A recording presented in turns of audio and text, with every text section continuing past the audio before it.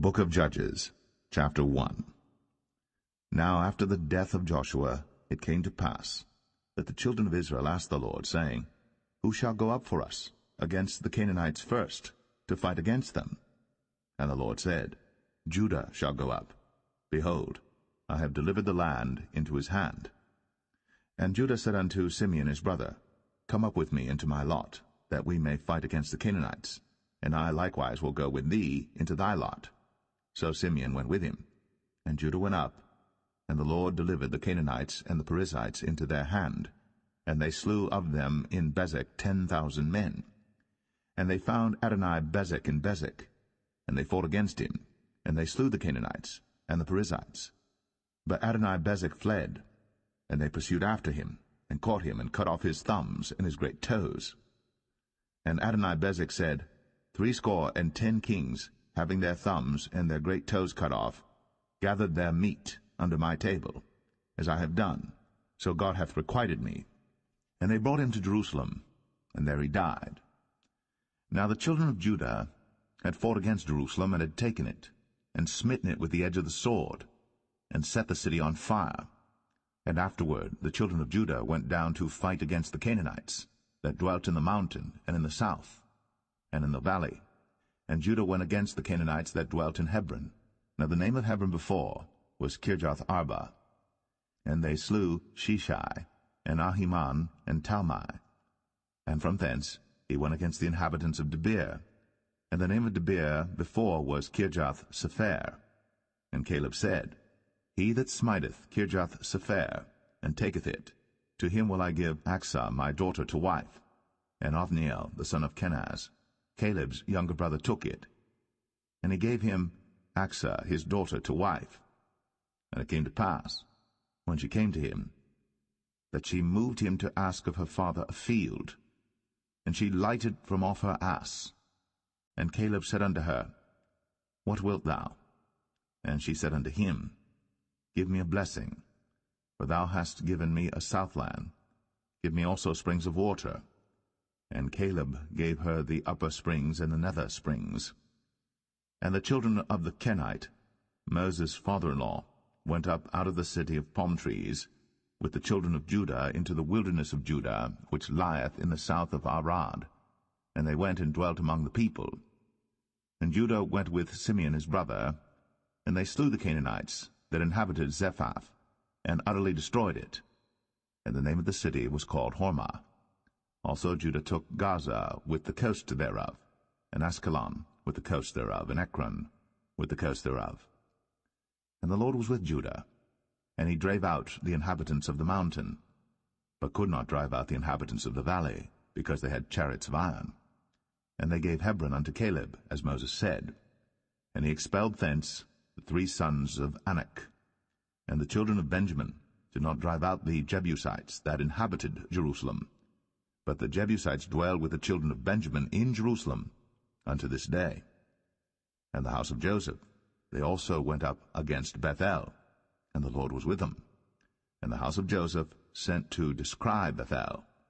Now the name of the city before was Luz.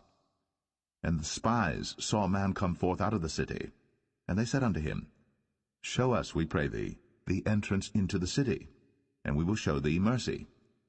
And when he showed them the entrance into the city, they smote the city with the edge of the sword, but they let go the man and all his family. And the man went into the land of the Hittites, and built a city, and called the name thereof Luz, which is the name thereof unto this day.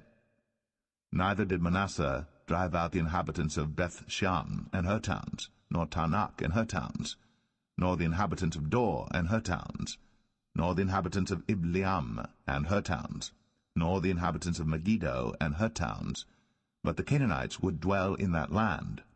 And it came to pass, when Israel was strong, that they put the Canaanites to tribute, and did not utterly drive them out. Neither did Ephraim drive out the Canaanites that dwelt in Gezer, but the Canaanites dwelt in Gezer among them. Neither did Zebulun drive out the inhabitants of Kitron, nor the inhabitants of Nahalol, but the Canaanites dwelt among them, and became tributaries. Neither did Asher drive out the inhabitants of Akko, nor the inhabitants of Zidon, nor of Alab, nor of Agzib, nor of Helba, nor of Aphik, nor of Rehob. But the Asherites dwelt among the Canaanites, the inhabitants of the land, for they did not drive them out.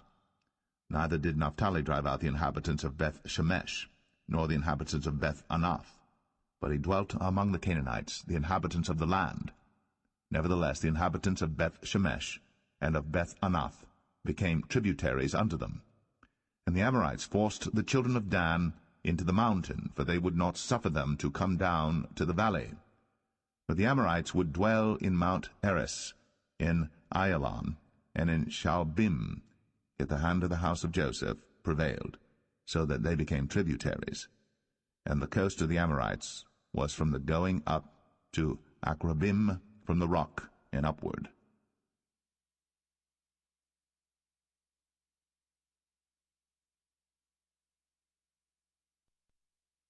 Judges 2. And an angel of the Lord came up from Gilgal to Bochim, and said, I made you to go up out of Egypt, and have brought you unto the land which I swear unto your fathers. And I said, I will never break my covenant with you. And ye shall make no league with the inhabitants of this land, ye shall throw down their altars. But ye have not obeyed my voice. Why have ye done this? Wherefore I also said, I will not drive them out from before you, but they shall be as thorns in your sides, and their gods shall be a snare unto you. And it came to pass, when the angel of the Lord spake these words unto all the children of Israel, that the people lifted up their voice, and wept. And they called the name of that place Bochim, and they sacrificed there unto the Lord. And when Joshua had let the people go, the children of Israel went every man unto his inheritance to possess the land.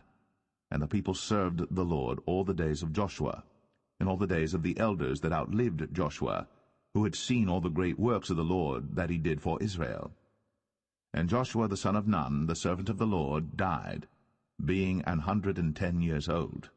And they buried him in the border of his inheritance, in Timnath-Eres, in the mount of Ephraim, on the north side of the hill Gaash.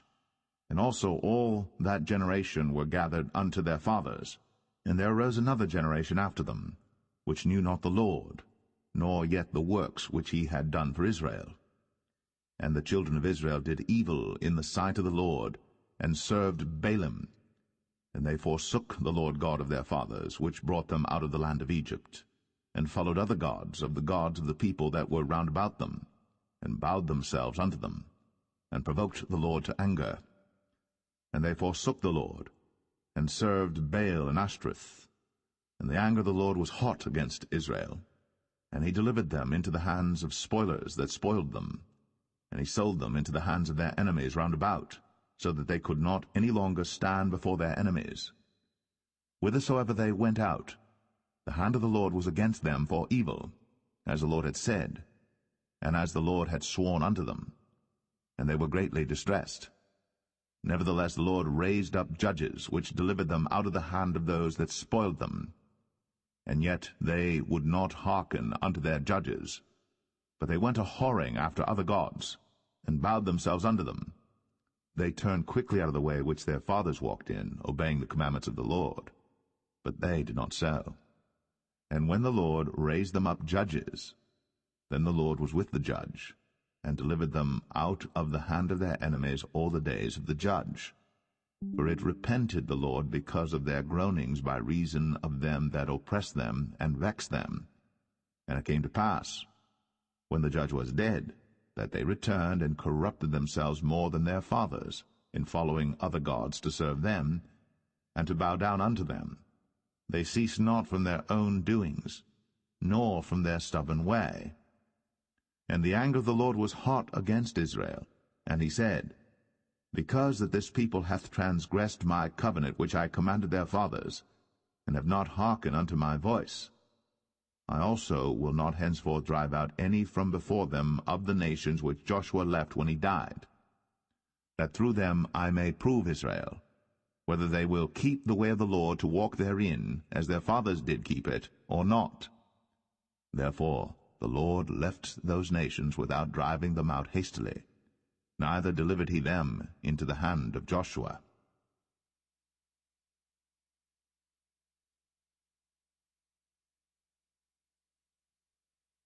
Judges 3.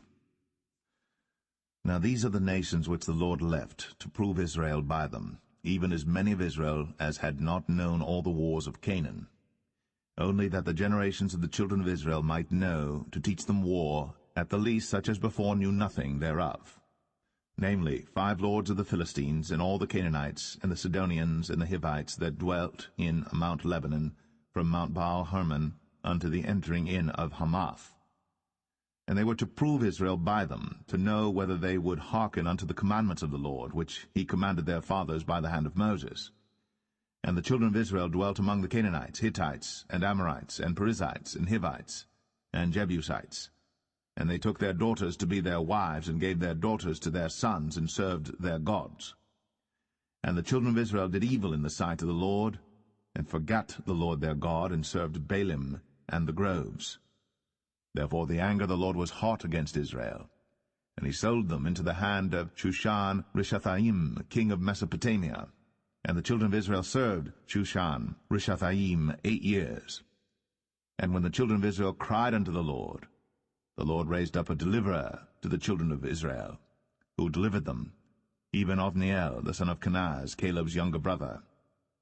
And the Spirit of the Lord came upon him, and he judged Israel, and went out to war. And the Lord delivered Shushan-Rishathaim, king of Mesopotamia, into his hand. And his hand prevailed against Shushan-Rishathaim.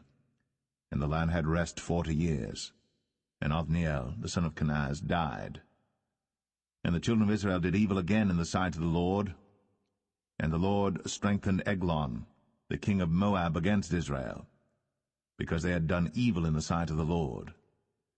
And he gathered unto him the children of Ammon and Amalek, and went and smote Israel, and possessed the city of palm trees. So the children of Israel served Eglon the king of Moab 18 years. But when the children of Israel cried unto the Lord raised them up a deliverer, Ehud the son of Gera, a Benjamite, a man left-handed. And by him the children of Israel sent a present unto Eglon the king of Moab. But Ehud made him a dagger, which had 2 edges of a cubit length, and he did gird it under his raiment, upon his right thigh. And he brought the present unto Eglon king of Moab. And Eglon was a very fat man. And when he had made an end to offer the present, he sent away the people that bare the present. But he himself turned again from the quarries that were by Gilgal, and said, I have a secret errand unto thee, O king. Who said, Keep silence. And all that stood by him went out from him. And Ehud came unto him, and he was sitting in a summer parlor, which he had for himself alone. And Ehud said, I have a message from God unto thee.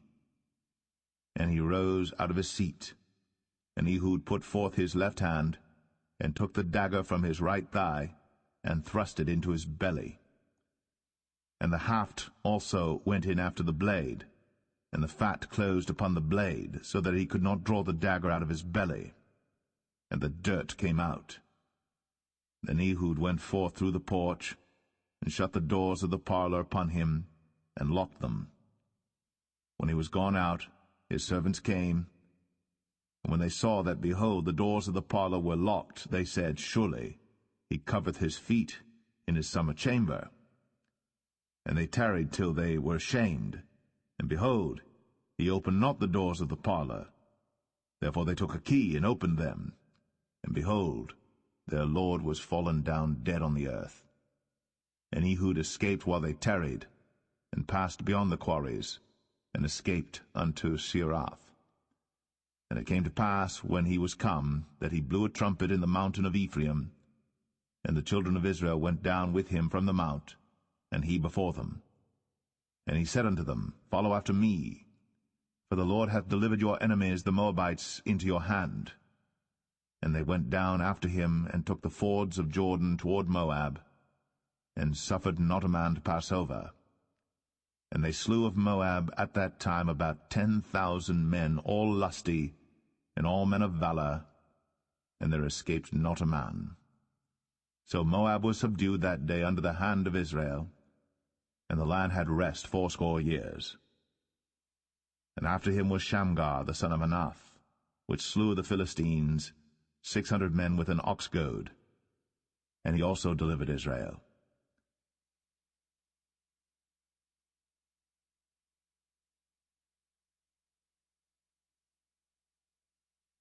Judges 4.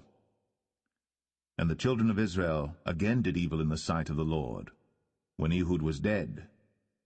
And the Lord sold them into the hand of Jabin, king of Canaan, that reigned in Hazor, the captain of whose host was Sisera, which dwelt in Harosheth of the Gentiles. And the children of Israel cried unto the Lord, for he had 900 chariots of iron. And 20 years he mightily oppressed the children of Israel. And Deborah prophetess, the wife of Lapidoth, she judged Israel at that time. And she dwelt under the palm tree of Deborah between Ramah and Bethel in Mount Ephraim. And the children of Israel came up to her for judgment. And she sent and called Barak, the son of Abinoam, out of Kadesh Naphtali, and said unto him, Hath not the Lord God of Israel commanded, saying, Go and draw toward Mount Tabor, and take with thee 10,000 men of the children of Naphtali and of the children of Zebulun? And I will draw unto thee to the river Kishon Sisera, the captain of Jabin's army, with his chariots and his multitude, and I will deliver him into thine hand. And Barak said unto her, If thou wilt go with me, then I will go. But if thou wilt not go with me, then I will not go. And she said, I will surely go with thee. Notwithstanding the journey that thou takest shall not be for thine honor, for the Lord shall sell Sisera into the hand of a woman. And Deborah rose, and went with Barak to Kadesh. And Barak called Zebulun and Naphtali to Kadesh. And he went up with 10,000 men at his feet, and Deborah went up with him. Now Heber the Kenite, which was of the children of Hobab, the father-in-law of Moses, had severed himself from the Kenites, and pitched his tent unto the plain of Zanaim, which is by Kadesh. And they showed Sisera that Barak the son of Abinoam was gone up to Mount Tabor. And Sisera gathered together all his chariots, even 900 chariots of iron, and all the people that were with him, from Harosheth of the Gentiles unto the river of Kishon. And Deborah said unto Barak, Up, for this is the day in which the Lord hath delivered Sisera into thine hand. Is not the Lord gone out before thee? So Barak went down from Mount Tabor, and 10,000 men after him. And the Lord discomfited Sisera, and all his chariots and all his host with the edge of the sword before Barak, so that Sisera lighted down off his chariot, and fled away on his feet. But Barak pursued after the chariots and after the host, unto Harosheth of the Gentiles, and all the host of Sisera fell upon the edge of the sword, and there was not a man left. Howbeit Sisera fled away on his feet to the tent of Jael, the wife of Heber the Kenite. For there was peace between Jabin, the king of Hazor, and the house of Heber the Kenite. And Jael went out to meet Sisera, and said unto him, Turn in, my lord, turn in to me, fear not. And when he had turned in unto her into the tent, she covered him with a mantle. And he said unto her, Give me, I pray thee, a little water to drink, for I am thirsty. And she opened a bottle of milk, and gave him drink, and covered him. Again he said to her, Stand in the door of the tent. And it shall be, when any man doth come and inquire of thee, and say, Is there any man here? That thou shalt say, No. Then Jael, Heber's wife, took a nail of the tent, and took an hammer in her hand, and went softly unto him, and smote the nail into his temples, and fastened it into the ground, for he was fast asleep and weary. So he died. And behold, as Barak pursued Sisera, Jael came out to meet him, and said unto him, Come, and I will show thee the man whom thou seekest. And when he came into her tent, behold, Sisera lay dead, and the nail was in his temples. So God subdued on that day Jabin, the king of Canaan, before the children of Israel. And the hand of the children of Israel prospered, and prevailed against Jabin, the king of Canaan, until they had destroyed Jabin, king of Canaan.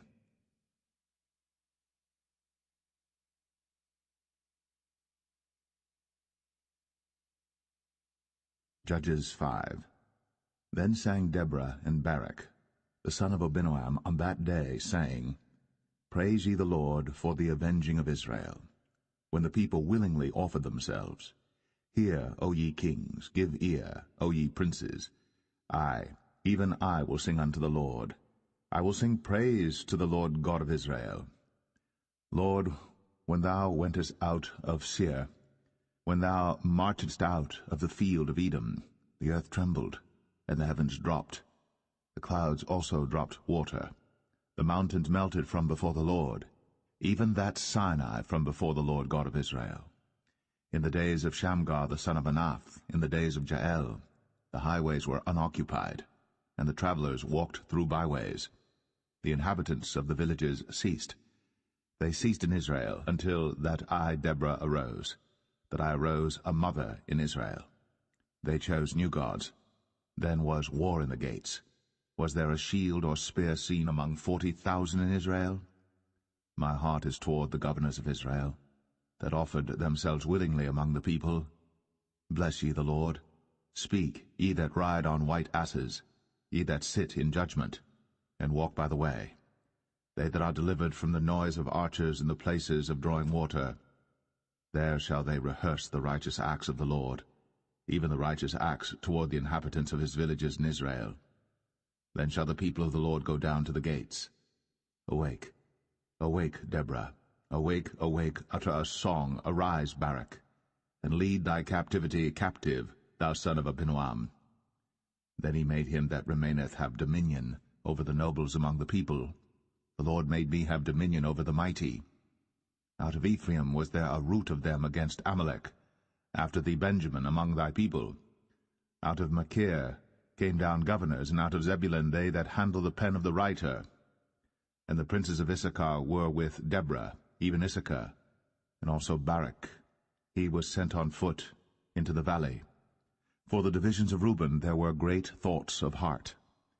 Why abodest thou among the sheepfolds, to hear the bleatings of the flocks? For the divisions of Reuben there were great searchings of heart. Gilead abode beyond Jordan. And why did Dan remain in ships? Asher continued on the seashore, and abode in his breaches. Zebulun and Naphtali were a people that jeoparded their lives unto the death in the high places of the field. The kings came and fought. Then fought the kings of Canaan in Tanakh by the waters of Megiddo. They took no gain of money. They fought from heaven. The stars in their courses fought against Sisera. The river of Kishon swept them away, that ancient river, the river Kishon. O my soul, thou hast trodden down strength. Then were the horse hoofs broken by the means of the prancings of their mighty ones. Curse ye Meroz, said the angel of the Lord. Curse ye bitterly the inhabitants thereof, because they came not to the help of the Lord, to the help of the Lord against the mighty. Blessed above women shall Jael the wife of Heber the Kenite be. Blessed shall she be above women in the tent. He asked water, and she gave him milk. She brought forth butter in a lordly dish. She put her hand to the nail, and her right hand to the workman's hammer, and with the hammer she smote Sisera. She smote off his head, when she had pierced and stricken through his temples. At her feet he bowed, he fell, he lay down. At her feet he bowed, he fell. Where he bowed, there he fell down dead. The mother of Sisera looked out at a window, and cried through the lattice, Why is his chariot so long in coming? Why tarry the wheels of his chariot? Her wise ladies answered her, yea, she returned, answered to herself. Have they not sped? Have they not divided the prey? To every man a damsel or two? To Sisera a prey of divers colors, a prey of divers colors of needlework, of divers colors of needlework on both sides, meat for the necks of them that take the spoil? So let all thine enemies perish, O Lord, but let them that love him be as the sun when he goeth forth in his might. And the land had rest 40 years.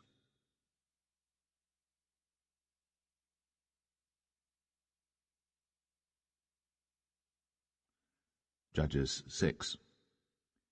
And the children of Israel did evil in the sight of the Lord, and the Lord delivered them into the hand of Midian 7 years. And the hand of Midian prevailed against Israel, and because of the Midianites, the children of Israel made them the dens which are in the mountains and caves and strongholds. And so it was, when Israel had sown, that the Midianites came up, and the Amalekites and the children of the east, even they came up against them, and they encamped against them, and destroyed the increase of the earth, till thou come unto Gaza, and left no sustenance for Israel, neither sheep, nor ox, nor ass.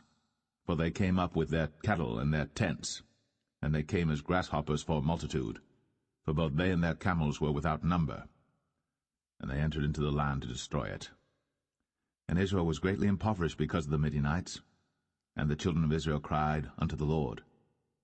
And it came to pass, when the children of Israel cried unto the Lord because of the Midianites, that the Lord sent a prophet unto the children of Israel, which said unto them, Thus saith the Lord God of Israel, I brought you up from Egypt, and brought you forth out of the house of bondage. And I delivered you out of the hand of the Egyptians, and out of the hand of all that oppressed you, and drave them out from before you, and gave you their land. I said unto you, I am the Lord your God. Fear not the gods of the Amorites, in whose land ye dwell. But ye have not obeyed my voice. And there came an angel of the Lord, and sat under an oak which was in Ophrah, that pertained unto Joash the Abiezrite. And his son Gideon threshed wheat by the winepress to hide it from the Midianites. And the angel of the Lord appeared unto him, and said unto him, The Lord is with thee, thou mighty man of valour. And Gideon said unto him, O my Lord, if the Lord be with us, why then is all this befallen us? And where be all his miracles which our fathers told us of, saying, Did not the Lord bring us up from Egypt? But now the Lord hath forsaken us, and delivered us into the hands of the Midianites. And the Lord looked upon him, and said, Go in this thy might, and thou shalt save Israel from the hand of the Midianites. Have not I sent thee? And he said unto him, O my Lord, wherewith shall I save Israel? Behold, my family is poor in Manasseh, and I am the least in my father's house. And the Lord said unto him, Surely I will be with thee, and thou shalt smite the Midianites as one man. And he said unto him, If now I have found grace in thy sight, then show me a sign that thou talkest with me. Depart not hence, I pray thee, until I come unto thee, and bring forth my present, and set it before thee. And he said, I will tarry until thou come again. And Gideon went in, and made ready a kid, and unleavened cakes of an ephah of flour. The flesh he put in a basket, and he put the broth in a pot, and brought it out unto him under the oak, and presented it. And the angel of God said unto him, Take the flesh and the unleavened cakes, and lay them upon this rock, and pour out the broth. And he did so. Then the angel of the Lord put forth the end of the staff that was in his hand, and touched the flesh and the unleavened cakes. And there rose up fire out of the rock, and consumed the flesh and the unleavened cakes. Then the angel of the Lord departed out of his sight. And when Gideon perceived that he was an angel of the Lord, Gideon said, Alas, O Lord God, for because I have seen an angel of the Lord face to face. And the Lord said unto him, Peace be unto thee, fear not, thou shalt not die. Then Gideon built an altar there unto the Lord, and called it Jehovah Shalom. Until this day it is yet in Ophrah of the Abiezrites. And it came to pass the same night, that the Lord said unto him, Take thy father's young bullock, even the second bullock of 7 years old, and throw it on the altar of Baal that thy father hath, and cut down the grove that is by it. And build an altar unto the Lord thy God upon the top of this rock, in the ordered place, and take the second bullock, and offer a burnt sacrifice with the wood of the grove which thou shalt cut down. Then Gideon took 10 men of his servants, and did as the Lord had said unto him. And so it was, because he feared his father's household and the men of the city, that he could not do it by day, that he did it by night. And when the men of the city arose early in the morning, behold, the altar of Baal was cast down, and the grove was cut down that was by it, and the second bullock was offered upon the altar that was built. And they said one to another, Who hath done this thing? And when they inquired and asked, they said, Gideon the son of Joash hath done this thing. Then the men of the city said unto Joash, Bring out thy son, that he may die, because he hath cast down the altar of Baal, and because he hath cut down the grove that was by it. And Joash said unto all that stood against him, Will ye plead for Baal? Will ye save him? He that will plead for him, let him be put to death, whilst it is yet morning, if he be a god. Let him plead for himself, because one hath cast down his altar. Therefore on that day he called him Jerubbaal, saying, Let Baal plead against him, because he hath thrown down his altar. Then all the Midianites and the Amalekites and the children of the east were gathered together, and went over and pitched in the valley of Jezreel.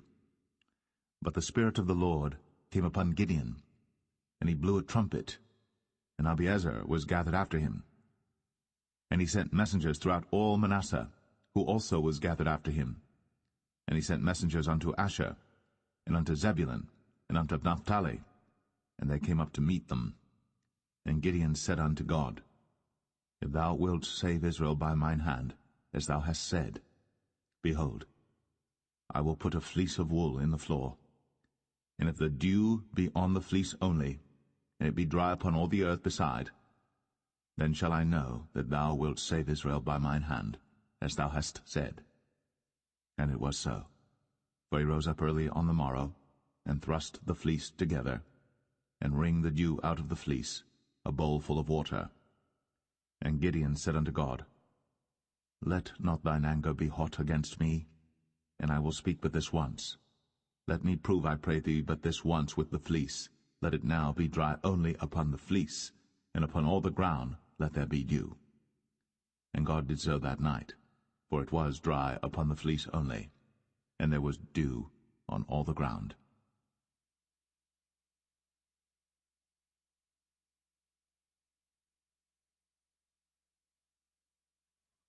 Judges 7. Then Jerubbaal, who was Gideon, and all the people that were with him, rose up early, and pitched beside the well of Harod, so that the host of the Midianites were on the north side of them, by the hill of Moreh in the valley. And the Lord said unto Gideon, The people that are with thee are too many for me to give the Midianites into their hands, lest Israel vaunt themselves against me, saying, Mine own hand hath saved me. Now therefore go to, proclaim in the ears of the people, saying, Whosoever is fearful and afraid, let him return and depart early from Mount Gilead. And there returned to the people 22,000, and there remained 10,000. And the Lord said unto Gideon, The people are yet too many. Bring them down unto the water, and I will try them for thee there. And it shall be that of whom I say unto thee, This shall go with thee, the same shall go with thee. And of whomsoever I say unto thee, This shall not go with thee, the same shall not go. So he brought down the people unto the water. And the Lord said unto Gideon, Every one that lappeth of the water with his tongue, as a dog lappeth, him shalt thou set by himself, likewise every one that boweth down upon his knees to drink. And the number of them that lapped, putting their hand to their mouth, were 300 men. But all the rest of the people bowed down upon their knees to drink water. And the Lord said unto Gideon, By the 300 men that lapped will I save you, and deliver the Midianites into thine hand. And let all the other people go every man unto his place. So the people took victuals in their hand, and their trumpets, and he sent all the rest of Israel every man unto his tent, and retained those 300 men, and the host of Midian was beneath him in the valley. And it came to pass the same night that the Lord said unto him, Arise, get thee down unto the host, for I have delivered it into thine hand. But if thou fear to go down, go thou with Phurah thy servant down to the host. And thou shalt hear what they say, and afterward shall thine hands be strengthened to go down unto the host. Then went he down with Phurah his servant unto the outside of the armed men that were in the host. And the Midianites and the Amalekites and all the children of the east lay along in the valley like grasshoppers for multitude, and their camels were without number, as the sand by the seaside for multitude. And when Gideon was come, behold, there was a man that told a dream unto his fellow, and said, Behold, I dreamed a dream, and lo, a cake of barley bread tumbled into the host of Midian, and came unto a tent, and smote it, that it fell, and overturned it, that the tent lay along. And his fellow answered and said, This is nothing else save the sword of Gideon the son of Joash, a man of Israel. For into his hand hath God delivered Midian, and all the host. And it was so, when Gideon heard the telling of the dream and the interpretation thereof, that he worshipped and returned into the host of Israel, and said, Arise, for the Lord hath delivered into your hand the host of Midian. And he divided the 300 men into 3 companies, and he put a trumpet in every man's hand, with empty pitchers and lamps within the pitchers. And he said unto them, Look on me, and do likewise, and behold, when I come to the outside of the camp, it shall be that as I do, so shall ye do. When I blow with the trumpet, I and all that are with me, then blow ye the trumpets also on every side of all the camp, and say, The sword of the Lord and of Gideon. So Gideon and the 100 men that were with him came unto the outside of the camp in the beginning of the middle watch. And they had but newly set the watch, and they blew the trumpets, and brake the pitchers that were in their hands. And the 3 companies blew the trumpets, and brake the pitchers, and held the lamps in their left hands, and the trumpets in their right hands, to blow withal. And they cried, The sword of the Lord and of Gideon. And they stood every man in his place round about the camp. And all the host ran and cried and fled. And the 300 blew the trumpets, and the Lord set every man's sword against his fellow, even throughout all the host. And the host fled to Beth-shittah in Zererath, and to the border of Abel-meholah, unto Tabbath. And the men of Israel gathered themselves together out of Naphtali, and out of Asher, and out of all Manasseh, and pursued after the Midianites. And Gideon sent messengers throughout all Mount Ephraim, saying, Come down against the Midianites, and take before them the waters unto Beth-barah and Jordan. Then all the men of Ephraim gathered themselves together, and took the waters unto Beth-barah and Jordan. And they took 2 princes of the Midianites, Oreb and Zeb. And they slew Oreb upon the rock Oreb, and Zeb they slew at the winepress of Zeb, and pursued Midian, and brought the heads of Oreb and Zeb to Gideon on the other side Jordan.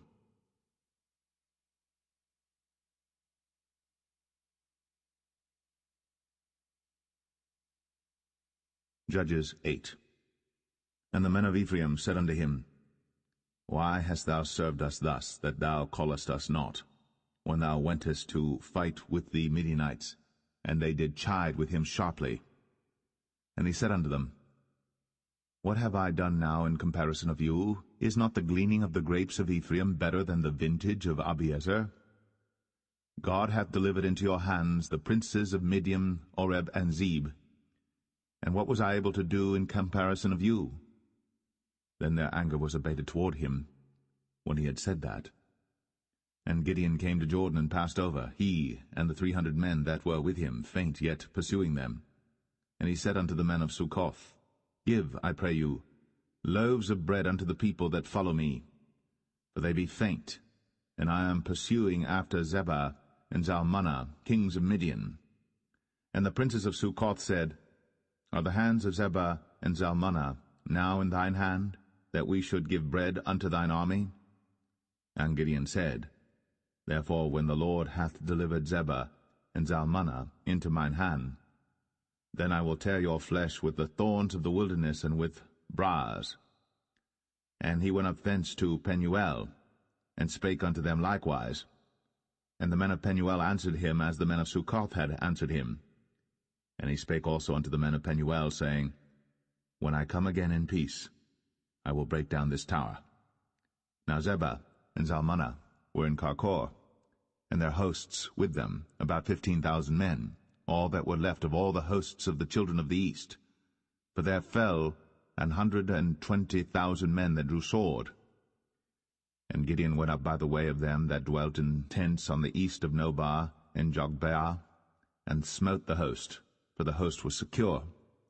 And when Zebah and Zalmunna fled, he pursued after them, and took the 2 kings of Midian, Zebah and Zalmunna, and discomfited all the host.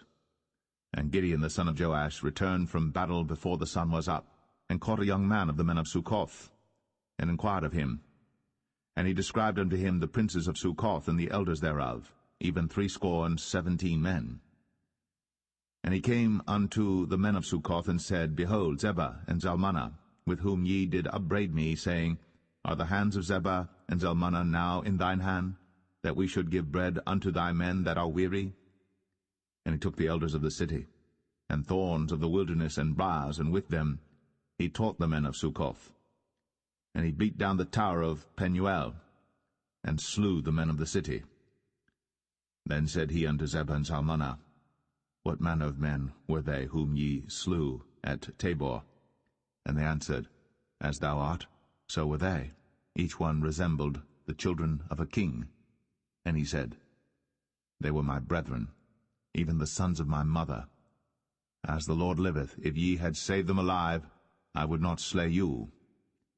And he said unto Jether his firstborn, Up, and slay them. But the youth drew not his sword, for he feared, because he was yet a youth.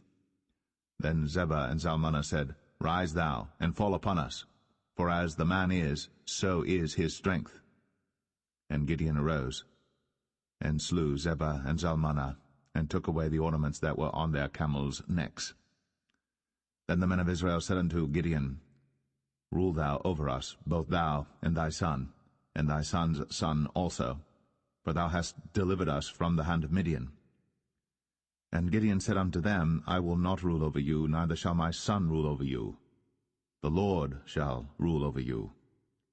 And Gideon said unto them, I would desire a request of you, that ye would give me every man the earrings of his prey. For they had golden earrings, because they were Ishmaelites. And they answered, We will willingly give them. And they spread a garment, and did cast therein every man the earrings of his prey. And the weight of the golden earrings that he requested was 1,700 shekels of gold, beside ornaments and collars and purple raiment that was on the king of Midian, and beside the chains that were about their camels' necks. And Gideon made an ephod thereof, and put it in his city, even in Ophrah. And all Israel went thither a-whoring after it, which thing became a snare unto Gideon and to his house. Thus was Midian subdued before the children of Israel, so that they lifted up their heads no more. And the country was in quietness 40 years in the days of Gideon. And Jerubbaal the son of Joash went and dwelt in his own house. And Gideon had 70 sons of his body begotten, for he had many wives. And his concubine that was in Shechem, she also bare him a son, whose name he called Abimelech. And Gideon the son of Joash died in a good old age, and was buried in the sepulchre of Joash his father, in Ophrah of the Abiezerites. And it came to pass, as soon as Gideon was dead, that the children of Israel turned again, and went a-whoring after Baalim, and made Baal-berith their god. And the children of Israel remembered not the Lord their God, who had delivered them out of the hands of all their enemies on every side. Neither showed they kindness to the house of Jerubbaal, namely Gideon, according to all the goodness which he had shown unto Israel.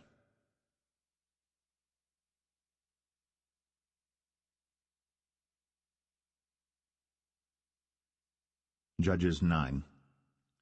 And Abimelech the son of Jerubbaal went to Shechem unto his mother's brethren, and communed with them and with all the family of the house of his mother's father, saying, Speak, I pray you, in the ears of all the men of Shechem, whether is better for you, either that all the sons of Jerubbaal, which are 70 persons, reign over you, or that one reign over you? Remember also that I am your bone and your flesh. And his mother's brethren spake of him in the ears of all the men of Shechem all these words. And their hearts inclined to follow Abimelech, for they said, He is our brother.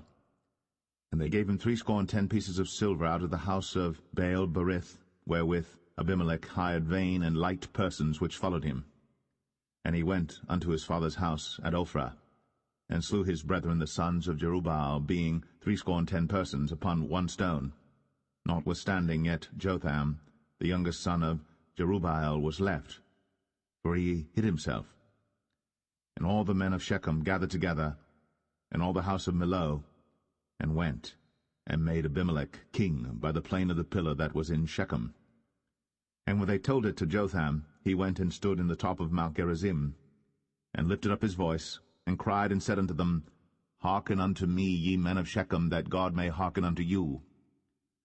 The trees went forth on a time to anoint a king over them, and they said unto the olive tree, Reign thou over us. But the olive tree said unto them, Should I leave my fatness, wherewith by me they honour God and man, and go to be promoted over the trees? And the trees said to the fig tree, Come thou, and reign over us. But the fig tree said unto them, Should I forsake my sweetness and my good fruit, and go to be promoted over the trees? Then said the trees unto the vine, Come thou, and reign over us. And the vine said unto them, Should I leave my wine, which cheereth God and man, and go to be promoted over the trees?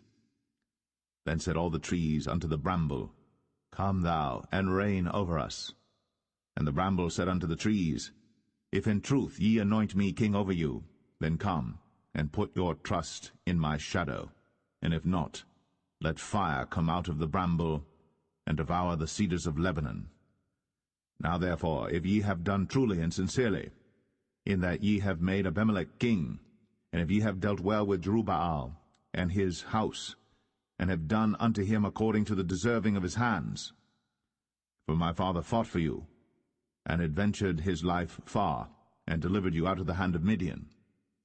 And ye are risen up against my father's house this day, and have slain his sons, 70 persons, upon one stone, and have made Abimelech the son of his maidservant king over the men of Shechem, because he is your brother. If ye then have dealt truly and sincerely with Jerubbaal and with his house this day, then rejoice ye in Abimelech, and let him also rejoice in you.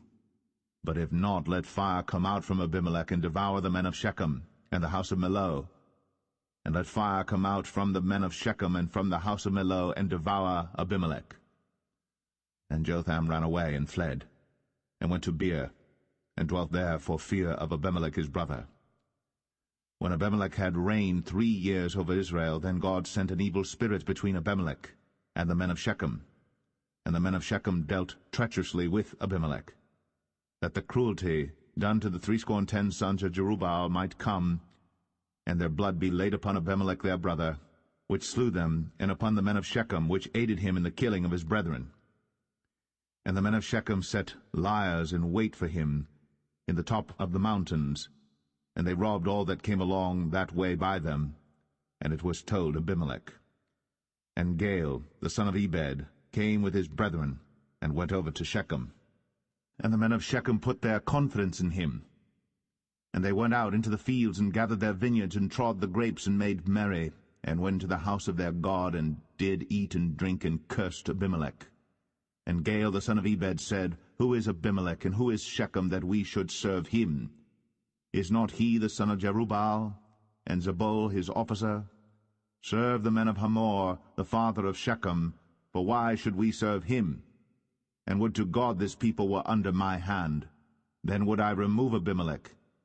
And he said to Abimelech, Increase thine army, and come out. And when Zebul, the ruler of the city, heard the words of Gaal the son of Ebed, his anger was kindled. And he sent messengers unto Abimelech privily, saying, Behold, Gaal the son of Ebed and his brethren be come to Shechem, and behold, they fortify the city against thee. Now therefore up by night thou and the people that is with thee, and lie in wait in the field. And it shall be that in the morning, as soon as the sun is up, thou shalt rise early, and set upon the city, and behold, when he and the people that is with him come out against thee, then mayest thou do to them as thou shalt find occasion. And Abimelech rose up, and all the people that were with him by night, and they laid wait against Shechem in 4 companies. And Gaal the son of Ebed went out, and stood in the entering of the gate of the city. And Abimelech rose up, and the people that were with him, from lying in wait. And when Gaal saw the people, he said to Zebul, Behold, there come people down from the top of the mountains. And Zebul said unto him, Thou seest the shadow of the mountains, as if they were men. And Gaal spake again, and said, See, there come people down by the middle of the land, and another company come along by the plain of Meonim. Then said Zebul unto him, Where is now thy mouth wherewith thou saidst, Who is Abimelech, that we should serve him? Is not this the people that thou hast despised? Go out, I pray now, and fight with them. And Gaal went out before the men of Shechem, and fought with Abimelech. And Abimelech chased him, and he fled before him, and many were overthrown and wounded, even unto the entering of the gate. And Abimelech dwelt at Arumah. And Zebul thrust out Gaal and his brethren, that they should not dwell in Shechem. And it came to pass on the morrow that the people went out into the field. And they told Abimelech. And he took the people and divided them into 3 companies, and laid wait in the field, and looked. And behold, the people were come forth out of the city. And he rose up against them, and smote them. And Abimelech and the company that was with him rushed forward, and stood in the entering of the gate of the city. And the 2 other companies ran upon all the people that were in the fields, and slew them. And Abimelech fought against the city all that day, and he took the city, and slew the people that was therein, and beat down the city, and sowed it with salt. And when all the men of the tower of Shechem heard that, they entered into an hold of the house of the god Berith. And it was told Abimelech that all the men of the tower of Shechem were gathered together. And Abimelech gat him up to Mount Zalmon, he and all the people that were with him. And Abimelech took an axe in his hand, and cut down a bough from the trees, and took it, and laid it on his shoulder, and said unto the people that were with him, What ye have seen me do, make haste, and do as I have done. And all the people likewise cut down every man his bough, and followed Abimelech, and put them to the hold, and set the hold on fire upon them, so that all the men of the tower of Shechem died also, about 1,000 men and women. Then went Abimelech to Thebez, and encamped against Thebez, and took it. But there was a strong tower within the city, and thither fled all the men and women, and all they of the city, and shut it to them, and gat them up to the top of the tower. And Abimelech came unto the tower, and fought against it, and went hard unto the door of the tower to burn it with fire. And a certain woman cast a piece of a millstone upon Abimelech's head, and all to break his skull. Then he called hastily unto the young man his armor-bearer, and said unto him, Draw thy sword, and slay me, that men say not of me, A woman slew him. And his young man thrust him through, and he died. And when the men of Israel saw that Abimelech was dead, they departed every man unto his place. Thus God rendered the wickedness of Abimelech, which he did unto his father, in slaying his 70 brethren. And all the evil of the men of Shechem did God render upon their heads, and upon them came the curse of Jotham, the son of Jerubbaal.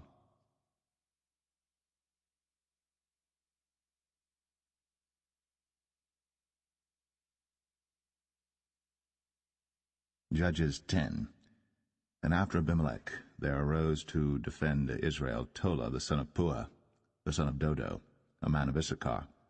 And he dwelt in Shamir in Mount Ephraim. And he judged Israel 23 years, and died, and was buried in Shamir.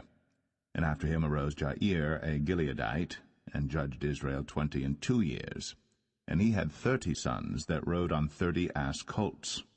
And they had 30 cities, which are called Hovath-Jair unto this day, which are in the land of Gilead. And Jair died, and was buried in Kaman. And the children of Israel did evil again in the sight of the Lord, and served Baalim and Ashtoreth, and the gods of Syria, and the gods of Zidon, and the gods of Moab, and the gods of the children of Ammon, and the gods of the Philistines, and forsook the Lord, and served not him.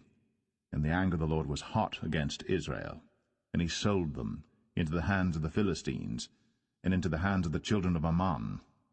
And that year they vexed and oppressed the children of Israel. 18 years, all the children of Israel that were on the other side Jordan in the land of the Amorites, which is in Gilead. Moreover, the children of Ammon passed over Jordan to fight also against Judah, and against Benjamin, and against the house of Ephraim, so that Israel was sore distressed. And the children of Israel cried unto the Lord, saying, We have sinned against thee, both because we have forsaken our God, and also served Baalim. And the Lord said unto the children of Israel, Did not I deliver you from the Egyptians, and from the Amorites, from the children of Ammon, and from the Philistines? The Zidonians also, and the Amalekites, and the Maonites did oppress you, and ye cried to me, and I delivered you out of their hand. Yet ye have forsaken me, and served other gods, wherefore I will deliver you no more. Go, and cry unto the gods which ye have chosen, let them deliver you in the time of your tribulation. And the children of Israel said unto the Lord, We have sinned. Do thou unto us whatsoever seemeth good unto thee. Deliver us only, we pray thee, this day. And they put away the strange gods from among them, and served the Lord. And his soul was grieved for the misery of Israel. Then the children of Ammon were gathered together, and encamped in Gilead. And the children of Israel assembled themselves together, and encamped in Mizpeh. And the people and princes of Gilead said one to another, What man is he that will begin to fight against the children of Ammon? He shall be head over all the inhabitants of Gilead.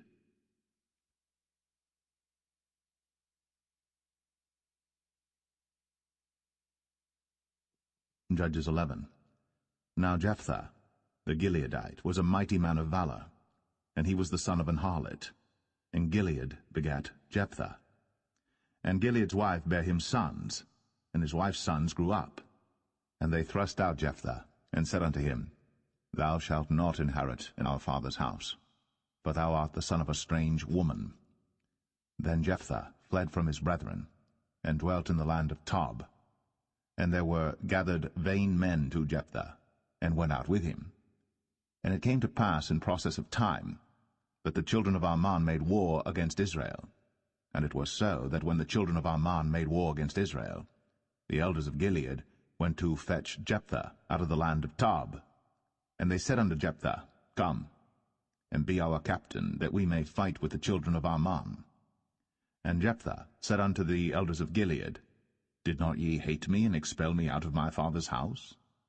And why are ye come unto me now, when ye are in distress?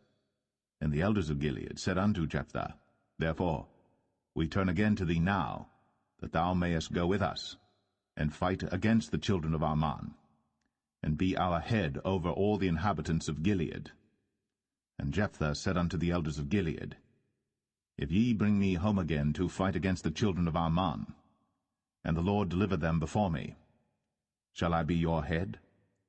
And the elders of Gilead said unto Jephthah, The Lord be witness between us, if we do not so according to thy words. Then Jephthah went with the elders of Gilead, and the people made him head and captain over them. And Jephthah uttered all his words before the Lord in Mizpeh. And Jephthah sent messengers unto the king of the children of Ammon, saying, What hast thou to do with me, that thou art come against me to fight in my land? And the king of the children of Ammon answered unto the messengers of Jephthah, Because Israel took away my land when they came up out of Egypt, from Arnon even unto Jabbok, and unto Jordan. Now therefore restore those lands again peaceably. And Jephthah sent messengers again unto the king of the children of Ammon, and said unto him, Thus saith Jephthah, Israel took not away the land of Moab, nor the land of the children of Ammon. But when Israel came up from Egypt, and walked through the wilderness unto the Red Sea, and came to Kadesh, then Israel sent messengers unto the king of Edom, saying, Let me, I pray thee, pass through thy land. But the king of Edom would not hearken thereto. And in like manner they sent unto the king of Moab, but he would not consent. And Israel abode in Kadesh. Then they went along through the wilderness, and compassed the land of Edom and the land of Moab, and came by the east side of the land of Moab, and pitched on the other side of Arnon, but came not within the border of Moab, for Arnon was the border of Moab. And Israel sent messengers unto Sihon, king of the Amorites, the king of Heshbon. And Israel said unto him, Let us pass, we pray thee, through thy land into my place. But Sihon trusted not Israel to pass through his coast. But Sihon gathered all his people together, and pitched in Jahaz, and fought against Israel. And the Lord God of Israel delivered Sihon and all his people into the hand of Israel, and they smote them. So Israel possessed all the land of the Amorites, the inhabitants of that country. And they possessed all the coasts of the Amorites, from Arnon even unto Jabbok, and from the wilderness even unto Jordan. So now the Lord God of Israel hath dispossessed the Amorites from before his people Israel. And shouldst thou possess it? Wilt not thou possess that which Chemosh thy God giveth thee to possess? So, whomsoever the Lord our God shall drive out from before us, then will we possess. And now art thou anything better than Balak the son of Zippor, king of Moab? Did he ever strive against Israel, or did he ever fight against them? While Israel dwelt in Heshbon and her towns, and in Aroer and her towns, and in all the cities that be along by the coasts of Arnon, 300 years? Why therefore did ye not recover them within that time?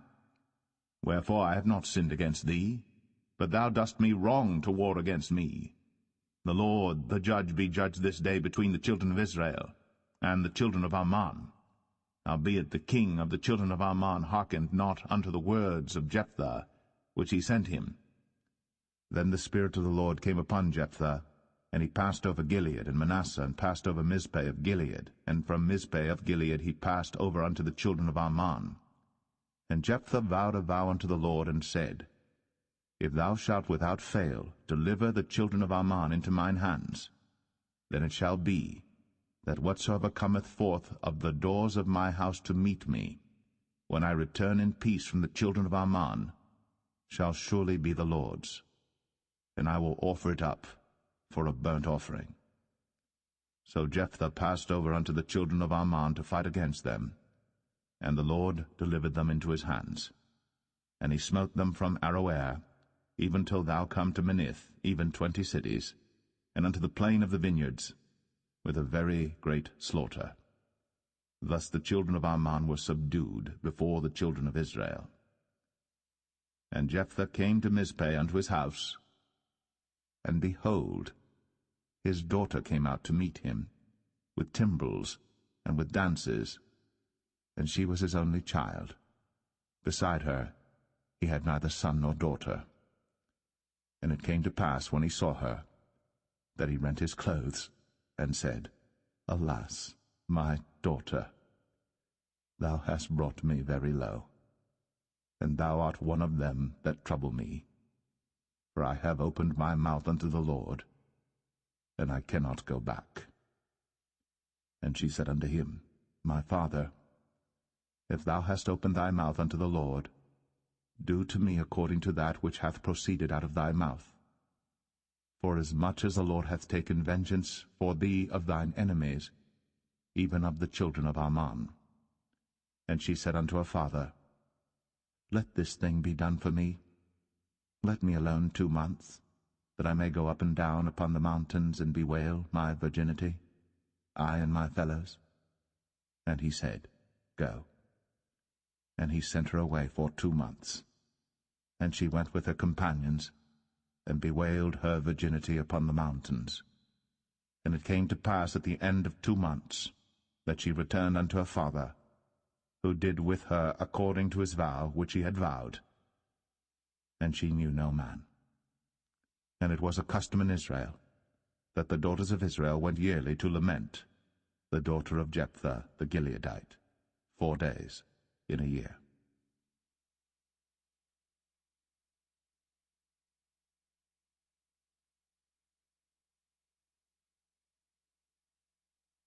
Judges 12. And the men of Ephraim gathered themselves together, and went northward, and said unto Jephthah, Wherefore passedst thou over to fight against the children of Ammon, and didst not call us to go with thee? We will burn thine house upon thee with fire. And Jephthah said unto them, I and my people were at great strife with the children of Ammon. And when I called you, ye delivered me not out of their hands. And when I saw that ye delivered me not, I put my life in my hands, and passed over against the children of Ammon. And the Lord delivered them into my hand. Wherefore then are ye come up unto me this day, to fight against me? Then Jephthah gathered together all the men of Gilead, and fought with Ephraim. And the men of Gilead smote Ephraim, because they said, Ye Gileadites are fugitives of Ephraim among the Ephraimites, and among the Manassites. And the Gileadites took the passages of Jordan before the Ephraimites. And it was so, that when those Ephraimites which were escaped said, Let me go over, that the men of Gilead said unto him, Art thou an Ephraimite? If he said, Nay. Then said they unto him, Say now, Shibboleth. And he said, Sibboleth, for he could not frame to pronounce it right. Then they took him, and slew him at the passages of Jordan. And there fell at that time of the Ephraimites 42,000. And Jephthah judged Israel 6 years. Then died Jephthah the Gileadite, and was buried in one of the cities of Gilead. And after him Ibzan of Bethlehem judged Israel. And he had 30 sons and 30 daughters, whom he sent abroad, and took in 30 daughters from abroad for his sons. And he judged Israel 7 years. Then died Ibzan, and was buried at Bethlehem. And after him Elon, a Zebulunite, judged Israel. And he judged Israel 10 years. And Elon the Zebulunite died, and was buried in Ailon in the country of Zebulun. And after him Abdon, the son of Hillel, a Pirathonite, judged Israel. And he had 40 sons and 30 nephews, that rode on 70 ass colts. And he judged Israel 8 years. And Abdon, the son of Hillel, the Pirathonite, died, and was buried in Pirathon, in the land of Ephraim, in the mount of the Amalekites.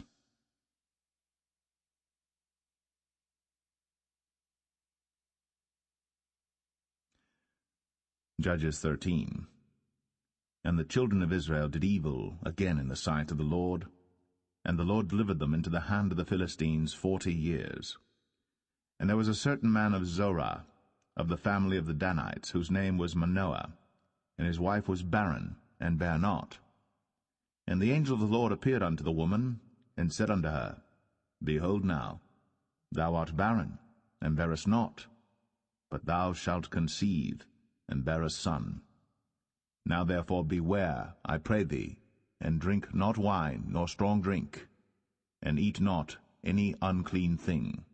For lo, thou shalt conceive and bear a son, and no razor shall come on his head, for the child shall be a Nazarite unto God from the womb, and he shall begin to deliver Israel out of the hand of the Philistines.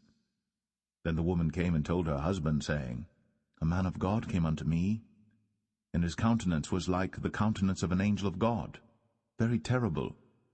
But I asked him not whence he was, neither told he me his name.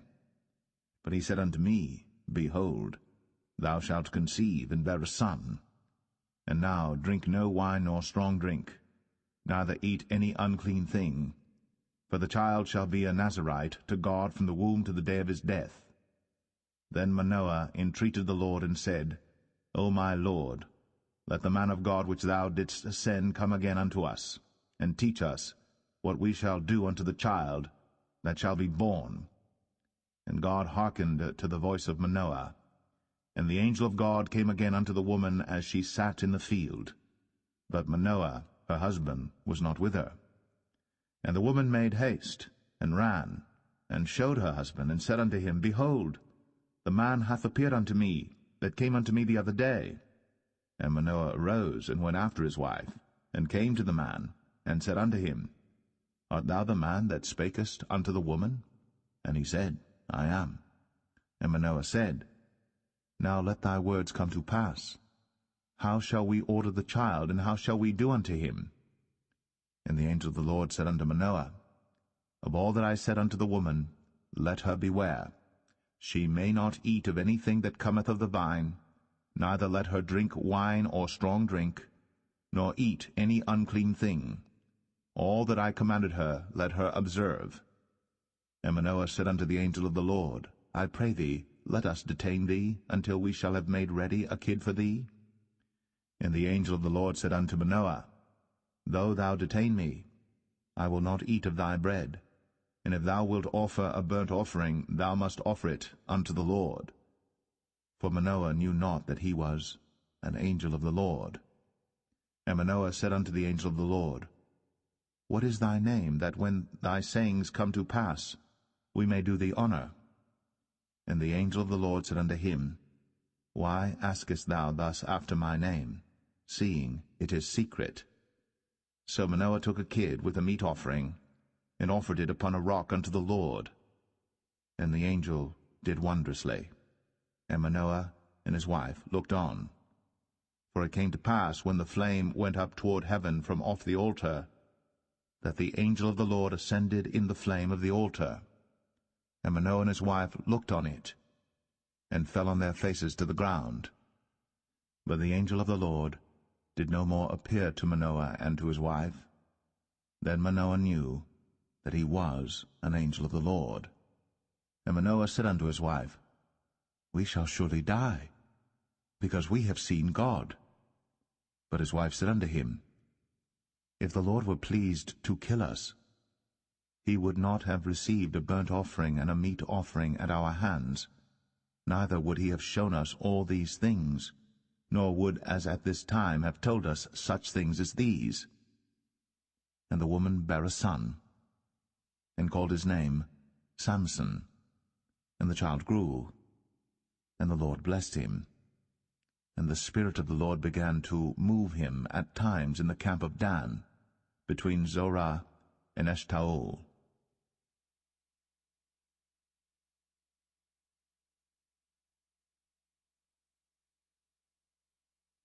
Judges 14. And Samson went down to Timnath, and saw a woman in Timnath of the daughters of the Philistines.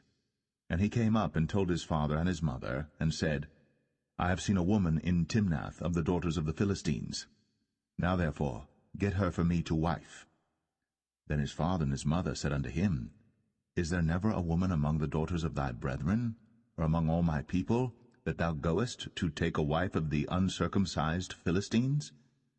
And Samson said unto his father, Get her for me, for she pleaseth me well.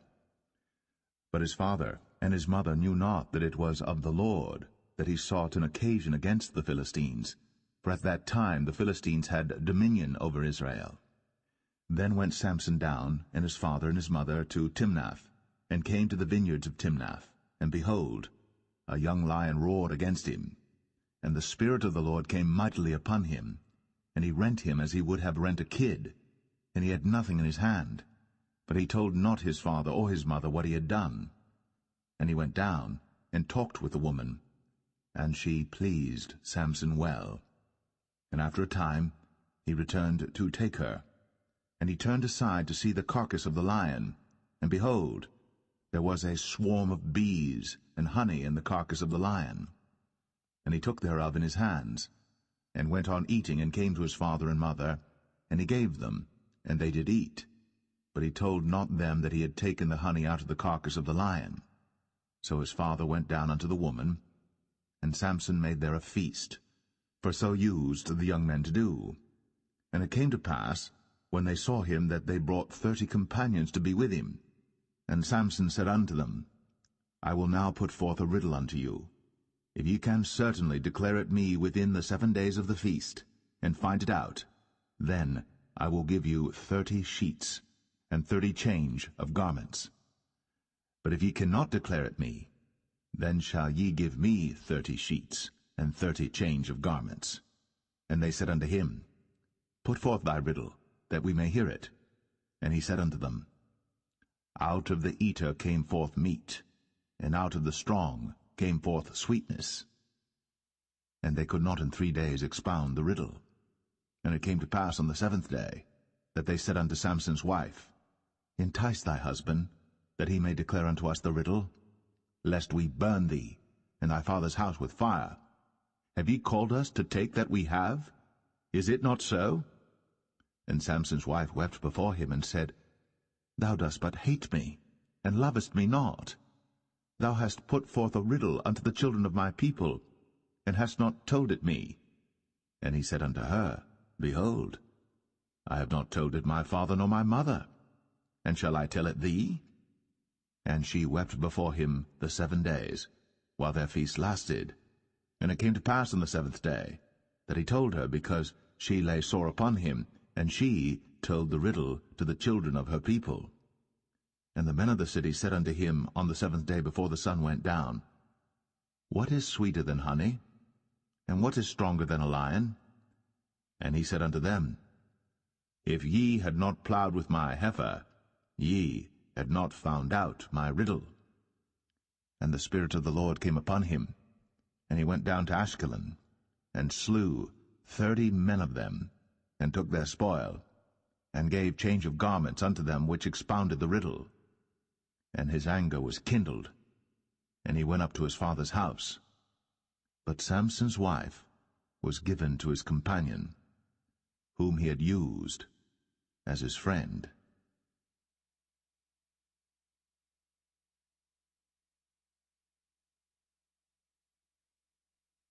Judges 15. But it came to pass within a while after, in the time of wheat harvest, that Samson visited his wife with a kid, and he said, I will go in to my wife into the chamber. But her father would not suffer him to go in. And her father said, I verily thought that thou hadst utterly hated her. Therefore I gave her to thy companion. Is not her younger sister fairer than she? Take her, I pray thee, instead of her. And Samson said concerning them, Now shall I be more blameless than the Philistines, though I do them a displeasure. And Samson went and caught 300 foxes, and took firebrands, and turned tail to tail, and put a firebrand in the midst between two tails. And when he had set the brands on fire, he let them go into the standing corn of the Philistines, and burnt up both the shocks, and also the standing corn with the vineyards and olives. Then the Philistines said, Who hath done this? And they answered, Samson, the son-in-law of the Timnite, because he had taken his wife, and given her to his companion. And the Philistines came up, and burnt her and her father with fire. And Samson said unto them, Though ye have done this, yet will I be avenged of you, and after that I will cease. And he smote them hip and thigh with a great slaughter, and he went down and dwelt in the top of the rock Etam. Then the Philistines went up, and pitched in Judah, and spread themselves in Lehi. And the men of Judah said, Why are ye come up against us? And they answered, To bind Samson are we come up, to do to him as he hath done to us. Then 3,000 men of Judah went to the top of the rock Etam, and said to Samson, Knowest thou not that the Philistines are rulers over us? What is this that thou hast done unto us? And he said unto them, As they did unto me, so have I done unto them. And they said unto him, We are come down to bind thee, that we may deliver thee into the hand of the Philistines. And Samson said unto them, Swear unto me, that ye will not fall upon me yourselves. And they spake unto him, saying, No, but we will bind thee fast, and deliver thee into their hand. But surely we will not kill thee. And they bound him with 2 new cords, and brought him up from the rock.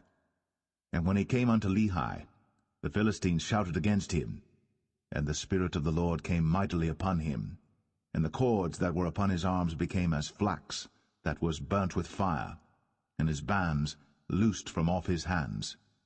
And he found a new jawbone of an ass, and put forth his hand, and took it, and slew 1,000 men therewith. And Samson said, With the jawbone of an ass, heaps upon heaps, with the jaw of an ass, have I slain 1,000 men.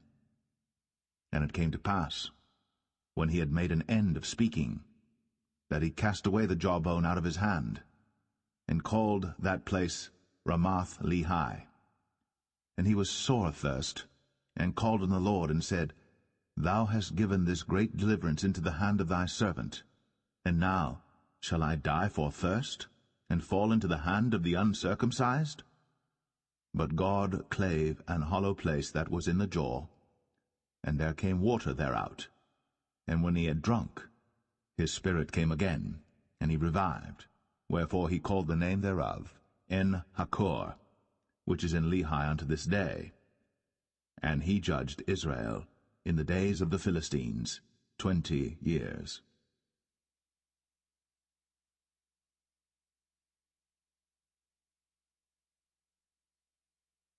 Judges 16. Then went Samson to Gaza, and saw there an harlot, and went in unto her. And it was told the Gazites, saying, Samson is come hither. And they compassed him in, and laid wait for him all night in the gate of the city, and were quiet all the night, saying, in the morning, when it is day, we shall kill him. And Samson lay till midnight, and arose at midnight, and took the doors of the gate of the city, and the 2 posts, and went away with them, bar and all, and put them upon his shoulders, and carried them up to the top of an hill that is before Hebron. And it came to pass afterward, that he loved a woman in the valley of Sorek, whose name was Delilah. And the lords of the Philistines came up unto her, and said unto her, Entice him, and see wherein his great strength lieth, and by what means we may prevail against him, that we may bind him to afflict him. And we will give thee every one of us 1,100 pieces of silver. And Delilah said to Samson, Tell me, I pray thee, wherein thy great strength lieth, and wherewith thou mightest be bound to afflict thee? And Samson said unto her, If they bind me with 7 green withs that were never dried, then shall I be weak, and be as another man. Then the lords of the Philistines brought up to her 7 green withs, which had not been dried, and she bound him with them. Now there were men lying in wait, abiding with her in the chamber. And she said unto him, The Philistines be upon thee, Samson. And he brake the withs, as a thread of tow is broken when it toucheth the fire. So his strength was not known. And Delilah said unto Samson, Behold, thou hast mocked me, and told me lies. Now tell me, I pray thee, wherewith thou mightest be bound. And he said unto her, If they bind me fast with new ropes, that never were occupied, then shall I be weak, and be as another man. Delilah therefore took new ropes, and bound him therewith, and said unto him, The Philistines be upon thee, Samson. And there were liers in wait, abiding in the chamber. And he brake them from off his arms like a thread. And Delilah said unto Samson, Hitherto thou hast mocked me, and told me lies. Tell me wherewith thou mightest be bound. And he said unto her, If thou weavest the 7 locks of my head with the web. And she fastened it with the pin, and said unto him, The Philistines be upon thee, Samson. And he awaked out of his sleep, and went away with the pin of the beam, and with the web. And she said unto him, How canst thou say, I love thee, when thine heart is not with me? Thou hast mocked me these 3 times, and hast not told me wherein thy great strength lieth. And it came to pass, when she pressed him daily with her words, and urged him, so that his soul was vexed unto death, that he told her all his heart, and said unto her, There hath not come a razor upon mine head, for I have been a Nazarite unto God from my mother's womb. If I be shaven, then my strength will go from me, and I shall become weak, and be like any other man. And when Delilah saw that he had told her all his heart, she sent and called for the lords of the Philistines, saying, Come up this once, for he hath shown me all his heart. Then the lords of the Philistines came up unto her, and brought money in their hand. And she made him sleep upon her knees, and she called for a man, and she caused him to shave off the 7 locks of his head. And she began to afflict him, and his strength went from him. And she said, The Philistines be upon thee, Samson. And he awoke out of his sleep, and said, I will go out as at other times before, and shake myself. And he wist not that the Lord was departed from him. But the Philistines took him, and put out his eyes, and brought him down to Gaza, and bound him with fetters of brass. And he did grind in the prison house. Howbeit, the hair of his head began to grow again after he was shaven. Then the lords of the Philistines gathered them together, for to offer a great sacrifice unto Dagon their god, and to rejoice, for they said, Our God hath delivered Samson our enemy into our hand. And when the people saw him, they praised their God, for they said, Our God hath delivered into our hands our enemy, and the destroyer of our country, which slew many of us. And it came to pass, when their hearts were merry, that they said, Call for Samson, that he may make us sport. And they called for Samson out of the prison house. and he made them sport, and they set him between the pillars. And Samson said unto the lad that held him by the hand, Suffer me, that I may feel the pillars whereupon the house standeth, that I may lean upon them. Now the house was full of men and women, and all the lords of the Philistines were there. And there were upon the roof about 3,000 men and women that beheld, while Samson made sport.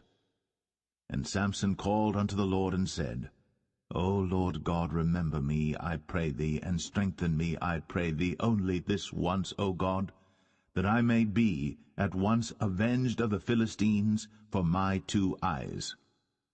And Samson took hold of the 2 middle pillars upon which the house stood, and on which it was borne up, of the one with his right hand, and of the other with his left. And Samson said, Let me die with the Philistines.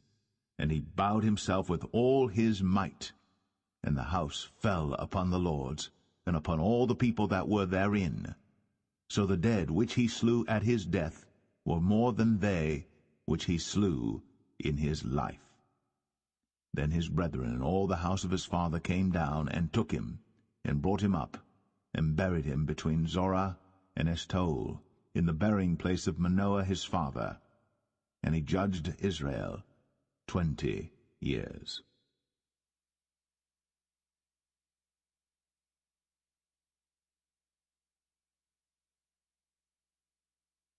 Judges 17. And there was a man of Mount Ephraim, whose name was Micah. And he said unto his mother, The 1,100 shekels of silver that were taken from thee, about which thou cursedst, and spakest of also in mine ears, behold, the silver is with me, I took it. And his mother said, Blessed be thou of the Lord, my son. And when he had restored the 1,100 shekels of silver to his mother said, I had wholly dedicated the silver unto the Lord from my hand for my son, to make a graven image and a molten image. Now therefore I will restore it unto thee. Yet he restored the money unto his mother, and his mother took 200 shekels of silver, and gave them to the founder, who made thereof a graven image and a molten image, and they were in the house of Micah. And the man Micah had an house of gods, and made an ephod, and teraphim, and consecrated one of his sons, who became his priest. In those days there was no king in Israel, but every man did that which was right in his own eyes. And there was a young man out of Bethlehem, Judah, of the family of Judah, who was a Levite, and he sojourned there. And the man departed out of the city from Bethlehem, Judah, to sojourn where he could find a place. And he came to Mount Ephraim, to the house of Micah, as he journeyed. And Micah said unto him, Whence comest thou? And he said unto him, I am a Levite of Bethlehem, Judah, and I go to sojourn where I may find a place. And Micah said unto him, Dwell with me, and be unto me a father and a priest, and I will give thee 10 shekels of silver by the year, and a suit of apparel, and thy victuals. So the Levite went in, and the Levite was content to dwell with the man, and the young man was unto him as one of his sons. And Micah consecrated the Levite, and the young man became his priest, and was in the house of Micah. Then said Micah, Now know I that the Lord will do me good, seeing I have a Levite to my priest.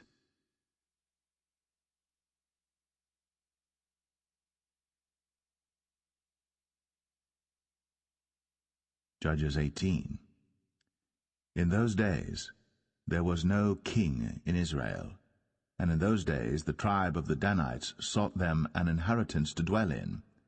For unto that day all their inheritance had not fallen unto them among the tribes of Israel. And the children of Dan sent of their family 5 men from their coasts, men of valor, from Zorah and from Eshtaol, to spy out the land, and to search it. And they said unto them, Go, search the land. Who, when they came to Mount Ephraim, to the house of Micah, they lodged there.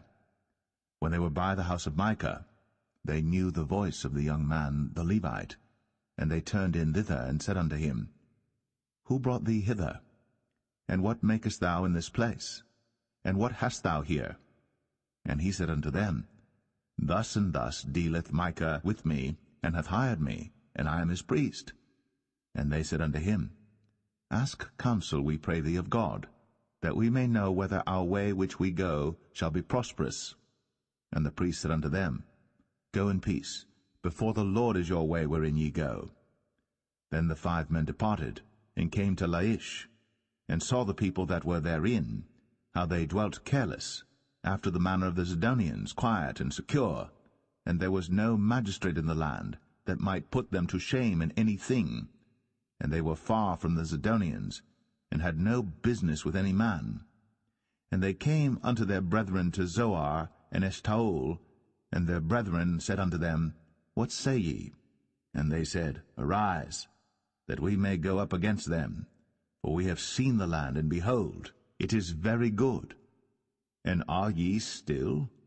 Be not slothful to go, and to enter to possess the land.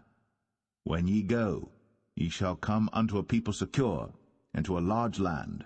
For God hath given it into your hands, a place where there is no want of anything that is in the earth. And there went from thence of the family of the Danites, out of Zorah and out of Eshtaol, 600 men appointed with weapons of war. And they went up and pitched in Kirjath-jearim, in Judah. Wherefore they call that place Mahane Dan unto this day. Behold, it is behind Kirjath-jearim. And they passed thence unto Mount Ephraim, and came unto the house of Micah. Then answered the 5 men that went to spy out the country of Laish, and said unto their brethren, Do ye know that there is in these houses an ephod, and teraphim, and a graven image, and a molten image? Now therefore consider what ye have to do. And they turned thitherward, and came to the house of the young man the Levite, even unto the house of Micah, and saluted him. And the 600 men appointed with their weapons of war, which were of the children of Dan, stood by the entering of the gate. And the 5 men that went to spy out the land went up, and came in thither, and took the graven image, and the ephod, and the teraphim, and the molten image. And the priest stood in the entering of the gate, with the 600 men that were appointed with weapons of war. And these went into Micah's house, and fetched the carved image, the ephod, and the teraphim, and the molten image. Then said the priest unto them, What do ye? And they said unto him, Hold thy peace, lay thine hand upon thy mouth, and go with us, and be to us a father and a priest. Is it better for thee to be a priest unto the house of one man, or that thou be a priest unto a tribe and a family in Israel? And the priest's heart was glad, and he took the ephod, and the teraphim, and the graven image, and went in the midst of the people. So they turned and departed, and put the little ones and the cattle in the carriage before them. And when they were a good way from the house of Micah, the men that were in the houses near to Micah's house were gathered together, and overtook the children of Dan. And they cried unto the children of Dan, and they turned their faces, and said unto Micah, What aileth thee, that thou comest with such a company? And he said, Ye have taken away my gods which I made, and the priest and ye are gone away. And what have I more? And what is this that ye say unto me? What aileth thee? And the children of Dan said unto him, Let not thy voice be heard among us, lest angry fellows run upon thee, and thou lose thy life, with the lives of thy household. And the children of Dan went their way. And when Micah saw that they were too strong for him, he turned, and went back unto his house. And they took the things which Micah had made, and the priest which he had, and came unto Laish, unto a people that were at quiet and secure. And they smote them with the edge of the sword, and burnt the city with fire. And there was no deliverer, because it was far from Zidon, and they had no business with any man. And it was in the valley that lieth by Beth-rehob, and they built a city, and dwelt therein. And they called the name of the city Dan, after the name of Dan their father, who was born unto Israel. Howbeit the name of the city was Laish at the first.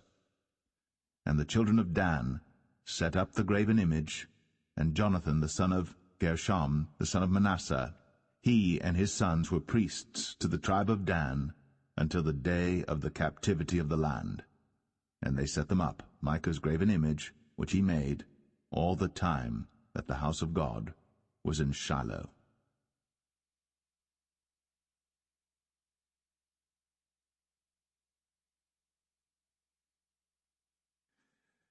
Judges 19. And it came to pass in those days, when there was no king in Israel, that there was a certain Levite sojourning on the side of Mount Ephraim, who took to him a concubine out of Bethlehem Judah. And his concubine played the whore against him, and went away from him unto her father's house to Bethlehem Judah, and was there 4 whole months. And her husband arose, and went after her, to speak friendly unto her, and to bring her again, having his servant with him, and a couple of asses. And she brought him into her father's house. And when the father of the damsel saw him, he rejoiced to meet him. And his father-in-law, the damsel's father, retained him, and he abode with him 3 days. So they did eat and drink and lodged there. And it came to pass on the 4th day, when they arose early in the morning, that he rose up to depart.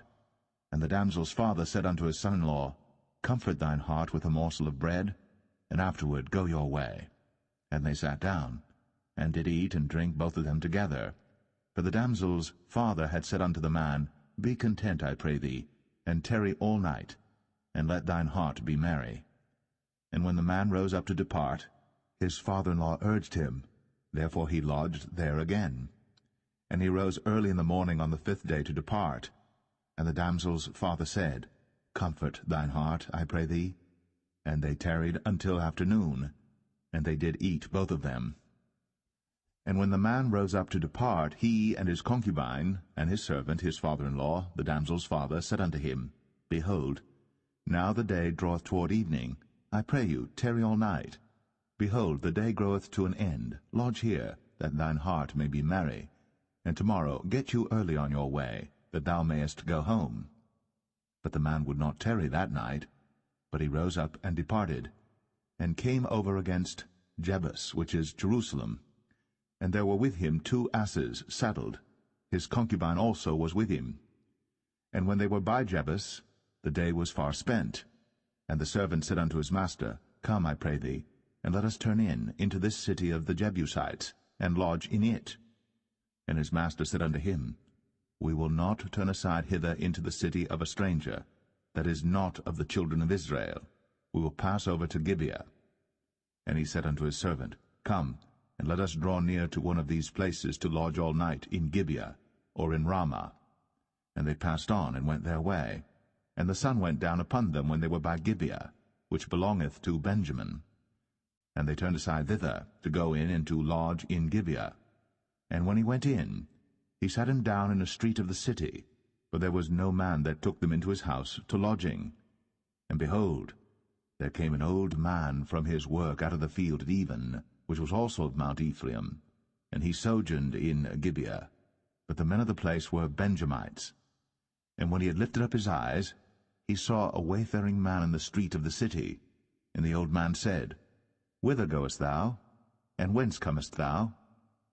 And he said unto him, We are passing from Bethlehem Judah toward the side of Mount Ephraim. From thence am I. And I went to Bethlehem Judah, but I am now going to the house of the Lord, and there is no man that receiveth me to house. Yet there is both straw and provender for our asses, and there is bread and wine also for me, and for thy handmaid, and for the young man which is with thy servants. There is no want of anything. And the old man said, Peace be with thee. Howsoever let all thy wants lie upon me, only lodge not in the street. So he brought him into his house, and gave provender unto the asses, and they washed their feet, and did eat and drink. Now as they were making their hearts merry, behold, the men of the city, certain sons of Belial, beset the house round about, and beat at the door, and spake to the master of the house, the old man, saying, Bring forth the man that came into thine house, that we may know him. And the man, the master of the house, went out unto them, and said unto them, Nay, my brethren, nay, I pray you, do not so wickedly. Seeing that this man is come into mine house, do not this folly. Behold, here is my daughter, a maiden, and his concubine, them I will bring out now, and humble ye them, and do with them what seemeth good unto you. But unto this man do not so vile a thing. But the men would not hearken to him. So the man took his concubine, and brought her forth unto them. And they knew her, and abused her all the night until the morning. And when the day began to spring, they let her go. Then came the woman in the dawning of the day, and fell down at the door of the man's house, where her lord was, till it was light. And her lord rose up in the morning, and opened the doors of the house, and went out to go his way. And behold, the woman, his concubine, was fallen down at the door of the house, and her hands were upon the threshold. And he said unto her, Up, and let us be going. But none answered. Then the man took her up upon an ass. And the man rose up, and gat him unto his place. And when he was come into his house, he took a knife, and laid hold on his concubine, and divided her, together with her bones, into 12 pieces, and sent her into all the coasts of Israel. And it was so, that all that saw it said, There was no such deed done, nor seen from the day that the children of Israel came up out of the land of Egypt, unto this day. Consider of it, take advice, and speak your minds.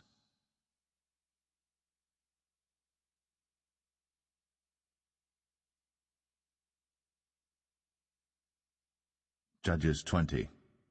Then all the children of Israel went out, and the congregation was gathered together as one man, from Dan even to Beersheba, with the land of Gilead, unto the Lord in Mizpeh.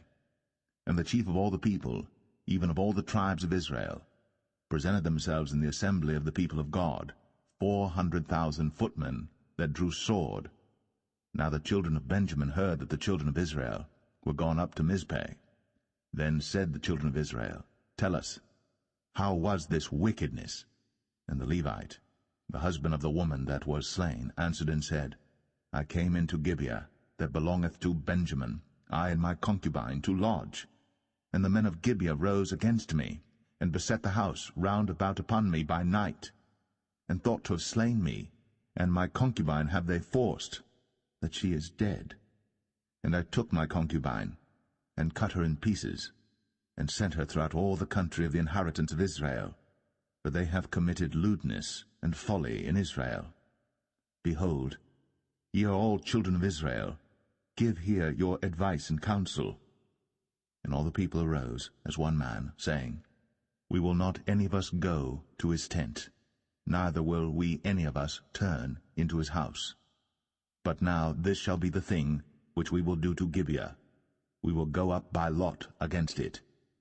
And we will take 10 men of 100 throughout all the tribes of Israel, and 100 of 1,000, and 1,000 out of 10,000, to fetch victual for the people, that they may do, when they come to Gibeah Benjamin, according to all the folly that they have wrought in Israel.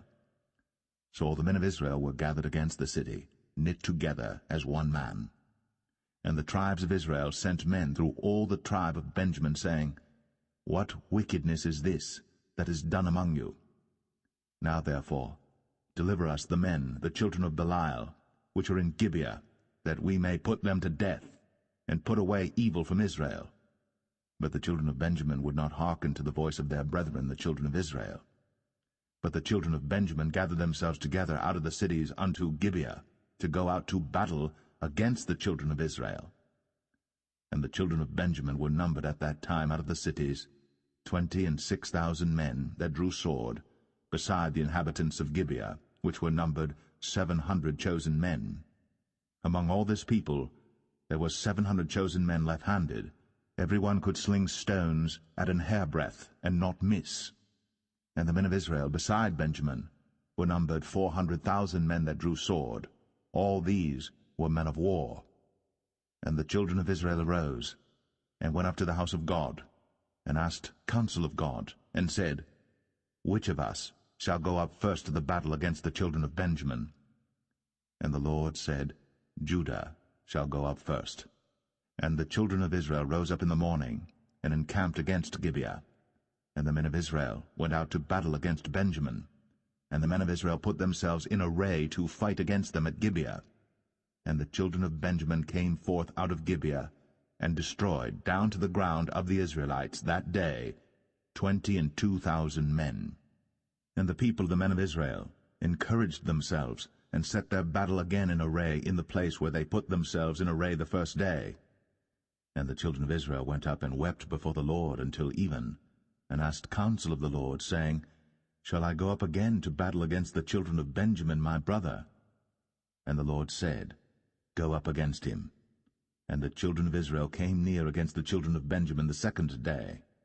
And Benjamin went forth against them out of Gibeah the second day, and destroyed down to the ground of the children of Israel again 18,000 men. All these drew the sword. Then all the children of Israel and all the people went up, and came unto the house of God, and wept, and sat there before the Lord, and fasted that day until even, and offered burnt offerings and peace offerings before the Lord. And the children of Israel inquired of the Lord, for the ark of the covenant of God was there in those days. And Phinehas, the son of Eleazar, the son of Aaron, stood before it in those days, saying, Shall I yet again go out to battle against the children of Benjamin my brother? Or shall I cease? And the Lord said, Go up, for tomorrow I will deliver them into thine hand. And Israel set liers in wait round about Gibeah. And the children of Israel went up against the children of Benjamin on the third day, and put themselves in array against Gibeah, as at other times. And the children of Benjamin went out against the people, and were drawn away from the city. And they began to smite of the people, and kill, as at other times, in the highways, of which one goeth up to the house of God, and the other to Gibeah in the field, about 30 men of Israel. And the children of Benjamin said, They are smitten down before us, as at the first. But the children of Israel said, Let us flee, and draw them from the city unto the highways. And all the men of Israel rose up out of their place, and put themselves in array at Baal-Tamar. And the liers in wait of Israel came forth out of their places, even out of the meadows of Gibeah. And there came against Gibeah 10,000 chosen men out of all Israel.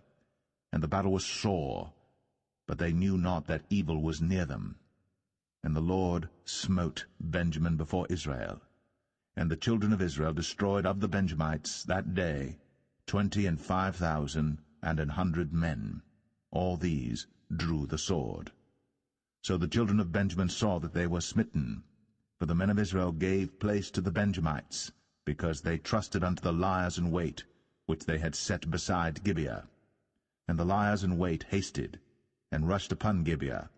And the liers in wait drew themselves along, and smote all the city with the edge of the sword.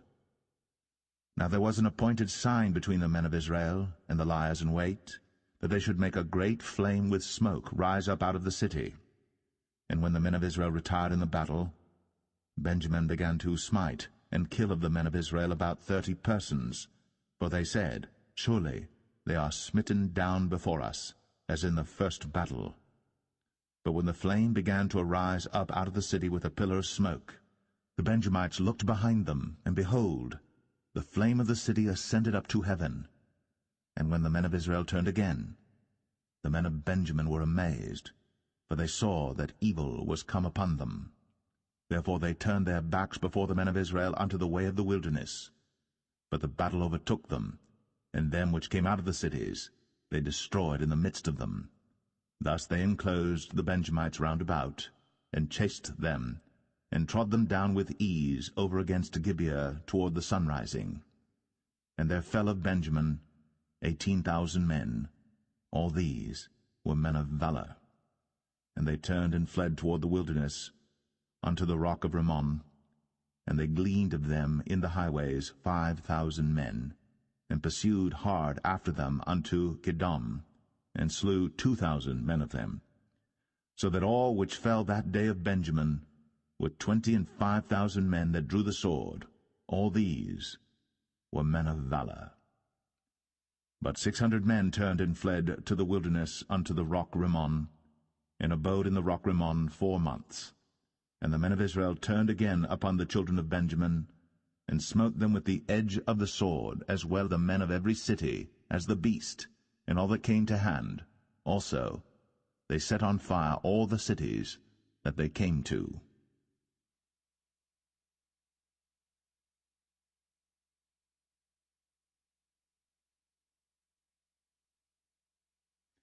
Judges 21. Now the men of Israel had sworn in Mizpeh, saying, There shall not any of us give his daughter unto Benjamin to wife. And the people came to the house of God, and abode there till even before God, and lifted up their voices, and wept sore, and said, O Lord God of Israel, why is this come to pass in Israel, that there should be today one tribe lacking in Israel? And it came to pass on the morrow, that the people rose early, and built there an altar, and offered burnt offerings and peace offerings. And the children of Israel said, Who is there among all the tribes of Israel that came not up with the congregation unto the Lord? For they had made a great oath concerning him that came not up to the Lord to Mizpeh, saying, He shall surely be put to death. And the children of Israel repented them for Benjamin their brother, and said, There is one tribe cut off from Israel this day. How shall we do for wives for them that remain, seeing we have sworn by the Lord that we will not give them of our daughters to wives? And they said, What one is there of the tribes of Israel that came not up to Mizpeh to the Lord? And behold, there came none to the camp from Jabesh-Gilead to the assembly. For the people were numbered, and behold, there were none of the inhabitants of Jabesh-Gilead there. And the congregation sent thither 12,000 men, of the valiantest, and commanded them, saying, Go, and smite the inhabitants of Jabesh-Gilead with the edge of the sword, with the women and the children. And this is the thing that ye shall do. Ye shall utterly destroy every male, and every woman that hath lain by man. And they found among the inhabitants of Jabesh-Gilead 400 young virgins, that had known no man by lying with any male. And they brought them unto the camp to Shiloh, which is in the land of Canaan. And the whole congregation sent some to speak to the children of Benjamin that were in the rock Rimmon, and to call peaceably unto them. And Benjamin came again at that time, and they gave them wives which they had saved alive of the women of Jabesh-Gilead, and yet so they sufficed them not. And the people repented them for Benjamin, because that the Lord had made a breach in the tribes of Israel. Then the elders of the congregation said, How shall we do for wives for them that remain, seeing the women are destroyed out of Benjamin? And they said, There must be an inheritance for them that be escaped of Benjamin, that a tribe be not destroyed out of Israel. Howbeit we may not give them wives of our daughters, for the children of Israel have sworn, saying, Cursed be he that giveth a wife to Benjamin. Then they said, Behold, there is a feast of the Lord in Shiloh yearly, in a place which is on the north side of Bethel, on the east side of the highway that goeth up from Bethel to Shechem, and on the south of Lebonah. Therefore they commanded the children of Benjamin, saying, Go, and lie in wait in the vineyards, and see, and behold, if the daughters of Shiloh come out to dance in dances, then come ye out of the vineyards, and catch you every man his wife of the daughters of Shiloh, and go to the land of Benjamin. And it shall be, when their fathers or their brethren come unto us to complain, that we will say unto them, Be favorable unto them for our sakes, because we reserved not to each man his wife in the war, for ye did not give unto them at this time, that ye should be guilty. And the children of Benjamin did so, and took them wives, according to their number of them that danced, whom they caught. And they went and returned unto their inheritance, and repaired the cities, and dwelt in them. And the children of Israel departed thence at that time, every man to his tribe and to his family, and they went out from thence every man to his inheritance. In those days there was no king in Israel.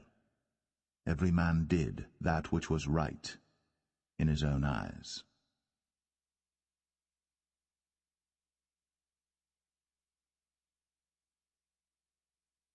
The Book of Ruth, Chapter 1. Now it came to pass in the days when the judges ruled, that there was a famine in the land, and a certain man of Bethlehem, Judah, went to sojourn in the country of Moab, he and his wife, and his 2 sons. And the name of the man was Elimelech, and the name of his wife Naomi, and the name of his 2 sons Mahlon and Chilion, Ephrathites of Bethlehem, Judah. And they came into the country of Moab, and continued there. And Elimelech, Naomi's husband, died, and she was left, and her 2 sons. And they took them wives of the women of Moab. The name of the one was Orpah, and the name of the other Ruth. And they dwelled there about 10 years. And Mahlon and Chilion died also, both of them.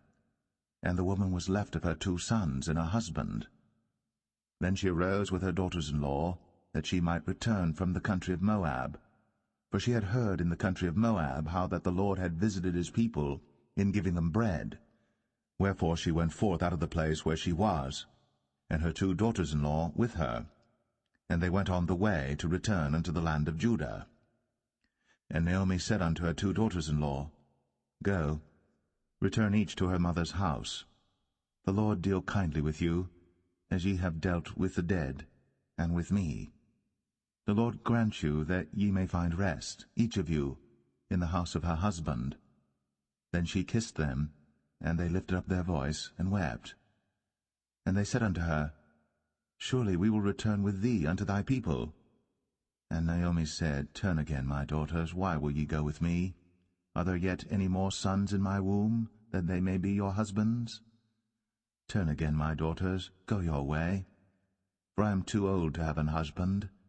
If I should say I have hope, if I should have an husband also tonight, and should also bear sons, would ye tarry for them till they were grown?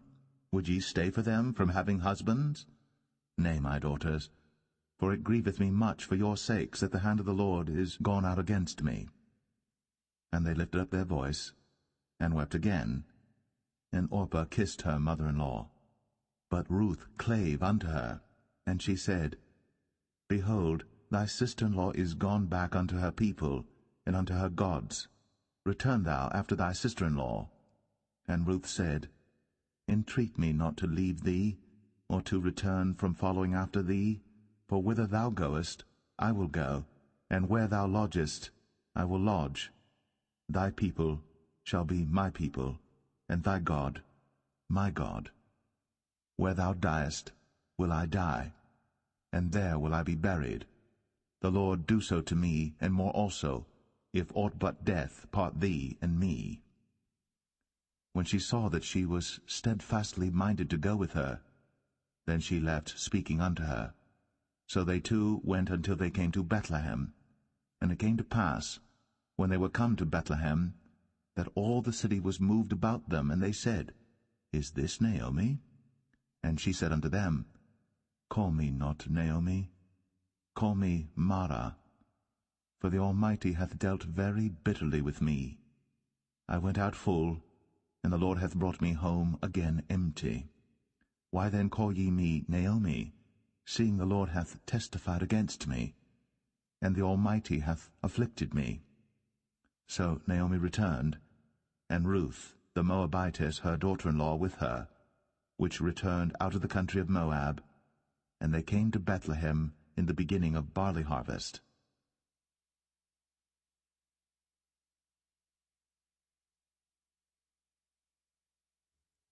Ruth 2. And Naomi had a kinsman of her husband's, a mighty man of wealth, of the family of Elimelech, and his name was Boaz. And Ruth the Moabitess said unto Naomi, Let me now go to the field, and glean ears of corn after him in whose sight I shall find grace. And she said unto her, Go, my daughter. And she went and came and gleaned in the field after the reapers, and her hap was to light on a part of the field belonging unto Boaz, who was of the kindred of Elimelech. And behold, Boaz came from Bethlehem, and said unto the reapers, The Lord be with you. And they answered him, The Lord bless thee. Then said Boaz unto his servant that was set over the reapers, Whose damsel is this? And the servant that was set over the reapers answered and said, It is the Moabitish damsel that came back with Naomi out of the country of Moab. And she said, I pray you, let me glean and gather after the reapers among the sheaves. So she came, and hath continued even from the morning until now, that she tarried a little in the house.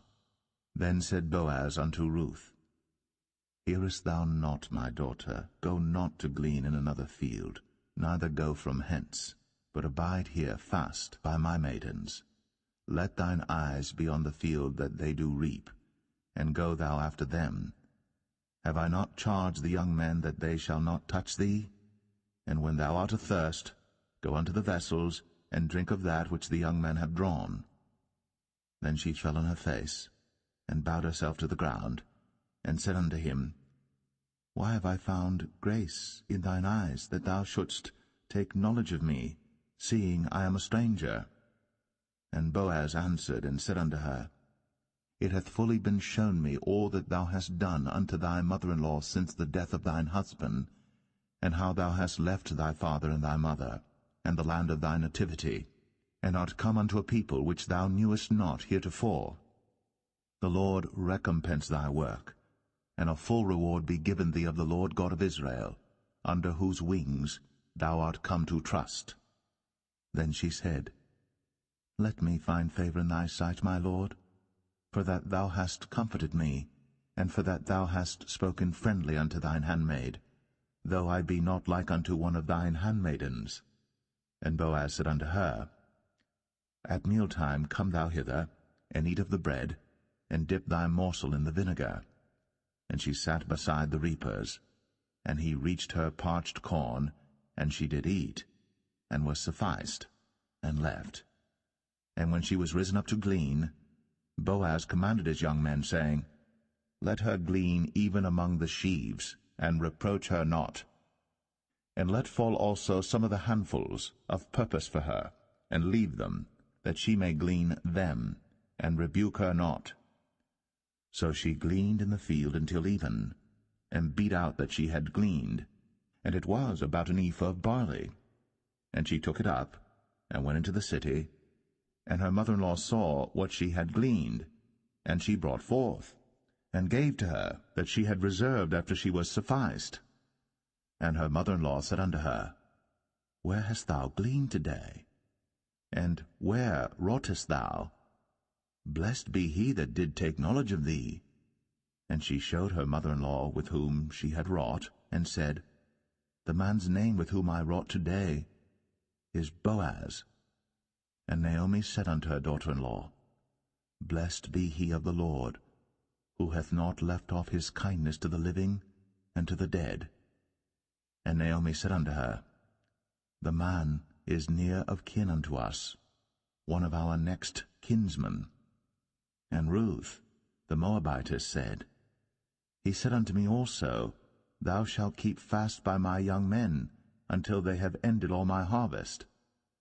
And Naomi said unto Ruth her daughter-in-law, It is good, my daughter, that thou go out with his maidens, that they meet thee not in any other field. So she kept fast by the maidens of Boaz to glean unto the end of barley harvest and of wheat harvest, and dwelt with her mother-in-law.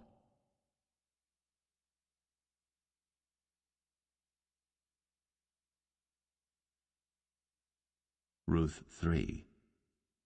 Then Naomi her mother-in-law said unto her, My daughter, shall I not seek rest for thee, that it may be well with thee? And now is not Boaz of our kindred, with whose maidens thou wast? Behold, he winnoweth barley tonight in the threshing floor. Wash thyself therefore, and anoint thee, and put thy raiment upon thee, and get thee down to the floor. But make not thyself known unto the man until he shall have done eating and drinking. And it shall be, when he lieth down, that thou shalt mark the place where he shall lie, and thou shalt go in, and uncover his feet, and lay thee down, and he will tell thee what thou shalt do. And she said unto her, All that thou sayest unto me, I will do. And she went down unto the floor, and did according to all that her mother-in-law bade her. And when Boaz had eaten and drunk, and his heart was merry, he went to lie down at the end of the heap of corn, And she came softly, and uncovered his feet, and laid her down. And it came to pass at midnight, that the man was afraid, and turned himself, and behold, a woman lay at his feet. And he said, Who art thou? And she answered, I am Ruth thine handmaid. Spread therefore thy skirt over thine handmaid, for thou art a near kinsman. And he said, Blessed be thou of the Lord, my daughter, for thou hast shown more kindness in the latter end than at the beginning, inasmuch as thou followest not young men, whether poor or rich. And now, my daughter, fear not. I will do to thee all that thou requirest, for all the city of my people doth know that thou art a virtuous woman. And now it is true that I am thy near kinsman. Howbeit, there is a kinsman nearer than I. Tarry this night, and it shall be in the morning that if he will perform unto thee the part of a kinsman, well, let him do the kinsman's part. But if he will not do the part of a kinsman to thee, then will I do the part of a kinsman to thee, as the Lord liveth. Lie down until the morning. And she lay at his feet until the morning, and she rose up before one could know another. And he said, Let it not be known that a woman came into the floor. Also he said, Bring the veil that thou hast upon thee, and hold it. And when she held it, he measured 6 measures of barley, and laid it on her. And she went into the city. And when she came to her mother-in-law, she said, Who art thou, my daughter? And she told her all that the man had done to her.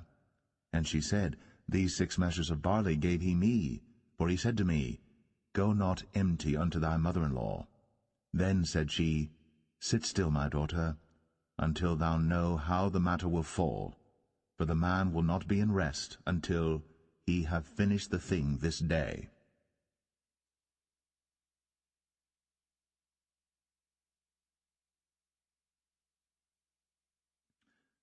Ruth 4.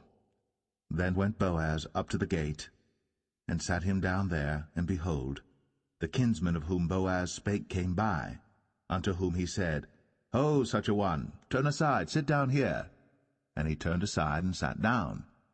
And he took 10 men of the elders of the city, and said, Sit ye down here. And they sat down. And he said unto the kinsman, Naomi, that is come again out of the country of Moab, selleth a parcel of land, which was our brother Elimelech's. And I thought to advertise thee, saying, Buy it before the inhabitants, and before the elders of my people. If thou wilt redeem it, redeem it. But if thou wilt not redeem it, then tell me, that I may know. For there is none to redeem it beside thee, and I am after thee. And he said, I will redeem it. Then said Boaz, What day thou buyest the field of the hand of Naomi, thou must buy it also of Ruth the Moabitess, the wife of the dead, to raise up the name of the dead upon his inheritance. And the kinsman said, I cannot redeem it for myself, lest I mar mine own inheritance. Redeem thou my right to thyself, for I cannot redeem it. Now this was the manner in former time in Israel concerning redeeming and concerning changing, for to confirm all things, a man plucked off his shoe, and gave it to his neighbor, and this was a testimony in Israel. Therefore the kinsman said unto Boaz, Buy it for thee. So he drew off his shoe. And Boaz said unto the elders, and unto all the people, Ye are witnesses this day, that I have bought all that was Elimelech's, and all that was Chilion's and Mahlon's of the hand of Naomi.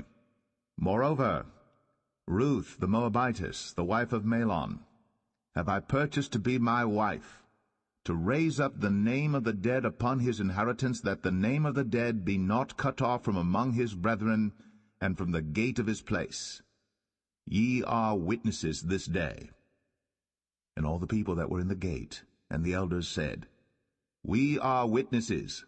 The Lord make the woman that is come into thine house like Rachel and like Leah, which two did build the house of Israel. And do thou worthily in Ephratah, and be famous in Bethlehem. And let thy house be like the house of Pharez, whom Tamar bare unto Judah, of the seed which the Lord shall give thee of this young woman. So Boaz took Ruth, and she was his wife.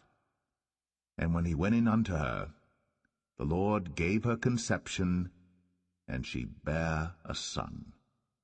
And the women said unto Naomi, Blessed be the Lord, which hath not left thee this day without a kinsman, that his name may be famous in Israel. And he shall be unto thee a restorer of thy life, and a nourisher of thine old age. For thy daughter-in-law, which loveth thee, which is better to thee than 7 sons, hath borne him. And Naomi took the child, and laid it in her bosom, and became nurse unto it. And the women her neighbors gave it a name, saying, There is a son born to Naomi. And they called his name Obed. He is the father of Jesse, the father of David. Now these are the generations of Pharez. Pharez begat Hezron, and Hezron begat Ram, and Ram begat Amminadab, and Amminadab begat Nahshon, and Nahshon begat Salmon, and Salmon begat Boaz, and Boaz begat Obed, and Obed begat Jesse, and Jesse begat David.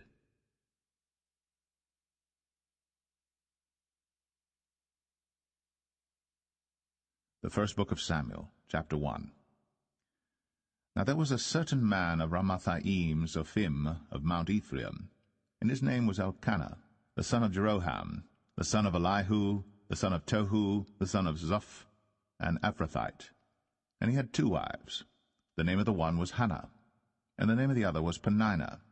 And Peninnah had children, but Hannah had no children. And this man went up out of his city yearly to worship and to sacrifice unto the Lord of hosts in Shiloh. And the 2 sons of Eli, Hophni and Phinehas, the priests of the Lord, were there.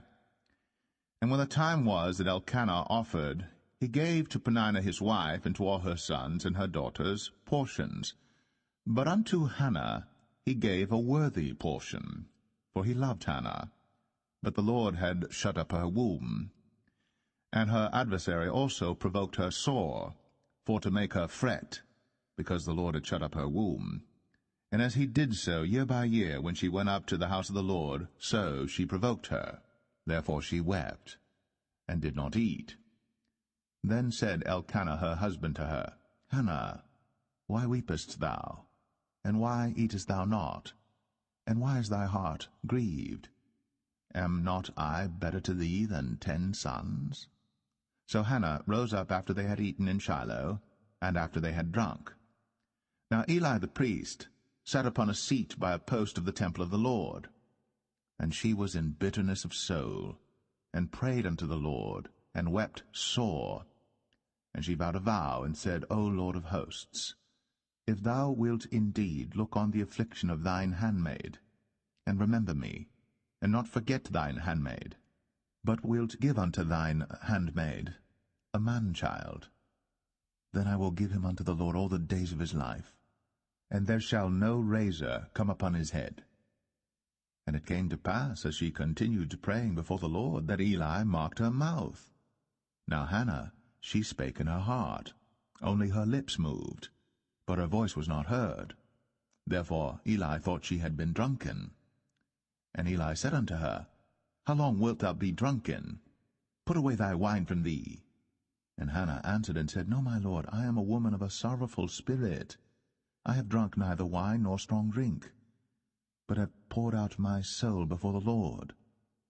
Count not thine handmaid for a daughter of Belial, for out of the abundance of my complaint and grief have I spoken hitherto. Then Eli answered and said, Go in peace, and the God of Israel grant thee thy petition that thou hast asked of him. And she said, Let thine handmaid find grace in thy sight. So the woman went her way, and did eat, and her countenance was no more sad. And they rose up in the morning early, and worshipped before the Lord, and returned, and came to their house to Ramah. And Elkanah knew Hannah his wife, and the Lord remembered her. Wherefore it came to pass, when the time was come about after Hannah had conceived, that she bare a son, and called his name Samuel, saying, Because I have asked him of the Lord. And the man Elkanah and all his house went up to offer unto the Lord the yearly sacrifice and his vow. But Hannah went not up. For she said unto her husband, I will not go up until the child be weaned, and then I will bring him, that he may appear before the Lord, and there abide for ever. And Elkanah her husband said unto her, Do what seemeth thee good. Tarry until thou have weaned him. Only the Lord establish his word. So the woman abode, and gave her son suck, until she weaned him. And when she had weaned him, she took him up with her, with 3 bullocks, and 1 ephah of flour, and a bottle of wine, and brought him unto the house of the Lord in Shiloh. And the child was young. And they slew a bullock, and brought the child to Eli. And she said, O my Lord, as thy soul liveth, my Lord, I am the woman that stood by thee here, praying unto the Lord. For this child I prayed, and the Lord hath given me my petition, which I asked of him. Therefore also I have lent him to the Lord. As long as he liveth, he shall be lent to the Lord. And he worshipped the Lord there.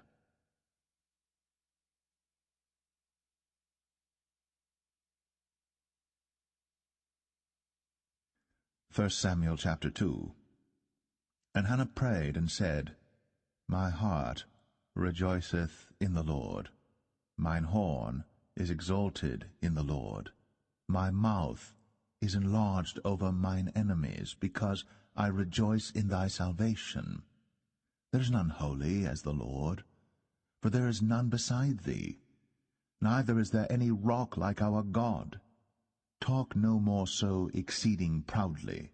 Let not arrogancy come out of your mouth. For the Lord is a God of knowledge, and by him actions are weighed. The bows of the mighty men are broken, and they that stumbled are girded with strength. They that were full have hired out themselves for bread, and they that were hungry ceased, so that the barren hath borne 7, and she that hath many children is waxed feeble. The Lord killeth, and maketh alive. He bringeth down to the grave, and bringeth up. The Lord maketh poor, and maketh rich. He bringeth low, and lifteth up. He raiseth up the poor out of the dust, and lifteth up the beggar from the dunghill, to set them among princes, and to make them inherit the throne of glory. For the pillars of the earth are the Lord's, and he hath set the world upon them. He will keep the feet of his saints, and the wicked shall be silent in darkness, for by strength shall no man prevail. The adversaries of the Lord shall be broken to pieces. Out of heaven shall he thunder upon them. The Lord shall judge the ends of the earth, and he shall give strength unto his king, and exalt the horn of his anointed. And Elkanah went to Ramah to his house, and the child did minister unto the Lord before Eli the priest. Now the sons of Eli were sons of Belial. They knew not the Lord. And the priest's custom with the people was, that when any man offered sacrifice, the priest's servant came, while the flesh was in seething, with a flesh hook of 3 teeth in his hand, and he struck it into the pan or kettle or cauldron or pot. All that the flesh hook brought up, the priest took for himself. So they did in Shiloh unto all the Israelites that came thither. Also before they burnt the fat, the priest's servant came and said to the man that sacrificed, Give flesh to roast for the priest, for he will not have sodden flesh of thee, but raw.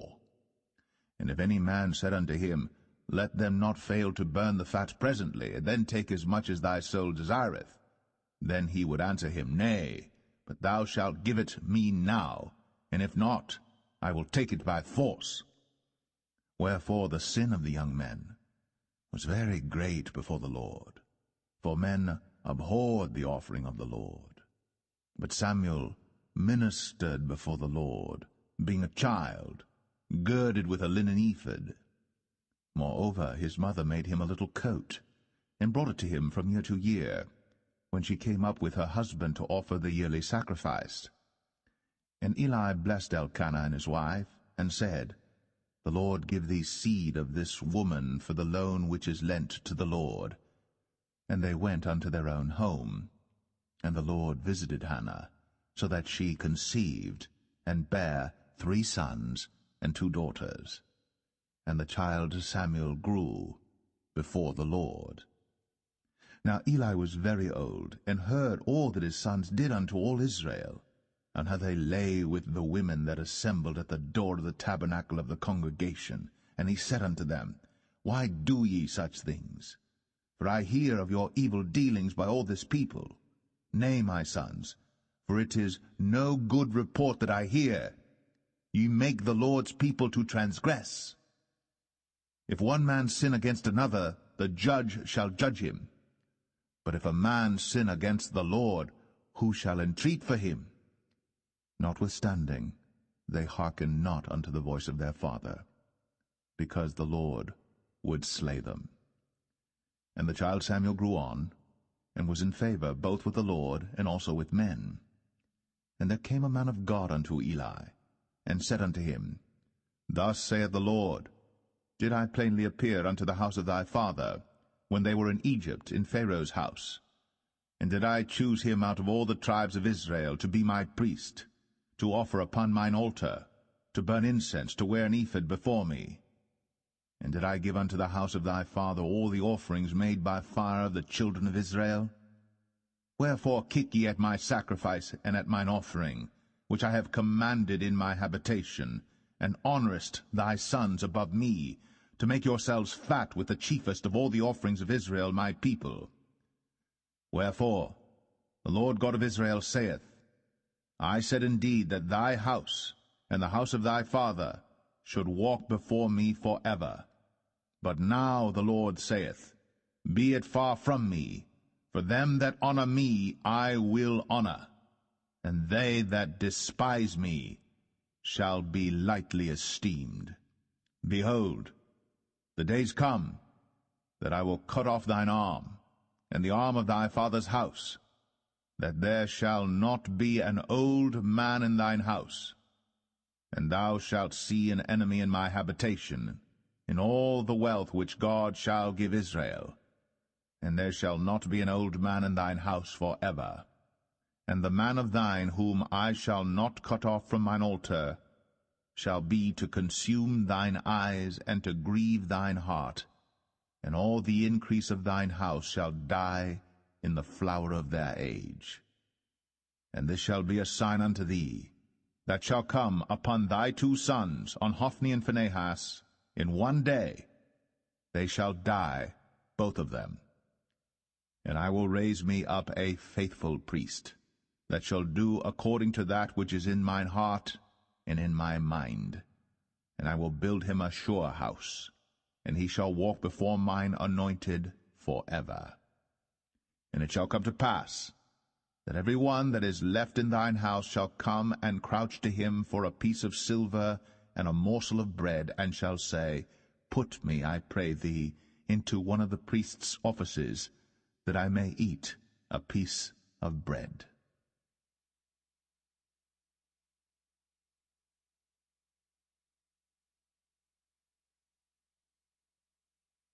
1 Samuel 3.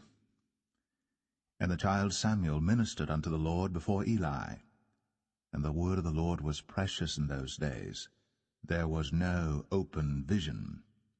And it came to pass at that time, when Eli was laid down in his place, and his eyes began to wax dim, that he could not see, and ere the lamp of God went out in the temple of the Lord, where the ark of God was, and Samuel was laid down to sleep, that the Lord called Samuel, and he answered, Here am I. And he ran unto Eli, and said, Here am I, for thou calledst me. And he said, I called not, lie down again. And he went and lay down. And the Lord called yet again, Samuel.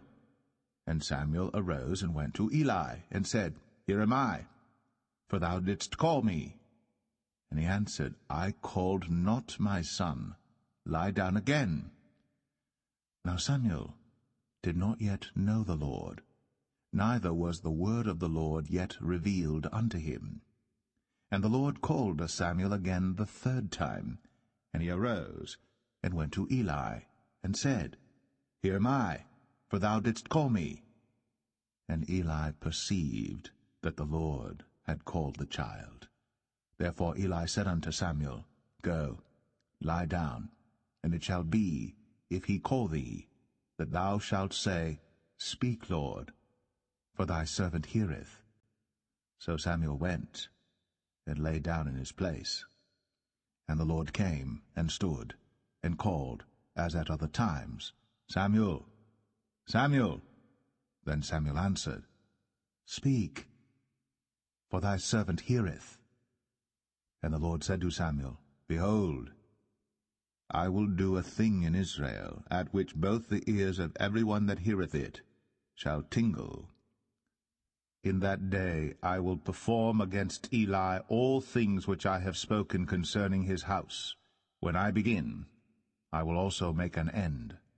For I have told him that I will judge his house for ever for the iniquity which he knoweth, because his sons made themselves vile, and he restrained them not. And therefore I have sworn unto the house of Eli, that the iniquity of Eli's house shall not be purged with sacrifice nor offering for ever. And Samuel lay until the morning, and opened the doors of the house of the Lord. And Samuel feared to show Eli the vision. Then Eli called Samuel, and said, Samuel, my son. And he answered, Here am I. And he said, What is the thing that the Lord hath said unto thee? I pray thee, hide it not from me. God do so to thee, and more also, if thou hide anything from me of all the things that he said unto thee. And Samuel told him every whit, and hid nothing from him. And he said, It is the Lord. Let him do what seemeth him good. And Samuel grew, and the Lord was with him, and did let none of his words fall to the ground. And all Israel from Dan even to Beersheba knew that Samuel was established to be a prophet of the Lord. And the Lord appeared again in Shiloh. For the Lord revealed himself to Samuel in Shiloh by the word of the Lord.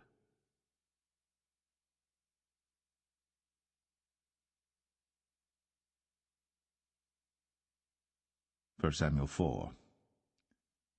And the word of Samuel came to all Israel. Now Israel went out against the Philistines to battle, and pitched beside Ebenezer. And the Philistines pitched in Aphek. And the Philistines put themselves in array against Israel. And when they joined battle, Israel was smitten before the Philistines, and they slew of the army in the field about 4,000 men. And when the people were come into the camp, the elders of Israel said, Wherefore hath the Lord smitten us today before the Philistines? Let us fetch the ark of the covenant of the Lord out of Shiloh unto us, that, when it cometh among us, it may save us out of the hand of our enemies. So the people sent to Shiloh, that they might bring from thence the ark of the covenant of the Lord of hosts, which dwelleth between the cherubims. And the two sons of Eli, Hophni and Phinehas, were there with the ark of the covenant of God.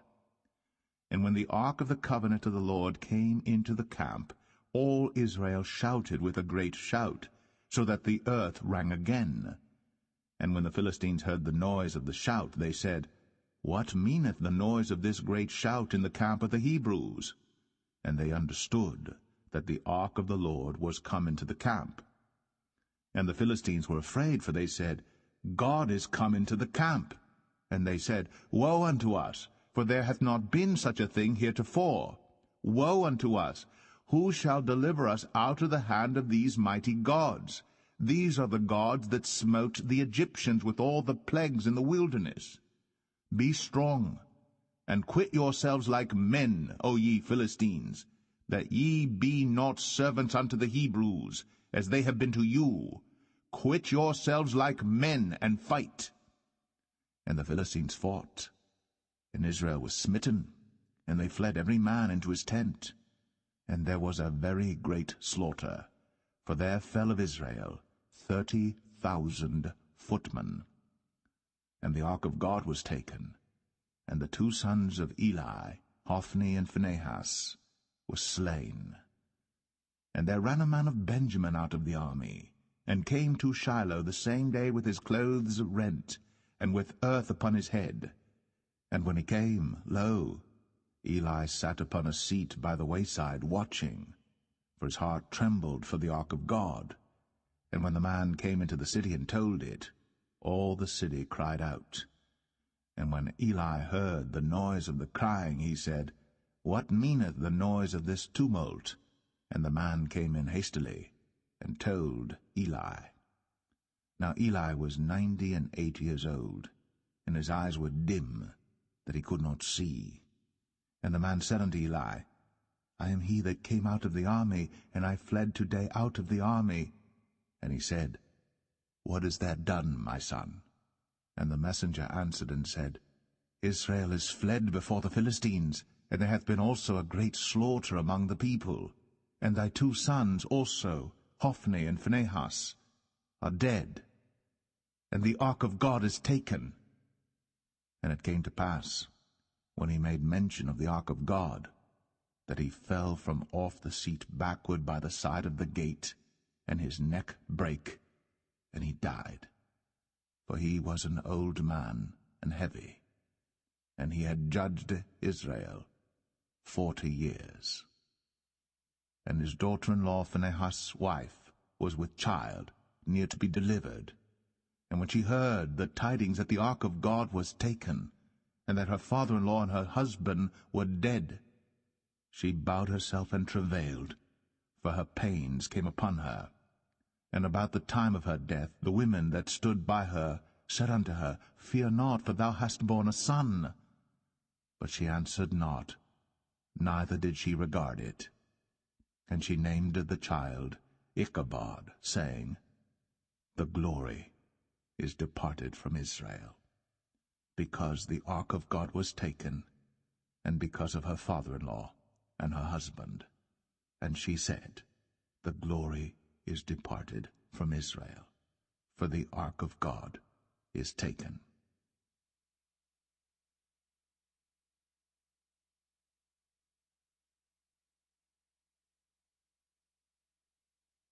1 Samuel 5. And the Philistines took the ark of God, and brought it from Ebenezer unto Ashdod. When the Philistines took the ark of God, they brought it into the house of Dagon, and set it by Dagon. And when they of Ashdod arose early on the morrow, behold, Dagon was fallen upon his face to the earth before the ark of the Lord. And they took Dagon, and set him in his place again. And when they arose early on the morrow morning, behold, Dagon was fallen upon his face to the ground before the ark of the Lord, and the head of Dagon and both the palms of his hands were cut off upon the threshold. Only the stump of Dagon was left to him. Therefore neither the priests of Dagon, nor any that come into Dagon's house, tread on the threshold of Dagon in Ashdod unto this day. But the hand of the Lord was heavy upon them of Ashdod, and he destroyed them, and smote them with emerods, even Ashdod, and the coast thereof.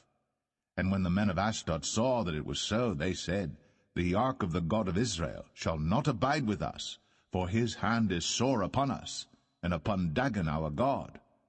They sent therefore, and gathered all the lords of the Philistines unto them, and said, What shall we do with the ark of the God of Israel? And they answered, Let the ark of the God of Israel be carried about unto Gath. And they carried the ark of the God of Israel about thither. And it was so, that after they had carried it about, the hand of the Lord was against the city with a very great destruction. And he smote the men of the city, both small and great, and they had emerods in their secret parts. Therefore they sent the ark of God to Ekron, And it came to pass, as the ark of God came to Ekron, that the Ekronites cried out, saying, They have brought about the ark of the God of Israel to us, to slay us and our people. So they sent and gathered together all the lords of the Philistines, and said, Send away the ark of the God of Israel, and let it go again to his own place, that it slay us not and our people. For there was a deadly destruction throughout all the city. The hand of God was very heavy there. And the men that died not were smitten with the emerods, and the cry of the city went up to heaven.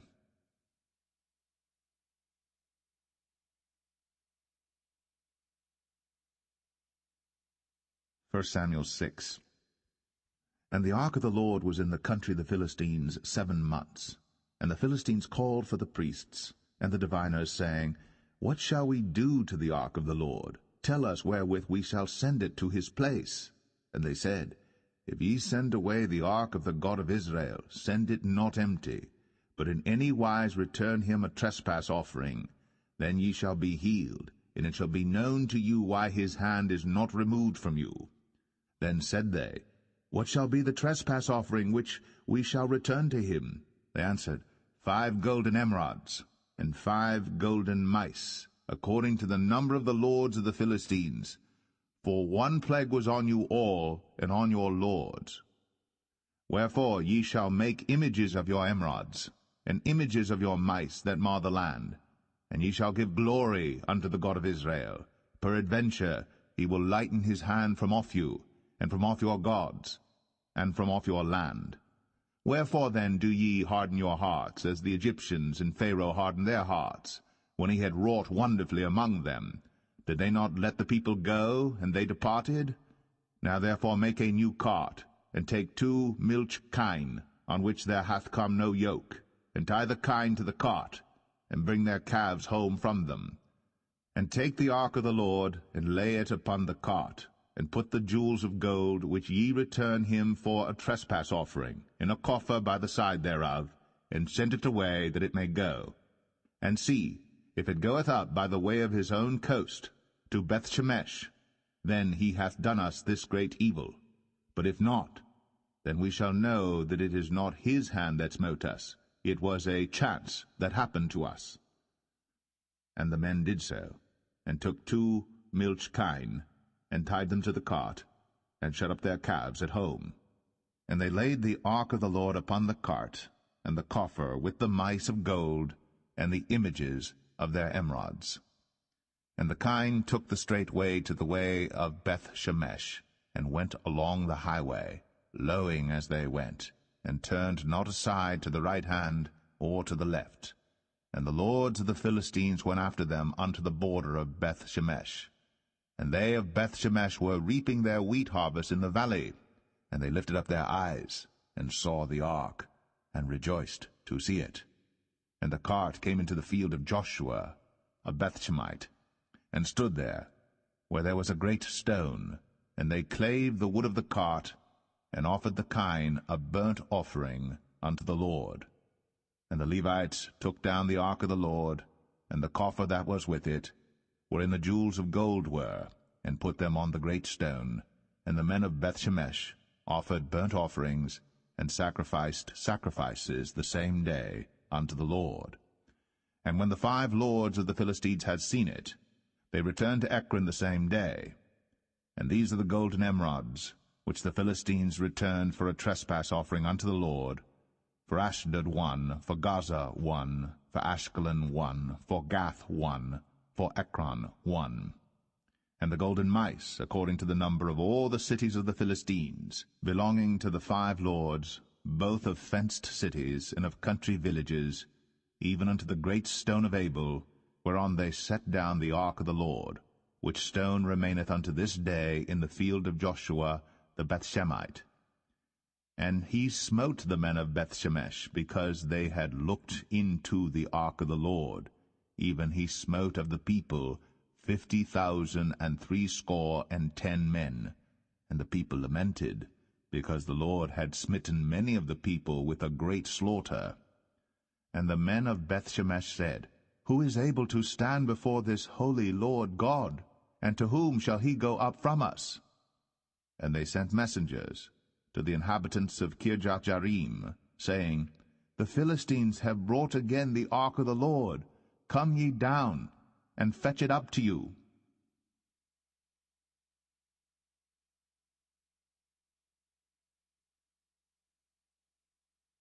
1 Samuel 7.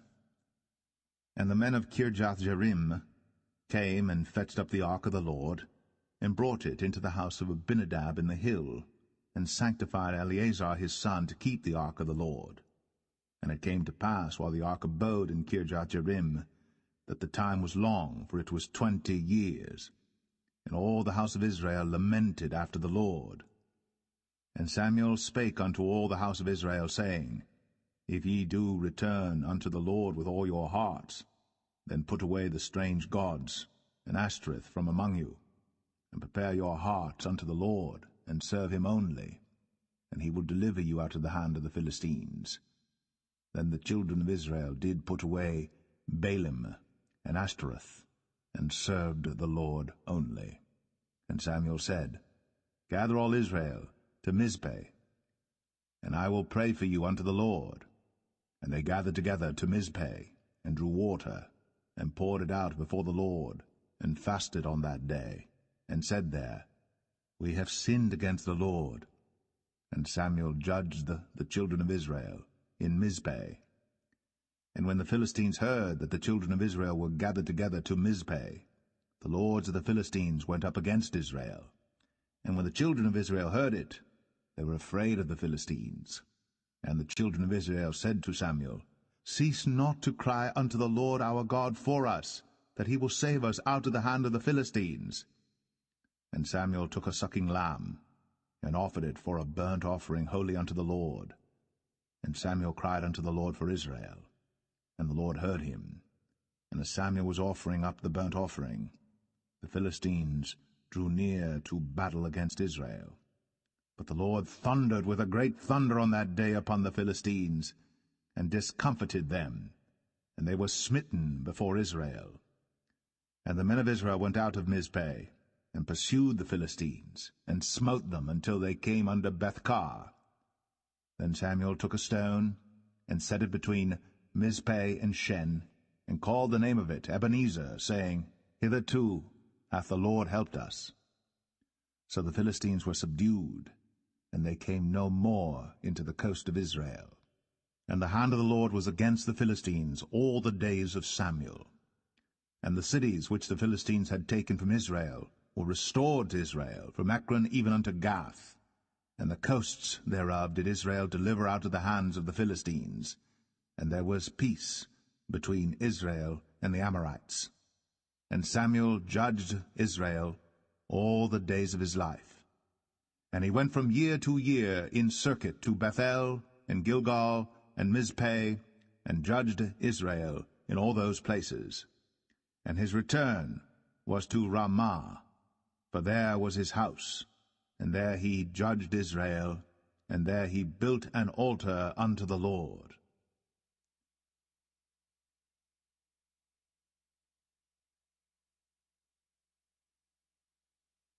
1 Samuel 8.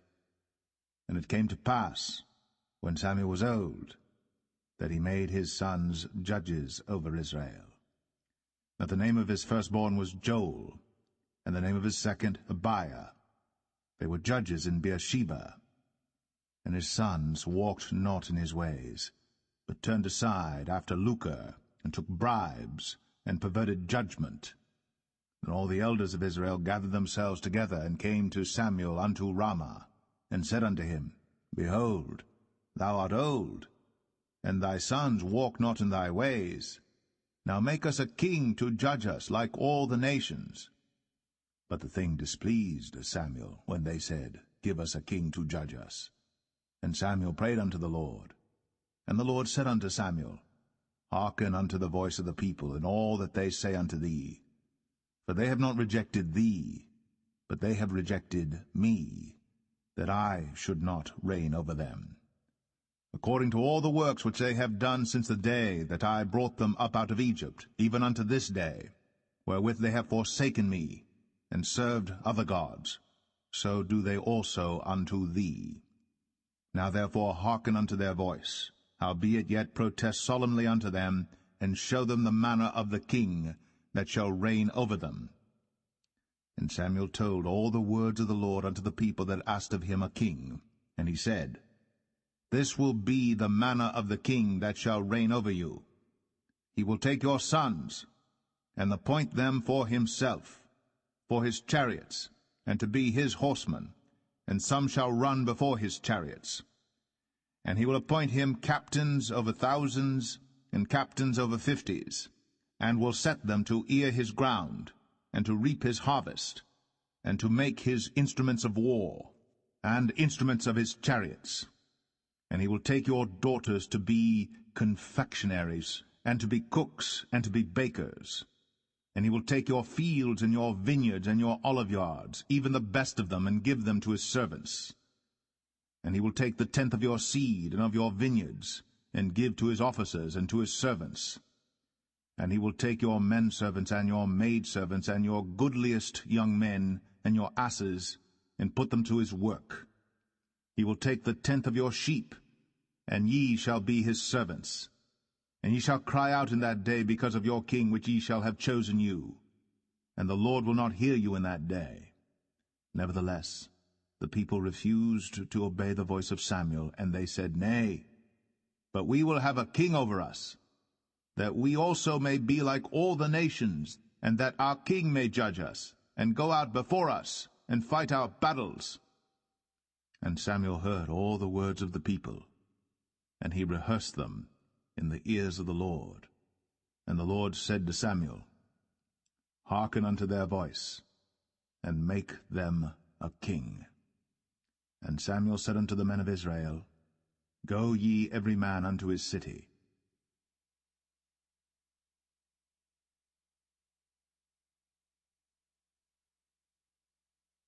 1 Samuel 9.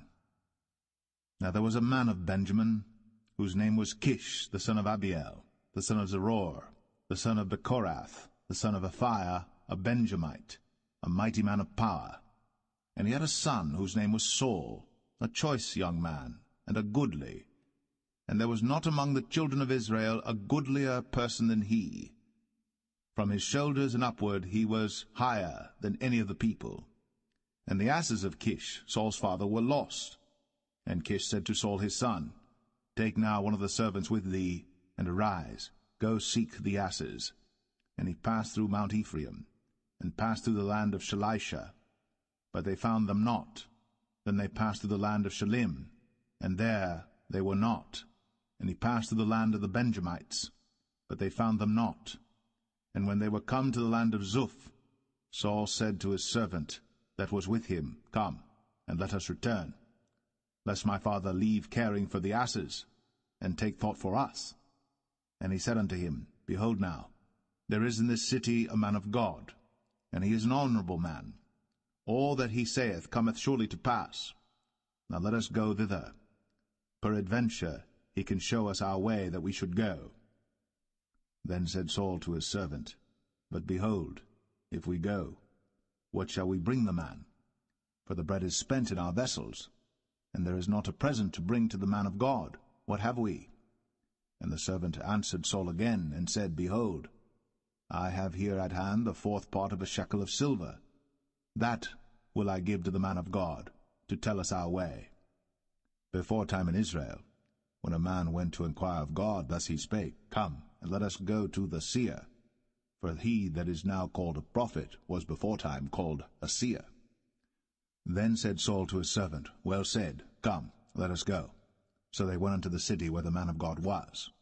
And as they went up the hill to the city, they found young maidens going out to draw water, and said unto them, Is the seer here? And they answered them, and said, He is. Behold, he is before you. Make haste now, for he came today to the city, for there is a sacrifice of the people today in the high place. As soon as ye be come into the city, ye shall straightway find him, before he go up to the high place to eat. For the people will not eat until he come, because he doth bless the sacrifice, and afterwards they eat that be bidden. Now therefore get you up, for about this time ye shall find him.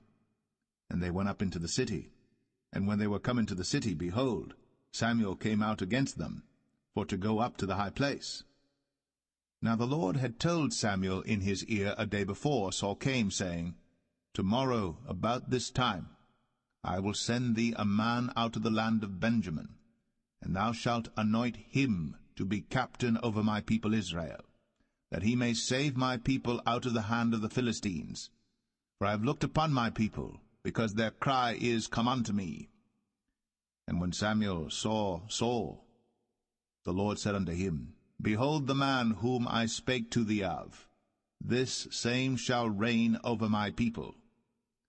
Then Saul drew near to Samuel in the gate, and said, Tell me, I pray thee, where the seer's house is. And Samuel answered Saul, and said, I am the seer. Go up before me unto the high place. For ye shall eat with me today, and tomorrow I will let thee go, and will tell thee all that is in thine heart. And as for thine asses that were lost 3 days ago, set not thy mind on them, for they are found. And on whom is all the desire of Israel? Is it not on thee, and on all thy father's house? And Saul answered and said, Am not I a Benjamite, of the smallest of the tribes of Israel, and my family the least of all the families of the tribe of Benjamin? Wherefore then speakest thou so to me? And Samuel took Saul and his servant, and brought them into the parlour, and made them sit in the chiefest place among them that were bidden, which were about 30 persons. And Samuel said unto the cook, Bring the portion which I gave thee, of which I said unto thee, Set it by thee.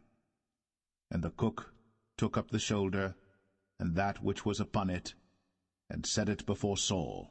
And Samuel said, Behold that which is left, set it before thee, and eat. For unto this time hath it been kept for thee, since I said, I have invited the people. So Saul did eat with Samuel that day. And when they were come down from the high place into the city, Samuel communed with Saul upon the top of the house. And they arose early. And it came to pass about the spring of the day that Samuel called Saul to the top of the house, saying, Up, that I may send thee away. And Saul arose. And they went out, both of them, he and Samuel, abroad. And as they were going down to the end of the city, Samuel said to Saul, Bid the servant pass on before us. And he passed on. But stand thou still a while, that I may show thee the word of God.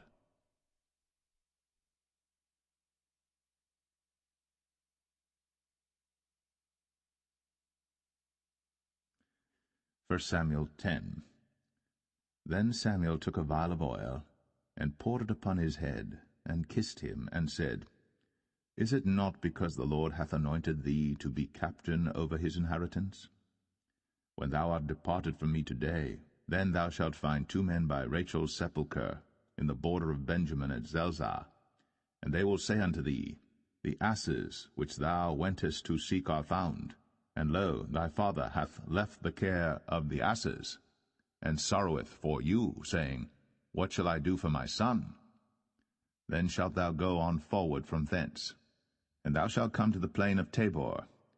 And there shall meet thee 3 men going up to God to Bethel, one carrying 3 kids, and another carrying 3 loaves of bread, and another carrying a bottle of wine. And they will salute thee, and give thee 2 loaves of bread, which thou shalt receive of their hands. After that thou shalt come to the hill of God, where is the garrison of the Philistines. And it shall come to pass, when thou art come thither to the city, that thou shalt meet a company of prophets coming down from the high place, with a psaltery, and a tabret, and a pipe, and a harp before them, and they shall prophesy.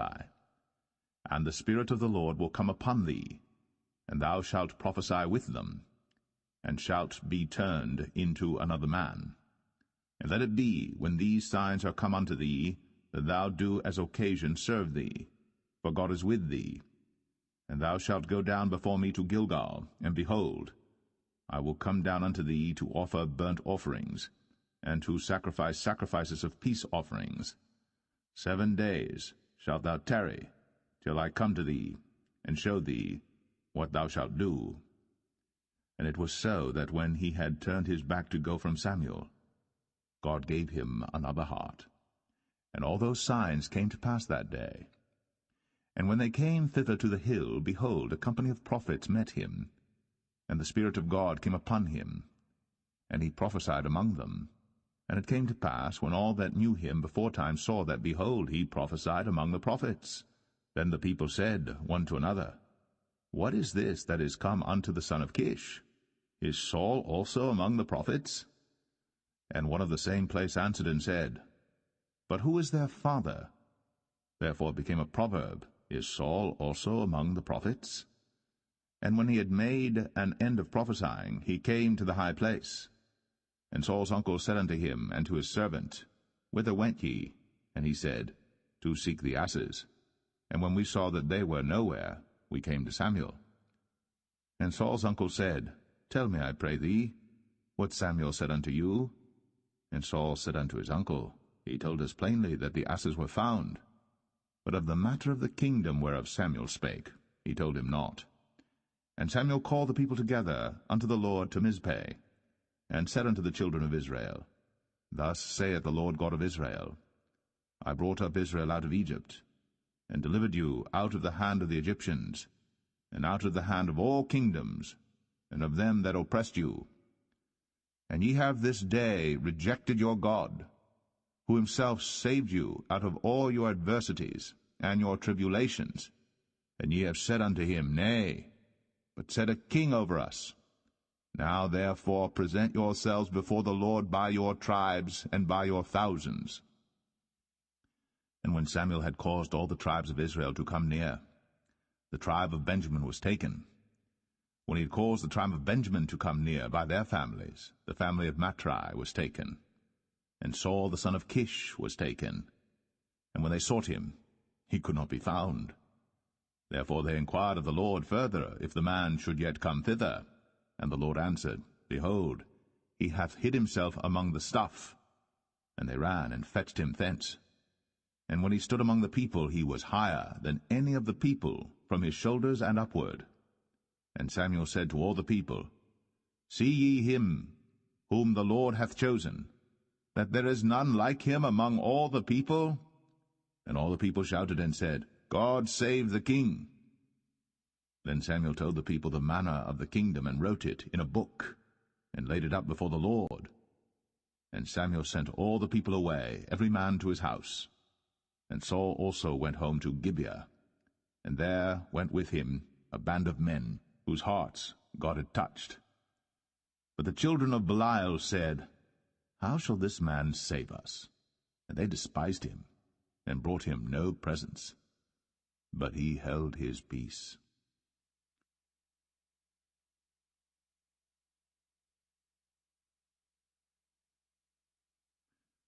1 Samuel 11. Then Nahash the Ammonite came up, and encamped against Jabesh-Gilead. And all the men of Jabesh said unto Nahash, Make a covenant with us, and we will serve thee. And Nahash the Ammonite answered them, On this condition will I make a covenant with you, that I may thrust out all your right eyes, and lay it for a reproach upon all Israel. And the elders of Jabesh said unto him, Give us 7 days' respite, that we may send messengers unto all the coasts of Israel. And then, if there be no man to save us, we will come out to thee. Then came the messengers to Gibeah of Saul, and told the tidings in the ears of the people. And all the people lifted up their voices and wept. And behold, Saul came after the herd out of the field. And Saul said, What aileth the people that they weep? And they told him the tidings of the men of Jabesh. And the Spirit of God came upon Saul when he heard those tidings, and his anger was kindled greatly. And he took a yoke of oxen, and hewed them in pieces, and sent them throughout all the coasts of Israel by the hands of messengers, saying, Whosoever cometh not forth after Saul and after Samuel, so shall it be done unto his oxen. And the fear of the Lord fell on the people, and they came out with one consent. And when he numbered them in Bezek, the children of Israel were 300,000, and the men of Judah 30,000. And they said unto the messengers that came, Thus shall ye say unto the men of Jabesh Gilead, Tomorrow by that time the sun be hot, ye shall have help. And the messengers came and showed it to the men of Jabesh, and they were glad. Therefore the men of Jabesh said, Tomorrow we will come out unto you, and ye shall do with us all that seemeth good unto you. And it was so in the morrow, that Saul put the people in 3 companies, and they came into the midst of the host in the morning watch, and slew the Ammonites until the heat of the day. And it came to pass, that they which remained were scattered, so that 2 of them were not left together. And the people said unto Samuel, Who is he that said, Shall Saul reign over us? Bring the men, that we may put them to death. And Saul said, There shall not a man be put to death this day, for today the Lord hath wrought salvation in Israel. Then said Samuel to the people, Come, and let us go to Gilgal, and renew the kingdom there. And all the people went to Gilgal, and there they made Saul king before the Lord in Gilgal, and there they sacrificed sacrifices of peace offerings before the Lord.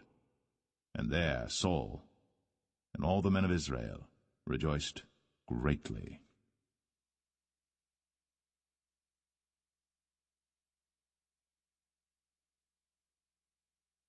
1 Samuel 12. And Samuel said unto all Israel, Behold, I have hearkened unto your voice in all that ye said unto me, and have made a king over you. And now, behold, the king walketh before you, and I am old and grey-headed, and behold, my sons are with you. And I have walked before you from my childhood unto this day. Behold, here I am.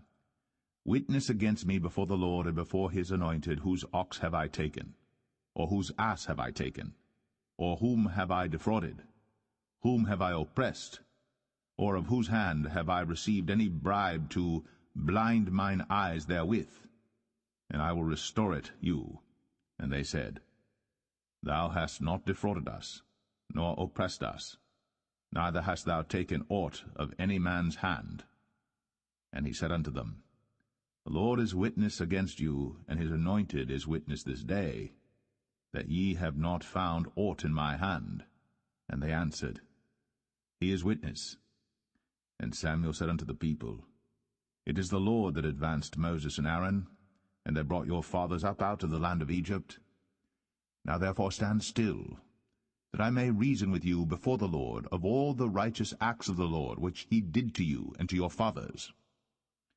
When Jacob was come into Egypt, and your fathers cried unto the Lord, then the Lord sent Moses and Aaron, which brought forth your fathers out of Egypt, and made them dwell in this place.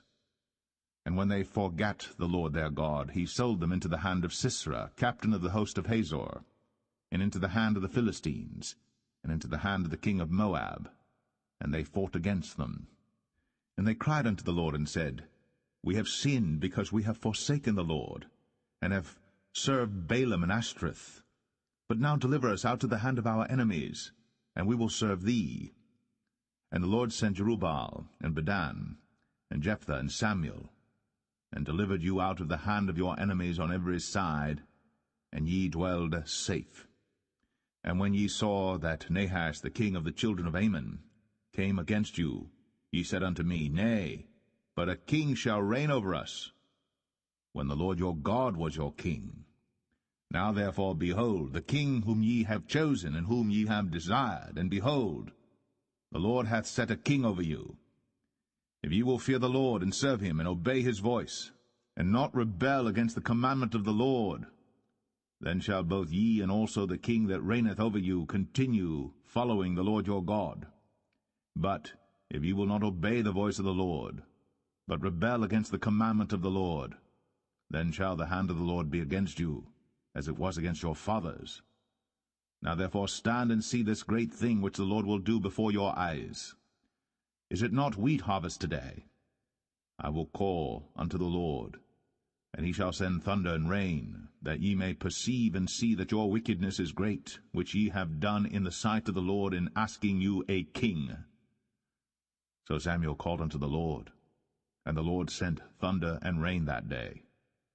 And all the people greatly feared the Lord and Samuel. And all the people said unto Samuel, Pray for thy servants unto the Lord thy God, that we die not. For we have added unto all our sins this evil, to ask us a king. And Samuel said unto the people, Fear not, ye have done all this wickedness. Yet turn not aside from following the Lord, but serve the Lord with all your heart. And turn ye not aside, for then should ye go after vain things which cannot profit nor deliver, for they are vain. For the Lord will not forsake his people for his great name's sake, because it hath pleased the Lord to make you his people. Moreover, as for me, God forbid that I should sin against the Lord in ceasing to pray for you. But I will teach you the good and the right way. Only fear the Lord, and serve him in truth with all your heart. For consider how great things he hath done for you. But if ye shall still do wickedly, ye shall be consumed, both ye and your king.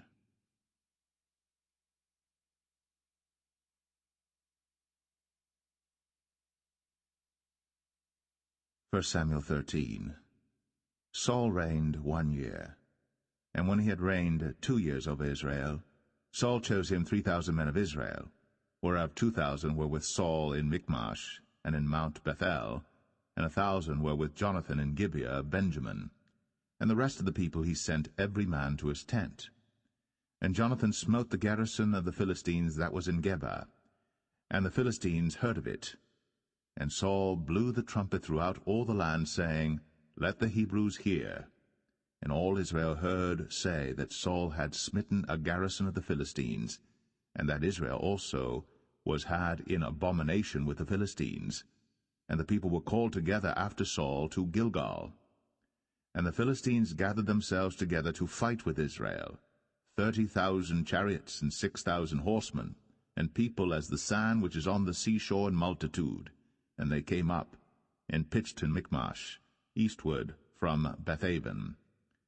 When the men of Israel saw that they were in a strait, for the people were distressed, then the people did hide themselves in caves, and in thickets, and in rocks, and in high places, and in pits.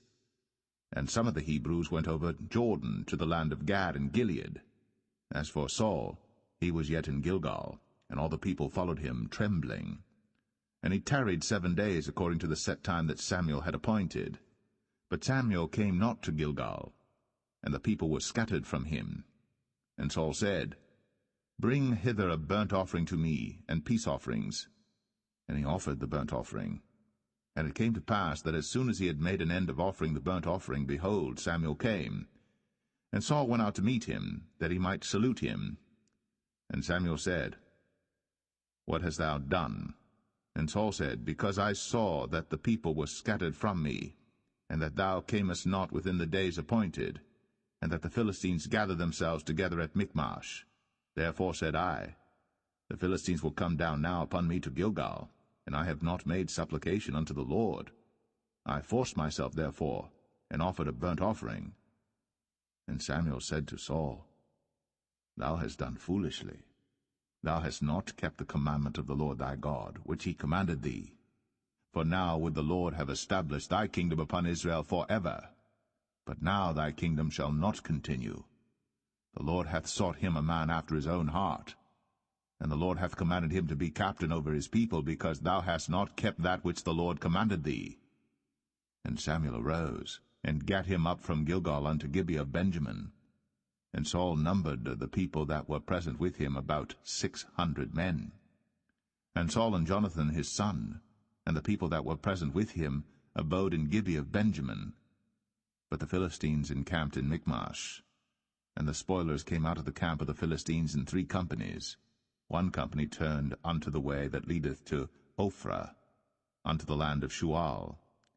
And another company turned the way to Bethhoron. And another company turned to the way of the border that looketh to the valley of Zeboim, toward the wilderness. Now there was no smith found throughout all the land of Israel. For the Philistines said, Lest the Hebrews make them swords or spears.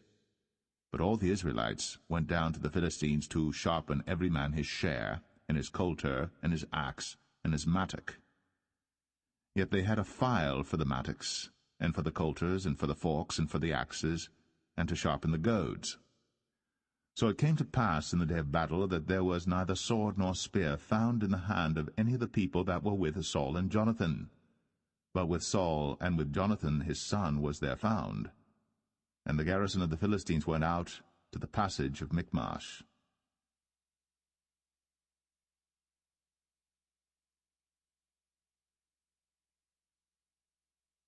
1 Samuel 14. Now it came to pass upon a day that Jonathan the son of Saul said unto the young man that bare his armor, Come, and let us go over to the Philistines' garrison that is on the other side. But he told not his father. And Saul tarried in the uttermost part of Gibeah, under a pomegranate tree which is in Migron. And the people that were with him were about 600 men. And Ahiah, the son of Ahitub, Ichabod's brother, the son of Phinehas, the son of Eli, the Lord's priest in Shiloh, wearing an ephod. And the people knew not that Jonathan was gone. And between the passages, by which Jonathan sought to go over unto the Philistines' garrison, there was a sharp rock on the one side, and a sharp rock on the other side. And the name of the one was Bozez, and the name of the other Sinai. The forefront of the one was situate northward over against Michmash, and the other southward over against Gibeah. And Jonathan said to the young men that bare his armor, Come, and let us go over unto the garrison of these uncircumcised. It may be that the Lord will work for us, for there is no restraint to the Lord to save by many or by few. And his armor-bearer said unto him, Do all that is in thine heart, turn thee, behold, I am with thee according to thy heart. Then said Jonathan, Behold, we will pass over unto these men, and we will discover ourselves unto them. If they say thus unto us, Tarry until we come to you, then we will stand still in our place, and will not go up unto them. But if they say thus, Come up unto us, then we will go up, for the Lord hath delivered them into our hand, and this shall be a sign unto us. And both of them discovered themselves unto the garrison of the Philistines. And the Philistines said, Behold, the Hebrews come forth out of the holes where they had hid themselves. And the men of the garrison answered Jonathan and his armor-bearer, and said, Come up to us, and we will show you a thing. And Jonathan said unto his armor-bearer, Come up after me, for the Lord hath delivered them into the hand of Israel. And Jonathan climbed up upon his hands and upon his feet, and his armor-bearer after him, and they fell before Jonathan, and his armor-bearer slew after him. And that first slaughter which Jonathan and his armor-bearer made was about 20 men, within as it were an half acre of land, which a yoke of oxen might plough. And there was trembling in the host, in the field, and among all the people. The garrison and the spoilers, they also trembled, and the earth quaked. So it was a very great trembling. And the watchmen of Saul and Gibeah of Benjamin looked, and behold, the multitude melted away, and they went on beating down one another. Then said Saul unto the people that were with him, Number now, and see who is gone from us. And when they had numbered, behold, Jonathan and his armor-bearer were not there. And Saul said unto Ahiah, Bring hither the ark of God. For the ark of God was at that time with the children of Israel. And it came to pass, while Saul talked unto the priest, that the noise that was in the host of the Philistines went on and increased. And Saul said unto the priest, Withdraw thine hand. And Saul and all the people that were with him assembled themselves. And they came to the battle. And behold, every man's sword was against his fellow, and there was a very great discomfiture. Moreover, the Hebrews that were with the Philistines before that time, which went up with them into the camp from the country round about, even they also turned to be with the Israelites that were with Saul and Jonathan. Likewise all the men of Israel, which had hid themselves in Mount Ephraim, when they heard that the Philistines fled, even they also followed hard after them in the battle. So the Lord saved Israel that day. And the battle passed over unto Bethaven. And the men of Israel were distressed that day. For Saul had adjured the people, saying, Cursed be the man that eateth any food until evening, that I may be avenged on mine enemies. So none of the people tasted any food. And all they of the land came to a wood, and there was honey upon the ground. And when the people were come into the wood, behold, the honey dropped. but no man put his hand to his mouth, for the people feared the oath. But Jonathan heard not when his father charged the people with the oath, wherefore he put forth the end of the rod that was in his hand, and dipped it in an honeycomb, and put his hand to his mouth, and his eyes were enlightened. Then answered one of the people, and said, Thy father straitly charged the people with an oath, saying, Cursed be the man that eateth any food this day. And the people were faint. Then said Jonathan, My father hath troubled the land. See, I pray you, how mine eyes have been enlightened, because I tasted a little of this honey. How much more, if haply the people had eaten freely today of the spoil of their enemies which they found? For had there not been now a much greater slaughter among the Philistines? And they smote the Philistines that day, from Michmash to Ailon, and the people were very faint. And the people flew upon the spoil, and took sheep and oxen and calves, and slew them on the ground. And the people did eat them with the blood. Then they told Saul, saying, Behold, the people sin against the Lord, in that they eat with the blood. And he said, Ye have transgressed. Roll a great stone unto me this day. And Saul said, Disperse yourselves among the people, and say unto them, Bring me hither every man his ox, and every man his sheep, and slay them here, and eat, and sin not against the Lord in eating with the blood. And all the people brought every man his ox with him that night, and slew them there. And Saul built an altar unto the Lord.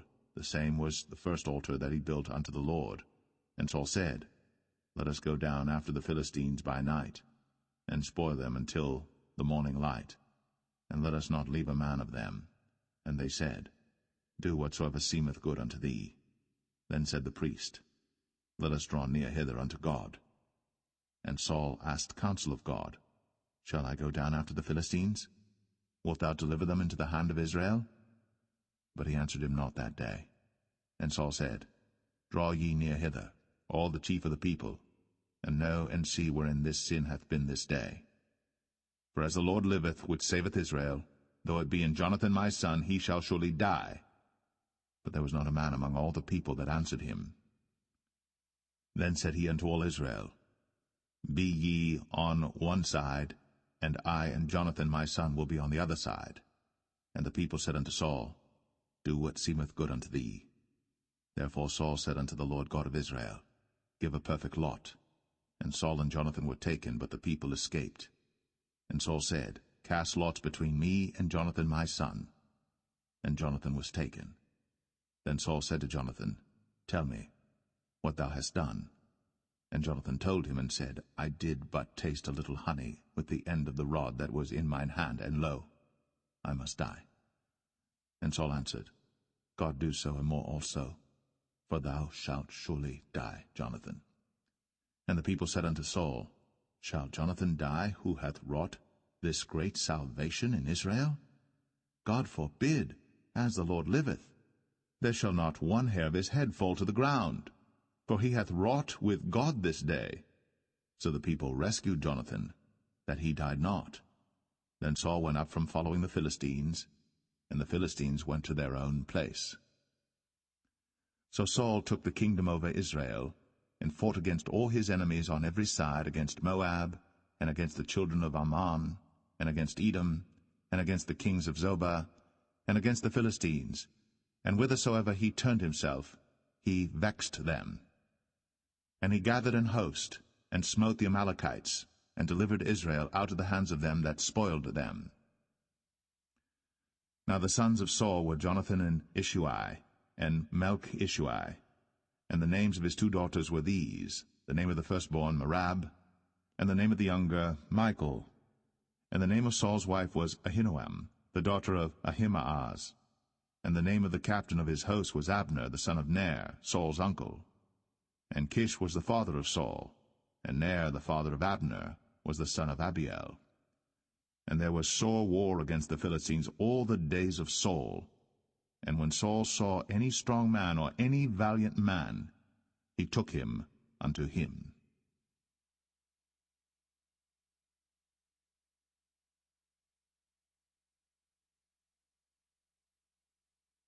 1 Samuel 15. Samuel also said unto Saul, The Lord sent me to anoint thee to be king over his people, over Israel. Now therefore hearken thou unto the voice of the words of the Lord. Thus saith the Lord of hosts, I remember that which Amalek did to Israel, how he laid wait for him in the way when he came up from Egypt. Now go, and smite Amalek, and utterly destroy all that they have, and spare them not, but slay both man and woman, infant and suckling, ox and sheep, camel and ass. And Saul gathered the people together, and numbered them in Telaim 200,000 footmen, and 10,000 men of Judah. And Saul came to a city of Amalek, and laid wait in the valley. And Saul said unto the Kenites, Go, depart, get you down from among the Amalekites, lest I destroy you with them. For ye showed kindness to all the children of Israel when they came up out of Egypt. So the Kenites departed from among the Amalekites. And Saul smote the Amalekites from Havilah until thou comest to Shur, that is over against Egypt. And he took Agag, the king of the Amalekites, alive, and utterly destroyed all the people with the edge of the sword. But Saul and the people spared Agag, and the best of the sheep, and of the oxen, and of the fatlings, and the lambs, and all that was good, and would not utterly destroy them. But everything that was vile and refuse, that they destroyed utterly. Then came the word of the Lord unto Samuel, saying, It repenteth me that I have set up Saul to be king, for he is turned back from following me, and hath not performed my commandments. And it grieved Samuel, and he cried unto the Lord all night. And when Samuel rose early to meet Saul in the morning, it was told Samuel, saying, Saul came to Carmel, and behold, he set him up a place, and is gone about, and passed on, and gone down to Gilgal. And Samuel came to Saul, and Saul said unto him, Blessed be thou of the Lord, I have performed the commandment of the Lord. And Samuel said, What meaneth then this bleating of the sheep in mine ears, and the lowing of the oxen which I hear? And Saul said, They have brought them from the Amalekites, for the people spared the best of the sheep and of the oxen to sacrifice unto the Lord thy God, and the rest we have utterly destroyed. Then Samuel said unto Saul, Stay, and I will tell thee what the Lord hath said to me this night. And he said unto him, Say on. And Samuel said, When thou wast little in thine own sight, wast thou not made the head of the tribes of Israel? And the Lord anointed thee king over Israel? And the Lord sent thee on a journey, and said, Go, and utterly destroy the sinners, the Amalekites, and fight against them until they be consumed. Wherefore then didst thou not obey the voice of the Lord, but didst fly upon the spoil, and didst evil in the sight of the Lord? And Saul said unto Samuel, Yea, I have obeyed the voice of the Lord, and have gone the way which the Lord sent me, and have brought Agag, the king of Amalek, and have utterly destroyed the Amalekites. But the people took of the spoil sheep and oxen, the chief of the things which should have been utterly destroyed, to sacrifice unto the Lord thy God in Gilgal. And Samuel said, Hath the Lord as great delight in burnt offerings and sacrifices as in obeying the voice of the Lord? Behold, to obey is better than sacrifice, and to hearken than the fat of rams. For rebellion is as the sin of witchcraft, and stubbornness is as iniquity and idolatry. Because thou hast rejected the word of the Lord, he hath also rejected thee from being king. And Saul said unto Samuel, I have sinned, for I have transgressed the commandment of the Lord, and thy words, because I feared the people, and obeyed their voice. Now therefore, I pray thee, pardon my sin, and turn again with me, that I may worship the Lord. And Samuel said unto Saul, I will not return with thee, for thou hast rejected the word of the Lord, and the Lord hath rejected thee from being king over Israel. And as Samuel turned about to go away, he laid hold upon the skirt of his mantle, and it rent. And Samuel said unto him, The Lord hath rent the kingdom of Israel from thee this day, and hath given it to a neighbor of thine, that is better than thou. And also the strength of Israel will not lie nor repent, for he is not a man that he should repent. Then he said, I have sinned. Yet honor me now, I pray thee, before the elders of my people, and before Israel, and turn again with me, that I may worship the Lord thy God.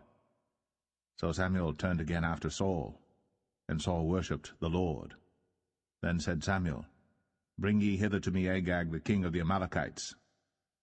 And Agag came unto him delicately. And Agag said, Surely the bitterness of death is past.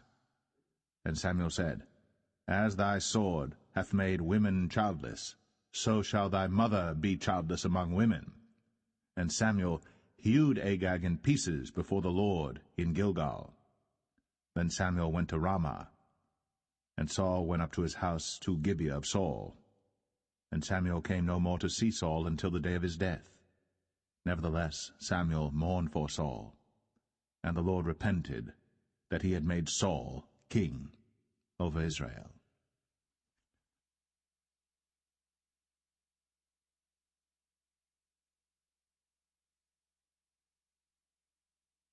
1 Samuel 16.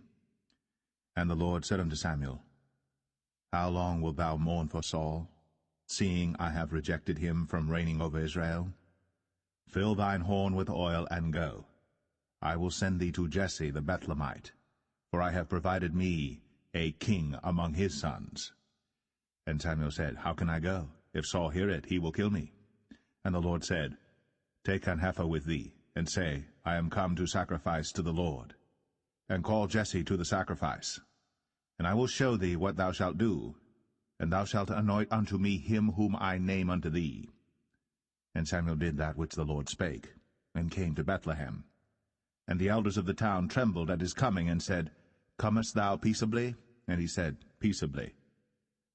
I am come to sacrifice unto the Lord. Sanctify yourselves, and come with me to the sacrifice.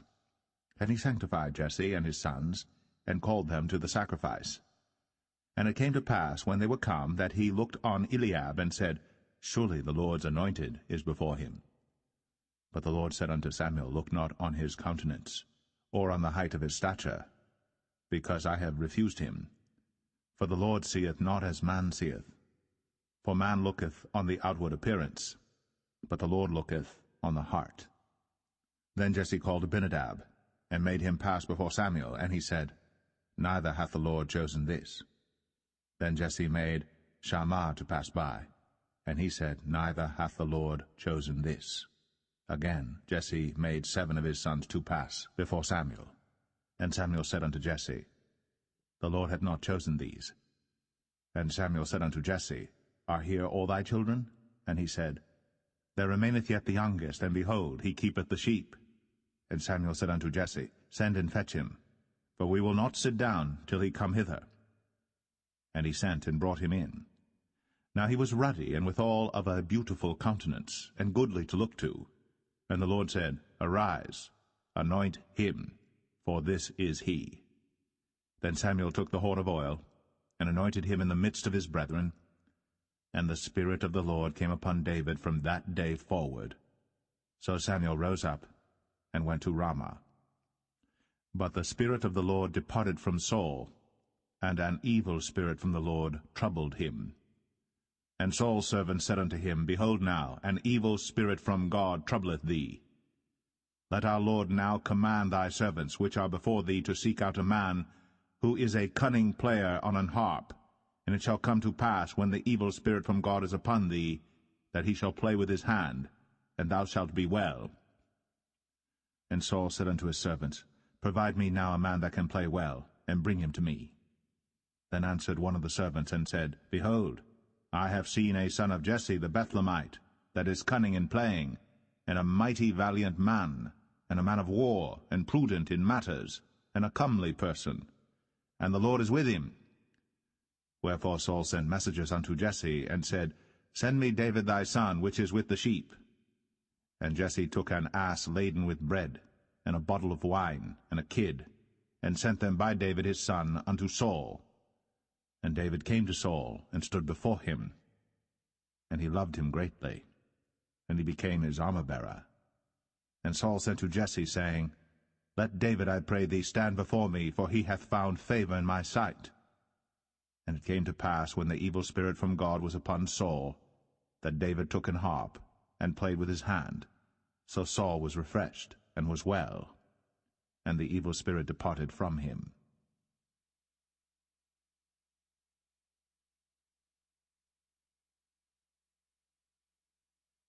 1 Samuel 17. Now the Philistines gathered together their armies to battle, and were gathered together at Shochoh, which belongeth to Judah, and pitched between Shochoh and Azekah in Ephes-dammim. And Saul and the men of Israel were gathered together and pitched by the valley of Elah, and set the battle in array against the Philistines. And the Philistines stood on a mountain on the one side, and Israel stood on a mountain on the other side, and there was a valley between them. And there went out a champion out of the camp of the Philistines, named Goliath of Gath, whose height was 6 cubits and a span. And he had an helmet of brass upon his head, and he was armed with a coat of mail, and the weight of the coat was 5,000 shekels of brass. And he had greaves of brass upon his legs, and a target of brass between his shoulders. And the staff of his spear was like a weaver's beam, and his spear's head weighed 600 shekels of iron, and one bearing a shield went before him. And he stood and cried unto the armies of Israel, and said unto them, Why are ye come out to set your battle in array? Am not I a Philistine, and ye servants to Saul? Choose you a man for you, and let him come down to me. If he be able to fight with me and to kill me, then will we be your servants. But if I prevail against him, and kill him, then shall ye be our servants, and serve us. And the Philistine said, I defy the armies of Israel this day. Give me a man, that we may fight together. When Saul and all Israel heard those words of the Philistine, they were dismayed, and greatly afraid. Now David was the son of that Ephrathite of Bethlehem, Judah, whose name was Jesse, and he had 8 sons. And the man went among men for an old man in the days of Saul. And the 3 eldest sons of Jesse went and followed Saul to the battle. And the names of his 3 sons that went to the battle were Eliab the firstborn, and next unto him Abinadab, and the third Shammah. And David was the youngest, and the 3 eldest followed Saul. But David went and returned from Saul to feed his father's sheep at Bethlehem. And the Philistine drew near morning and evening, and presented himself 40 days. And Jesse said unto David his son, Take now for thy brethren an ephah of this parched corn, and these 10 loaves, and run to the camp to thy brethren. And carry these 10 cheeses unto the captain of their 1,000, and look how thy brethren fare, and take their pledge. Now Saul and they, and all the men of Israel, were in the valley of Elah, fighting with the Philistines. And David rose up early in the morning, and left the sheep with a keeper, and took and went, as Jesse had commanded him. And he came to the trench, as the host was going forth to the fight, and shouted for the battle. For Israel and the Philistines had put the battle in array, army against army. And David left his carriage in the hand of the keeper of the carriage, and ran into the army, and came and saluted his brethren. And as he talked with them, behold, there came up the champion, the Philistine of Gath, Goliath by name, out of the armies of the Philistines, and spake according to the same words, and David heard them. And all the men of Israel, when they saw the man, fled from him, and were sore afraid. And the men of Israel said, Have ye seen this man that is come up? Surely to defy Israel is he come up. And it shall be that the man who killeth him, the king will enrich him with great riches, and will give him his daughter, and make his father's house free in Israel. And David spake to the men that stood by him, saying, What shall be done to the man that killeth this Philistine, and taketh away the reproach from Israel? For who is this uncircumcised Philistine, that he should defy the armies of the living God? And the people answered him after this manner, saying, So shall it be done to the man that killeth him. And Eliab, his eldest brother, heard when he spake unto the men. And Eliab's anger was kindled against David, and he said, Why camest thou down hither? And with whom hast thou left those few sheep in the wilderness? I know thy pride, and the naughtiness of thine heart, for thou art come down that thou mightest see the battle. And David said, What have I now done? Is there not a cause? And he turned from him toward another, and spake after the same manner. And the people answered him again after the former manner. And when the words were heard which David spake, they rehearsed them before Saul. And he sent for him. And David said to Saul, let no man's heart fail because of him. Thy servant will go and fight with this Philistine. And Saul said to David, Thou art not able to go against this Philistine to fight with him, for thou art but a youth, and he a man of war from his youth. And David said unto Saul, Thy servant kept his father's sheep, and there came a lion and a bear, and took a lamb out of the flock. And I went out after him, and smote him, and delivered it out of his mouth. And when he arose against me, I caught him by his beard, and smote him, and slew him. Thy servant slew both the lion and the bear, and this uncircumcised Philistine shall be as one of them, seeing he hath defied the armies of the living God. David said, moreover, The Lord that delivered me out of the paw of the lion, and out of the paw of the bear, he will deliver me out of the hand of this Philistine. And Saul said unto David, Go, and the Lord be with thee. And Saul armed David with his armor, and he put an helmet of brass upon his head. Also he armed him with a coat of mail. And David girded his sword upon his armor, and he essayed to go, for he had not proved it. And David said unto Saul, I cannot go with these, for I have not proved them. And David put them off him. And he took his staff in his hand, and chose him 5 smooth stones out of the brook, and put them in a shepherd's bag which he had, even in a scrip, and his sling was in his hand. And he drew near to the Philistine. And the Philistine came on and drew near unto David, and the man that bare the shield went before him. And when the Philistine looked about and saw David, he disdained him, for he was but a youth, and ruddy, and of a fair countenance. And the Philistine said unto David, Am I a dog that thou comest to me with staves? And the Philistine cursed David by his gods. And the Philistine said to David, Come to me, and I will give thy flesh unto the fowls of the air, and to the beasts of the field. Then said David to the Philistine, Thou comest to me with a sword, and with a spear, and with a shield. But I come to thee in the name of the Lord of hosts, the God of the armies of Israel, whom thou hast defied. This day will the Lord deliver thee into mine hand, and I will smite thee, and take thine head from thee. And I will give the carcasses of the host of the Philistines this day unto the fowls of the air, and to the wild beasts of the earth, that all the earth may know that there is a God in Israel. And all this assembly shall know that the Lord saveth not with sword and spear, for the battle is the Lord's, and he will give you into our hands. And it came to pass, when the Philistine arose, and came and drew nigh to meet David, that David hasted, and ran toward the army to meet the Philistine. And David put his hand in his bag, and took thence a stone, and slang it, and smote the Philistine in his forehead, that the stone sunk into his forehead, and he fell upon his face to the earth. So David prevailed over the Philistine with a sling and with a stone, and smote the Philistine, and slew him. But there was no sword in the hand of David. Therefore David ran, and stood upon the Philistine, and took his sword, and drew it out of the sheath thereof, and slew him, and cut off his head therewith. And when the Philistines saw their champion was dead, they fled. And the men of Israel and of Judah arose, and shouted, and pursued the Philistines until thou come to the valley, and to the gates of Ekron. And the wounded of the Philistines fell down by the way to Sharaim, even unto Gath and unto Ekron. And the children of Israel returned from chasing after the Philistines, and they spoiled their tents.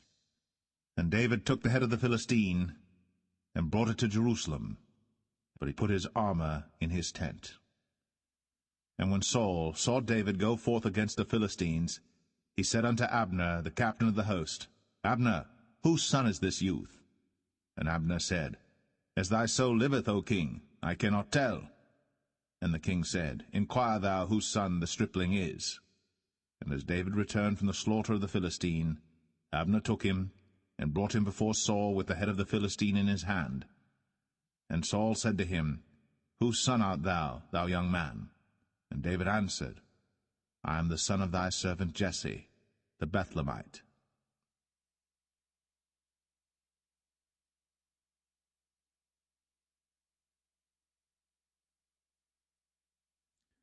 1 Samuel 18.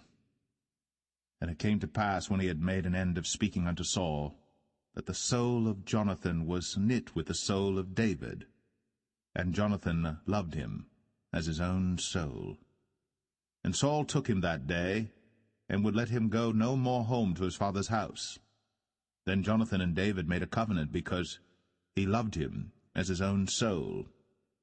And Jonathan stripped himself of the robe that was upon him, and gave it to David, and his garments, even to his sword, and to his bow, and to his girdle.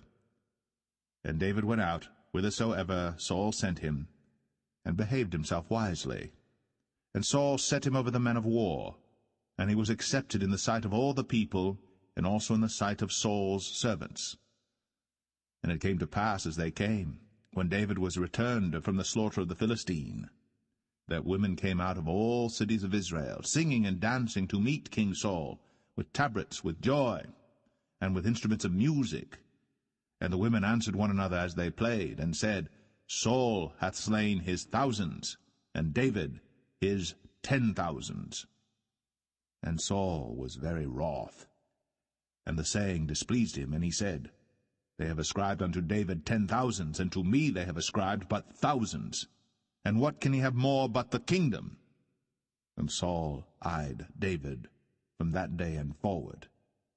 And it came to pass on the morrow that the evil spirit from God came upon Saul, and he prophesied in the midst of the house. And David played with his hand, as at other times. And there was a javelin in Saul's hand. And Saul cast the javelin, for he said, I will smite David even to the wall with it. And David avoided out of his presence twice. And Saul was afraid of David, because the Lord was with him, and was departed from Saul. Therefore Saul removed him from him, and made him his captain over 1,000. And he went out and came in before the people. And David behaved himself wisely in all his ways, and the Lord was with him. Wherefore when Saul saw that he behaved himself very wisely, he was afraid of him. But all Israel and Judah loved David, because he went out and came in before them. And Saul said to David, Behold my elder daughter Merab, her will I give thee to wife. Only be thou valiant for me, and fight the Lord's battles. For Saul said, Let not mine hand be upon him, but let the hand of the Philistines be upon him. And David said unto Saul, Who am I, and what is my life, or my father's family in Israel, that I should be son-in-law to the king? But it came to pass at the time when Merab, Saul's daughter, should have been given to David, that she was given unto Adriel, the Maholathite, to wife. And Michal, Saul's daughter, loved David. And they told Saul, and the thing pleased him. And Saul said, I will give him her, that she may be a snare to him, and that the hand of the Philistines may be against him. Wherefore Saul said to David, Thou shalt this day be my son-in-law in the one of the twain. And Saul commanded his servants, saying, Commune with David secretly, and say, Behold, the king hath delight in thee, and all his servants love thee. Now therefore be the king's son-in-law. And Saul's servants spake those words in the ears of David. And David said, Seemeth it to you a light thing to be a king's son-in-law, seeing that I am a poor man, and lightly esteemed? And the servants of Saul told him, saying, On this manner spake David. And Saul said, Thus shall ye say to David, The king desireth not any dowry, but 100 foreskins of the Philistines, to be avenged of the king's enemies. But Saul thought to make David fall by the hand of the Philistines. And when his servants told David these words, it pleased David well to be the king's son-in-law, and the days were not expired. Wherefore David arose, and went, he and his men, and slew of the Philistines 200 men. And David brought their foreskins, and they gave them in full tale to the king, that he might be the king's son-in-law. And Saul gave him Michal his daughter to wife. And Saul saw and knew that the Lord was with David, and that Michal, Saul's daughter, loved him. And Saul was yet the more afraid of David, and Saul became David's enemy continually. Then the princes of the Philistines went forth, And it came to pass, after they went forth, that David behaved himself more wisely than all the servants of Saul, so that his name was much set by.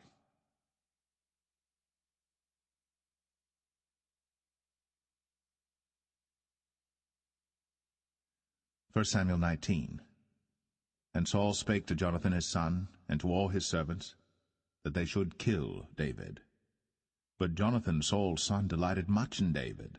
And Jonathan told David, saying, Saul my father seeketh to kill thee. Now therefore, I pray thee, take heed to thyself until the morning, and abide in a secret place, and hide thyself. And I will go out and stand beside my father in the field where thou art. And I will commune with my father of thee, and what I see, that I will tell thee.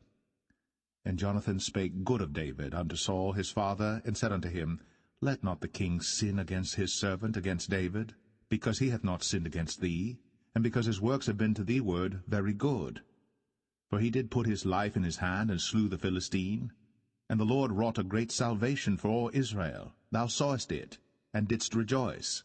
Wherefore then wilt thou sin against innocent blood, to slay David without a cause? And Saul hearkened unto the voice of Jonathan. And Saul sware, As the Lord liveth, he shall not be slain. And Jonathan called David. And Jonathan showed him all those things.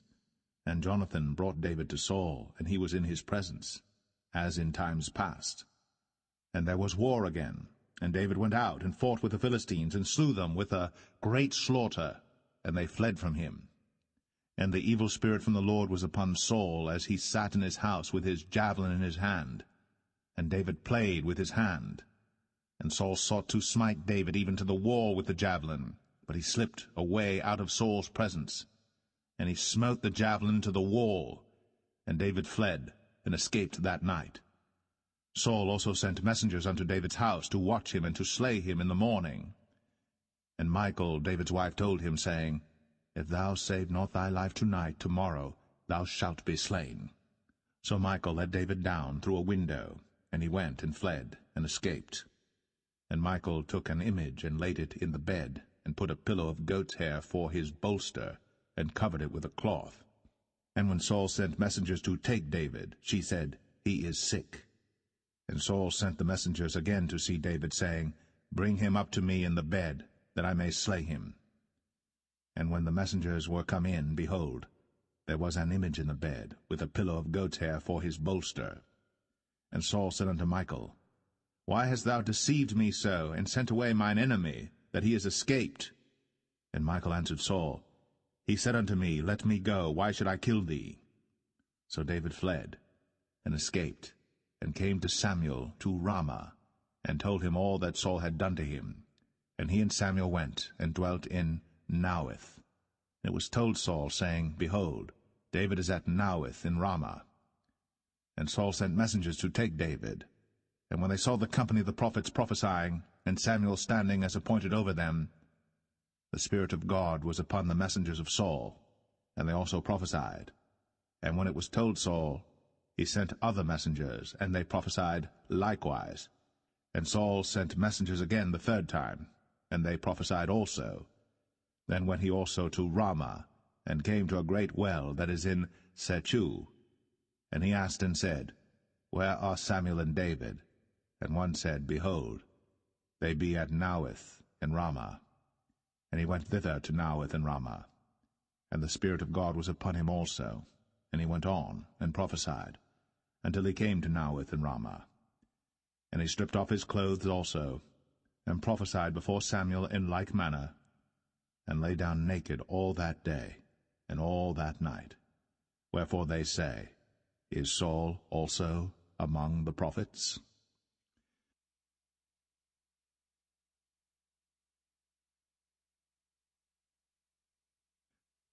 First Samuel 20. And David fled from Naueth in Ramah, and came and said before Jonathan, What have I done? What is mine iniquity? And what is my sin before thy father, that he seeketh my life? And he said unto him, God forbid, thou shalt not die. Behold, my father will do nothing either great or small, but that he will show it me. And why should my father hide this thing from me? It is not so. And David sware moreover, and said, Thy father certainly knoweth that I have found grace in thine eyes. And he saith, Let not Jonathan know this, lest he be grieved. But truly as the Lord liveth, and as thy soul liveth, there is but a step between me and death. Then said Jonathan unto David, Whatsoever thy soul desireth, I will even do it for thee. And David said unto Jonathan, Behold, tomorrow is the new moon, and I should not fail to sit with the king at meat, but let me go, that I may hide myself in the field unto the 3rd day at even. If thy father-in-law miss me, then say, David earnestly asked leave of me that he might run to Bethlehem his city, for there is a yearly sacrifice there for all the family. If he say thus, it is well, thy servant shall have peace. But if he be very wroth, then be sure that evil is determined by him. Therefore thou shalt deal kindly with thy servant, for thou hast brought thy servant into a covenant of the Lord with thee. Notwithstanding, if there be in me iniquity, slay me thyself. For why shouldest thou bring me to thy father? And Jonathan said, Far be it from thee, for if I knew certainly that evil were determined by my father to come upon thee, then would not I tell it thee? Then said David to Jonathan, Who shall tell me? Or what if thy father answer thee roughly? And Jonathan said unto David, Come, and let us go out into the field. And they went out, both of them, into the field. And Jonathan said unto David, O Lord God of Israel, when I have sounded my father about tomorrow any time, or the 3rd day, and behold, if there be good toward David, and I then send not unto thee, and show it thee, the Lord do so, and much more to Jonathan. But if it please my father to do thee evil, then I will show it thee, and send thee away, that thou mayest go in peace, and the Lord be with thee, as he hath been with my father. And thou shalt not only while yet I live show me the kindness of the Lord, that I die not, but also thou shalt not cut off thy kindness from my house for ever, no, not when the Lord hath cut off the enemies of David every one from the face of the earth. So Jonathan made a covenant with the house of David, saying, Let the Lord even require it at the hand of David's enemies. And Jonathan caused David to swear again, because he loved him, for he loved him as he loved his own soul. Then Jonathan said to David, Tomorrow is the new moon, and thou shalt be missed, because thy seat will be empty. And when thou hast stayed 3 days, then thou shalt go down quickly, and come to the place where thou didst hide thyself when the business was in hand, and shalt remain by the stone Ezel. And I will shoot 3 arrows on the side thereof, as though I shot at a mark, and behold, I will send a lad, saying, Go, find out the arrows. If I expressly say unto the lad, Behold, the arrows are on this side of thee, take them, then come thou. For there is peace to thee, and no hurt, as the Lord liveth. But if I say thus unto the young man, Behold, the arrows are beyond thee, go thy way, for the Lord hath sent thee away. And as touching the matter which thou and I have spoken of, behold, the Lord be between thee and me forever. So David hid himself in the field. And when the new moon was come, the king sat him down to eat meat. And the king sat upon his seat as at other times, even upon a seat by the wall. And Jonathan arose, and Abner sat by Saul's side, and David's place was empty. Nevertheless Saul spake not anything that day, for he thought, Something hath befallen him. He is not clean. Surely he is not clean. And it came to pass on the morrow, which was the 2nd day of the month, that David's place was empty. And Saul said unto Jonathan his son, Wherefore cometh not the son of Jesse to meat, neither yesterday nor today? And Jonathan answered Saul, David earnestly asked leave of me to go to Bethlehem.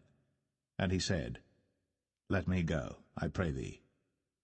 For our family hath a sacrifice in the city, and my brother, he hath commanded me to be there. And now, if I have found favor in thine eyes, let me get away, I pray thee, and see my brethren.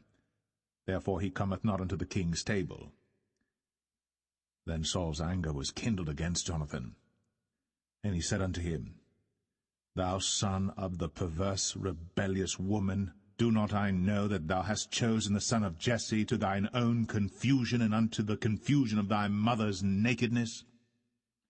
For as long as the son of Jesse liveth upon the ground, thou shalt not be established, nor thy kingdom. Wherefore, now send and fetch him unto me, for he shall surely die. And Jonathan answered Saul his father, and said unto him, Wherefore shall he be slain? What hath he done? And Saul cast a javelin at him to smite him, whereby Jonathan knew that it was determined of his father to slay David. So Jonathan arose from the table in fierce anger, and did eat no meat the 2nd day of the month, for he was grieved for David, because his father had done him shame. And it came to pass in the morning that Jonathan went out into the field at the time appointed with David, and a little lad with him. And he said unto his lad, Run, find out now the arrows which I shoot. And as the lad ran, he shot an arrow beyond him. And when the lad was come to the place of the arrow which Jonathan had shot, Jonathan cried after the lad, and said, Is not the arrow beyond thee? And Jonathan cried after the lad, Make speed, haste, stay not. And Jonathan's lad gathered up the arrows, and came to his master. But the lad knew not anything, only Jonathan and David knew the matter. And Jonathan gave his artillery unto his lad, and said unto him, Go, carry them to the city. And as soon as the lad was gone, David arose out of a place toward the south, and fell on his face to the ground, and bowed himself 3 times. And they kissed one another, and wept one with another, until David exceeded. And Jonathan said to David, Go in peace, forasmuch as we have sworn both of us in the name of the Lord, saying, The Lord be between me and thee, and between my seed and thy seed forever. And he arose, and departed. And Jonathan went into the city.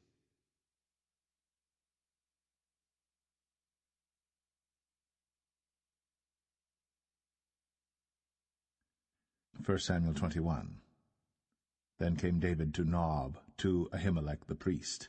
And Ahimelech was afraid at the meeting of David, and said unto him, Why art thou alone, and no man with thee? And David said unto Ahimelech the priest, The king hath commanded me a business, and hath said unto me, Let no man know anything of the business whereabout I send thee, and what I have commanded thee. And I have appointed my servants to such and such a place. Now therefore, what is under thine hand? Give me 5 loaves of bread in mine hand, or what there is present. And the priest answered David, and said, There is no common bread under mine hand, but there is hallowed bread, if the young men have kept themselves at least from women. And David answered the priest, and said unto him, Of a truth, women have been kept from us, about these 3 days, since I came out. And the vessels of the young men are holy, and the bread is in a manner common, yea, though it was sanctified this day in the vessel. So the priests gave him hallowed bread, for there was no bread there but the showbread, that was taken from before the Lord, to put hot bread in the day when it was taken away. Now a certain man of the servants of Saul was there that day, detained before the Lord, and his name was Doeg, an Edomite, the chiefest of the herdmen that belonged to Saul. And David said unto Ahimelech, And is there not here under thine hand spear or sword? For I have neither brought my sword nor my weapons with me, because the king's business required haste. And the priest said, The sword of Goliath the Philistine, whom thou slewest in the valley of Elah, behold, it is here, wrapped in a cloth behind the ephod. If thou wilt take that, take it, for there is no other save that here. And David said, There is none like that, give it me. And David arose, and fled that day for fear of Saul, and went to Achish, the king of Gath. And the servants of Achish said unto him, Is not this David the king of the land? Did they not sing one to another of him in dances, saying, Saul hath slain his thousands, and David his 10,000s? And David laid up these words in his heart, and was sore afraid of Achish, the king of Gath. And he changed his behavior before them, and feigned himself mad in their hands, and scrabbled on the doors of the gate. and let his spittle fall down upon his beard. Then said Achish unto his servants, Lo, ye see the man is mad. Wherefore then have ye brought him to me? Have I need of madmen, that ye have brought this fellow to play the madman in my presence? Shall this fellow come into my house?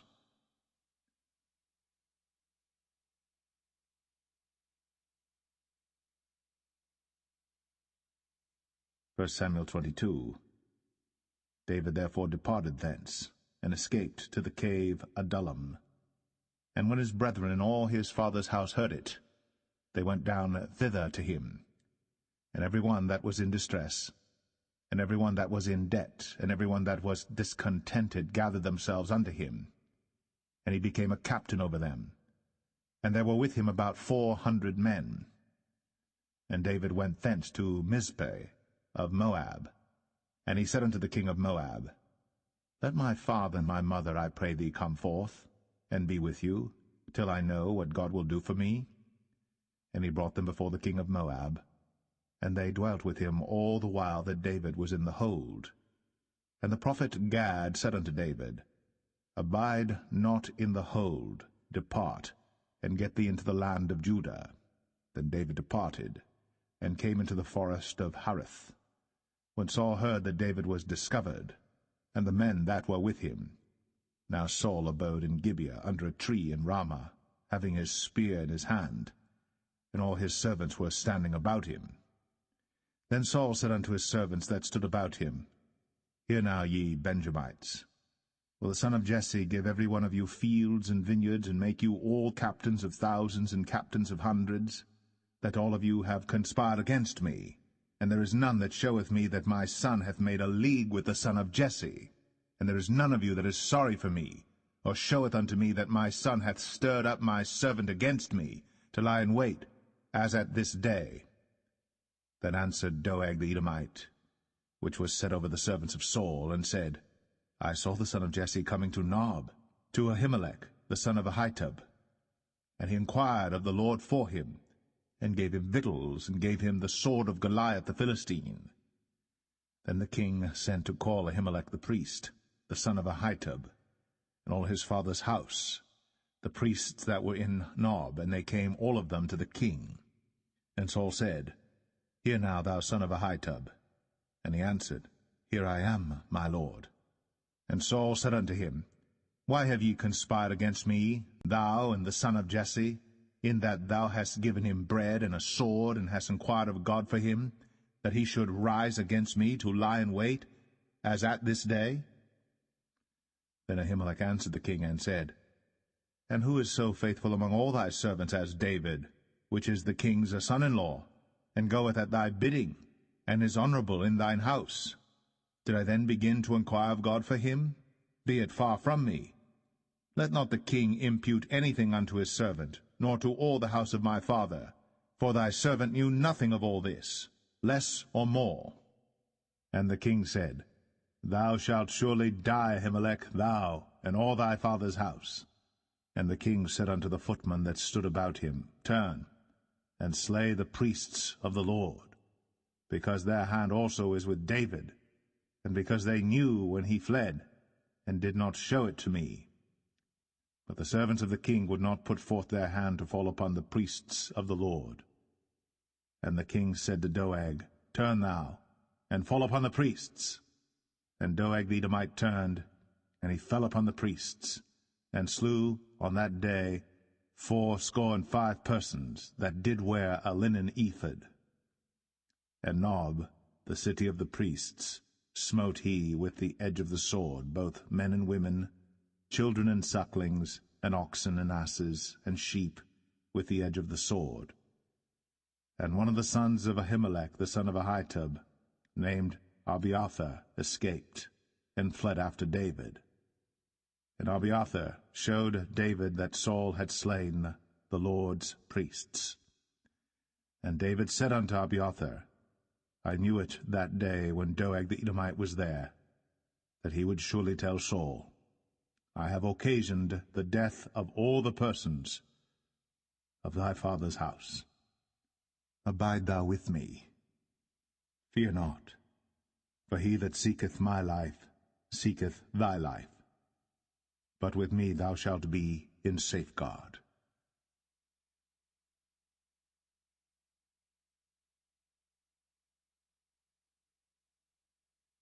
1 Samuel 23. Then they told David, saying, Behold, the Philistines fight against Keilah, and they rob the threshing floors. Therefore David inquired of the Lord, saying, Shall I go and smite these Philistines? And the Lord said unto David, Go, and smite the Philistines, and save Keilah. And David's men said unto him, Behold, we be afraid here in Judah. How much more then if we come to Keilah against the armies of the Philistines? Then David inquired of the Lord yet again. And the Lord answered him and said, Arise, go down to Keilah, for I will deliver the Philistines into thine hand.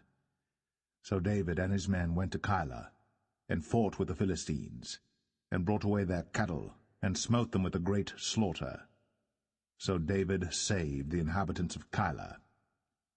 And it came to pass, when Abiathar the son of Ahimelech fled to David to Keilah, that he came down with an ephod in his hand. And it was told Saul that David was come to Keilah, and Saul said, God hath delivered him into mine hand, for he is shut in by entering into a town that hath gates and bars. And Saul called all the people together to war, to go down to Keilah, to besiege David and his men. And David knew that Saul secretly practiced mischief against him. And he said to Abiathar the priest, Bring hither the ephod. Then said David, O Lord God of Israel, Thy servant hath certainly heard that Saul seeketh to come to Keilah, to destroy the city for my sake. Will the men of Keilah deliver me up into his hand? Will Saul come down as thy servant hath heard? O Lord God of Israel, I beseech thee, tell thy servant. And the Lord said, He will come down. Then said David, Will the men of Keilah deliver me and my men into the hand of Saul? And the Lord said, They will deliver thee up. Then David and his men, which were about 600, arose, and departed out of Keilah, and went whithersoever they could go. And it was told Saul that David was escaped from Keilah, and he forbare to go forth. And David abode in the wilderness in strongholds, and remained in a mountain in the wilderness of Ziph. And Saul sought him every day, but God delivered him not into his hand. And David saw that Saul was come out to seek his life. And David was in the wilderness of Ziph in a wood. And Jonathan, Saul's son, arose, and went to David into the wood, and strengthened his hand in God. And he said unto him, Fear not, but the hand of Saul my father shall not find thee, and thou shalt be king over Israel, and I shall be next unto thee, and that also Saul my father knoweth.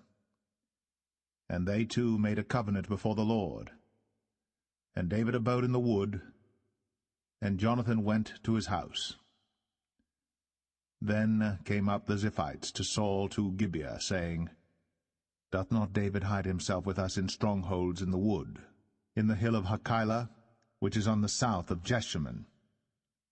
Now therefore, O king, come down according to all the desire of thy soul to come down, and our part shall be to deliver him into the king's hand. And Saul said, Blessed be ye of the Lord, for ye have compassion on me. Go, I pray you, prepare yet, and know and see his place where his haunt is. And who hath seen him there? For it is told me that he dealeth very subtly. See therefore, and take knowledge of all the lurking places where he hideth himself, and come ye again to me with the certainty, and I will go with you. And it shall come to pass, if he be in the land, that I will search him out throughout all the thousands of Judah. And they arose, and went to Ziph before Saul. But David and his men were in the wilderness of Maon, in the plain on the south of Jeshimon. Saul also and his men went to seek him. And they told David, wherefore he came down into a rock, and abode in the wilderness of Maon. And when Saul heard that, he pursued after David in the wilderness of Maon. And Saul went on this side of the mountain, and David and his men on that side of the mountain. And David made haste to get away for fear of Saul. For Saul and his men compassed David and his men round about to take them. But there came a messenger unto Saul, saying, Haste thee, and come, for the Philistines have invaded the land. Wherefore Saul returned from pursuing after David, and went against the Philistines. Therefore they called that place Selah Hammalekoth. And David went up from thence, and dwelt in strongholds at En-gedi.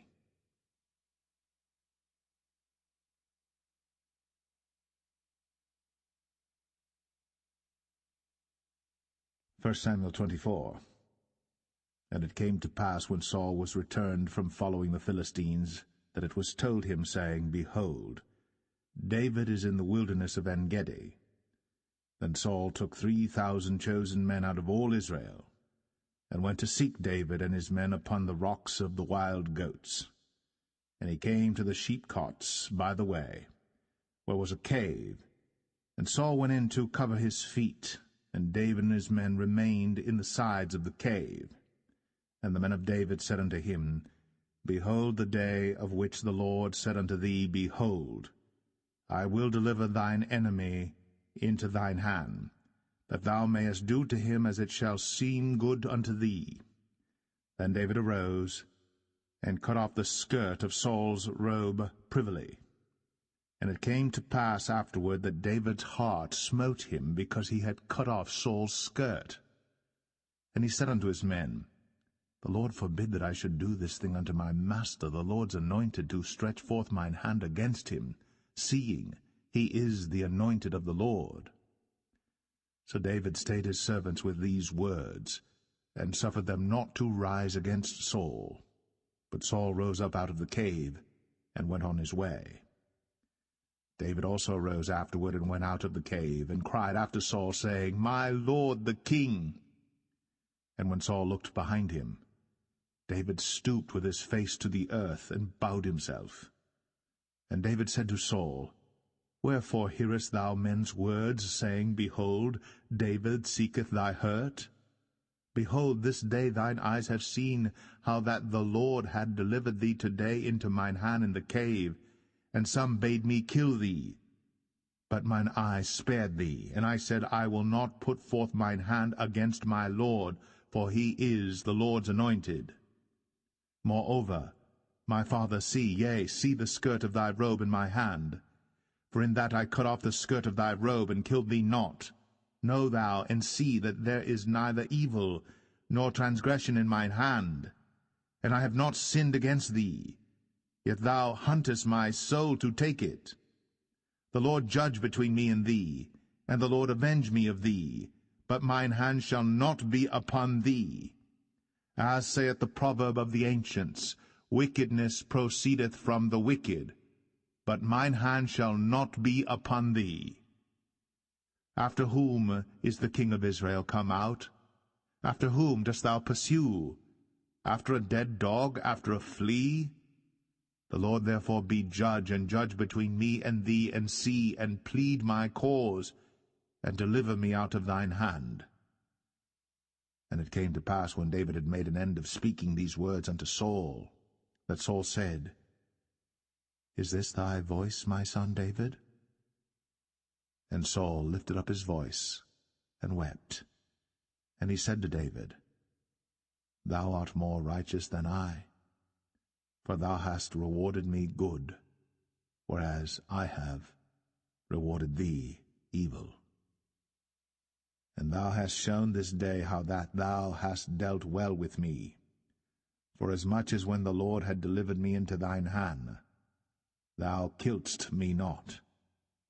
For if a man find his enemy, will he let him go well away? Wherefore the Lord reward thee good for that thou hast done unto me this day. And now behold, I know well that thou shalt surely be king, and that the kingdom of Israel shall be established in thine hand. Swear now therefore unto me by the Lord, that thou wilt not cut off my seed after me, and that thou wilt not destroy my name out of my father's house. And David sware unto Saul. And Saul went home, but David and his men gat them up unto the hold.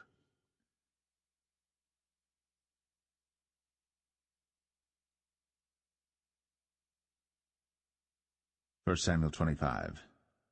And Samuel died, and all the Israelites were gathered together, and lamented him, and buried him in his house at Ramah. And David arose, and went down to the wilderness of Paran. And there was a man in Maon, whose possessions were in Carmel, and the man was very great. And he had 3,000 sheep and 1,000 goats, and he was shearing his sheep in Carmel. Now the name of the man was Nabal, and the name of his wife Abigail. And she was a woman of good understanding, and of a beautiful countenance. But the man was churlish, and evil in his doings, and he was of the house of Caleb. And David heard in the wilderness that Nabal did shear his sheep. And David sent out 10 young men, and David said unto the young men, Get you up to Carmel, and go to Nabal, and greet him in my name. And thus shall ye say to him that liveth in prosperity, Peace be both to thee, and peace be to thine house, and peace be unto all that thou hast. And now I have heard that thou hast shearers. Now thy shepherds which were with us, we hurt them not, neither was there aught missing unto them all the while they were in Carmel. Ask thy young men, and they will show thee. Wherefore let the young men find favor in thine eyes. For we come in a good day. Give, I pray thee, whatsoever cometh to thine hand unto thy servants, and to thy son David. And when David's young men came, they spake to Nabal according to all those words in the name of David, and ceased. And Nabal answered David's servants, and said, Who is David? And who is the son of Jesse? There be many servants nowadays that break away every man from his master.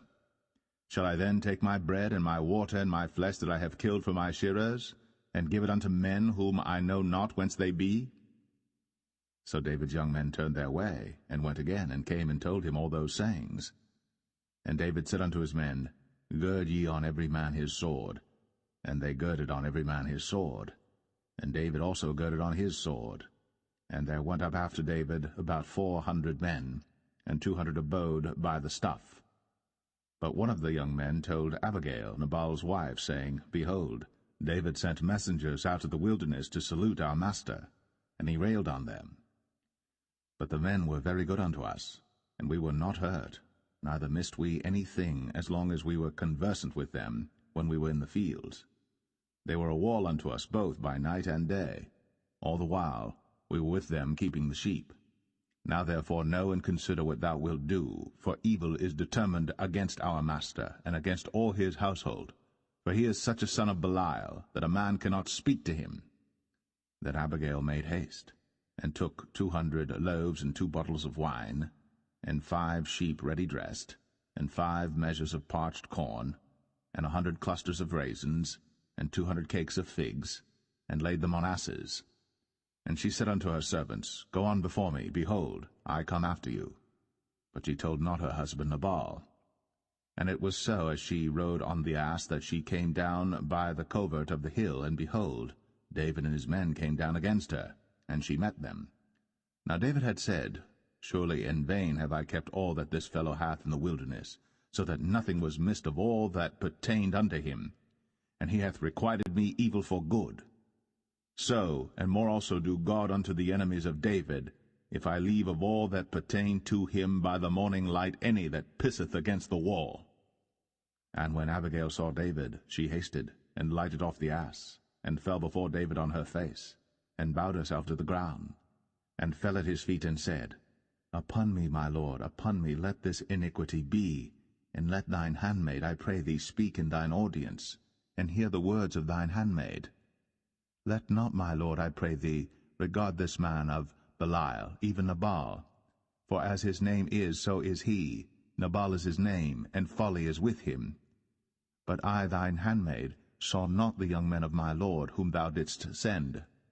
Now therefore, my lord, as the Lord liveth, and as thy soul liveth, seeing the Lord hath withholden thee from coming to shed blood, and from avenging thyself with thine own hand, now let thine enemies, and they that seek evil to my lord, be as Nabal.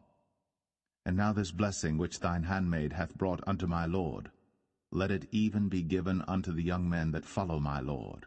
I pray thee, forgive the trespass of thine handmaid, for the Lord will certainly make my lord a sure house, because my lord fighteth the battles of the Lord, and evil hath not been found in thee all thy days. Yet a man is risen to pursue thee, and to seek thy soul. But the soul of my lord shall be bound in the bundle of life with the Lord thy God, and the souls of thine enemies, them shall he sling out, as out of the middle of a sling. And it shall come to pass, when the Lord shall have done to my lord according to all the good that he hath spoken concerning thee, and shall have appointed thee ruler over Israel, that this shall be no grief unto thee, nor offense of heart unto my lord, either that thou hast shed blood causeless, or that my lord hath avenged himself. But when the Lord shall have dealt well with my lord, then remember thine handmaid. And David said to Abigail, Blessed be the Lord God of Israel, which sent thee this day to meet me. And blessed be thy advice, and blessed be thou, which hast kept me this day from coming to shed blood, and from avenging myself with mine own hand. For in very deed, as the Lord God of Israel liveth, which hath kept me back from hurting thee, except thou hadst hasted and come to meet me, surely there had not been left unto Nabal by the morning light any that pisseth against the wall. So David received of her hand that which she had brought him, and said unto her, Go up in peace to thine house. See, I have hearkened to thy voice, and have accepted thy person. And Abigail came to Nabal, and behold, he held a feast in his house, like the feast of a king. And Nabal's heart was merry within him, for he was very drunken. Wherefore she told him nothing, less or more, until the morning light. But it came to pass in the morning, when the wine was gone out of Nabal, and his wife had told him these things, that his heart died within him, and he became as a stone. And it came to pass about 10 days after, that the Lord smote Nabal, that he died. And when David heard that Nabal was dead, he said, Blessed be the Lord, that hath pleaded the cause of my reproach from the hand of Nabal, and hath kept his servant from evil. For the Lord hath returned the wickedness of Nabal upon his own head. And David sent and communed with Abigail, to take her to him to wife. And when the servants of David were come to Abigail to Carmel, they spake unto her, saying, David sent us unto thee, to take thee to him to wife. And she arose, and bowed herself on her face to the earth, and said, Behold, let thine handmaid be a servant to wash the feet of the servants of my lord. And Abigail hasted, and arose, and rode upon an ass, with 5 damsels of hers that went after her. And she went after the messengers of David, and became his wife. David also took Ahinoam of Jezreel, and they were also both of them his wives. But Saul had given Michal his daughter, David's wife, to Phalti, the son of Laish, which was of Galim.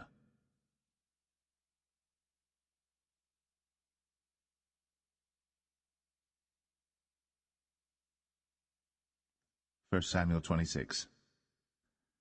And the Ziphites came unto Saul to Gibeah, saying, Doth not David hide himself in the hill of Hachilah, which is before Jeshimon?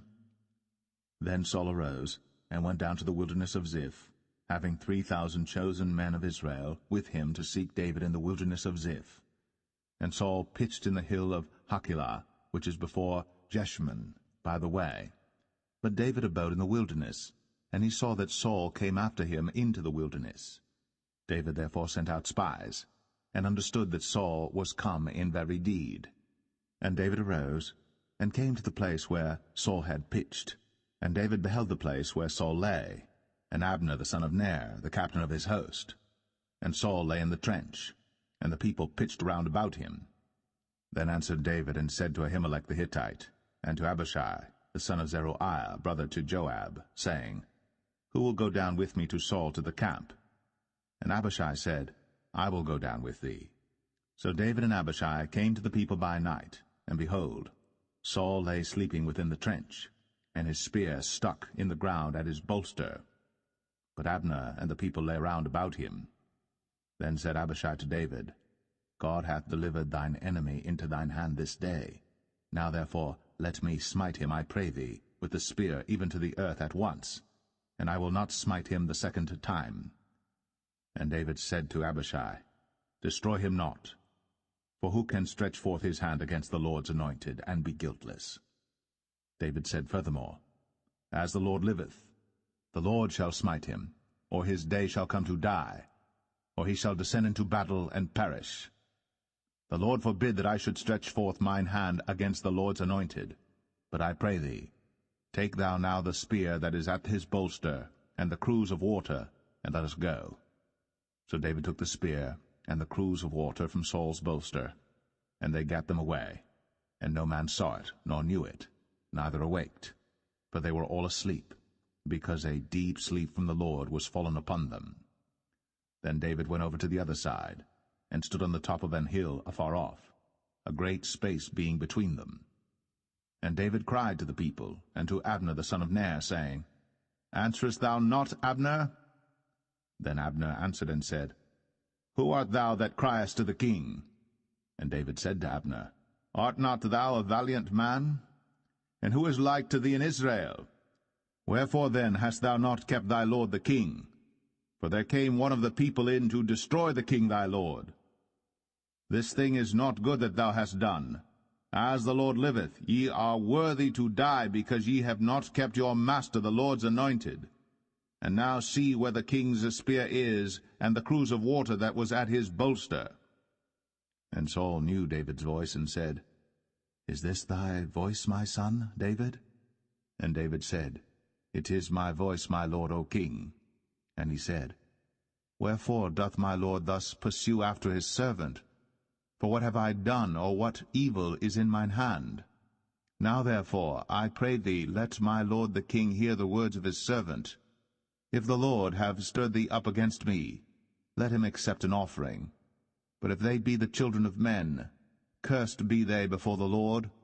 For they have driven me out this day from abiding in the inheritance of the Lord, saying, Go serve other gods. Now therefore, let not my blood fall to the earth before the face of the Lord. For the king of Israel is come out to seek a flea, as when one doth hunt a partridge in the mountains. Then said Saul, I have sinned. Return, my son David. For I will no more do thee harm, because my soul was precious in thine eyes this day. Behold, I have played the fool, and have erred exceedingly. And David answered and said, Behold the king's spear, and let one of the young men come over and fetch it.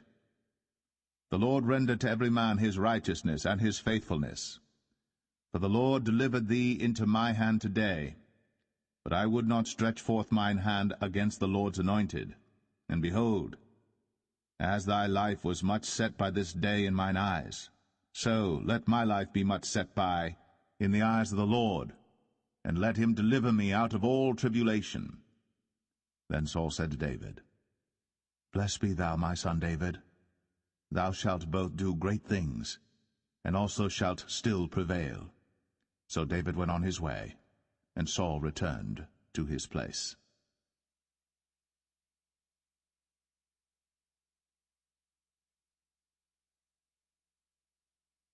1 Samuel 27. And David said in his heart, I shall now perish one day by the hand of Saul. There is nothing better for me than that I should speedily escape into the land of the Philistines, and Saul shall despair of me, to seek me any more in any coast of Israel. So shall I escape out of his hand. And David arose, and he passed over with the 600 men that were with him unto Achish, the son of Maoch, king of Gath. And David dwelt with Achish at Gath, he and his men, every man with his household, even David with his 2 wives, Ahinoam the Jezreelitess, and Abigail the Carmelitess, Nabal's wife. And it was told Saul that David was fled to Gath, and he sought no more again for him. And David said unto Achish, If I have now found grace in thine eyes, let them give me a place in some town in the country, that I may dwell there. For why should thy servant dwell in the royal city with thee? Then Achish gave him Ziklag that day. Wherefore Ziklag pertaineth unto the kings of Judah unto this day. And the time that David dwelt in the country of the Philistines was a full year and 4 months. And David and his men went up, and invaded the Geshurites, and the Gezrites, and the Amalekites, for those nations were of old the inhabitants of the land, as thou goest to Shur, even unto the land of Egypt. And David smote the land, and left neither man nor woman alive, and took away the sheep and the oxen, and the asses, and the camels, and the apparel, and returned and came to Achish. And Achish said, Whither have ye made a road today? And David said, Against the south of Judah, and against the south of the Jerahmeelites, and against the south of the Kenites. And David saved neither man nor woman alive, to bring tidings to Gath, saying, Lest they should tell on us, saying, So did David, and so will be his manner all the while he dwelleth in the country of the Philistines. And Achish believed David, saying, He hath made his people Israel utterly to abhor him. Therefore he shall be my servant for ever.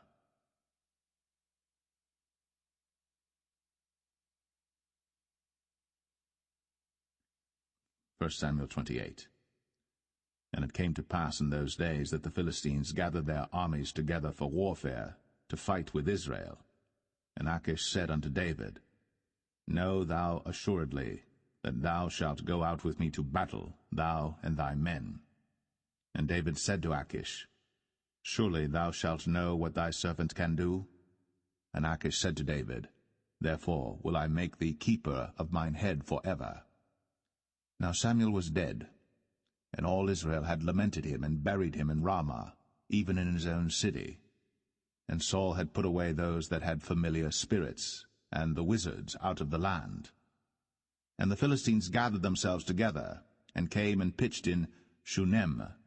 And Saul gathered all Israel together, and they pitched in Gilboa. And when Saul saw the host of the Philistines, he was afraid, and his heart greatly trembled. And when Saul inquired of the Lord answered him not, neither by dreams, nor by Urim, nor by prophets. Then said Saul unto his servants, Seek me a woman that hath a familiar spirit, that I may go to her, and inquire of her. And his servant said to him, Behold, there is a woman that hath a familiar spirit at Endor. And Saul disguised himself, and put on other raiment, and he went, and 2 men with him. And they came to the woman by night. And he said, I pray thee, divine unto me by the familiar spirit, and bring me him up, whom I shall name unto thee. And the woman said unto him, Behold, thou knowest what Saul hath done, how he hath cut off those that have familiar spirits and the wizards out of the land? Wherefore then layest thou a snare for my life, to cause me to die? And Saul sware to her by the Lord, saying, As the Lord liveth, there shall no punishment happen to thee for this thing. Then said the woman, Whom shall I bring up unto thee? And he said, Bring me up Samuel. And when the woman saw Samuel, she cried with a loud voice. And the woman spake to Saul, saying, Why hast thou deceived me? For thou art Saul. And the king said unto her, Be not afraid. For what sawest thou? And the woman said unto Saul, I saw gods ascending out of the earth. And he said unto her, What form is he of? And she said, An old man cometh up, and he is covered with a mantle. And Saul perceived that it was Samuel. And he stooped with his face to the ground, and bowed himself. And Samuel said to Saul, Why hast thou disquieted me to bring me up? And Saul answered, I am sore distressed, for the Philistines make war against me, and God is departed from me, and answereth me no more, neither by prophets nor by dreams. Therefore I have called thee, that thou mayest make known unto me what I shall do. Then said Samuel, Wherefore then dost thou ask of me, seeing the Lord is departed from thee, and is become thine enemy? And the Lord hath done to him as he spake by me.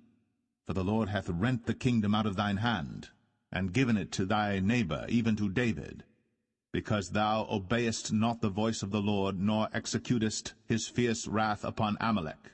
Therefore hath the Lord done this thing unto thee this day. Moreover the Lord will also deliver Israel with thee into the hand of the Philistines, and tomorrow shalt thou and thy sons be with me. The Lord also shall deliver the host of Israel into the hand of the Philistines. Then Saul fell straightway all along on the earth, and was sore afraid because of the words of Samuel. And there was no strength in him, for he had eaten no bread all the day, nor all the night. And the woman came unto Saul, and saw that he was sore troubled, and said unto him, Behold, thine handmaid hath obeyed thy voice, and I have put my life in my hand, and have hearkened unto thy words which thou spakest unto me. Now therefore, I pray thee, hearken thou also unto the voice of thine handmaid, and let me set a morsel of bread before thee, and eat, that thou mayest have strength, when thou goest on thy way. But he refused, and said, I will not eat. But his servants, together with the woman, compelled him, and he hearkened unto their voice. So he arose from the earth, and sat upon the bed. And the woman had a fat calf in the house, and she hasted and killed it, and took flour and kneaded it, and did bake unleavened bread thereof. And she brought it before Saul, and before his servants, and they did eat. Then they rose up, and went away that night.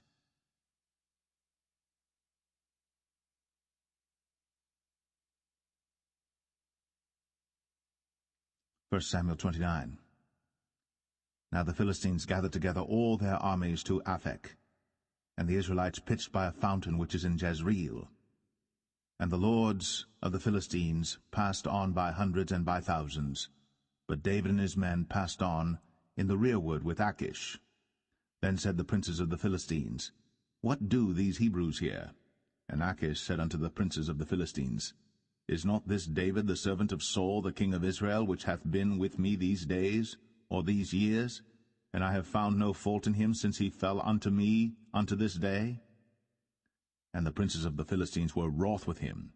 And the princes of the Philistines said unto him, Make this fellow return, that he may go again to his place, which thou hast appointed him. And let him not go down with us to battle, lest in the battle he be an adversary to us. For wherewith should he reconcile himself unto his master?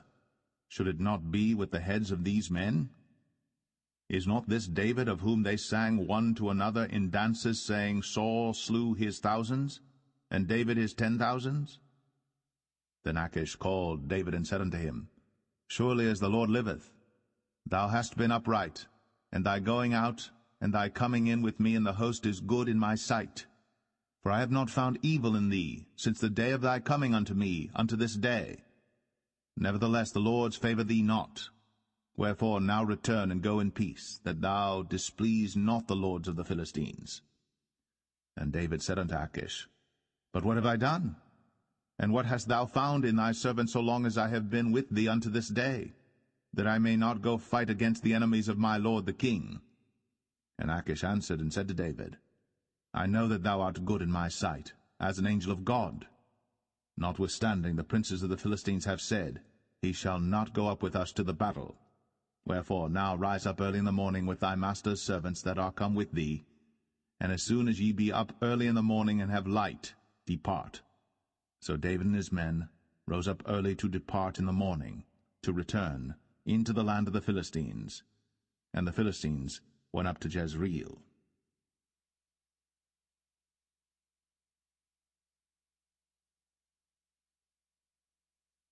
1 Samuel 30.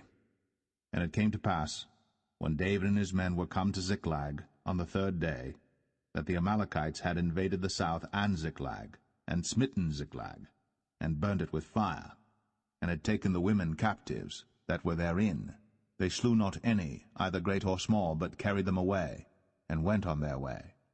So David and his men came to the city, and behold, it was burned with fire, and their wives and their sons and their daughters were taken captives. Then David and the people that were with him lifted up their voice and wept until they had no more power to weep. And David's 2 wives were taken captives, Ahinoam the Jezreelitess, and Abigail the wife of Nabal the Carmelite. And David was greatly distressed, for the people spake of stoning him, because the soul of all the people was grieved, every man for his sons and for his daughters. But David encouraged himself in the Lord his God. And David said to Abiathar the priest, Ahimelech's son, I pray thee, bring me hither the ephod. And Abiathar brought thither the ephod to David. And David inquired at the Lord, saying, Shall I pursue after this troop? Shall I overtake them? And he answered him, Pursue, for thou shalt surely overtake them, and without fail recover all. So David went, he and the 600 men that were with him, and came to the brook Besor, where those that were left behind stayed. But David pursued, he and 400 men, for 200 abode behind, which were so faint that they could not go over the brook Besor. And they found an Egyptian in the field, and brought him to David, and gave him bread, and he did eat, and they made him drink water. And they gave him a piece of a cake of figs, and 2 clusters of raisins. And when he had eaten, his spirit came again to him, for he had eaten no bread, nor drunk any water 3 days and 3 nights. And David said unto him, To whom belongest thou, and whence art thou? And he said, I am a young man of Egypt, servant to an Amalekite, and my master left me because 3 days agone I fell sick. We made an invasion upon the south of the Cherethites, and upon the coast which belongeth to Judah, and upon the south of Caleb, and we burned Ziklag with fire. And David said to him, Canst thou bring me down to this company? And he said, Swear unto me by God, that thou wilt neither kill me, nor deliver me into the hands of my master, and I will bring thee down to this company. And when he had brought him down, behold, they were spread abroad upon all the earth, eating and drinking and dancing, because of all the great spoil that they had taken out of the land of the Philistines, and out of the land of Judah. And David smote them from the twilight even unto the evening of the next day. And there escaped not a man of them, save 400 young men which rode upon camels and fled. And David recovered all that the Amalekites had carried away. And David rescued his 2 wives. And there was nothing lacking to them, neither small nor great, neither sons nor daughters, neither spoil nor anything that they had taken to them. David recovered all. And David took all the flocks and the herds, which they drave before those other cattle, and said, This is David's spoil. And David came to the 200 men, which were so faint that they could not follow David, whom they had made also to abide at the brook Besor. And they went forth to meet David, and to meet the people that were with him.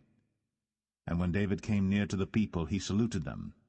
Then answered all the wicked men and men of Belial, of those that went with David, and said, Because they went not with us, we will not give them aught of the spoil that we have recovered, save to every man his wife and his children, that they may lead them away and depart. Then said David, Ye shall not do so, my brethren. With that which the Lord hath given us, who hath preserved us, and delivered the company that came against us into our hand? For who will hearken unto you in this matter? But as his part is that goeth down to the battle, so shall his part be that tarrieth by the stuff. They shall part alike. And it was so from that day forward that he made it a statute and an ordinance for Israel unto this day. And when David came to Ziklag, he sent of the spoil unto the elders of Judah, even to his friends, saying, Behold, a present for you of the spoil of the enemies of the Lord, to them which were in Bethel, and to them which were in South Ramoth, and to them which were in Jatir, and to them which were in Aroer, and to them which were in Siphmoth, and to them which were in Eshtemoa, and to them which were in Rakal, and to them which were in the cities of the Jerahmeelites, and to them which were in the cities of the Kenites, and to them which were in Hormah, and to them which were in Chor-Ashan, and to them which were in Athak, and to them which were in Hebron, and to all the places where David himself and his men were wont to haunt.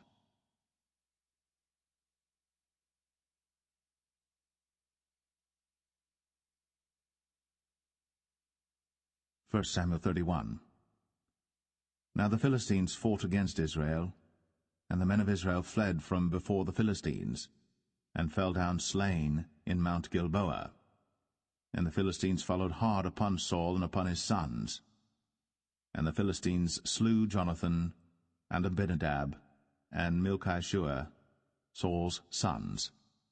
And the battle went sore against Saul, and the archers hit him, and he was sore wounded of the archers. Then said Saul unto his armor-bearer, Draw thy sword. and thrust me through therewith, lest these uncircumcised come and thrust me through and abuse me. But his armor-bearer would not, for he was sore afraid. Therefore Saul took a sword, and fell upon it. And when his armor-bearer saw that Saul was dead, he fell likewise upon his sword, and died with him. So Saul died, and his 3 sons, and his armor-bearer, and all his men, that same day together. And when the men of Israel that were on the other side of the valley, and they that were on the other side, Jordan, saw that the men of Israel fled, and that Saul and his sons were dead, they forsook the cities and fled. And the Philistines came and dwelt in them. And it came to pass on the morrow, when the Philistines came to strip the slain, that they found Saul and his 3 sons fallen in Mount Gilboa. And they cut off his head, and stripped off his armor, and sent into the land of the Philistines round about to publish it in the house of their idols, and among the people. And they put his armor in the house of Ashtoreth, and they fastened his body to the wall of Bethshan.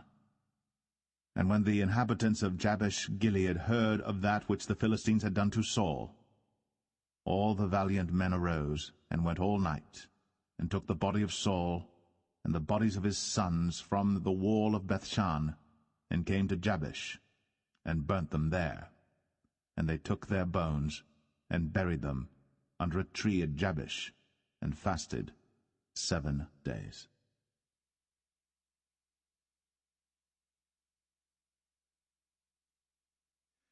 The second book of Samuel, chapter 1. Now it came to pass after the death of Saul, when David was returned from the slaughter of the Amalekites, and David had abode 2 days in Ziklag, it came even to pass on the 3rd day that, behold, a man came out of the camp from Saul with his clothes rent, and earth upon his head. And so it was when he came to David, that he fell to the earth, and did obeisance. And David said unto him, From whence comest thou? And he said unto him, Out of the camp of Israel am I escaped. And David said unto him, How went the matter? I pray thee, tell me. And he answered, That the people are fled from the battle, and many of the people also are fallen and dead. And Saul and Jonathan his son are dead also. Then David said unto the young man that told him, How knowest thou that Saul and Jonathan his son be dead? And the young man that told him said, As I happened by chance upon Mount Gilboa, behold, Saul leaned upon his spear, and lo, the chariots and horsemen followed hard after him. And when he looked behind him, he saw me, and called unto me, and I answered, Here am I. And he said unto me, Who art thou? And I answered him, I am an Amalekite. He said unto me again, Stand, I pray thee, upon me, and slay me. For anguish is come upon me, because my life is yet whole in me. So I stood upon him, and slew him, because I was sure that he could not live after that he was fallen. And I took the crown that was upon his head, and the bracelet that was on his arm, and have brought them hither unto my lord. Then David took hold on his clothes, and rent them, and likewise all the men that were with him. And they mourned, and wept, and fasted until even, for Saul and for Jonathan his son, and for the people of the Lord, and for the house of Israel, because they were fallen by the sword.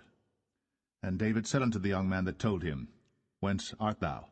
And he answered, I am the son of a stranger, an Amalekite. And David said unto him, How wast thou not afraid to stretch forth thine hand to destroy the Lord's anointed?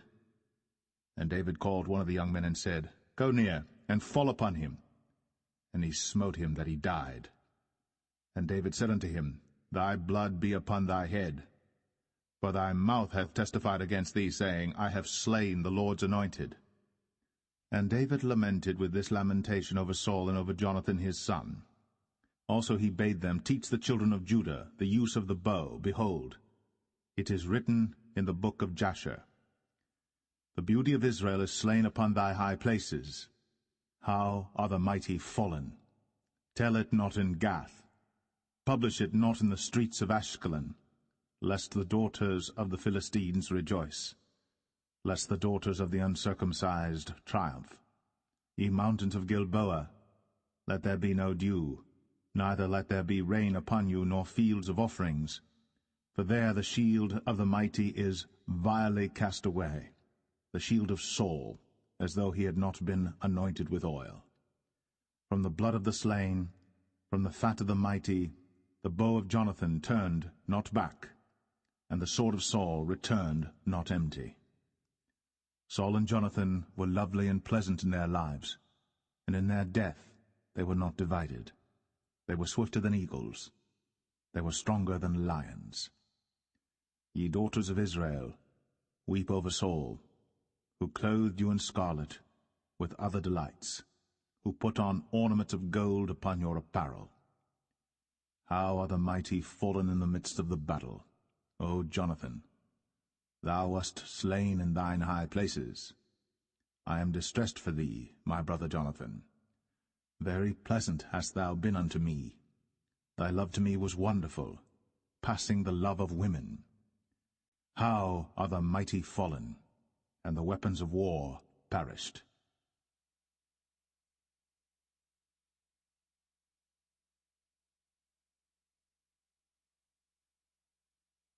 2 Samuel 2. And it came to pass after this that David inquired of the Lord, saying, Shall I go up into any of the cities of Judah? And the Lord said unto him, Go up. And David said, Whither shall I go up?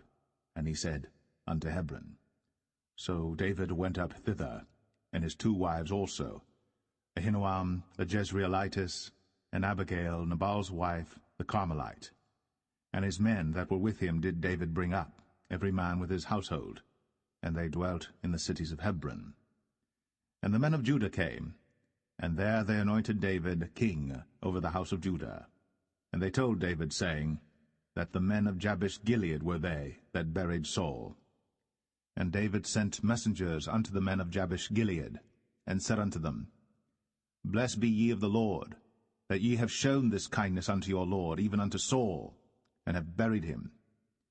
And now the Lord show kindness and truth unto you, and I also will requite you this kindness, because ye have done this thing.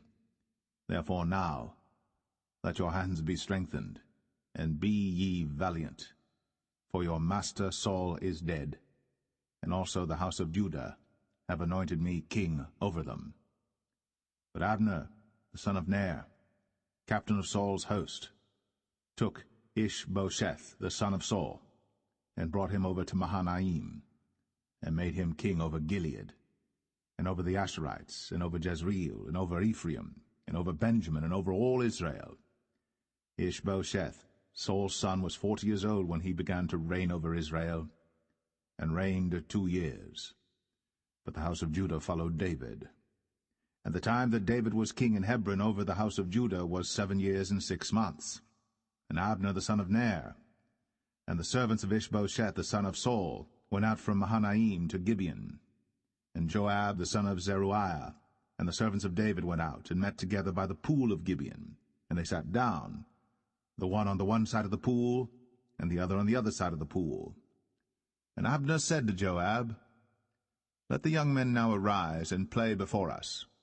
And Joab said, Let them arise. Then there arose and went over by number 12 of Benjamin, which pertained to Ishbosheth the son of Saul, and 12 of the servants of David. And they caught every one his fellow by the head, and thrust his sword in his fellow's side, so they fell down together. Wherefore that place was called Helkath-Hazurim, which is in Gibeon. And there was a very sore battle that day, and Abner was beaten, and the men of Israel, before the servants of David. And there were 3 sons of Zeruiah there, Joab, and Abishai, and Asahel. And Asahel was as light of foot as a wild roe. And Asahel pursued after Abner, and in going he turned not to the right hand nor to the left from following Abner. Then Abner looked behind him, and said, Art thou Asahel? And he answered, I am. And Abner said to him, Turn thee aside to thy right hand or to thy left, and lay thee hold on one of the young men, and take thee his armor. But Asahel would not turn aside from following of him. And Abner said again to Asahel, Turn thee aside from following me. Wherefore should I smite thee to the ground? How then should I hold up my face to Joab thy brother? Howbeit he refused to turn aside. Wherefore Abner, with the hinder end of the spear, smote him under the 5th rib, that the spear came out behind him, and he fell down there, and died in the same place. And it came to pass, that as many as came to the place where Asahel fell down and died stood still. Joab also and Abishai pursued after Abner, and the sun went down when they were come to the hill of Ammah, that lieth before Giah by the way of the wilderness of Gibeon. And the children of Benjamin gathered themselves together after Abner, and became one troop, and stood on the top of an hill. Then Abner called to Joab and said, Shall the sword devour for ever? Knowest thou not that it will be bitterness in the latter end? How long shall it be then, ere thou bid the people return from following their brethren? And Joab said, As God liveth, unless thou hadst spoken. Surely then in the morning the people had gone up every one from following his brother. So Joab blew a trumpet, and all the people stood still, and pursued after Israel no more, neither fought they any more. And Abner and his men walked all that night through the plain, and passed over Jordan, and went through all Bithron, and they came to Mahanaim. And Joab returned from following Abner. And when he had gathered all the people together, there lacked of David's servants 19 men, and Asahel. But the servants of David had smitten of Benjamin, and of Abner's men, so that 360 men died. And they took up Asahel, and buried him in the sepulchre of his father, which was in Bethlehem. And Joab and his men went all night, and they came to Hebron at break of day.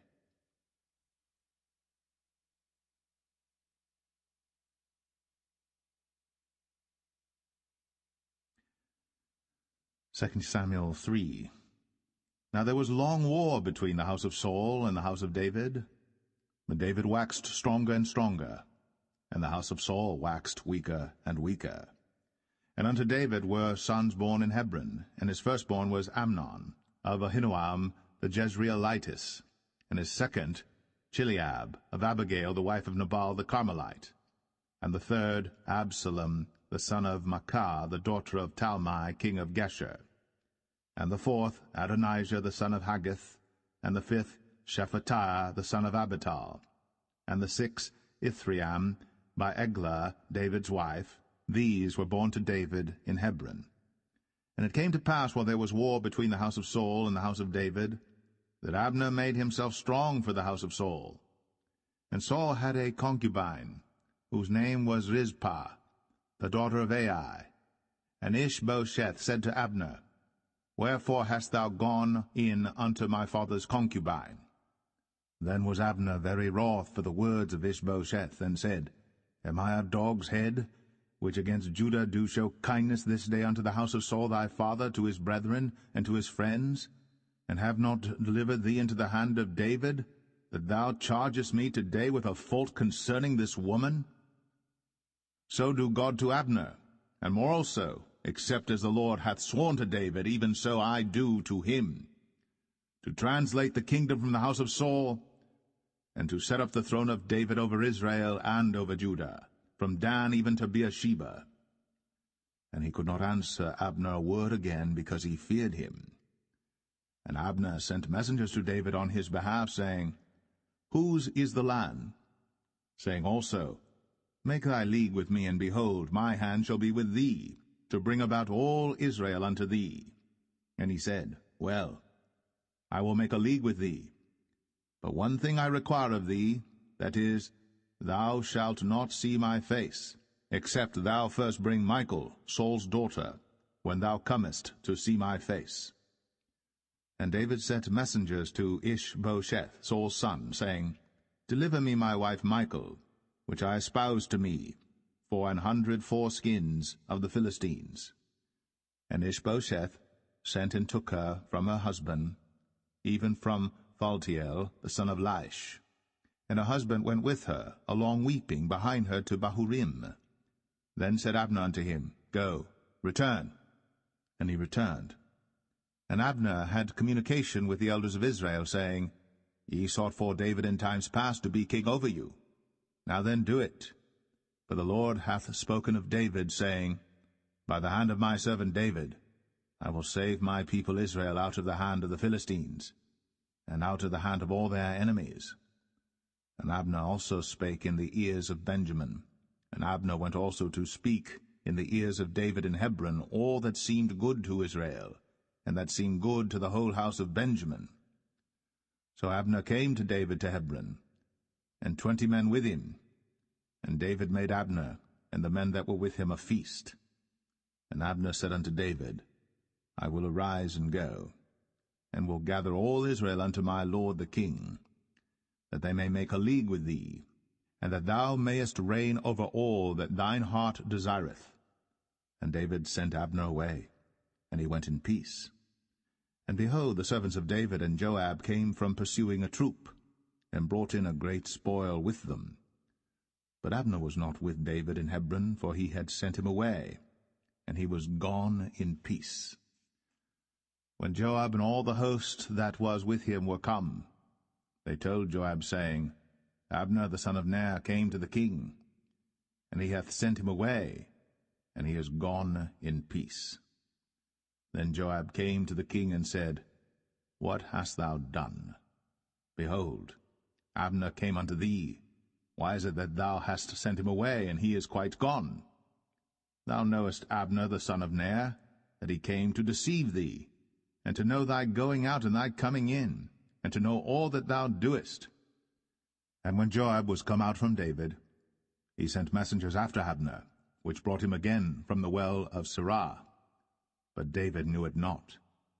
And when Abner was returned to Hebron, Joab took him aside in the gate to speak with him quietly, and smote him there, under the 5th rib, that he died, for the blood of Asahel his brother. And afterward, when David heard it, he said, I and my kingdom are guiltless before the Lord, for ever, from the blood of Abner the son of Ner. Let it rest on the head of Joab, and on all his father's house. And let there not fail from the house of Joab one that hath an issue, or that is a leper, or that leaneth on a staff, or that falleth on the sword, or that lacketh bread. So Joab and Abishai his brother slew Abner, because he had slain their brother Asahel at Gibeon in the battle. And David said to Joab and to all the people that were with him, Rend your clothes, and gird you with sackcloth, and mourn before Abner. And King David himself followed the bier. And they buried Abner in Hebron. And the king lifted up his voice, and wept at the grave of Abner. And all the people wept. And the king lamented over Abner, and said, Died Abner as a fool dieth. Thy hands were not bound, nor thy feet put into fetters. As a man falleth before wicked men, so fellest thou. And all the people wept again over him. And when all the people came to cause David to eat meat while it was yet day, David sware, saying, So do God to me, and more also, if I taste bread or aught else, till the sun be down. And all the people took notice of it, and it pleased them, as whatsoever the king did pleased all the people. For all the people and all Israel understood that day that it was not of the king to slay Abner the son of Ner. And the king said unto his servants, Know ye not that there is a prince and a great man fallen this day in Israel? And I am this day weak, though anointed king. And these men, the sons of Zeruiah, be too hard for me. The Lord shall reward the doer of evil according to his wickedness.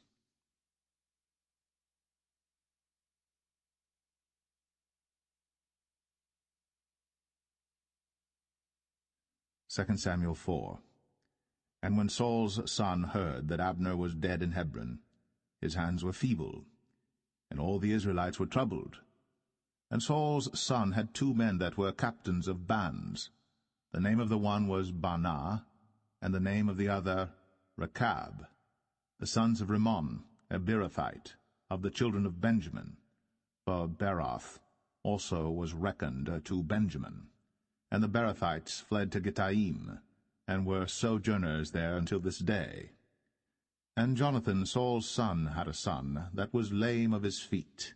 He was 5 years old when the tidings came of Saul and Jonathan out of Jezreel, and his nurse took him up and fled. And it came to pass, as she made haste to flee, that he fell and became lame. And his name was Mephibosheth. And the sons of Rimmon the Beerothite, Rechab and Baanah, went, and came about the heat of the day to the house of Ishbosheth, who lay on a bed, at noon. And they came thither into the midst of the house, as though they would have fetched wheat, and they smote him under the 5th rib. And Rechab and Baanah his brother escaped. For when they came into the house, he lay on his bed in his bedchamber, and they smote him, and slew him, and beheaded him, and took his head, and gat them away through the plain all night. And they brought the head of Ishbosheth unto David to Hebron, and said to the king, Behold, the head of Ishbosheth, the son of Saul, thine enemy, which sought thy life. And the Lord hath avenged my lord the king this day of Saul, and of his seed. And David answered Rechab and Baanah his brother, the sons of Rimmon the Beerothite, and said unto them, As the Lord liveth, who hath redeemed my soul out of all adversity? When one told me, saying, Behold, Saul is dead, thinking to have brought good tidings, I took hold of him, and slew him in Ziklag, who thought that I would have given him a reward for his tidings. How much more, when wicked men have slain a righteous person in his own house upon his bed? Shall I not therefore now require his blood of your hand, and take you away from the earth? And David commanded his young men, and they slew them, and cut off their hands and their feet, and hanged them up over the pool in Hebron.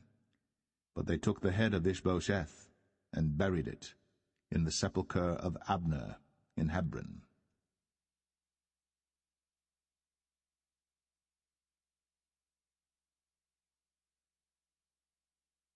2 Samuel 5. Then came all the tribes of Israel to David unto Hebron, and spake, saying, Behold, we are thy bone and thy flesh. Also in time past, when Saul was king over us, thou wast he that leddest out and broughtest in Israel. And the Lord said to thee, Thou shalt feed my people Israel, and thou shalt be a captain over Israel. So all the elders of Israel came to the king to Hebron, and King David made a league with them in Hebron before the Lord, and they anointed David king over Israel. David was 30 years old when he began to reign, and he reigned 40 years. In Hebron he reigned over Judah 7 years and 6 months, and in Jerusalem he reigned 33 years over all Israel and Judah. And the king and his men went to Jerusalem unto the Jebusites, the inhabitants of the land, which spake unto David, saying, Except thou take away the blind and the lame, thou shalt not come in hither, thinking, David cannot come in hither. Nevertheless, David took the stronghold of Zion, the same is the city of David. And David said on that day, Whosoever getteth up to the gutter, and smiteth the Jebusites, and the lame and the blind, that are hated of David's soul, he shall be chief and captain. Wherefore they said, The blind and the lame shall not come into the house. So David dwelt in the fort, and called it the city of David. And David built round about from Millo and inward. And David went on, and grew great, and the Lord God of hosts was with him. And Hiram king of Tyre sent messengers to David, and cedar trees, and carpenters, and masons, and they built David an house. And David perceived that the Lord had established him king over Israel, and that he had exalted his kingdom for his people Israel's sake. And David took him more concubines and wives out of Jerusalem, after he was come from Hebron, and there were yet sons and daughters born to David. And these be the names of those that were born unto him in Jerusalem, Shammua, and Shobab, and Nathan, and Solomon, Ibhar also, and Elishua, and Nepheg, and Japhia, and Elishama, and Eliada, and Eliphalet.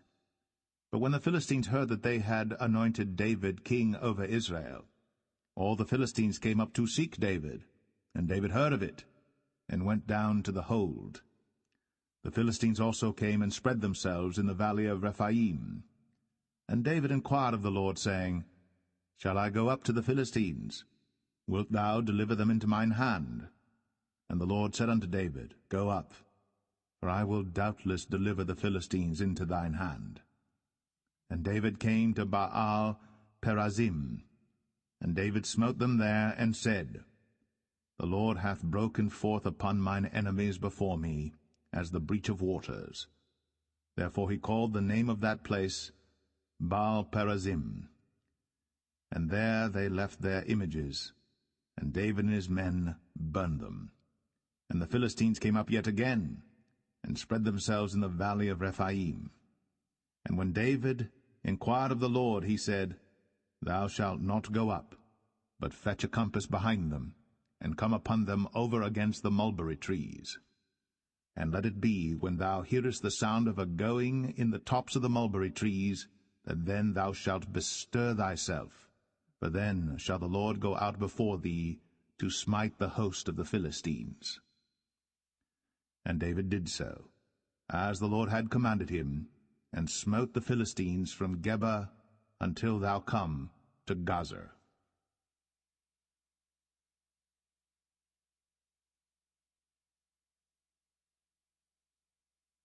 2 Samuel 6.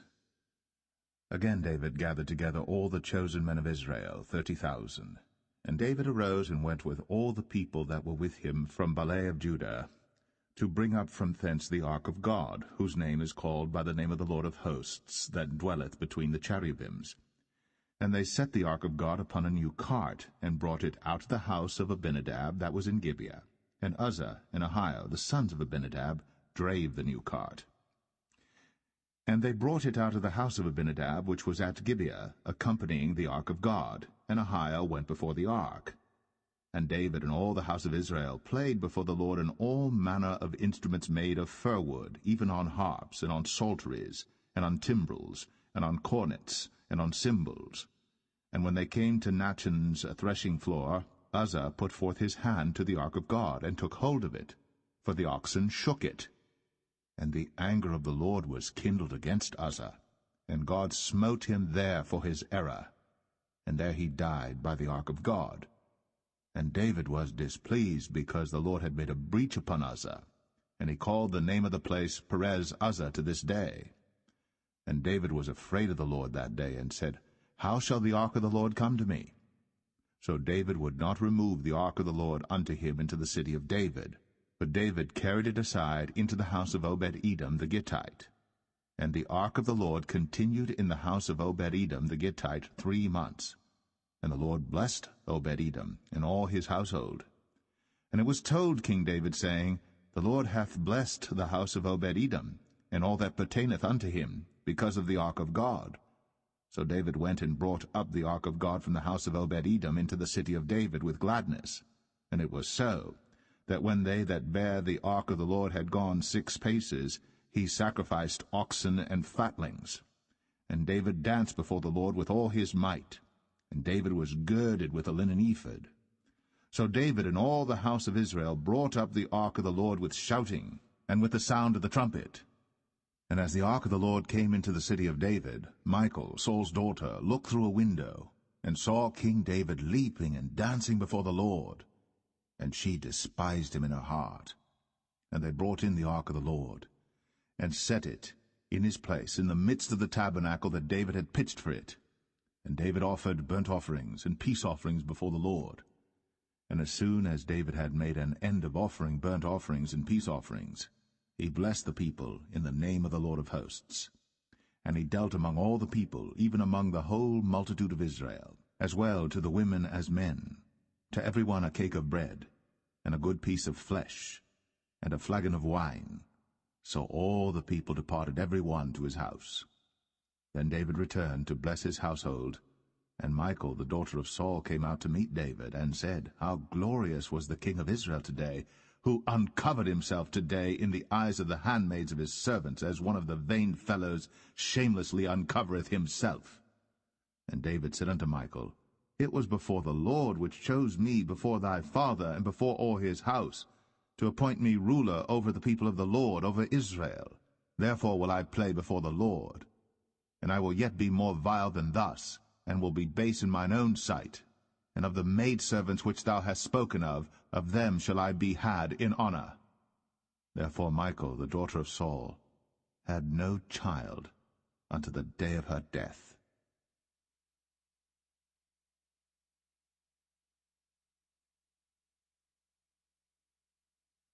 2 Samuel 7. And it came to pass, when the king sat in his house, and the Lord had given him rest round about from all his enemies, that the king said unto Nathan the prophet, See now, I dwell in an house of cedar, but the ark of God dwelleth within curtains. And Nathan said to the king, Go, do all that is in thine heart, for the Lord is with thee. And it came to pass that night that the word of the Lord came unto Nathan, saying, Go and tell my servant David, Thus saith the Lord, Shalt thou build me an house for me to dwell in? Whereas I have not dwelt in any house since the time that I brought up the children of Israel out of Egypt, even to this day, but have walked in a tent and in a tabernacle. In all the places wherein I have walked with all the children of Israel spake I a word with any of the tribes of Israel, whom I commanded to feed my people Israel, saying, Why build ye not me an house of cedar? Now therefore, so shalt thou say unto my servant David, Thus saith the Lord of hosts, I took thee from the sheepcot, from following the sheep, to be ruler over my people, over Israel. And I was with thee whithersoever thou wentest, and have cut off all thine enemies out of thy sight, and have made thee a great name, like unto the name of the great men that are in the earth. Moreover, I will appoint a place for my people Israel, and will plant them, that they may dwell in a place of their own, and move no more, neither shall the children of wickedness afflict them any more as beforetime. And as since the time that I commanded judges to be over my people Israel, and have caused thee to rest from all thine enemies, also the Lord telleth thee that he will make thee an house. And when thy days be fulfilled, and thou shalt sleep with thy fathers, I will set up thy seed after thee, which shall proceed out of thy bowels, and I will establish his kingdom. He shall build an house for my name, and I will establish the throne of his kingdom forever. I will be his father, and he shall be my son. If he commit iniquity, I will chasten him with the rod of men, and with the stripes of the children of men. But my mercy shall not depart away from him, as I took it from Saul, whom I put away before thee. And thine house and thy kingdom shall be established forever before thee. Thy throne shall be established forever. According to all these words, and according to all this vision, so did Nathan speak unto David. Then went King David in, and sat before the Lord, and he said, Who am I, O Lord God? And what is my house that thou hast brought me hitherto? And this was yet a small thing in thy sight, O Lord God.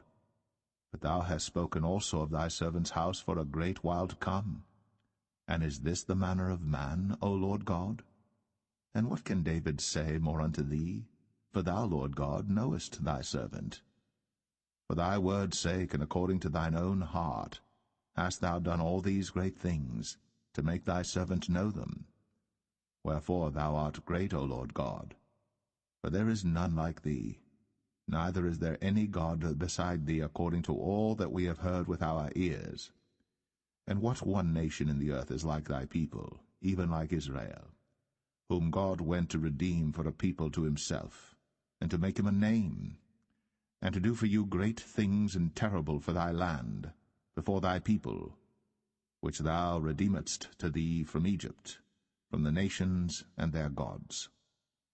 For thou hast confirmed to thyself thy people Israel to be a people unto thee forever, and thou, Lord, art become their God. And now, O Lord God, the word that thou hast spoken concerning thy servant and concerning his house, establish it forever, and do as thou hast said. And let thy name be magnified forever, saying, The Lord of hosts is the God of Israel, and let the house of thy servant David be established before thee.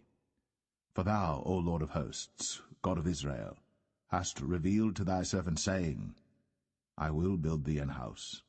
Therefore hath thy servant found in his heart to pray this prayer unto thee.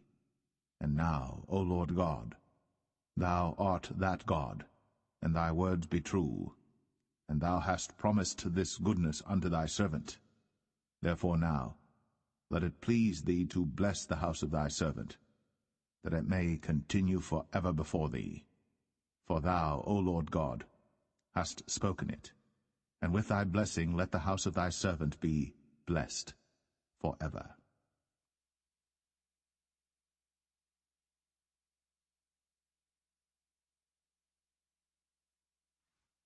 2 Samuel 8.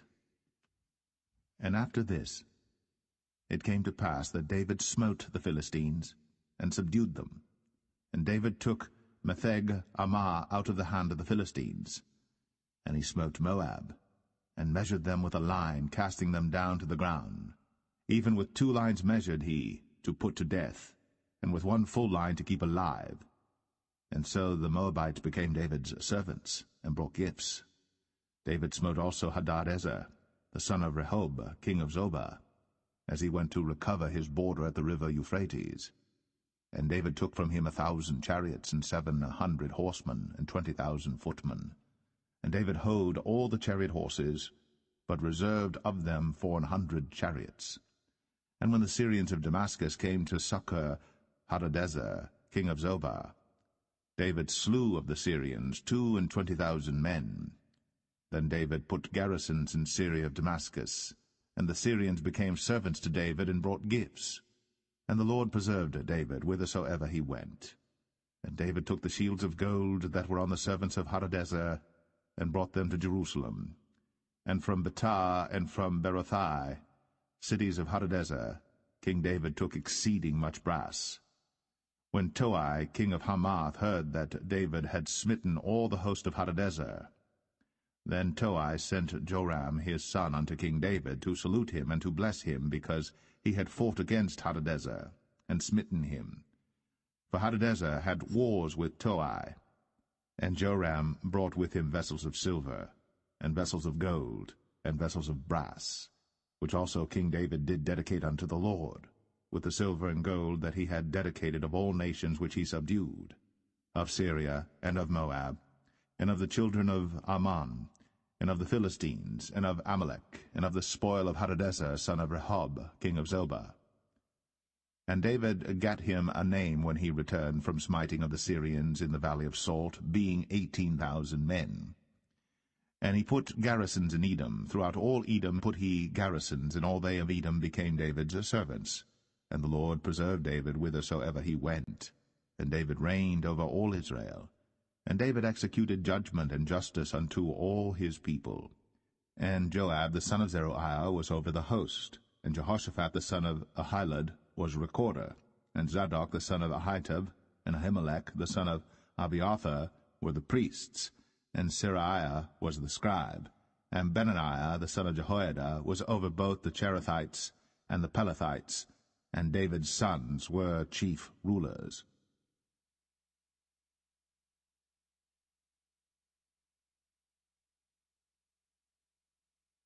2 Samuel 9. And David said, Is there yet any that is left of the house of Saul, that I may show him kindness for Jonathan's sake? And there was of the house of Saul a servant whose name was Ziba. And when they had called him unto David, the king said unto him, Art thou Ziba? And he said, Thy servant is he. And the king said, Is there not yet any of the house of Saul, that I may show the kindness of God unto him? And Ziba said unto the king, Jonathan hath yet a son which is lame on his feet. And the king said unto him, Where is he? And Ziba said unto the king, Behold, he is in the house of Machir, the son of Ammiel, in Lo-debar. Then King David sent and fetched him out of the house of Machir, the son of Ammiel, from Lo-debar. Now when Mephibosheth, the son of Jonathan, the son of Saul, was come unto David, he fell on his face, and did reverence. And David said, Mephibosheth. And he answered, Behold, thy servant. And David said unto him, Fear not, for I will surely show thee kindness for Jonathan thy father's sake, and will restore thee all the land of Saul thy father, and thou shalt eat bread at my table continually. And he bowed himself and said, What is thy servant, that thou shouldst to look upon such a dead dog as I am? Then the king called to Ziba, Saul's servant, and said unto him, I have given unto thy master's son all that pertained to Saul, and to all his house. Thou therefore, and thy sons and thy servants, shall till the land for him, and thou shalt bring in the fruits, that thy master's son may have food to eat. But Mephibosheth, thy master's son, shall eat bread always at my table. Now Ziba had 15 sons and 20 servants. Then said Ziba unto the king, According to all that my lord the king hath commanded his servant, so shall thy servant do.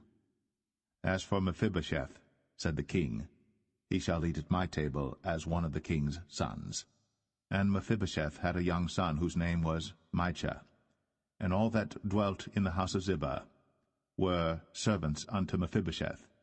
So Mephibosheth dwelt in Jerusalem, for he did eat continually at the king's table, and was lame on both his feet.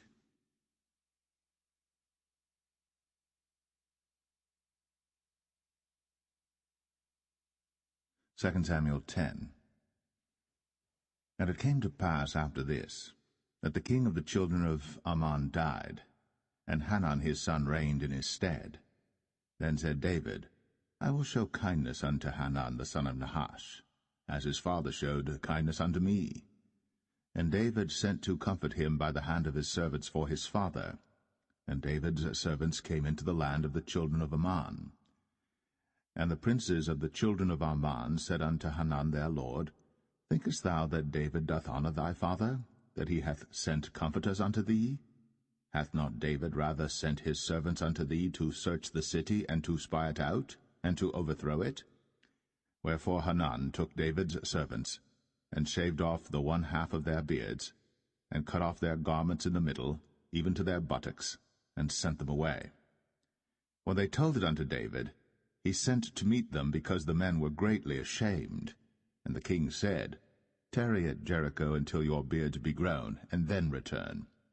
And when the children of Ammon saw that they stank before David, the children of Ammon sent and hired the Syrians of Beth-rehob, and the Syrians of Zobah, 20,000 footmen, and of King Maacah 1,000 men, and of Ishtab 12,000 men. And when David heard of it, he sent Joab and all the host of the mighty men. And the children of Ammon came out and put the battle in array at the entering in of the gate. And the Syrians of Zobah, and of Rehob, and Ishtab, and Maacah were by themselves in the field.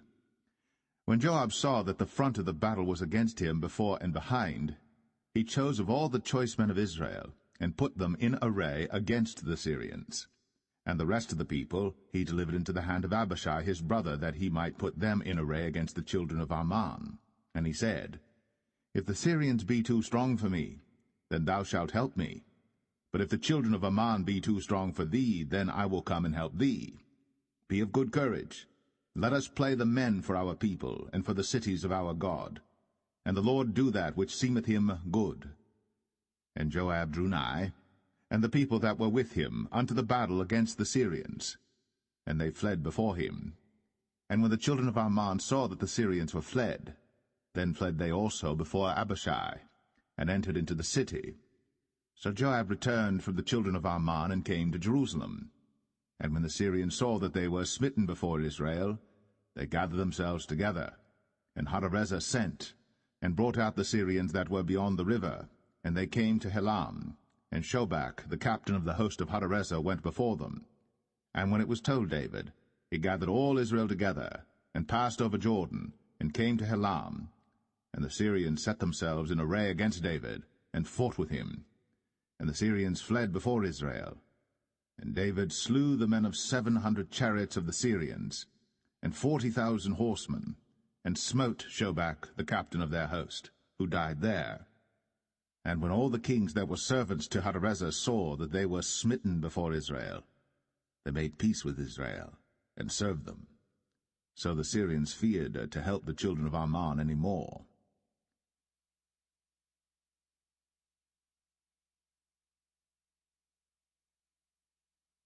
Second Samuel 11. And it came to pass, after the year was expired, at the time when kings go forth to battle, that David sent Joab and his servants with him, and all Israel. And they destroyed the children of Ammon and besieged Rabbah. But David tarried still at Jerusalem. And it came to pass in an evening tide that David arose from off his bed, and walked upon the roof of the king's house.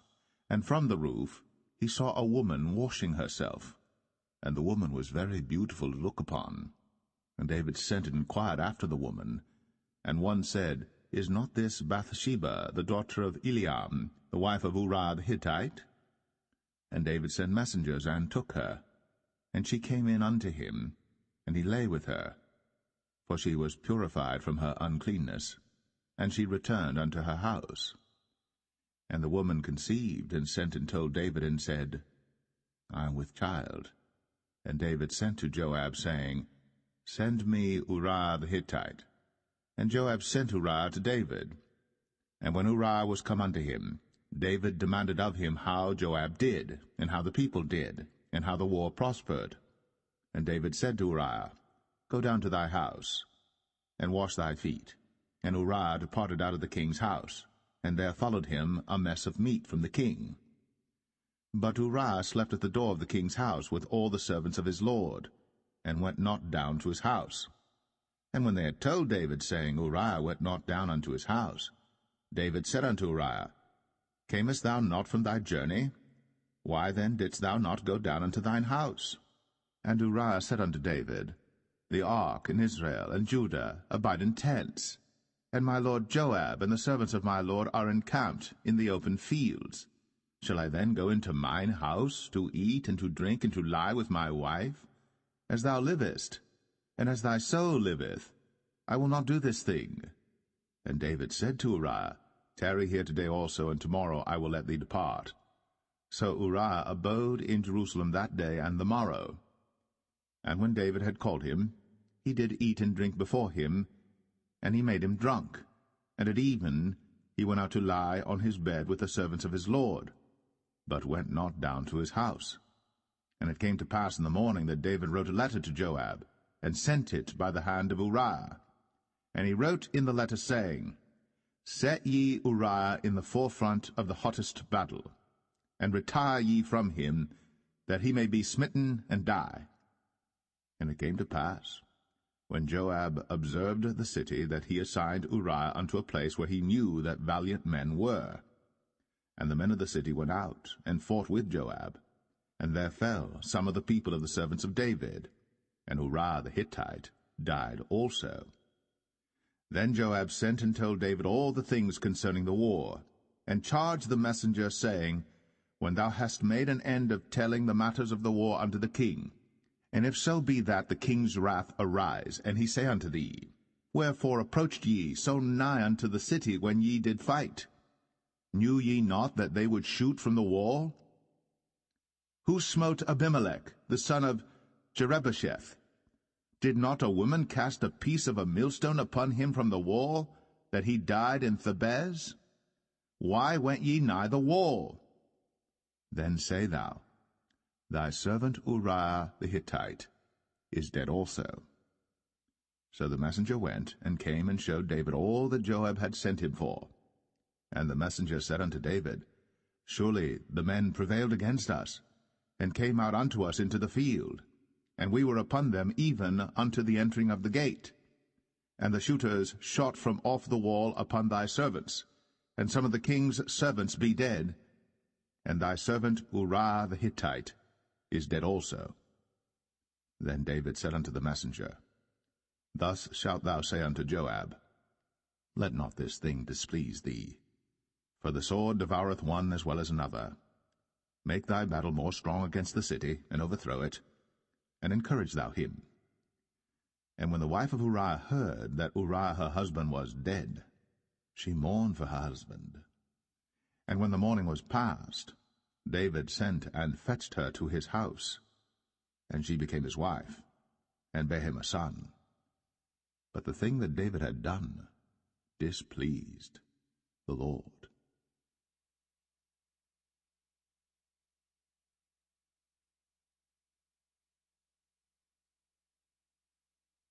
2 Samuel 12. And the Lord sent Nathan unto David. And he came unto him, and said unto him, There were 2 men in one city, the one rich and the other poor. The rich man had exceeding many flocks and herds, but the poor man had nothing save one little ewe lamb, which he had bought and nourished up. And it grew up together with him, and with his children. It did eat of his own meat, and drank of his own cup, and lay in his bosom, and was unto him as a daughter. And there came a traveller unto the rich man, and he spared to take of his own flock and of his own herd to dress for the wayfaring man that was come unto him, but took the poor man's lamb, and dressed it for the man that was come to him. And David's anger was greatly kindled against the man, and he said to Nathan, As the Lord liveth, the man that hath done this thing shall surely die, and he shall restore the lamb 4-fold, because he did this thing, and because he had no pity. And Nathan said to David, Thou art the man. Thus saith the Lord God of Israel, I anointed thee king over Israel, and I delivered thee out of the hand of Saul. And I gave thee thy master's house, and thy master's wives into thy bosom, and gave thee the house of Israel and of Judah. And if that had been too little, I would moreover have given unto thee such and such things. Wherefore hast thou despised the commandment of the Lord to do evil in his sight? Thou hast killed Uriah the Hittite with the sword, and hast taken his wife to be thy wife, and hast slain him with the sword of the children of Ammon. Now, therefore, the sword shall never depart from thine house, because thou hast despised me, and hast taken the wife of Uriah the Hittite to be thy wife. Thus saith the Lord, Behold, I will raise up evil against thee out of thine own house, and I will take thy wives before thine eyes, and give them unto thy neighbor, and he shall lie with thy wives in the sight of this sun. For thou didst it secretly, but I will do this thing before all Israel, and before the sun. And David said unto Nathan, I have sinned against the Lord. And Nathan said unto David, The Lord also hath put away thy sin. Thou shalt not die. Howbeit, because by this deed thou hast given great occasion to the enemies of the Lord to blaspheme, the child also that is born unto thee shall surely die. And Nathan departed unto his house. And the Lord struck the child that Uriah's wife bare unto David, and it was very sick. David therefore besought God for the child. And David fasted, and went in, and lay all night upon the earth. And the elders of his house arose, and went to him, to raise him up from the earth. But he would not, neither did he eat bread with them. And it came to pass on the 7th day that the child died. And the servants of David feared to tell him that the child was dead, for they said, Behold, while the child was yet alive, we spake unto him, and he would not hearken unto our voice. How will he then vex himself, if we tell him that the child is dead? But when David saw that his servants whispered, David perceived that the child was dead. Therefore David said unto his servants, Is the child dead? And they said, He is dead. Then David arose from the earth, and washed, and anointed himself, and changed his apparel, and came into the house of the Lord, and worshipped. Then he came to his own house, and when he required, they set bread before him, and he did eat. Then said his servants unto him, What thing is this that thou hast done? Thou didst fast and weep for the child while it was alive, but when the child was dead thou didst rise and eat bread. And he said, While the child was yet alive, I fasted and wept, for I said, Who can tell whether God will be gracious to me, that the child may live? But now he is dead. Wherefore should I fast? Can I bring him back again? I shall go to him, but he shall not return to me. And David comforted Bathsheba his wife, and went in unto her, and lay with her. And she bare a son, and he called his name Solomon. And the Lord loved him. And he sent by the hand of Nathan the prophet, and he called his name Jedediah, because of the Lord. And Joab fought against Rabbah of the children of Ammon, and took the royal city. And Joab sent messengers to David, and said, I have fought against Rabbah, and have taken the city of waters. Now therefore, gather the rest of the people together, and encamp against the city, and take it, lest I take the city, and it be called after my name. And David gathered all the people together, and went to Rabbah, and fought against it, and took it. And he took their king's crown from off his head, the weight whereof was a talent of gold, with the precious stones, and it was set on David's head.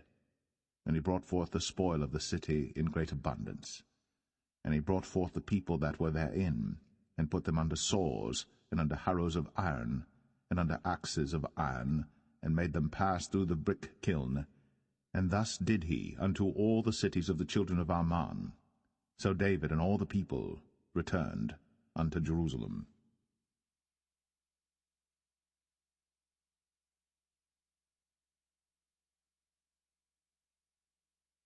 2 Samuel 13.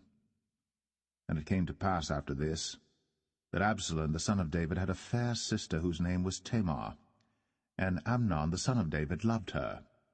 And Amnon was so vexed that he felt sick for his sister Tamar, for she was a virgin, and Amnon thought it hard for him to do anything to her. But Amnon had a friend whose name was Jonadab, the son of Shimea, David's brother. And Jonadab was a very subtle man. And he said unto him, Why art thou, being the king's son, lean from day to day? Wilt thou not tell me? And Amnon said unto him, I love Tamar, my brother Absalom's sister. And Jonadab said unto him, Lay thee down on thy bed, and make thyself sick.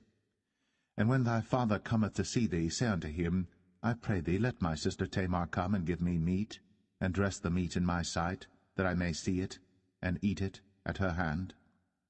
So Amnon lay down, and made himself sick.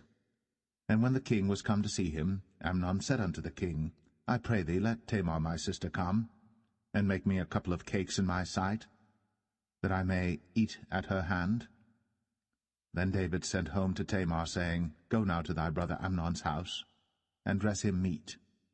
So Tamar went to her brother Amnon's house, and he was laid down. And she took flour, and kneaded it, and made cakes in his sight, and did bake the cakes. And she took a pan, and poured them out before him. But he refused to eat. And Amnon said, Have out all men from me. And they went out every man from him. And Amnon said unto Tamar, Bring the meat into the chamber, that I may eat of thine hand. And Tamar took the cakes which she had made, and brought them into the chamber to Amnon her brother. And when she had brought them unto him to eat, he took hold of her, and said unto her, Come, lie with me, my sister. And she answered him, Nay, my brother, do not force me. For no such thing ought to be done in Israel. Do not thou this folly. And I, whither shall I cause my shame to go? And as for thee, thou shalt be as one of the fools in Israel. Now therefore I pray thee, speak unto the king, for he will not withhold me from thee. Howbeit, he would not hearken unto her voice, but being stronger than she, forced her, and lay with her. Then Amnon hated her exceedingly, so that the hatred wherewith he hated her was greater than the love wherewith he had loved her. And Amnon said unto her, Arise, be gone. And she said unto him, There is no cause. This evil in sending me away is greater than the other that thou didst unto me. But he would not hearken unto her. Then he called his servant that ministered unto him, and said, Put now this woman out from me, and bolt the door after her. And she had a garment of divers colors upon her, for with such robes were the king's daughters that were virgins apparelled. Then his servant brought her out, and bolted the door after her. And Tamar put ashes on her head, and rent her garment of divers colors that was on her, and laid her hand on her head, and went on crying. And Absalom, her brother, said unto her, Hath Amnon thy brother been with thee? But hold now thy peace, my sister. He is thy brother. Regard not this thing. So Tamar remained desolate in her brother Absalom's house. But when King David heard of all these things, he was very wroth. And Absalom spake unto his brother Amnon, neither good nor bad, for Absalom hated Amnon, because he had forced his sister Tamar. And it came to pass after 2 full years, that Absalom had sheep-shearers in Baal-Hazor, which is beside Ephraim. And Absalom invited all the king's sons. And Absalom came to the king and said, Behold now, thy servant hath sheep-shearers. Let the king, I beseech thee, and his servants go with thy servant.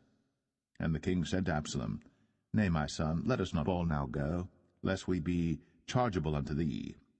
And he pressed him, howbeit he would not go, but blessed him.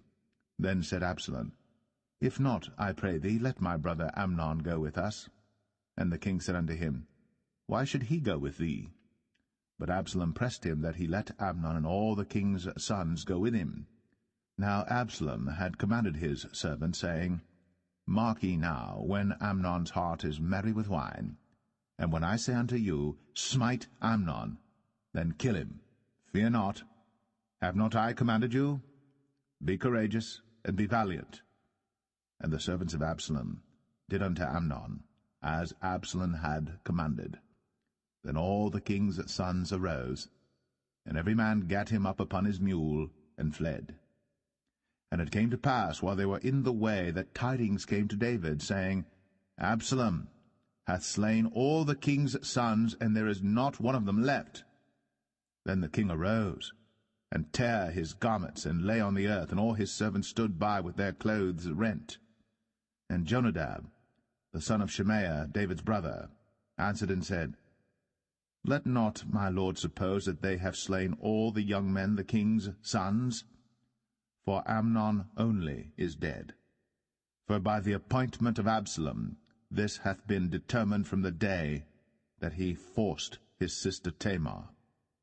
Now therefore, let not my lord the king take the thing to his heart, to think that all the king's sons are dead, for Amnon only is dead. But Absalom fled. And the young man that kept the watch lifted up his eyes, and looked, and behold, there came much people by the way of the hillside behind him. And Jonadab said unto the king, Behold, the king's sons come, as thy servant said, so it is. And it came to pass, as soon as he had made an end of speaking, that, behold, the king's sons came, and lifted up their voice, and wept. And the king also and all his servants wept very sore. But Absalom fled and went to Talmai, the son of Ammihud, king of Geshur. And David mourned for his son every day. So Absalom fled and went to Geshur, and was there 3 years. And the soul of King David longed to go forth unto Absalom, for he was comforted concerning Amnon, seeing he was dead.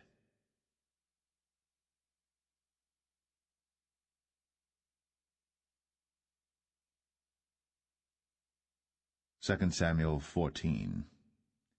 Now Joab the son of Zeruiah perceived that the king's heart was toward Absalom. And Joab sent to Tekoa, and fetched thence a wise woman, and said unto her, I pray thee, feign thyself to be a mourner, and put on now mourning apparel, and anoint not thyself with oil, but be as a woman that had a long time mourned for the dead. And come to the king, and speak on this manner unto him. So Joab put the words in her mouth. And when the woman of Tekoa spake to the king, she fell on her face to the ground, and did obeisance, and said, Help, O king. And the king said unto her, What aileth thee? And she answered, I am indeed a widow woman, and mine husband is dead. And thy handmaid had 2 sons, and they 2 strove together in the field, and there was none to part them. But the one smote the other, and slew him.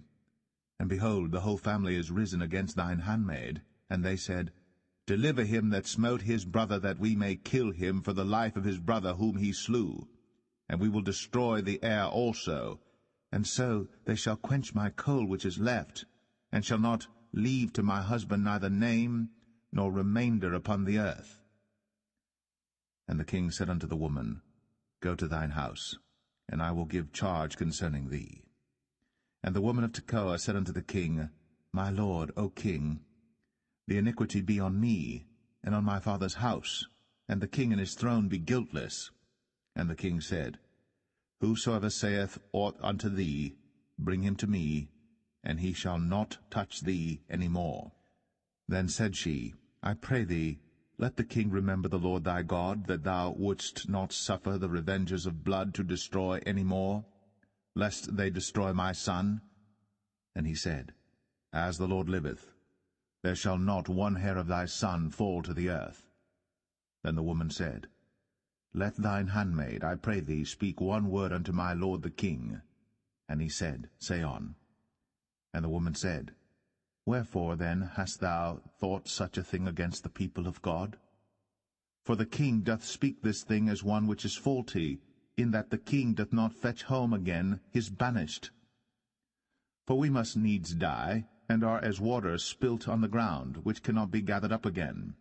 Neither doth God respect any person, yet doth he devise means that his banished be not expelled from him.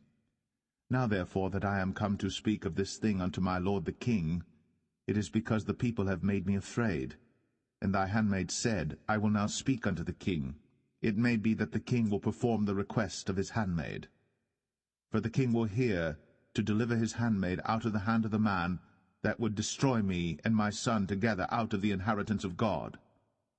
Then thine handmaid said, The word of my lord the king shall now be comfortable. For as an angel of God, so is my lord the king to discern good and bad. Therefore the Lord thy God will be with thee. Then the king answered and said unto the woman, Hide not from me, I pray thee, the thing that I shall ask thee. And the woman said, Let my lord the king now speak. And the king said, Is not the hand of Joab with thee in all this? And the woman answered and said, As thy soul liveth, my lord the king, none can turn to the right hand or to the left from aught that my lord the king hath spoken. For thy servant Joab, he bade me, and he put all these words in the mouth of thine handmaid. To fetch about this form of speech hath thy servant Joab done this thing. And my lord is wise, according to the wisdom of an angel of God, to know all things that are in the earth. And the king said unto Joab, Behold now, I have done this thing. Go therefore, bring the young man Absalom again. And Joab fell to the ground on his face, and bowed himself, and thanked the king. And Joab said, Today thy servant knoweth that I have found grace in thy sight, my lord, O king, in that the king hath fulfilled the request of his servant. So Joab arose and went to Geshur, and brought Absalom to Jerusalem. And the king said, Let him turn to his own house, and let him not see my face. So Absalom returned to his own house, and saw not the king's face. But in all Israel there was none to be so much praised as Absalom for his beauty. From the sole of his foot even to the crown of his head, there was no blemish in him. And when he polled his head, for it was at every year's end that he polled it, because the hair was heavy on him, therefore he polled it, he weighed the hair of his head at 200 shekels after the king's weight. And unto Absalom there were born 3 sons, and 1 daughter, whose name was Tamar. She was a woman of a fair countenance. So Absalom dwelt 2 full years in Jerusalem, and saw not the king's face. Therefore Absalom sent for Joab to have sent him to the king, but he would not come to him. And when he sent again the 2nd time, he would not come. Therefore he said unto his servants, See, Joab's field is near mine, and he hath barley there. Go and set it on fire. And Absalom's servants set the field on fire. Then Joab arose, and came to Absalom unto his house, and said unto him, Wherefore have thy servants set my field on fire? And Absalom answered Joab, Behold, I sent unto thee, saying, Come hither, that I may send thee to the king, to say, Wherefore am I come from Geshur? It had been good for me to have been there still. Now therefore let me see the king's face, and if there be any iniquity in me, let him kill me. So Joab came to the king and told him. And when he had called for Absalom, he came to the king, and bowed himself on his face to the ground before the king.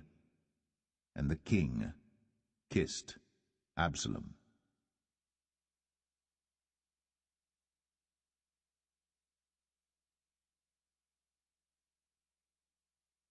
2 Samuel 15.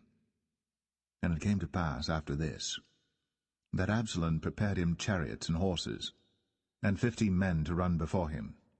And Absalom rose up early, and stood beside the way of the gate. And it was so, that when any man that had a controversy came to the king for judgment, then Absalom called unto him, and said, Of what city art thou? And he said, Thy servant is of one of the tribes of Israel. And Absalom said unto him, See, thy matters are good and right, but there is no man deputed of the king to hear thee. Absalom said moreover, O that I were made judge in the land, that every man which hath any suit or cause might come unto me, and I would do him justice. And it was so, that when any man came nigh to him to do him obeisance, he put forth his hand, and took him, and kissed him. And on this manner did Absalom to all Israel that came to the king for judgment. So Absalom stole the hearts of the men of Israel. And it came to pass after 40 years that Absalom said unto the king, I pray thee, let me go and pay my vow, which I have vowed unto the Lord in Hebron. For thy servant vowed a vow while I abode at Geshur in Syria, saying, If the Lord shall bring me again indeed to Jerusalem, then I will serve the Lord. And the king said unto him, Go in peace. So he arose, and went to Hebron. But Absalom sent spies throughout all the tribes of Israel, saying, As soon as ye hear the sound of the trumpet, then ye shall say, Absalom reigneth in Hebron.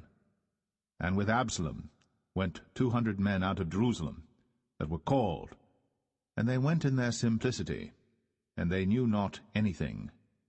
And Absalom sent for Ahithophel the Gilonite, David's counselor, from his city, even from Gilo, while he offered sacrifices.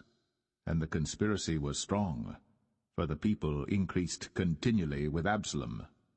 And there came a messenger to David, saying, The hearts of the men of Israel are after Absalom.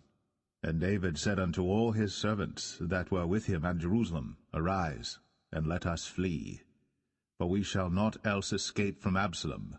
Make speed to depart, lest he overtake us suddenly, and bring evil upon us, and smite the city with the edge of the sword. And the king's servant said unto the king, Behold, thy servants are ready to do whatsoever my lord the king shall appoint. And the king went forth, and all his household after him. And the king left 10 women which were concubines to keep the house.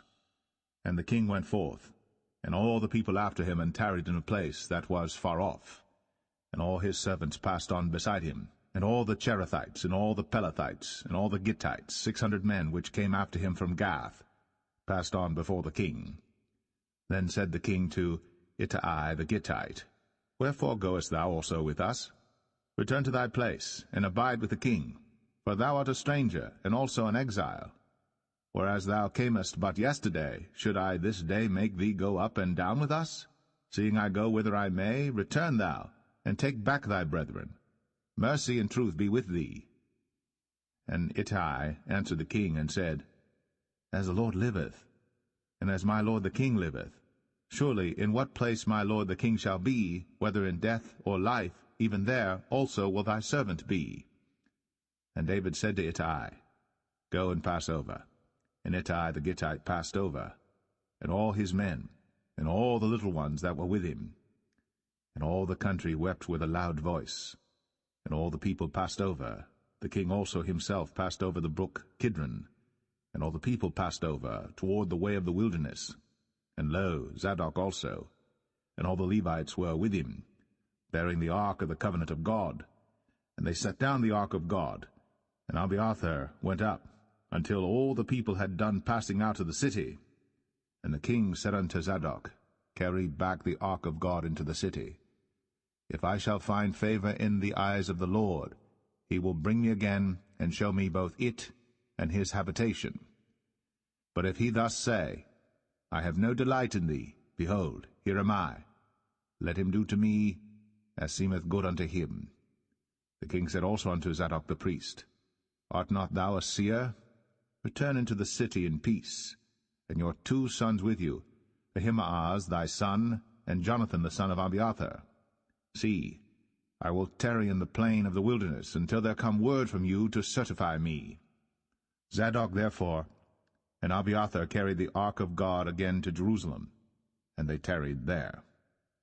And David went up by the ascent of Mount Olivet, and wept as he went up, and had his head covered, and he went barefoot, and all the people that was with him covered every man his head, and they went up, weeping as they went up. And one told David, saying, Ahithophel is among the conspirators with Absalom. And David said, O Lord, I pray thee, turn the counsel of Ahithophel into foolishness. And it came to pass that when David was come to the top of the mount, where he worshipped God, behold, Hushai the Archite came to meet him with his coat rent, and earth upon his head. Unto whom David said, If thou passest on with me, then thou shalt be a burden unto me. But if thou return to the city, and say unto Absalom, I will be thy servant, O king, as I have been thy father's servant hitherto, so will I now also be thy servant. Then mayest thou for me defeat the counsel of Ahithophel. And hast thou not there with thee Zadok and Abiathar the priests? Therefore it shall be that what thing soever thou shalt hear out of the king's house, thou shalt tell it to Zadok and Abiathar the priests. Behold, they have there with them their 2 sons, Ahimaaz Zadok's son, and Jonathan Abiathar's son. And by them ye shall send unto me everything that ye can hear. So Hushai, David's friend, came into the city, and Absalom came into Jerusalem.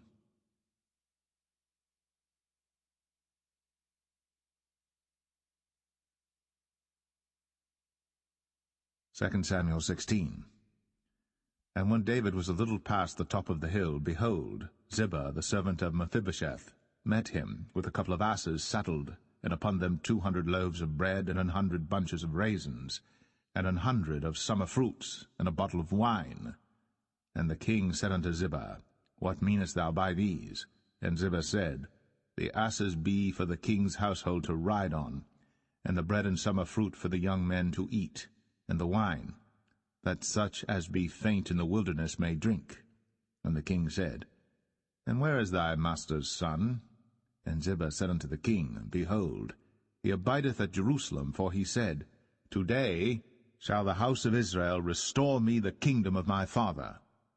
Then said the king to Ziba, Behold, thine are all that pertained unto Mephibosheth. And Ziba said, I humbly beseech thee that I may find grace in thy sight, my lord, O king. And when King David came to Bahurim, behold, thence came out a man of the family of the house of Saul, whose name was Shimei, the son of Gera. He came forth, and cursed still as he came. And he cast stones at David, and at all the servants of King David. And all the people and all the mighty men were on his right hand and on his left. And thus said Shimei, when he cursed, come out, thou bloody man, and thou man of Belial. The Lord hath returned upon thee all the blood of the house of Saul, in whose stead thou hast reigned. And the Lord hath delivered the kingdom into the hand of Absalom thy son, and behold, thou art taken in thy mischief, because thou art a bloody man. Then said Abishai the son of Zeruiah unto the king, Why should this dead dog curse my lord the king? Let me go over, I pray thee, and take off his head. And the king said, What have I to do with you, ye sons of Zeruiah? So let him curse, because the Lord hath said unto him, Curse David. Who shall then say, Wherefore hast thou done so? And David said to Abishai and to all his servants, Behold, my son, which came forth of my bowels, seeketh my life. How much more now may this Benjamite do it? Let him alone, and let him curse, for the Lord hath bidden him. It may be that the Lord will look on mine affliction, and that the Lord will requite me good for his cursing this day. And as David and his men went by the way, Shimei went along on the hills side over against him, and cursed as he went, and threw stones at him, and cast dust. And the king and all the people that were with him came weary, and refreshed themselves there. And Absalom and all the people, the men of Israel, came to Jerusalem, and Ahithophel with him. And it came to pass, when Hushai the Archite, David's friend, was come unto Absalom, that Hushai said unto Absalom, God save the king! God save the king! And Absalom said to Hushai, Is this thy kindness to thy friend? Why wentest thou not with thy friend? And Hushai said unto Absalom, Nay, but whom the Lord and this people and all the men of Israel choose, his will I be, and with him will I abide. And again, whom should I serve? Should I not serve in the presence of his son? As I have served in thy father's presence, so will I be in thy presence. Then said Absalom to Ahithophel, Give counsel among you what we shall do. And Ahithophel said unto Absalom, Go in unto thy father's concubines, which he hath left to keep the house.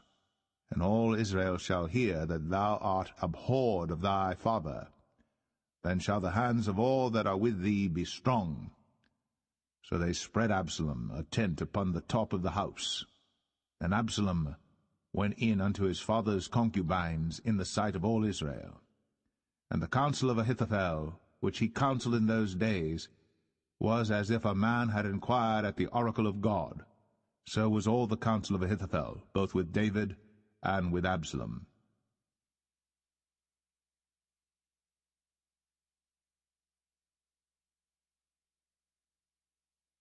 2 Samuel 17. Moreover Ahithophel said unto Absalom, Let me now choose out 12,000 men, and I will arise and pursue after David this night. And I will come upon him while he is weary and weak-handed, and will make him afraid, and all the people that are with him shall flee, and I will smite the king only. And I will bring back all the people unto thee. The man whom thou seekest is as if all returned, so all the people shall be in peace. And the saying pleased Absalom well, and all the elders of Israel. Then said Absalom, Call now Hushai the Archite also, and let us hear likewise what he saith. And when Hushai was come to Absalom, Absalom spake unto him, saying, Ahithophel hath spoken after this manner. Shall we do after his saying? If not, speak thou. And Hushai said unto Absalom, The counsel that Ahithophel hath given is not good at this time.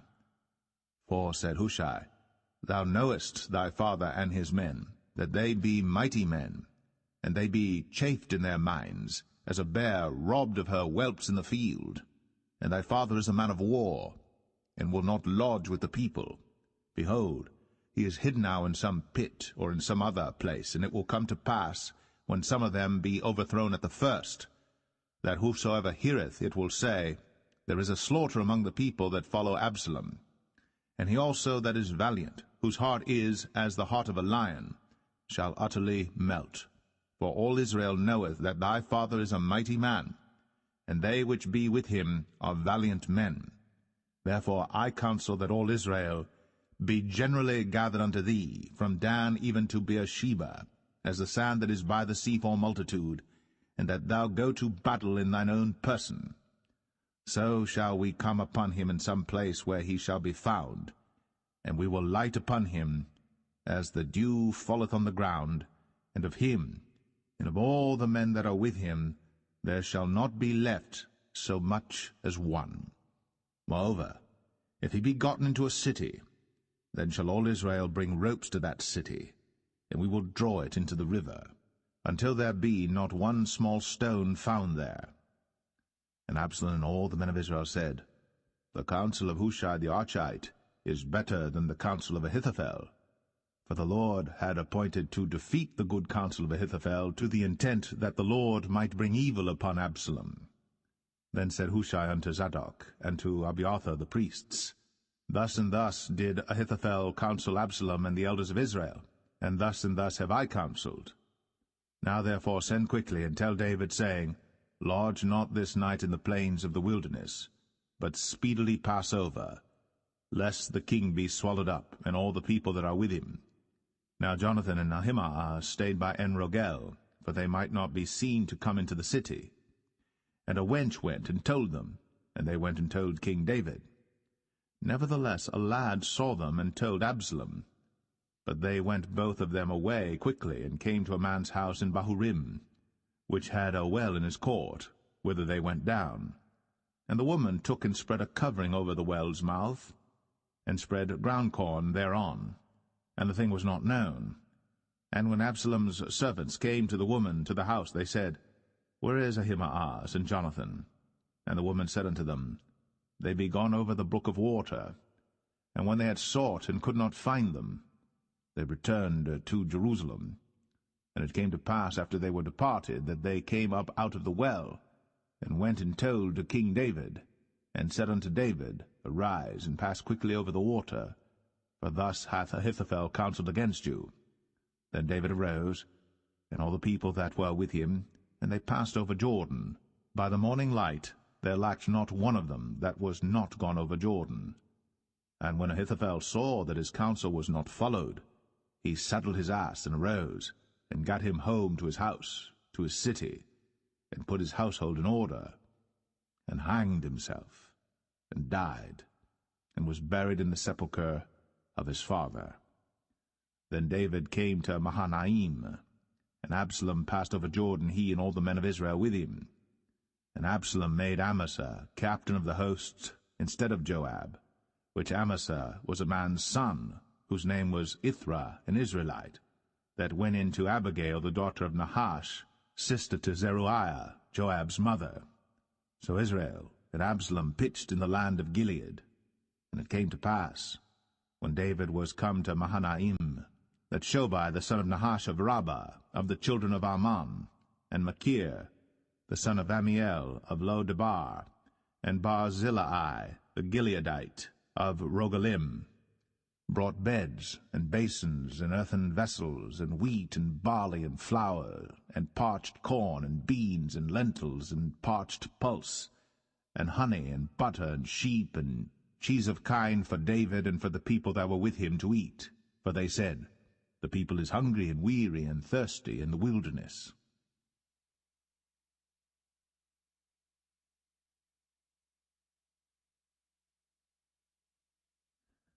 2 Samuel 18. And David numbered the people that were with him, and set captains of thousands and captains of hundreds over them. And David sent forth a third part of the people under the hand of Joab, and a third part under the hand of Abishai the son of Zeruiah, Joab's brother, and a third part under the hand of Ittai the Gittite. And the king said unto the people, I will surely go forth with you myself also. But the people answered, Thou shalt not go forth, for if we flee away, they will not care for us, neither, if half of us die, will they care for us. But now thou art worth 10,000 of us. Therefore now it is better that thou succour us out of the city. And the king said unto them, What seemeth you best, I will do. And the king stood by the gate side, and all the people came out by hundreds and by thousands. And the king commanded Joab and Abishai and Ittai, saying, Deal gently for my sake with the young man, even with Absalom. And all the people heard when the king gave all the captains charge concerning Absalom. So the people went out into the field against Israel, and the battle was in the wood of Ephraim, where the people of Israel were slain before the servants of David, and there was there a great slaughter that day of 20,000 men. For the battle was there scattered over the face of all the country, and the wood devoured more people that day than the sword devoured. And Absalom met the servants of David, and Absalom rode upon a mule. And the mule went under the thick boughs of a great oak, and his head caught hold of the oak. And he was taken up between the heaven and the earth, and the mule that was under him went away. And a certain man saw it, and told Joab, and said, Behold, I saw Absalom hanged in an oak. And Joab said unto the man that told him, And behold, thou sawest him, and why didst thou not smite him there to the ground? And I would have given thee 10 shekels of silver and a girdle. And the man said unto Joab, Though I should receive 1,000 shekels of silver in mine hand, yet would I not put forth mine hand against the king's son. For in our hearing the king charged thee and Abishai and Ittai, saying, Beware that none touch the young man Absalom. Otherwise I should have wrought falsehood against mine own life. For there is no matter hid from the king, and thou thyself wouldest have set thyself against me. Then said Joab, I may not tarry thus with thee. And he took 3 darts in his hand, and thrust them through the heart of Absalom, while he was yet alive, in the midst of the oak. And 10 young men that bare Joab's armor compassed about, and smote Absalom, and slew him. And Joab blew the trumpet, and the people returned from pursuing after Israel. For Joab held back the people. And they took Absalom, and cast him into a great pit in the wood, and laid a very great heap of stones upon him. And all Israel fled, every one to his tent. Now Absalom, in his lifetime, had taken and reared up for himself a pillar which is in the king's dale. For he said, I have no son to keep my name in remembrance. And he called the pillar after his own name. And it is called unto this day Absalom's place. Then said Ahimaaz, the son of Zadok, Let me now run, and bear the king tidings, how that the Lord hath avenged him of his enemies. And Joab said unto him, Thou shalt not bear tidings this day, but thou shalt bear tidings another day. But this day thou shalt bear no tidings, because the king's son is dead. Then said Joab to Cushai, Go tell the king what thou hast seen. And Cushai bowed himself unto Joab, and ran.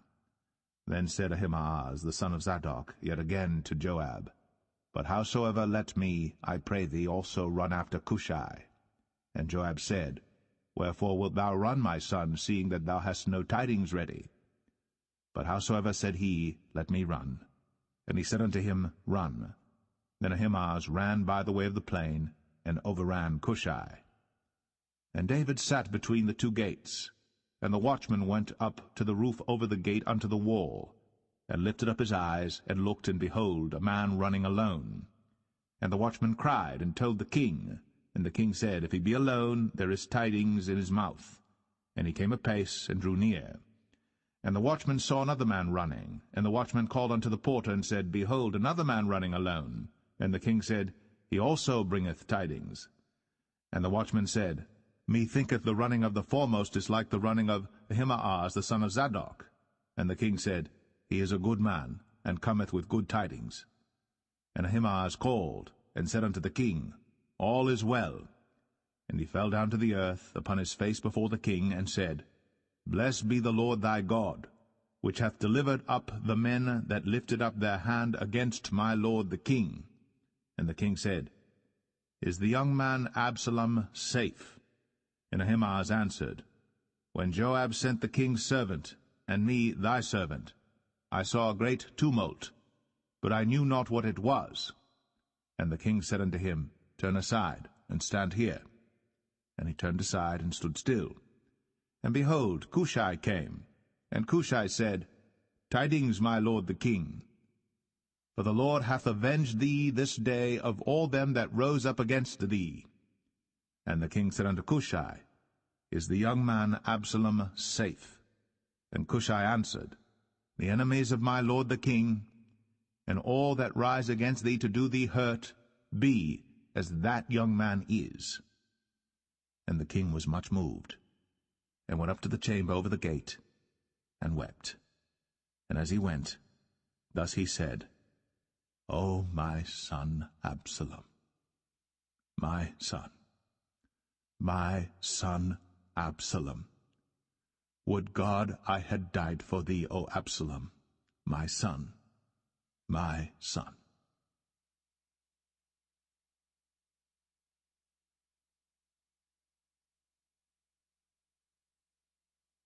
2 Samuel 19.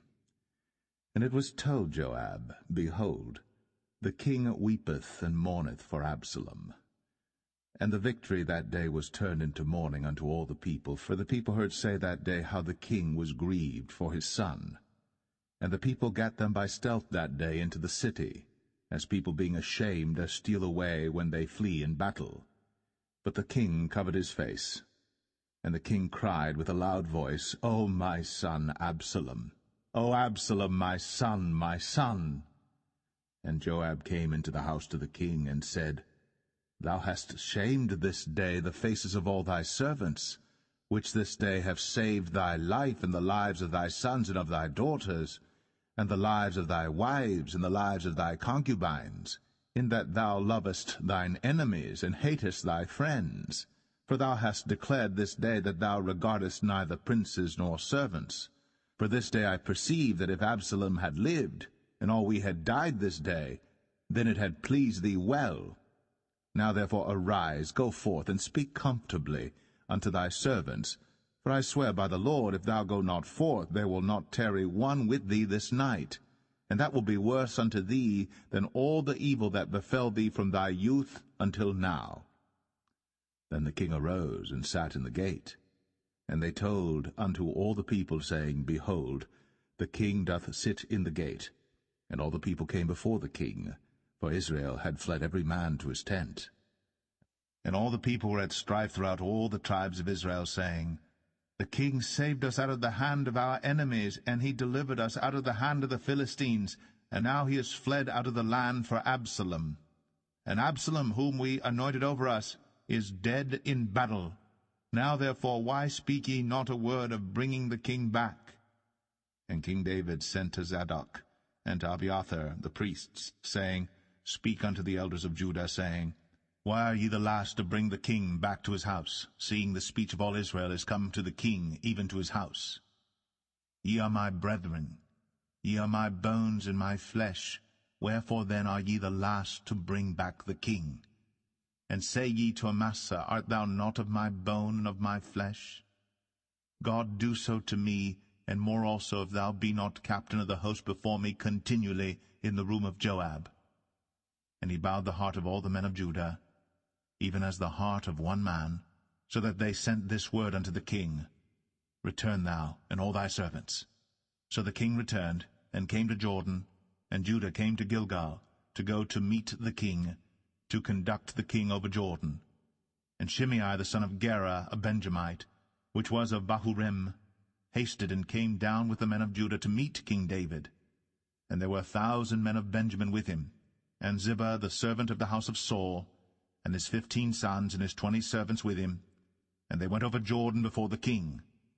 And there went over a ferry boat to carry over the king's household, and to do what he thought good. And Shimei the son of Gera fell down before the king, as he was come over Jordan, and said unto the king, Let not my lord impute iniquity unto me, neither do thou remember that which thy servant did perversely the day that my lord the king went out of Jerusalem, that the king should take it to his heart. For thy servant doth know that I have sinned. Therefore, behold, I am come the first this day of all the house of Joseph, to go down to meet my lord the king. But Abishai the son of Zeruiah answered and said, Shall not Shimei be put to death for this, because he cursed the Lord's anointed? And David said, What have I to do with you, ye sons of Zeruiah, that ye should this day be adversaries unto me? Shall there any man be put to death this day in Israel? For do not I know that I am this day king over Israel? Therefore the king said unto Shimei, Thou shalt not die. And the king sware unto him. And Mephibosheth, the son of Saul, came down to meet the king, and had neither dressed his feet, nor trimmed his beard, nor washed his clothes, from the day the king departed until the day he came again in peace. And it came to pass, when he was come to Jerusalem to meet the king, that the king said unto him, Wherefore wentest not thou with me, Mephibosheth? And he answered, My lord, O king, my servant deceived me. For thy servant said, I will saddle me an ass, that I may ride thereon, and go to the king, because thy servant is lame. And he hath slandered thy servant unto my lord the king. But my lord the king is as an angel of God. Do therefore what is good in thine eyes. For all of my father's house were but dead men before my lord the king. Yet didst thou set thy servant among them that did eat at thine own table? What right therefore have I yet to cry any more unto the king? And the king said unto him, Why speakest thou any more of thy matters? I have said, Thou and Ziba divide the land. And Mephibosheth said unto the king, Yea, let him take all, for as much as my lord the king is come again in peace unto his own house. And Barzillai the Gileadite came down from Rogelim, and went over Jordan with the king to conduct him over Jordan. Now Barzillai was a very aged man, even 80 years old, and he had provided the king of sustenance while he lay at Mahanaim, for he was a very great man. And the king said unto Barzillai, Come thou over with me, and I will feed thee with me in Jerusalem. And Barzillai said unto the king, How long have I to live, that I should go up with the king unto Jerusalem? I am this day 80 years old, and can I discern between good and evil? Can thy servant taste what I eat or what I drink? Can I hear any more the voice of singing men and singing women? Wherefore then should thy servant be yet a burden unto my lord the king?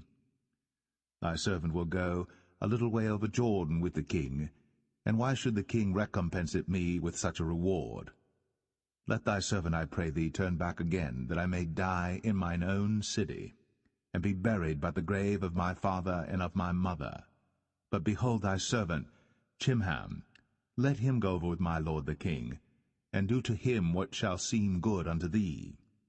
And the king answered, Chimham shall go over with me, and I will do to him that which shall seem good unto thee. And whatsoever thou shalt require of me, that will I do for thee. And all the people went over Jordan. And when the king was come over, the king kissed Barzillai, and blessed him, and he returned unto his own place. Then the king went on to Gilgal, and Chimham went on with him. And all the people of Judah conducted the king, and also half the people of Israel. And behold, all the men of Israel came to the king, and said unto the king, Why have our brethren the men of Judah stolen thee away, and have brought the king and his household and all David's men with him over Jordan? And all the men of Judah answered the men of Israel, Because the king is near of kin to us, wherefore then be ye angry for this matter? Have we eaten at all of the king's cost, or hath he given us any gift? And the men of Israel answered the men of Judah, and said, We have 10 parts in the king, and we have also more right in David than ye. Why then did ye despise us, that our advice should not be first had in bringing back our king? And the words of the men of Judah were fiercer than the words of the men of Israel.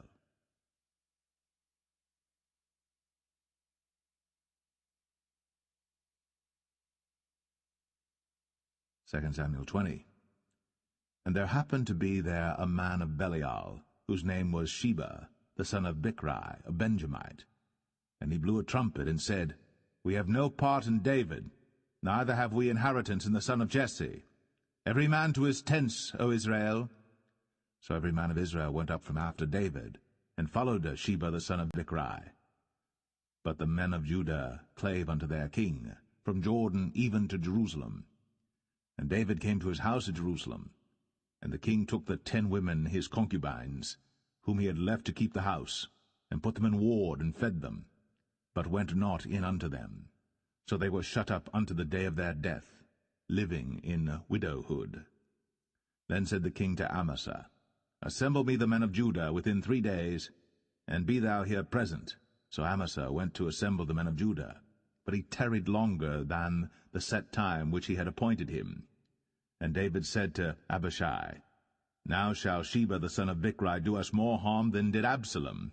Take thou thy lord's servants, and pursue after him, lest he get him fenced cities and escape us. And there went out after him Joab's men, and the Cherethites and the Pelethites, and all the mighty men, and they went out of Jerusalem, to pursue after Sheba the son of Bichri. When they were at the great stone which is in Gibeon, Amasa went before them, and Joab's garment that he had put on was girded unto him, and upon it a girdle with a sword fastened upon his loins in the sheath thereof. And as he went forth it fell out. And Joab said to Amasa, Art thou in health, my brother? And Joab took Amasa by the beard with the right hand to kiss him. But Amasa took no heed to the sword that was in Joab's hand. So he smote him therewith in the 5th rib, and shed out his bowels to the ground, and struck him not again, and he died. So Joab and Abishai his brother pursued after Sheba, the son of Bichri. And one of Joab's men stood by him, and said, He that favoureth Joab, and he that is for David, let him go after Joab. And Amasa wallowed in blood in the midst of the highway. And when the man saw that all the people stood still, he removed Amasa out of the highway into the field, and cast a cloth upon him when he saw that every one that came by him stood still. When he was removed out of the highway, all the people went on after Joab, to pursue after Sheba the son of Bichri. And he went through all the tribes of Israel unto Abel, and to Bethmachah, and all the Berites, and they were gathered together, and went also after him. And they came and besieged him in Abel of Bethmachah. And they cast up a bank against the city, and it stood in the trench, and all the people that were with Joab battered the wall to throw it down. Then cried a wise woman out of the city, Hear, hear, say, I pray you, unto Joab, Come near hither, that I may speak with thee. And when he was come near unto her, the woman said, Art thou Joab? And he answered, I am he. Then she said unto him, Hear the words of thine handmaid. And he answered, I do hear.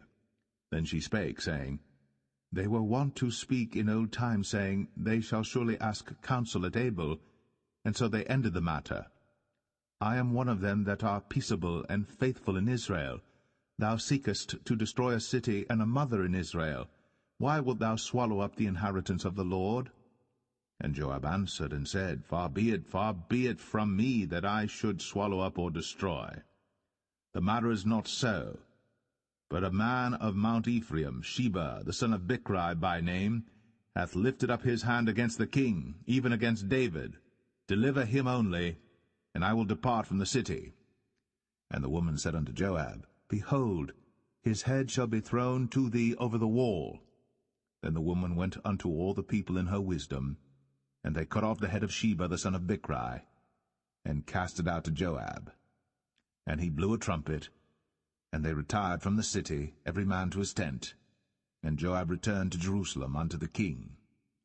Now Joab was over all the host of Israel, and Benaiah the son of Jehoiada was over the Cherethites and over the Pelethites, and Adoram was over the tribute, and Jehoshaphat the son of Ahilud was recorder, and Sheva was scribe, and Zadok and Abiathar were priests, and Ira also the Jerite was a chief ruler about David.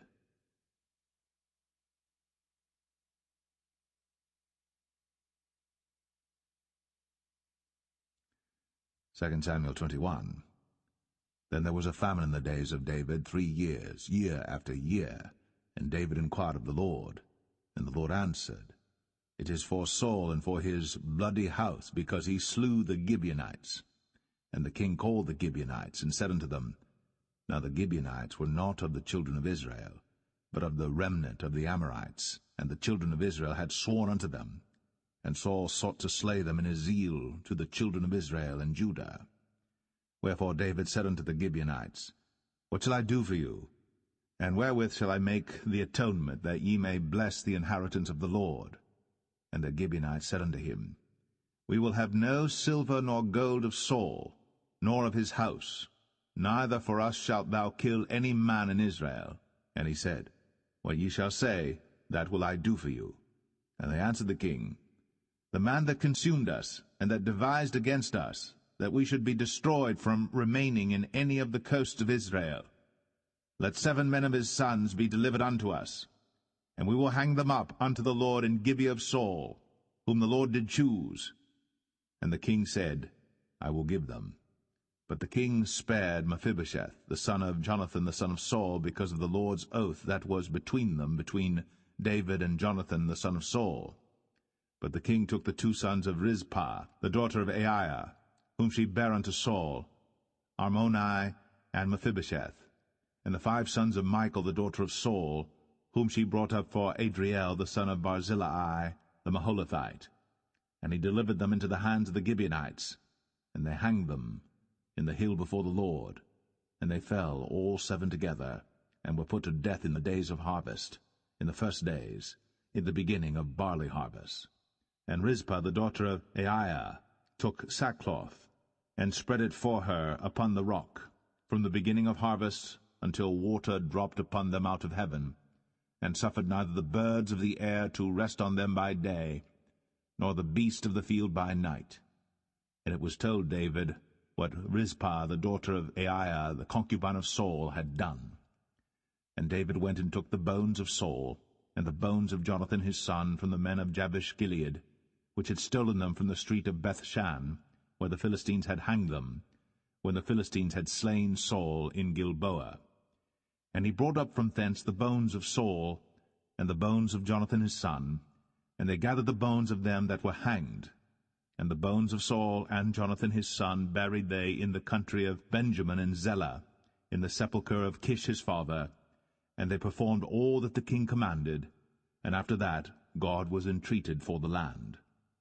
Moreover, the Philistines had yet war again with Israel, and David went down, and his servants with him, and fought against the Philistines, and David waxed faint. And Ishbi-Benob, which was of the sons of the giant, the weight of whose spear weighed 300 shekels of brass in weight, he being girded with a new sword, thought to have slain David. But Abishai the son of Zeruiah succored him, and smote the Philistine, and killed him. Then the men of David sware unto him, saying, Thou shalt go no more out with us to battle, that thou quench not the light of Israel. And it came to pass after this, that there was again a battle with the Philistines at Gob. Then Sibbechai the Hushathite slew Saph, which was of the sons of the giant. And there was again a battle in Gob with the Philistines, where Elhanan the son of Jaare-Oregim, a Bethlehemite, slew the brother of Goliath the Gittite, the staff of whose spear was like a weaver's beam. And there was yet a battle in Gath, where was a man of great stature, that had on every hand 6 fingers, and on every foot 6 toes, 24 in number. And he also was born to the giant. And when he defied Israel, Jonathan the son of Shimea, the brother of David, slew him. These 4 were born to the giant in Gath, and fell by the hand of David, and by the hand of his servants.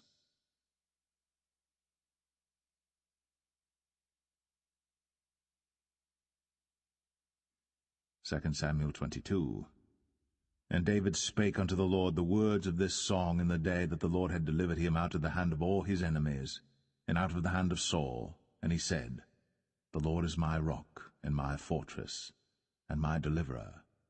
The God of my rock, in him will I trust. He is my shield, and the horn of my salvation, my high tower, and my refuge, my Saviour. Thou savest me from violence.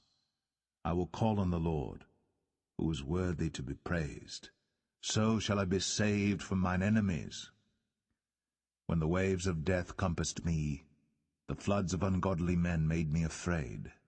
The sorrows of hell compassed me about, the snares of death prevented me. In my distress I called upon the Lord, and cried to my God, and he did hear my voice out of his temple, and my cry did enter into his ears. Then the earth shook and trembled, the foundations of heaven moved and shook, because he was wroth. There went up a smoke out of his nostrils, and fire out of his mouth devoured. Coals were kindled by it. He bowed the heavens also, and came down, and darkness was under his feet. And he rode upon a cherub, and did fly, and he was seen upon the wings of the wind. And he made darkness pavilions round about him, dark waters, and thick clouds of the skies. Through the brightness before him were coals of fire kindled. The Lord thundered from heaven, and the Most High uttered his voice. And he sent out arrows, and scattered them, lightning, and discomfited them. And the channels of the sea appeared. The foundations of the world were discovered, at the rebuking of the Lord, at the blast of the breath of his nostrils. He sent from above, he took me, he drew me out of many waters.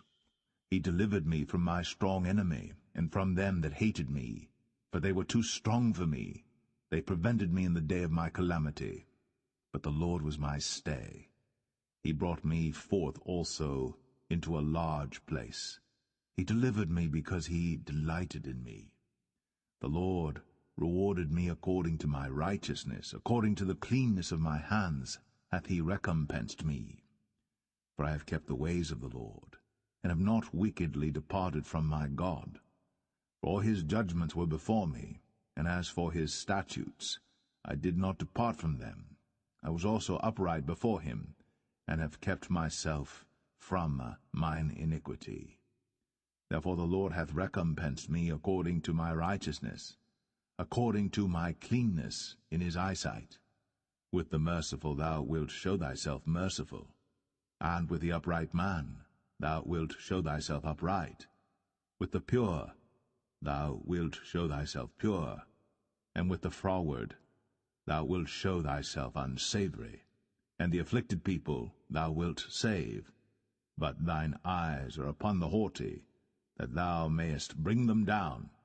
For thou art my lamp, O Lord, and the Lord will lighten my darkness. For by thee I have run through a troop, by my God have I leaped over a wall. As for God, his way is perfect. The word of the Lord is tried. He is a buckler to all them that trust in him. For who is God save the Lord? And who is a rock save our God? God is my strength and power, and he maketh my way perfect. He maketh my feet like hinds' feet, and setteth me upon my high places.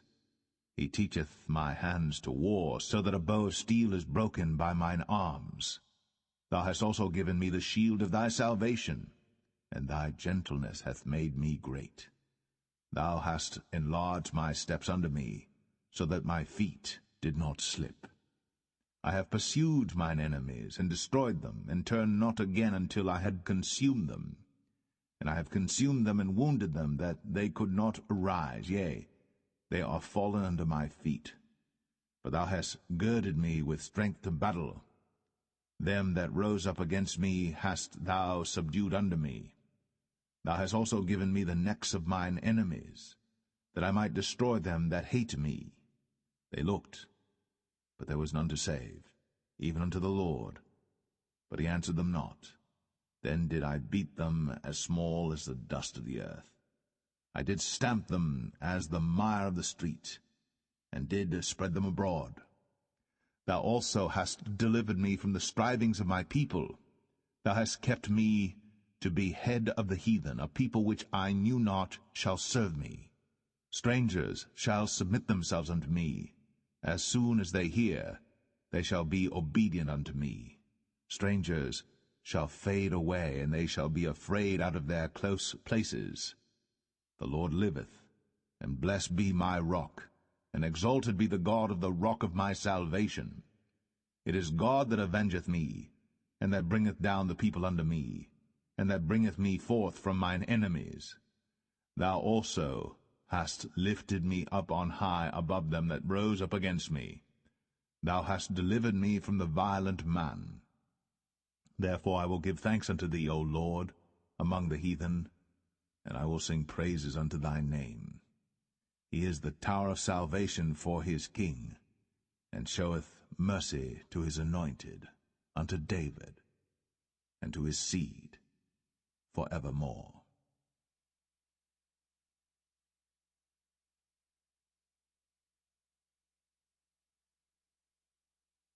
2 Samuel 23. Now these be the last words of David. David the son of Jesse said, and the man who was raised up on high, the anointed of the God of Jacob, and the sweet psalmist of Israel, said, The Spirit of the Lord spake by me, and his word was in my tongue. The God of Israel said, The Rock of Israel spake to me.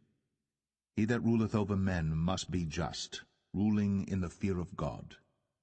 And he shall be as the light of the morning, when the sun riseth, even a morning without clouds, as the tender grass springing out of the earth by clear shining after rain. Although my house be not so with God, yet he hath made with me an everlasting covenant, ordered in all things and sure. For this is all my salvation and all my desire, although he make it not to grow. But the sons of Belial shall be all of them as thorns thrust away, because they cannot be taken with hands.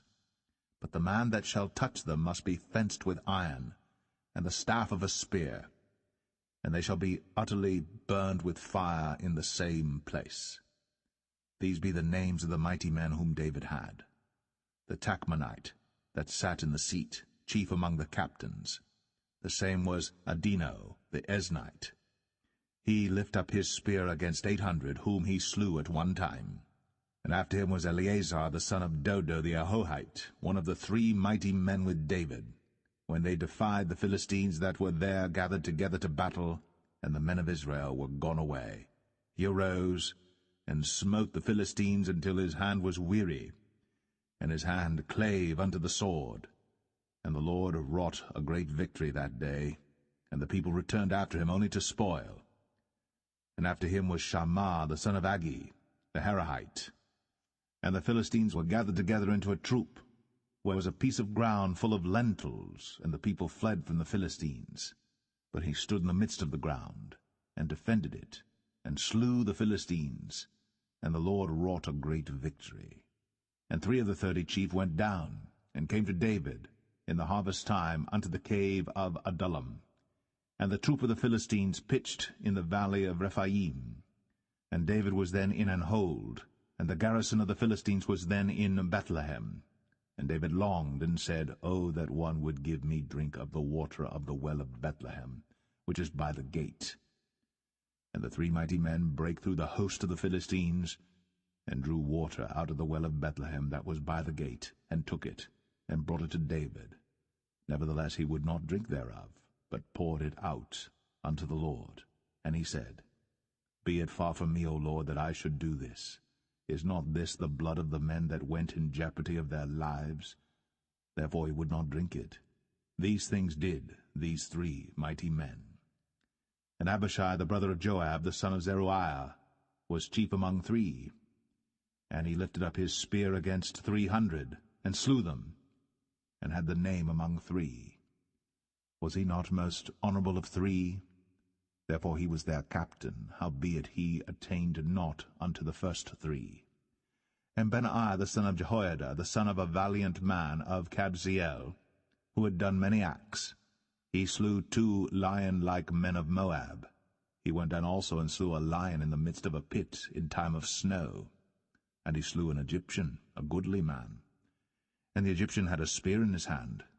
But he went down to him with a staff, and plucked the spear out of the Egyptian's hand, and slew him with his own spear. These things did Benaiah the son of Jehoiada, and had the name among 3 mighty men. He was more honorable than the 30, but he attained not to the first 3. And David set him over his guard. Asahel the brother of Joab was one of the 30, Elhanan the son of Dodo of Bethlehem, Shammah the Harodite, Elika the Harodite, Helez the Paltite, Ira the son of Ikesh the Tekoite, Abiezer the Anethathite, Mebunai the Hushathite, Zalman the Ahohite, Maharai the Netophathite, Heleb the son of Baanah a Netophathite, Ittai the son of Ribai, out of Gibeah of the children of Benjamin, Benaiah the Parathonite, Hiddai of the brooks of Gaash, Abialbon the Arbathite, Asmaveth the Bahamite, Eliabah the Shaalbanite, of the sons of Jashan, Jonathan, Shammah the Hararite, Ahiam the son of Sharar, the Hararite, Eliphalet the son of Ahasbai, the son of the Maacathite, Eliam the son of Ahithophel the Gelonite,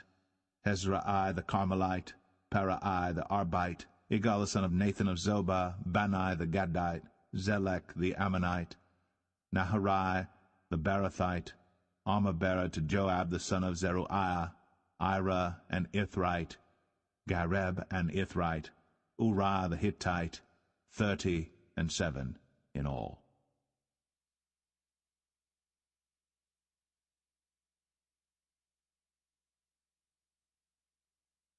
2 Samuel 24. And again the anger of the Lord was kindled against Israel. And he moved David against them to say, Go, number Israel and Judah. For the king said to Joab, the captain of the host, which was with him, Go now through all the tribes of Israel, from Dan even to Beersheba, and number ye the people, that I may know the number of the people.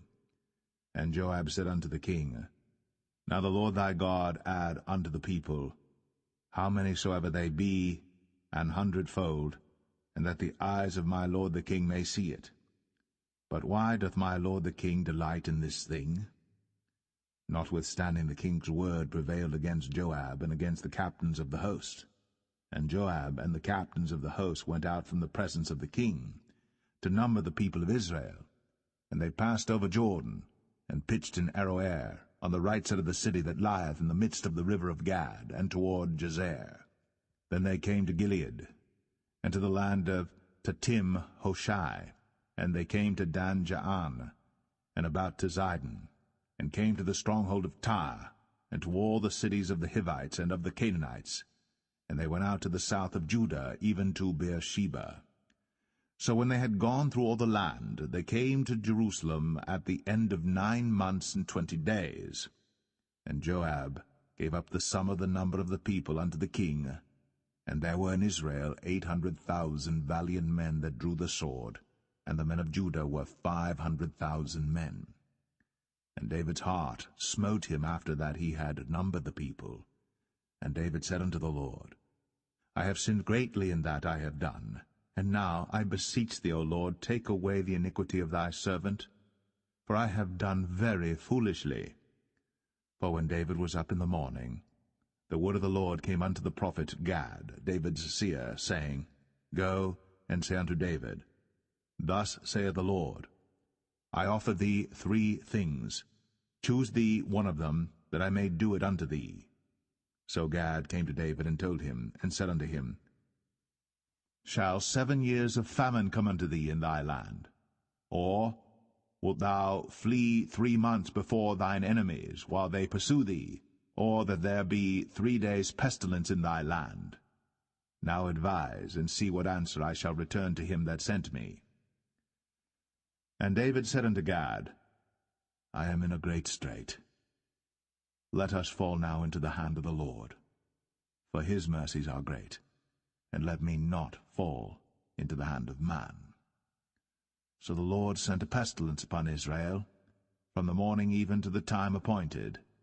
And there died of the people from Dan even to Beersheba 70,000 men. And when the angel stretched out his hand upon Jerusalem to destroy it, the Lord repented him of the evil, and said to the angel that destroyed the people, It is enough. Stay now thine hand. And the angel of the Lord was by the threshing place of Araunah the Jebusite. And David spake unto the Lord when he saw the angel that smote the people, and said, Lo, I have sinned, and I have done wickedly. But these sheep, what have they done? Let thine hand, I pray thee, be against me, and against my father's house. And Gad came that day to David, and said unto him, Go up, rear an altar unto the Lord in the threshing floor of Araunah the Jebusite. And David, according to the saying of Gad, went up as the Lord commanded. And Araunah looked, and saw the king and his servants coming on toward him. And Araunah went out, and bowed himself before the king on his face upon the ground. And Araunah said, Wherefore is my lord the king come to his servant? And David said, To buy the threshing floor of thee, to build an altar unto the Lord, that the plague may be stayed from the people. And Araunah said unto David, Let my lord the king take and offer up what seemeth good unto him. Behold, here be oxen for burnt sacrifice, and threshing instruments, and other instruments of the oxen for wood. All these things did Araunah as a king give unto the king. And Araunah said unto the king, The Lord thy God accept thee.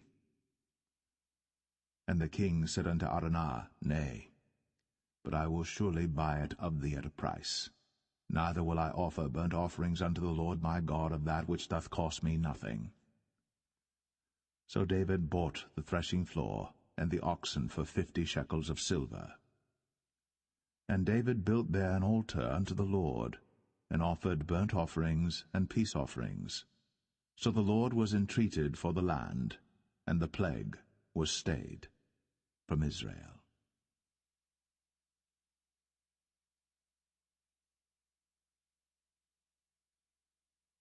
The first book of Kings, chapter 1.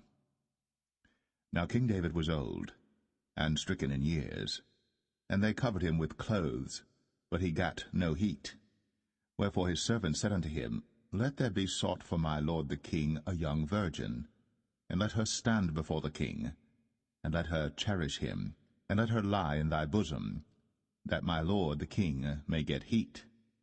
So they sought for a fair damsel throughout all the coasts of Israel, and found Abishag, a Shunammite, and brought her to the king. And the damsel was very fair, and cherished the king, and ministered to him. But the king knew her not. Then Adonijah the son of Haggith exalted himself, saying, I will be king. And he prepared him chariots and horsemen, and 50 men to run before him. And his father had not displeased him at any time in saying, Why hast thou done so? And he also was a very goodly man. And his mother bare him after Absalom. And he conferred with Joab the son of Zeruiah, and with Abiathar the priest, and they, following Adonijah, helped him.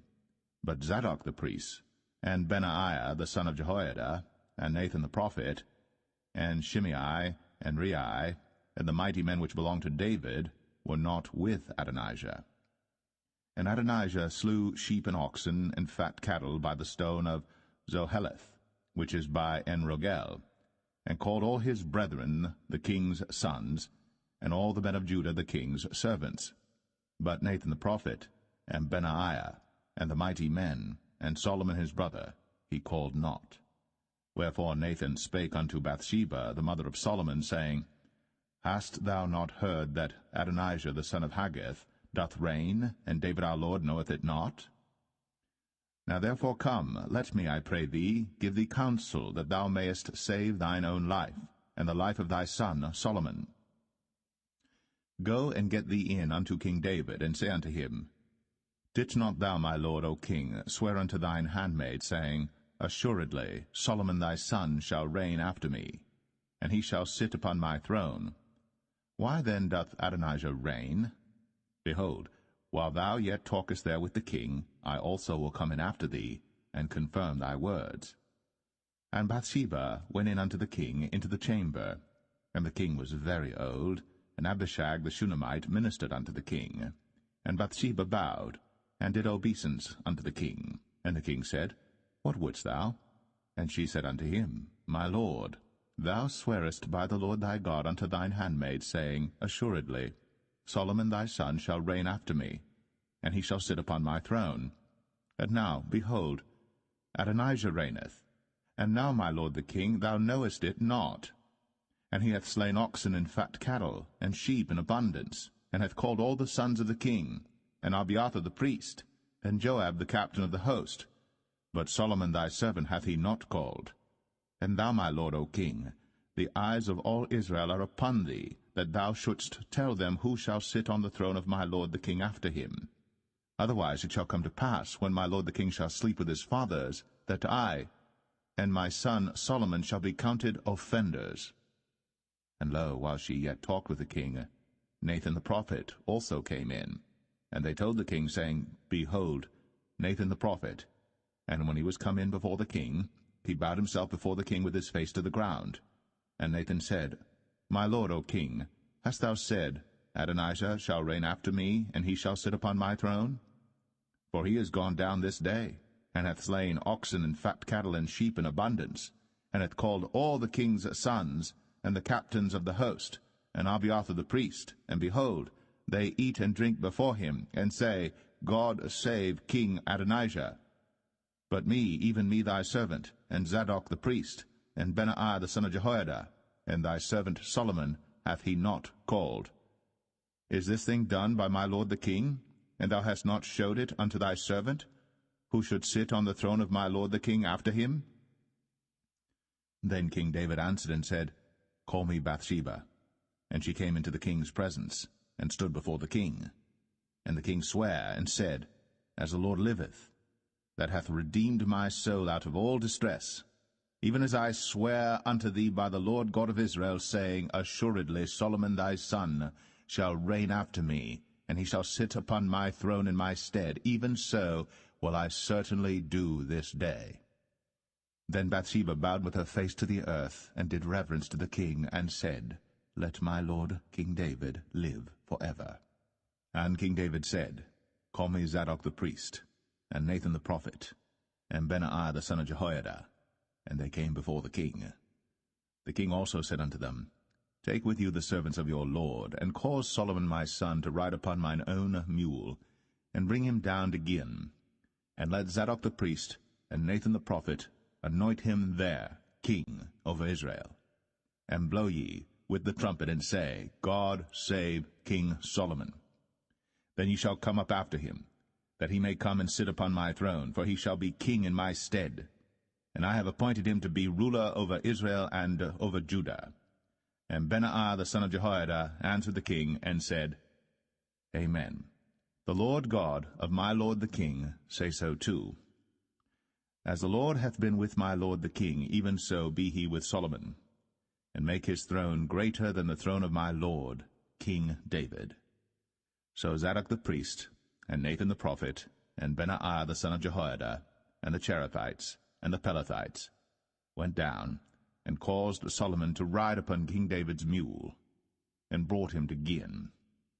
And Zadok the priest took an horn of oil out of the tabernacle, and anointed Solomon, and they blew the trumpet. And all the people said, God save King Solomon. And all the people came up after him, and the people piped with pipes, and rejoiced with great joy, so that the earth rent with the sound of them. And Adonijah and all the guests that were with him heard it as they had made an end of eating. And when Joab heard the sound of the trumpet, he said, Wherefore is this noise of the city being in an uproar? And while he yet spake, behold, Jonathan the son of Abiathar the priest came. And Adonijah said unto him, Come in, for thou art a valiant man, and bringest good tidings. And Jonathan answered and said to Adonijah, Verily, our lord King David hath made Solomon king. And the king hath sent with him Zadok the priest, and Nathan the prophet, and Benaiah the son of Jehoiada, and the Cherethites and the Pelethites, and they have caused him to ride upon the king's mule. And Zadok the priest, and Nathan the prophet, have anointed him king in Gihon, and they are come up from thence, rejoicing, so that the city rang again. This is the noise that ye have heard. And also Solomon sitteth on the throne of the kingdom.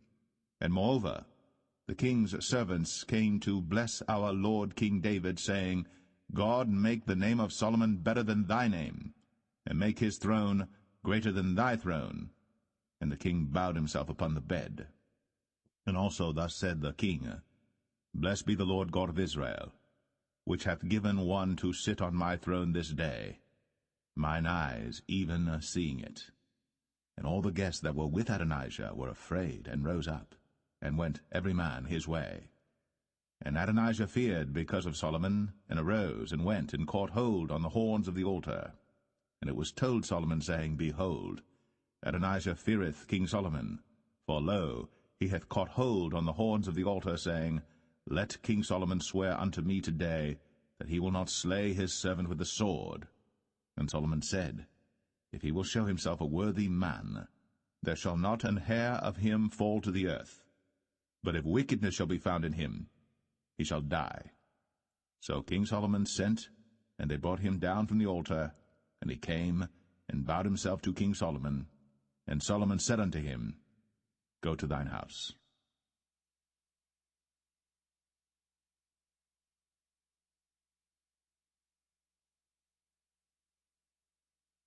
1 Kings 2. Now the days of David drew nigh, that he should die. And he charged Solomon his son, saying, I go the way of all the earth. Be thou strong therefore, and show thyself a man, and keep the charge of the Lord thy God, to walk in his ways, to keep his statutes, and his commandments, and his judgments, and his testimonies, as it is written in the law of Moses, that thou mayest prosper in all that thou doest, and whithersoever thou turnest thyself, that the Lord may continue his word which he spake concerning me, saying, If thy children take heed to their way, to walk before me in truth with all their heart and with all their soul, there shall not fail thee, said he, a man on the throne of Israel.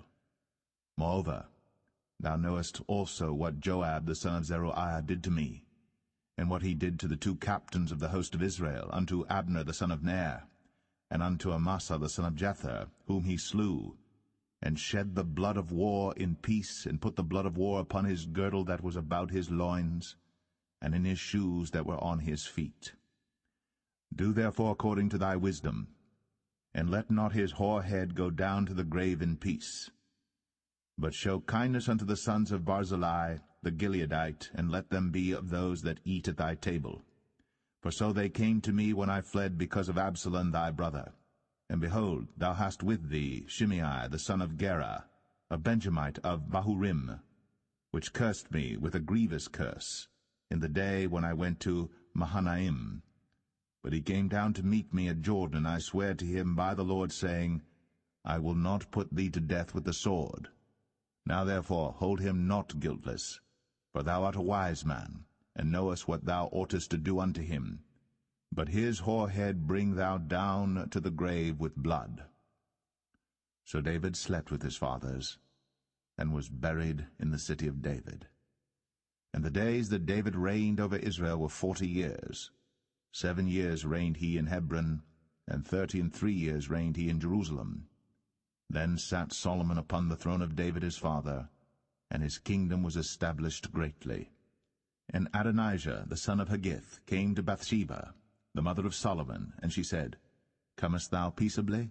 And he said, Peaceably. He said, Moreover, I have somewhat to say unto thee. And she said, Say on. And he said, Thou knowest that the kingdom was mine, and that all Israel set their faces on me, that I should reign. Howbeit the kingdom is turned about, and is become my brother's, for it was his from the Lord. And now I ask one petition of thee, deny me not. And she said unto him, Say on. And he said, Speak, I pray thee, unto Solomon the king. For he will not say thee nay, that he give me Abishag the Shunammite to wife. And Bathsheba said, Well, I will speak for thee unto the king. Bathsheba therefore went unto King Solomon, to speak unto him for Adonijah. And the king rose up to meet her, and bowed himself unto her, and sat down on his throne, and caused a seat to be set for the king's mother. And she sat on his right hand. Then she said, I desire one small petition of thee. I pray thee, say me not nay. And the king said unto her, Ask on, my mother, for I will not say thee nay. And she said, Let Abishag the Shunammite be given to Adonijah thy brother to wife. And King Solomon answered and said unto his mother, And why dost thou ask Abishag the Shunammite for Adonijah? Ask for him the kingdom also?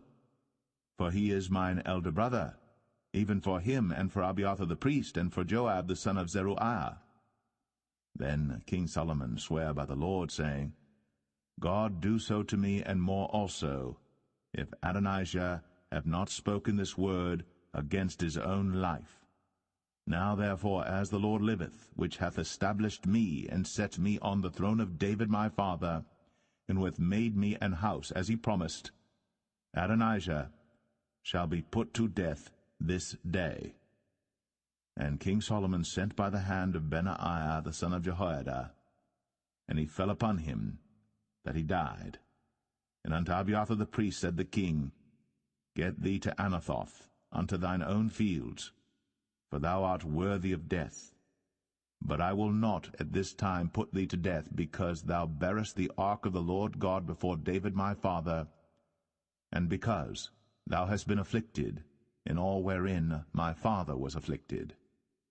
So Solomon thrust out Abiathar from being priest unto the Lord, that he might fulfill the word of the Lord, which he spake concerning the house of Eli in Shiloh. Then tidings came to Joab, For Joab had turned after Adonijah, though he turned not after Absalom. And Joab fled unto the tabernacle of the Lord, and caught hold on the horns of the altar. And it was told King Solomon that Joab was fled unto the tabernacle of the Lord, and behold, he is by the altar. Then Solomon sent Benaiah the son of Jehoiada, saying, Go, fall upon him. And Benaiah came to the tabernacle of the Lord, and said unto him, Thus saith the king, Come forth. And he said, Nay, but I will die here. And Benaiah brought the king word again, saying, Thus said Joab. And thus he answered me. And the king said unto him, Do as he hath said, and fall upon him, and bury him, that thou mayest take away the innocent blood, which Joab shed from me, and from the house of my father. And the Lord shall return his blood upon his own head, who fell upon 2 men more righteous and better than he, and slew them with the sword. My father David, not knowing thereof, to wit, Abner the son of Ner, captain of the host of Israel, and Amasa the son of Jether, captain of the host of Judah. Their blood shall therefore return upon the head of Joab, and upon the head of his seed for ever. But upon David, and upon his seed, and upon his house, and upon his throne, shall there be peace for ever from the Lord. So Benaiah the son of Jehoiada went up, and fell upon him, and slew him. And he was buried in his own house, in the wilderness.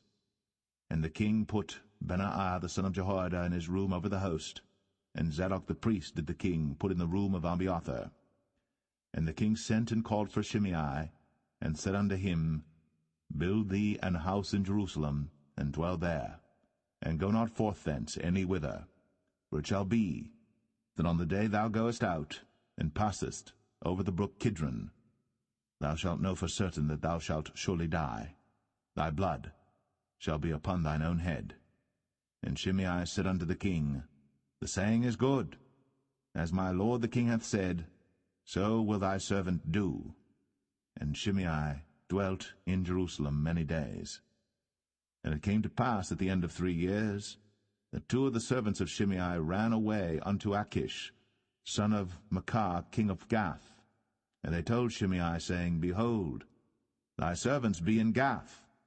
And Shimei arose, and saddled his ass, and went to Gath to Achish to seek his servants. And Shimei went, and brought his servants from Gath. And it was told Solomon that Shimei had gone from Jerusalem to Gath, and was come again. And the king sent and called for Shimei, and said unto him, Did I not make thee to swear by the Lord, and protested unto thee, saying, Know for a certain, on the day thou goest out, and walkest abroad any whither, that thou shalt surely die? And thou saidst unto me, The word that I have heard is good. Why then hast thou not kept the oath of the Lord, and the commandment that I have charged thee with? The king said moreover to Shimei, Thou knowest all the wickedness which thine heart is privy to, that thou didst to David my father. Therefore the Lord shall return thy wickedness upon thine own head. And King Solomon shall be blessed, and the throne of David shall be established before the Lord for ever. So the king commanded Benaiah the son of Jehoiada, which went out, and fell upon him that he died. And the kingdom was established in the hand of Solomon.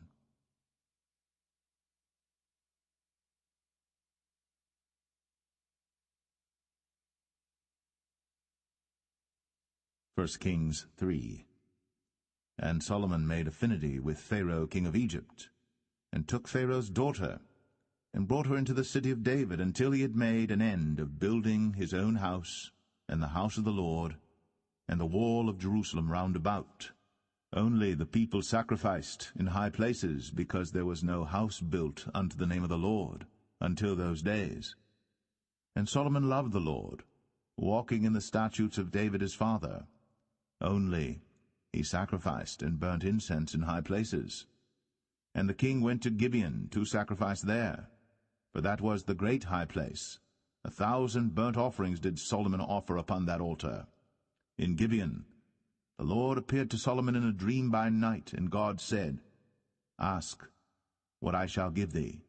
And Solomon said, Thou hast shown unto thy servant David my father great mercy, according as he walked before thee in truth, and in righteousness, and in uprightness of heart with thee. And thou hast kept for him this great kindness, that thou hast given him a son, to sit on his throne, as it is this day. And now, O Lord my God, thou hast made thy servant king instead of David my father, and I am but a little child. I know not how to go out or come in.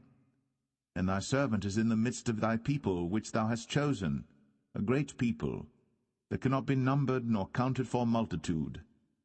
Give therefore thy servant an understanding heart to judge thy people, that I may discern between good and bad. For who is able to judge this, thy so great a people? And the speech pleased the Lord, that Solomon had asked this thing. And God said unto him, Because thou hast asked this thing, and hast not asked for thyself long life, neither hast asked riches for thyself, nor hast asked the life of thine enemies, but hast asked for thyself understanding, to discern judgment. Behold, I have done according to thy words. Lo, I have given thee a wise and an understanding heart, so that there was none like thee before thee, neither after thee shall any arise like unto thee. And I have also given thee that which thou hast not asked, both riches and honour, so that there shall not be any among the kings like unto thee all thy days. And if thou wilt walk in my ways, to keep my statutes and my commandments, as thy father David did walk, then I will lengthen thy days. And Solomon awoke, and behold, it was a dream. And he came to Jerusalem, and stood before the ark of the covenant of the Lord, and offered up burnt offerings, and offered peace offerings, and made a feast to all his servants. Then came there 2 women that were harlots unto the king, and stood before him. And the one woman said, O my lord, I and this woman dwell in one house, and I was delivered of a child with her in the house. And it came to pass, the 3rd day after that I was delivered, that this woman was delivered also, and we were together. There was no stranger with us in the house, save we 2 in the house. And this woman's child died in the night, because she overlaid it. And she arose at midnight, and took my son from beside me while thine handmaid slept, and laid it in her bosom, and laid her dead child in my bosom. And when I rose in the morning to give my child suck, behold, it was dead. But when I had considered it in the morning, behold, it was not my son which I did bear. And the other woman said, Nay, but the living is my son, and the dead is thy son. And this said, No, but the dead is thy son, and the living is my son. Thus they spake before the king. Then said the king, The one saith, This is my son that liveth, and thy son is the dead. And the other saith, Nay, but thy son is the dead, and my son is the living. And the king said, Bring me a sword. And they brought a sword before the king. And the king said, Divide the living child in 2, and give half to the one, and half to the other. Then spake the woman, whose the living child was, unto the king, for her bowels yearned upon her son, and she said, O my lord, give her the living child, and in no wise slay it. But the other said, Let it be neither mine nor thine, but divide it. Then the king answered and said, Give her the living child, and in no wise slay it. She is the mother thereof. And all Israel heard of the judgment which the king had judged. And they feared the king, for they saw that the wisdom of God was in him, to do judgment.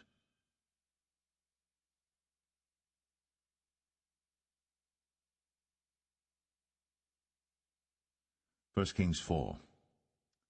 So King Solomon was king over all Israel.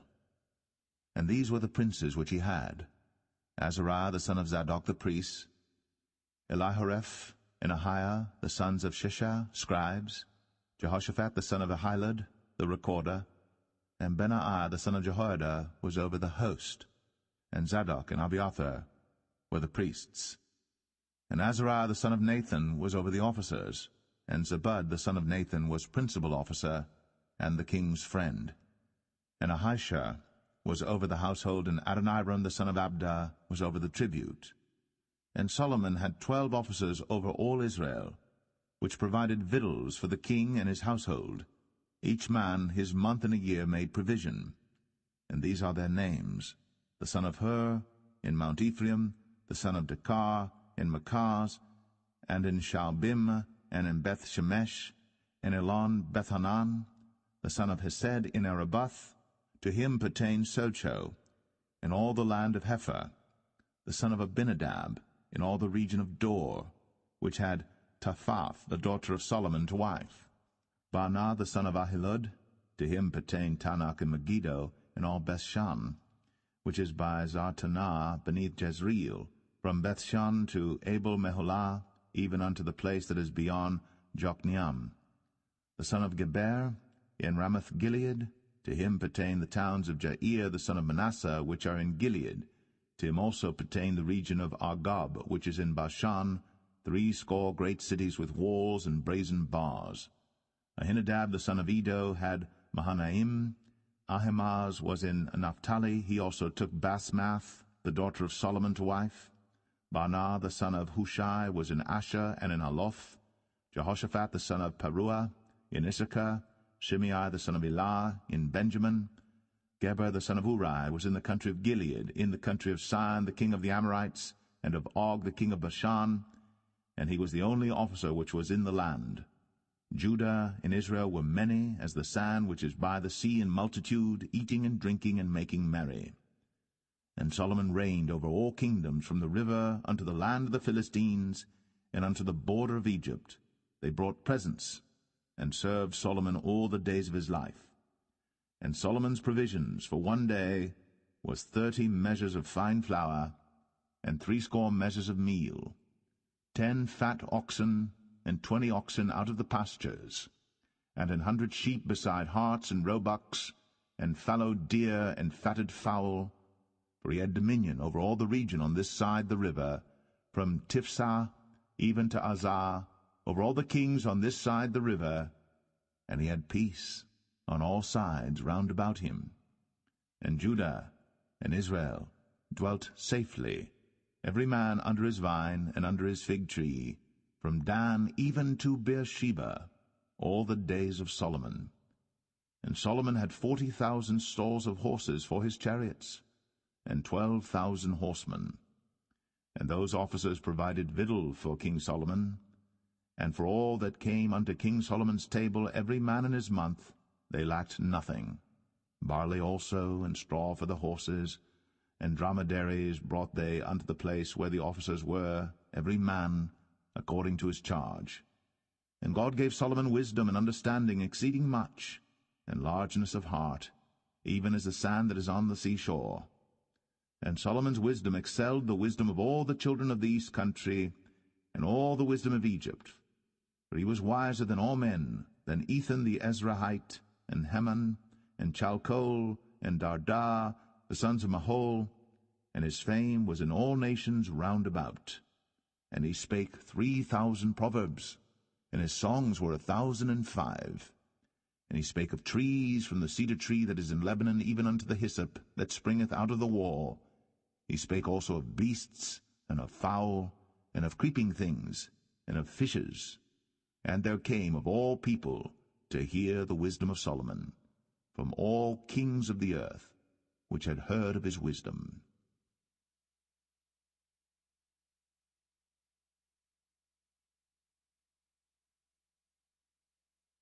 1 Kings 5. And Hiram king of Tyre sent his servants unto Solomon, for he had heard that they had anointed him king in the room of his father, for Hiram was ever a lover of David. And Solomon sent to Hiram, saying, Thou knowest how that David my father could not build an house unto the name of the Lord his God for the wars which were about him on every side, until the Lord put them under the soles of his feet. But now the Lord my God hath given me rest on every side, so that there is neither adversary nor evil occurrent. And behold, I purpose to build an house unto the name of the Lord my God, as the Lord spake unto David my father, saying, Thy son, whom I will set upon thy throne in thy room, he shall build an house unto my name. Now therefore command thou that they hew me cedar trees out of Lebanon, and my servants shall be with thy servants, and unto thee will I give hire for thy servants according to all that thou shalt appoint. For thou knowest that there is not among us any that can skill to hew timber like unto the Sidonians. And it came to pass, when Hiram heard the words of Solomon, that he rejoiced greatly, and said, Blessed be the Lord this day, which hath given unto David a wise son over this great people. And Hiram sent to Solomon, saying, I have considered the things which thou sentest to me for, and I will do all thy desire concerning timber of cedar, and concerning timber of fir. My servants shall bring them down from Lebanon unto the sea, and I will convey them by sea in floats unto the place that thou shalt appoint me, and will cause them to be discharged there.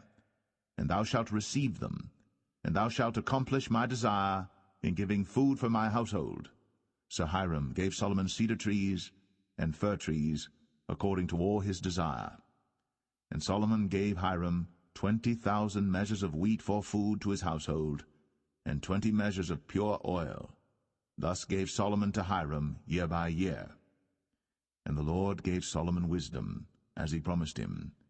And there was peace between Hiram and Solomon, and they two made a league together.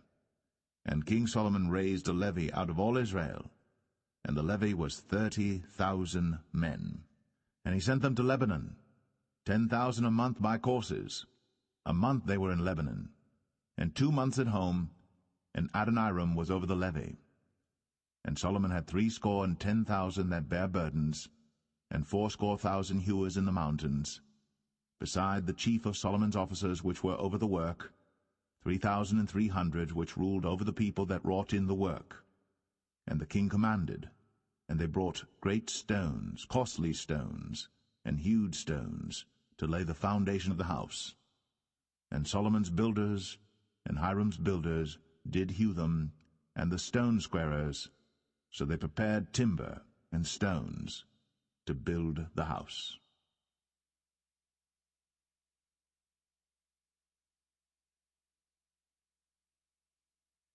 1 Kings 6. And it came to pass in the 480th year, after the children of Israel were come out of the land of Egypt, in the 4th year of Solomon's reign over Israel, in the month Ziph, which is the 2nd month, that he began to build the house of the Lord. And the house which King Solomon built for the Lord, the length thereof was 80 cubits, and the breadth thereof 20 cubits, and the height thereof 30 cubits. And the porch before the temple of the house 20 cubits was the length thereof, according to the breadth of the house, and 10 cubits was the breadth thereof before the house. And for the house he made windows of narrow lights. And against the wall of the house he built chambers round about, against the walls of the house round about, both of the temple and of the oracle, and he made chambers round about. The nethermost chamber was 5 cubits broad, and the middle was 6 cubits broad, and the third was 7 cubits broad. For without, in the wall of the house, he made narrowed rests round about, that the beams should not be fastened in the walls of the house. And the house, when it was in building, was built of stone made ready before it was brought thither, so that there was neither hammer nor axe nor any tool of iron heard in the house, while it was in building. The door for the middle chamber was in the right side of the house, and they went up with winding stairs into the middle chamber, and out of the middle into the third. So he built the house, and finished it, and covered the house with beams and boards of cedar. And then he built chambers against all the house, 5 cubits high, and they rested on the house with timber of cedar. And the word of the Lord came to Solomon, saying, Concerning this house, which thou art in building, if thou wilt walk in my statutes, and execute my judgments, and keep all my commandments to walk in them, then will I perform my word with thee, which I spake unto David thy father, and I will dwell among the children of Israel, and will not forsake my people Israel. So Solomon built the house, and finished it. And he built the walls of the house within with boards of cedar, both the floor of the house and the walls of the ceiling, and he covered them on the inside with wood, and covered the floor of the house with planks of fir. And he built 20 cubits on the sides of the house, both the floor and the walls with boards of cedar, even built them for it within, even for the oracle, even for the most holy place. And the house, that is, the temple before it, was 40 cubits long. And the cedar of the house within was carved with knobs and open flowers. All was cedar. There was no stone seen. And the oracle he prepared in the house within, to set there the ark of the covenant of the Lord. And the oracle in the forepart was 20 cubits in length, and 20 cubits in breadth, and 20 cubits in the height thereof. And he overlaid it with pure gold, and so covered the altar which was of cedar. So Solomon overlaid the house within with pure gold, and he made a partition by the chains of gold before the oracle, and he overlaid it with gold. And the whole house he overlaid with gold until he had finished all the house. Also the whole altar that was by the oracle he overlaid with gold. And within the oracle he made 2 cherubims of olive tree, each 10 cubits high. And 5 cubits was the one wing of the cherub, and 5 cubits the other wing of the cherub. From the uttermost part of the one wing unto the uttermost part of the other were 10 cubits. And the other cherub was 10 cubits. Both the cherubims were of one measure and one size. The height of the one cherub was 10 cubits, and so was it of the other cherub. And he set the cherubims within the inner house, and they stretched forth the wings of the cherubims, so that the wing of the one touched the one wall, and the wing of the other cherub touched the other wall, and their wings touched one another in the midst of the house. And he overlaid the cherubims with gold, and he carved all the walls of the house round about with carved figures of cherubims, and palm trees, and open flowers, within and without. And the floor of the house he overlaid with gold, within and without. And for the entering of the oracle he made doors of olive tree. The lintel and side posts were a 5th part of the wall. The 2 doors also were of olive tree, and he carved upon them carvings of cherubims and palm trees and open flowers, and overlaid them with gold, and spread gold upon the cherubims and upon the palm trees. So also made he for the door of the temple posts of olive tree, a 4th part of the wall. And the 2 doors were of fir tree. The 2 leaves of the one door were folding, and the 2 leaves of the other door were folding. And he carved thereon cherubims and palm trees and open flowers, and covered them with gold, fitted upon the carved work. And he built the inner court with 3 rows of hewed stone, and a row of cedar beams. In the 4th year was the foundation of the house of the Lord laid, in the month Ziph. And in the 11th year, in the month Bul, which is the 8th month, was the house finished throughout all the parts thereof. And according to all the fashion of it, so was he 7 years in building it.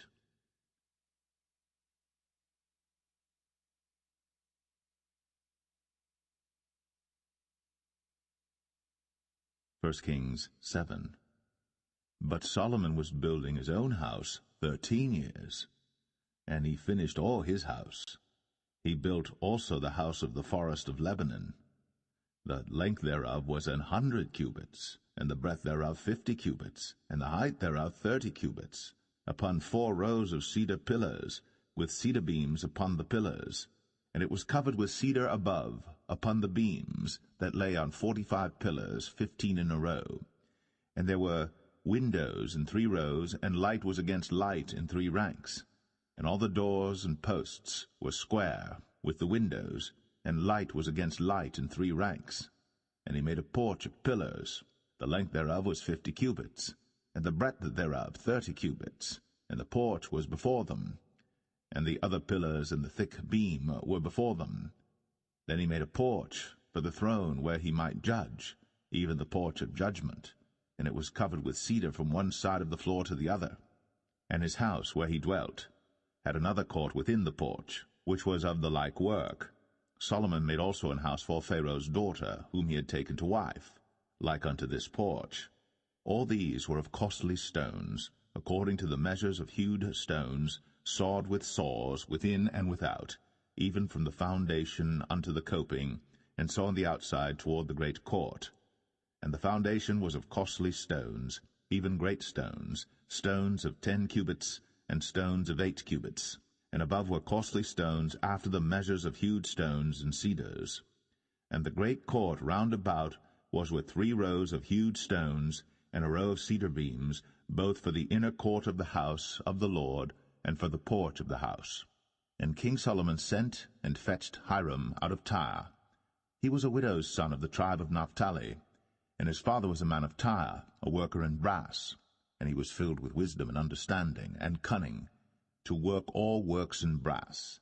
And he came to King Solomon, and wrought all his work.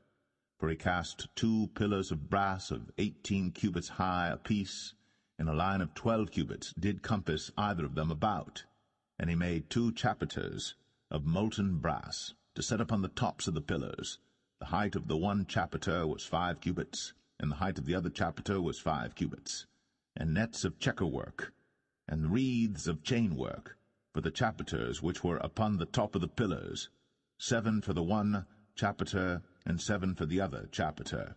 And he made the pillars, and 2 rows round about upon the one network, to cover the chapiters that were upon the top, with pomegranates.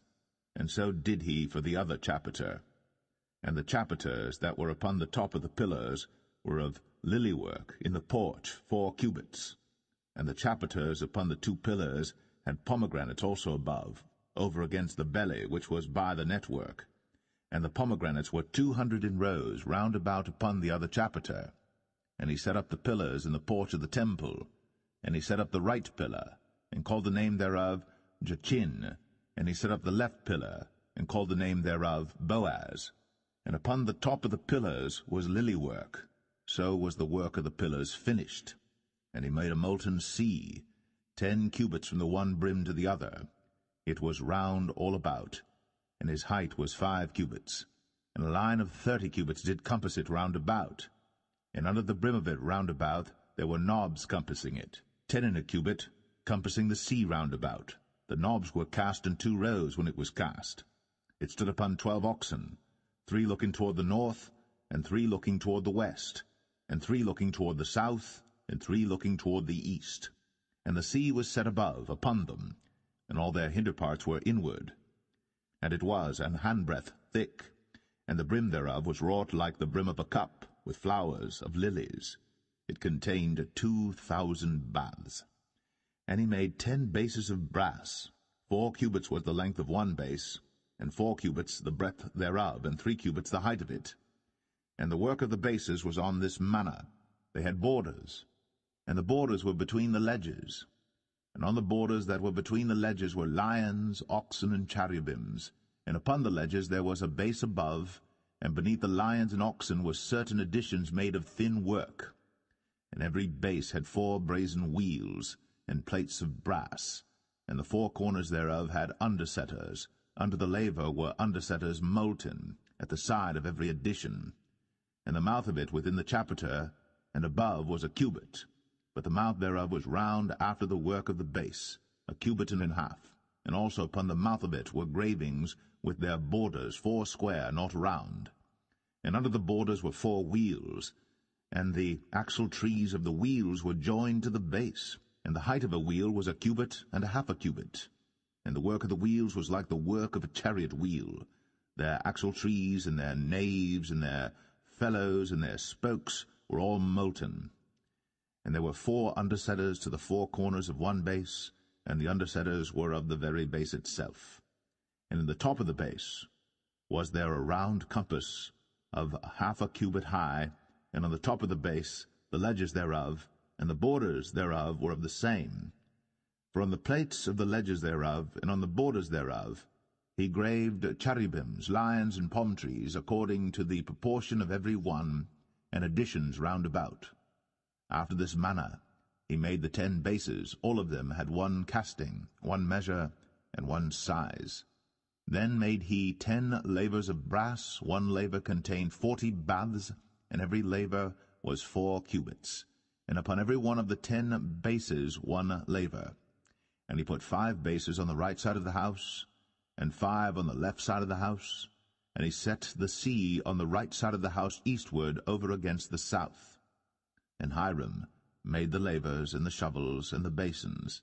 So Hiram made an end of doing all the work that he made King Solomon for the house of the Lord. The 2 pillars, and the 2 bowls of the chapiters that were on the top of the 2 pillars, and the 2 networks to cover the 2 bowls of the chapiters, which were upon the top of the pillars, and 400 pomegranates for the 2 networks, even 2 rows of pomegranates for 1 network, to cover the 2 bowls of the chapiters that were upon the pillars, and the 10 bases, and 10 lavers on the bases, and 1 sea, and 12 oxen under the sea, and the pots, and the shovels, and the basins, and all these vessels which Hiram made to King Solomon for the house of the Lord, were of bright brass. In the plain of Jordan did the king cast them, in the clay ground between Succoth and Zarthan. And Solomon left all the vessels unweighed, because they were exceeding many, neither was the weight of the brass found out. And Solomon made all the vessels that pertained unto the house of the Lord, the altar of gold, and the table of gold whereupon the showbread was, and the candlesticks of pure gold, 5 on the right side and 5 on the left, before the oracle, with the flowers and the lamps and the tongs of gold, and the bowls and the snuffers and the basins and the spoons and the censers of pure gold, and the hinges of gold, both for the doors of the inner house, the most holy place, and for the doors of the house, to wit, of the temple. So was ended all the work that King Solomon made for the house of the Lord. And Solomon brought in the things which David his father had dedicated, even the silver, and the gold, and the vessels, did he put among the treasures of the house of the Lord.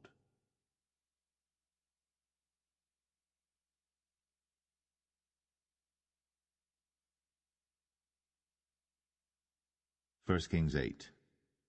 Then Solomon assembled the elders of Israel, and all the heads of the tribes, the chief of the fathers of the children of Israel, unto King Solomon in Jerusalem, that they might bring up the ark of the covenant of the Lord out of the city of David, which is Zion.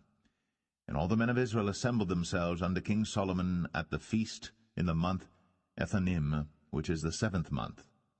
And all the elders of Israel came, and the priests took up the ark, and they brought up the ark of the Lord, and the tabernacle of the congregation, and all the holy vessels that were in the tabernacle, even those did the priests and the Levites bring up. And King Solomon and all the congregation of Israel that were assembled unto him were with him before the ark, sacrificing sheep and oxen that could not be told nor numbered for multitude. And the priests brought in the ark of the covenant of the Lord unto his place, into the oracle of the house, to the most holy place, even under the wings of the cherubims. For the cherubims spread forth their 2 wings over the place of the ark, and the cherubims covered the ark and the staves thereof above. And they drew out the staves, that the ends of the staves were seen out in the holy place before the oracle, and they were not seen without. And there they are unto this day. There was nothing in the ark save the 2 tables of stone, which Moses put there at Horeb, when the Lord made a covenant with the children of Israel, when they came out of the land of Egypt. And it came to pass, when the priests were come out of the holy place, that the cloud filled the house of the Lord, so that the priests could not stand to minister because of the cloud, for the glory of the Lord had filled the house of the Lord. Then spake Solomon, The Lord said that he would dwell in the thick darkness. I have surely built thee an house to dwell in, a settled place for thee to abide in for ever.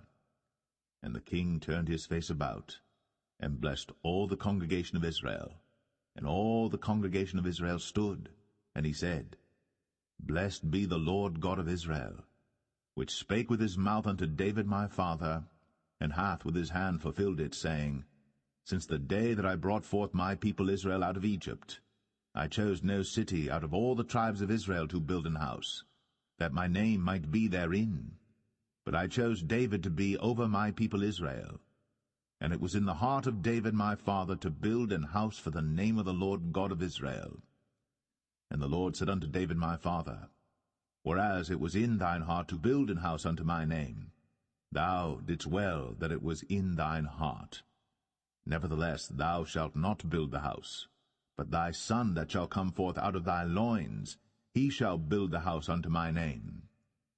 And the Lord hath performed his word that he spake, and I am risen up in the room of David my father, and sit on the throne of Israel, as the Lord promised, and have built an house for the name of the Lord God of Israel.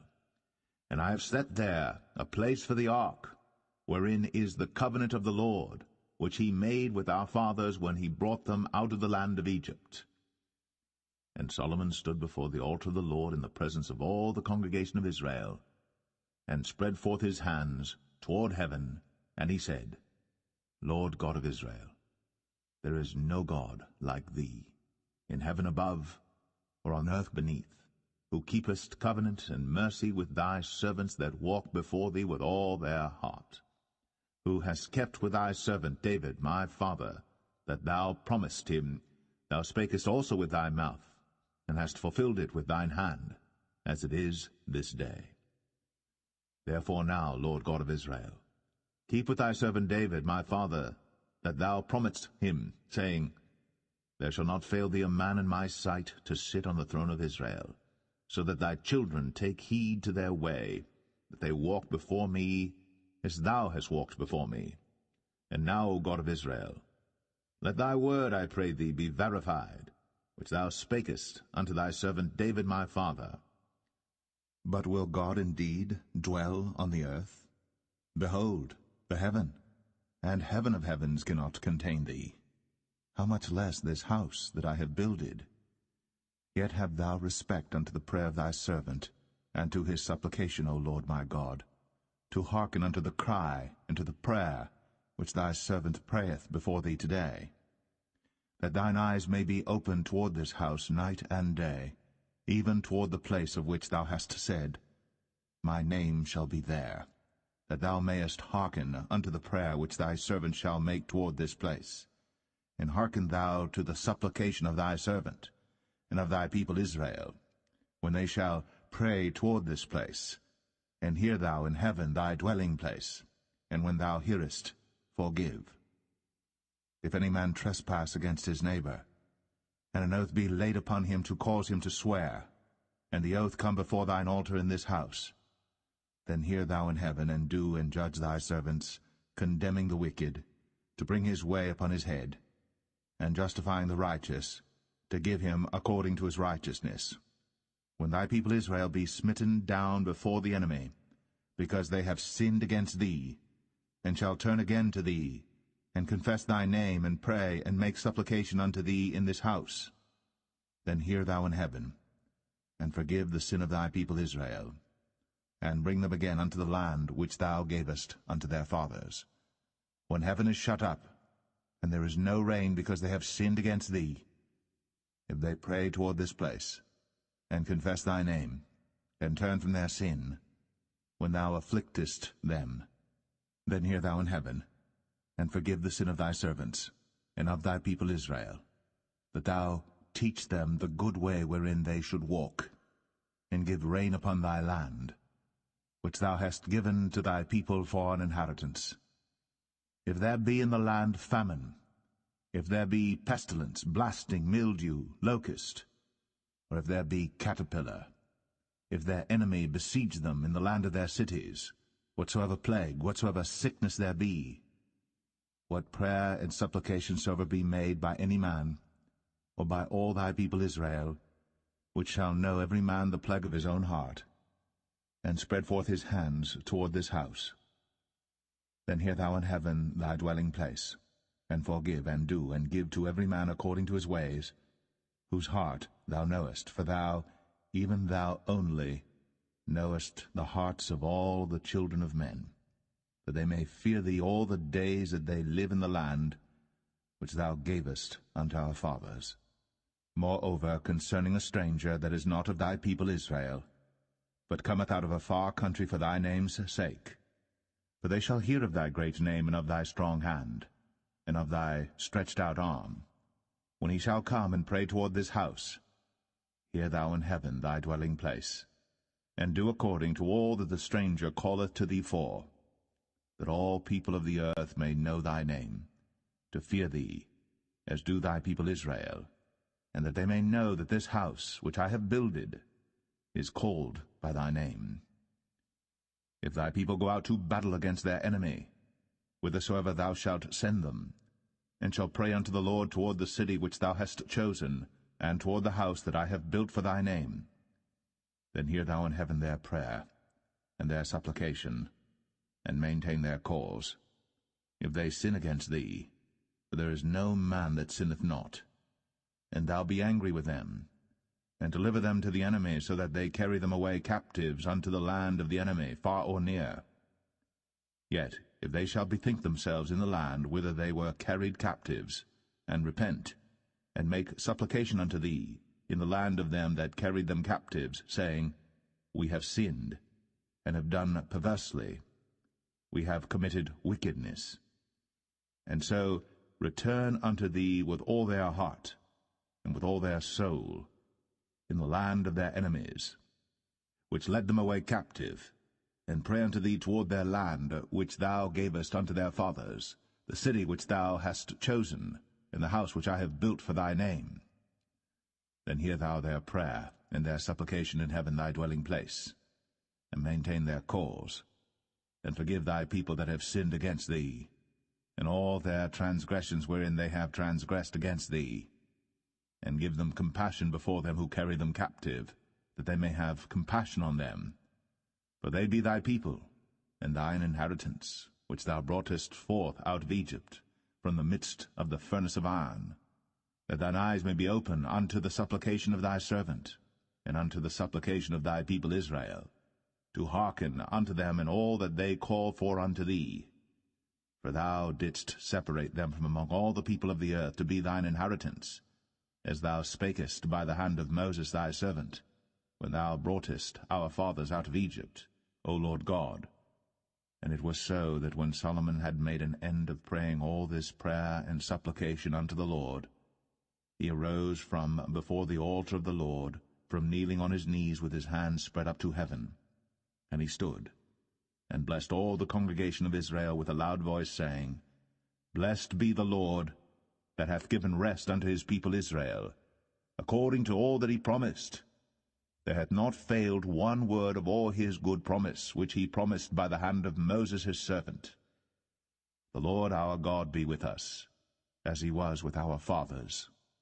Let him not leave us, nor forsake us, that he may incline our hearts unto him, to walk in all his ways, and to keep his commandments and his statutes and his judgments, which he commanded our fathers.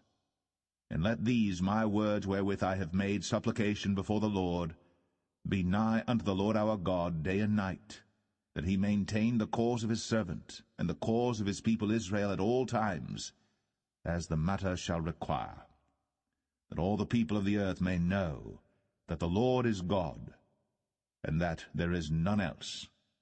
Let your heart therefore be perfect with the Lord our God, to walk in his statutes, and to keep his commandments, as at this day. And the king and all Israel with him offered sacrifice before the Lord. And Solomon offered a sacrifice of peace offerings, which he offered unto the Lord, 22,000 oxen, and 120,000 sheep. So the king and all the children of Israel dedicated the house of the Lord. The same day did the king hallow the middle of the court that was before the house of the Lord, for there he offered burnt offerings and meat offerings, and the fat of the peace offerings, because the brazen altar that was before the Lord was too little to receive the burnt offerings and meat offerings, and the fat of the peace offerings. And at that time Solomon held a feast, and all Israel with him, a great congregation from the entering in of Hamath unto the river of Egypt, before the Lord our God 7 days, and 7 days, even 14 days. On the 8th day he sent the people away, and they blessed the king, and went unto their tents joyful and glad of heart, for all the goodness that the Lord had done for David his servant, and for Israel his people.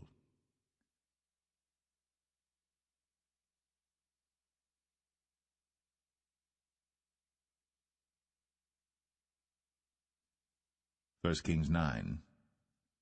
And it came to pass, when Solomon had finished the building of the house of the Lord, and the king's house, and all Solomon's desire which he was pleased to do, that the Lord appeared to Solomon the second time, as he had appeared unto him at Gibeon.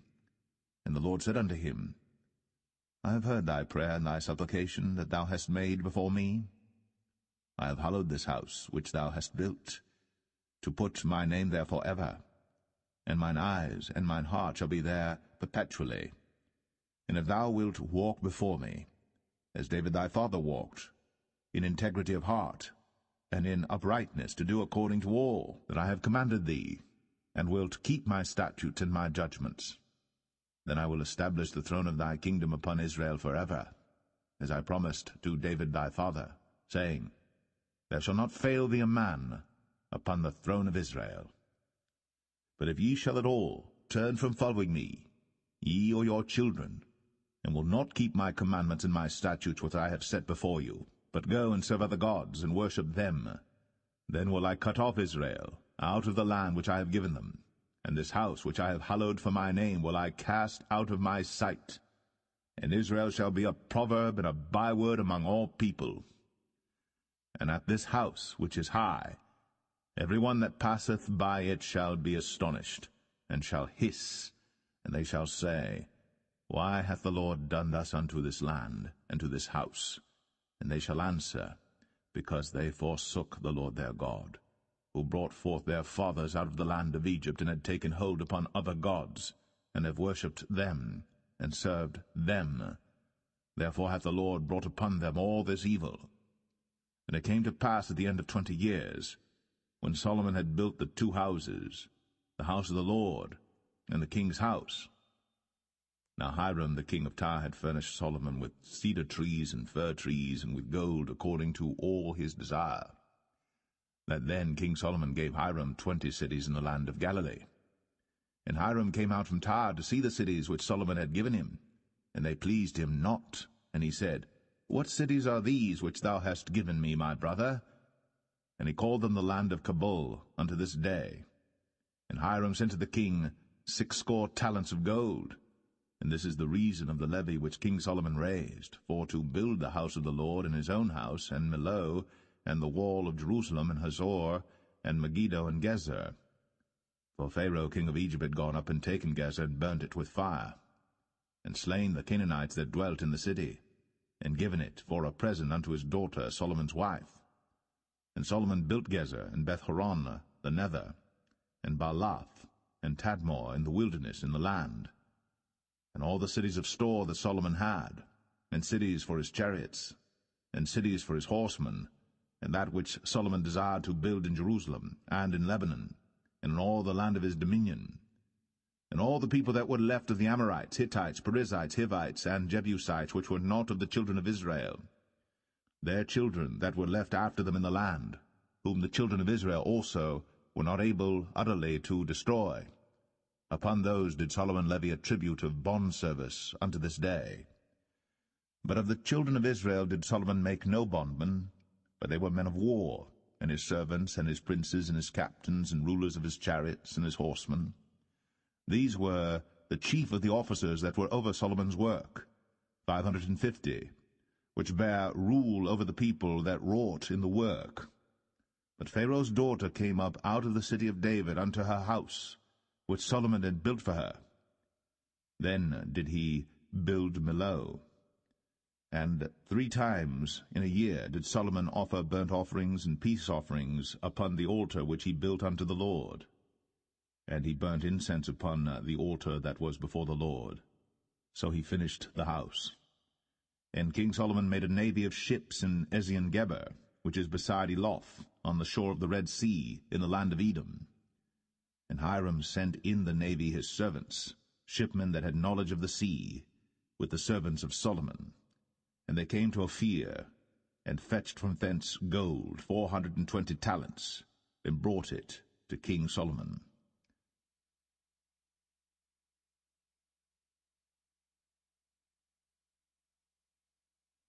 1 Kings 10. And when the queen of Sheba heard of the fame of Solomon concerning the name of the Lord, she came to prove him with hard questions. And she came to Jerusalem with a very great train, with camels that bare spices, and very much gold, and precious stones. And when she was come to Solomon, she communed with him of all that was in her heart. And Solomon told her all her questions. There was not anything hid from the king which he told her not. And when the queen of Sheba had seen all Solomon's wisdom, and the house that he had built, and the meat of his table, and the sitting of his servants, and the attendance of his ministers, and their apparel, and his cupbearers, and his ascent by which he went up unto the house of the Lord, there was no more spirit in her. And she said to the king, It was a true report that I heard in mine own land of thy acts and of thy wisdom. Howbeit, I believed not the word until I came. And mine eyes had seen it, and behold, the half was not told me. Thy wisdom and prosperity exceedeth the fame which I heard. Happy are thy men, happy are these thy servants, which stand continually before thee, and that hear thy wisdom. Blessed be the Lord thy God, which delighteth in thee, to set thee on the throne of Israel, because the Lord loved Israel for ever. Therefore made he thee king, to do judgment and justice. And she gave the king 120 talents of gold, and of spices, very great store, and precious stones. There came no more such abundance of spices as these which the queen of Sheba gave to King Solomon. And the navy also of Hiram, that brought gold from Ophir, brought in from Ophir great plenty of almug trees and precious stones. And the king made of the almug trees pillars for the house of the Lord, and for the king's house, harps also, and psalteries for singers. There came no such almug trees, nor were seen unto this day. And King Solomon gave unto the queen of Sheba all her desire, whatsoever she asked, beside that which Solomon gave her of his royal bounty. So she turned, and went to her own country, she and her servants. Now the weight of gold that came to Solomon in 1 year was 666 talents of gold.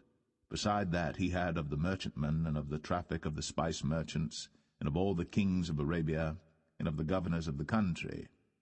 And King Solomon made 200 targets of beaten gold. 600 shekels of gold went to 1 target. And he made 300 shields of beaten gold. 3 pound of gold went to 1 shield, and the king put them in the house of the forest of Lebanon. Moreover, the king made a great throne of ivory, and overlaid it with the best gold. The throne had 6 steps, and the top of the throne was round behind. And there were stays on either side on the place of the seat, and 2 lions stood beside the stays. And 12 lions stood there on the one side, and on the other upon the 6 steps. There was not the like made in any kingdom. And all King Solomon's drinking vessels were of gold, and all the vessels of the house of the forest of Lebanon were of pure gold. None were of silver. It was nothing accounted of in the days of Solomon. For the king had at sea a navy of Tarshish, with the navy of Hiram. Once in 3 years came the navy of Tarshish, bringing gold and silver, ivory, and apes and peacocks. So King Solomon exceeded all the kings of the earth for riches and for wisdom. And all the earth sought to Solomon, to hear his wisdom, which God had put in his heart. And they brought every man his present, vessels of silver, and vessels of gold, and garments, and armor, and spices, horses, and mules, a rate year by year. And Solomon gathered together chariots and horsemen, and he had 1,400 chariots, and 12,000 horsemen, whom he bestowed in the cities for chariots, and with the king at Jerusalem. And the king made silver to be in Jerusalem as stones, and cedars made he to be as the sycamore trees that are in the vale for abundance. And Solomon had horses brought out of Egypt, and linen yarn. The king's merchants received the linen yarn at a price. And a chariot came up and went out of Egypt for 600 shekels of silver, and an horse for 150. And so for all the kings of the Hittites, and for the kings of Syria, did they bring them out by their means.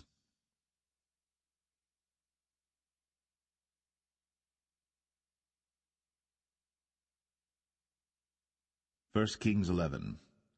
But King Solomon loved many strange women, together with the daughter of Pharaoh, women of the Moabites, Ammonites, Edomites, Zidonians, and Hittites. Of the nations concerning which the Lord said unto the children of Israel, Ye shall not go in to them, neither shall they come in unto you, for surely they will turn away your heart after their gods. Solomon clave unto these in love. And he had 700 wives, princesses, and 300 concubines. And his wives turned away his heart. For it came to pass, when Solomon was old, that his wives turned away his heart after other gods. And his heart was not perfect with the Lord his God, as was the heart of David his father. For Solomon went after Ashtoreth, the goddess of the Zidonians, and after Milcom, the abomination of the Ammonites. And Solomon did evil in the sight of the Lord, and went not fully after the Lord, as did David his father. Then did Solomon build an high place for Chemosh, the abomination of Moab, in the hill that is before Jerusalem, and for Molech, the abomination of the children of Ammon. And likewise did he for all his strange wives, which burnt incense, and sacrificed unto their gods. And the Lord was angry with Solomon, because his heart was turned from the Lord God of Israel, which had appeared unto him twice, and had commanded him concerning this thing, that he should not go after other gods. But he kept not that which the Lord commanded. Wherefore the Lord said unto Solomon, Forasmuch as this is done of thee, and thou hast not kept my covenant and my statutes, which I have commanded thee, I will surely rend the kingdom from thee, and will give it to thy servant. Notwithstanding, in thy days I will not do it for David thy father's sake, but I will rend it out of the hand of thy son. Howbeit, I will not rend away all the kingdom, but will give one tribe to thy son, for David my servant's sake, and for Jerusalem's sake, which I have chosen. And the Lord stirred up an adversary unto Solomon, Hadad the Edomite. He was of the king's seed in Edom. For it came to pass, when David was in Edom, and Joab, the captain of the host, was gone up to bury the slain, after he had smitten every male in Edom. For 6 months did Joab remain there with all Israel, until he had cut off every male in Edom. That Hadad fled, he and certain Edomites of his father's servants with him, to go into Egypt, Hadad being yet a little child. And they arose out of Midian, and came to Paran. And they took men with them out of Paran, and they came to Egypt, unto Pharaoh king of Egypt, which gave him an house, and appointed him victuals, and gave him land. And Hadad found great favor in the sight of Pharaoh, so that he gave him to wife the sister of his own wife, the sister of Tahpenes the queen. And the sister of Tahpenes bare him Genubath his son, whom Tahpenes weaned in Pharaoh's house. And Genubath was in Pharaoh's household among the sons of Pharaoh. And when Hadad heard in Egypt that David slept with his fathers, and that Joab the captain of the host was dead, Hadad said to Pharaoh, Let me depart, that I may go to mine own country.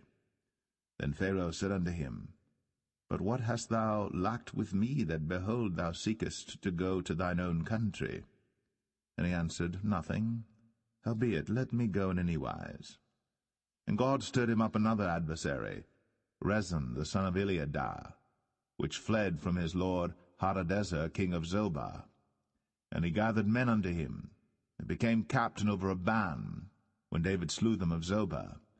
And they went to Damascus, and dwelt therein, and reigned in Damascus. And he was an adversary to Israel all the days of Solomon, beside the mischief that Hadad did.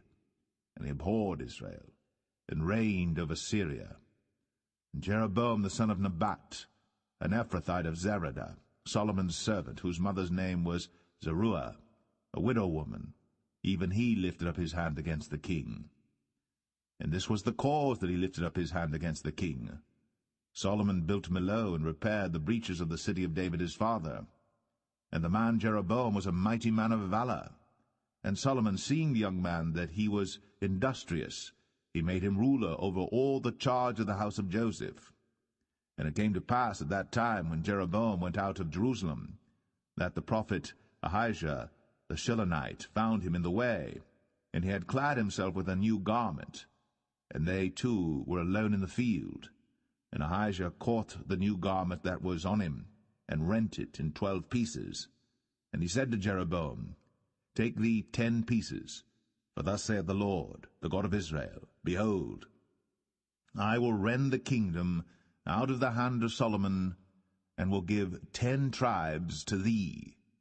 But he shall have 1 tribe for my servant David's sake, and for Jerusalem's sake, the city which I have chosen out of all the tribes of Israel, because that they have forsaken me, and have worshipped Ashtoreth, the goddess of the Zidonians, Chemosh, the god of the Moabites, and Milcom, the god of the children of Ammon, and have not walked in my ways, to do that which is right in mine eyes, and to keep my statutes and my judgments, as did David his father. Howbeit, I will not take the whole kingdom out of his hand, but I will make him prince all the days of his life, for David my servant's sake, whom I chose, because he kept my commandments and my statutes. But I will take the kingdom out of his son's hand, and will give it unto thee, even 10 tribes. And unto his son will I give 1 tribe, that David my servant may have a light always before me in Jerusalem, the city which I have chosen me, to put my name there. And I will take thee, and thou shalt reign according to all that thy soul desireth, and shalt be king over Israel.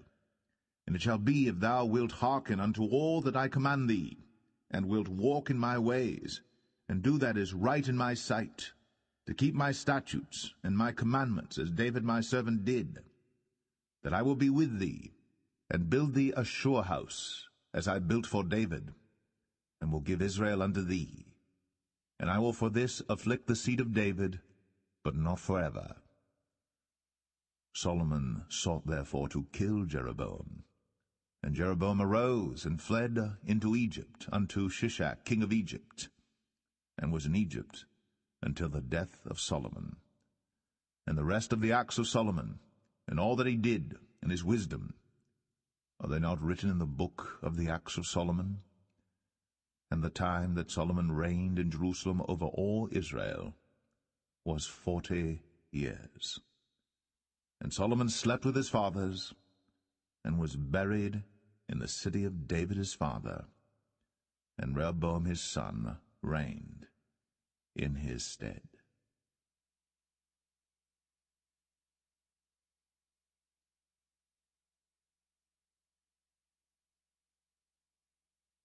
First Kings 12. And Rehoboam went to Shechem, for all Israel were come to Shechem to make him king. And it came to pass, when Jeroboam the son of Nebat, who was yet in Egypt, heard of it, for he was fled from the presence of King Solomon, and Jeroboam dwelt in Egypt, that they sent and called him. And Jeroboam and all the congregation of Israel came and spake unto Rehoboam, saying, Thy father made our yoke grievous. Now therefore make thou the grievous service of thy father, and his heavy yoke which he put upon us lighter, and we will serve thee. And he said unto them, Depart yet for 3 days, then come again to me. And the people departed. And King Rehoboam consulted with the old men that stood before Solomon his father while he yet lived, and said, How do ye advise that I may answer this people?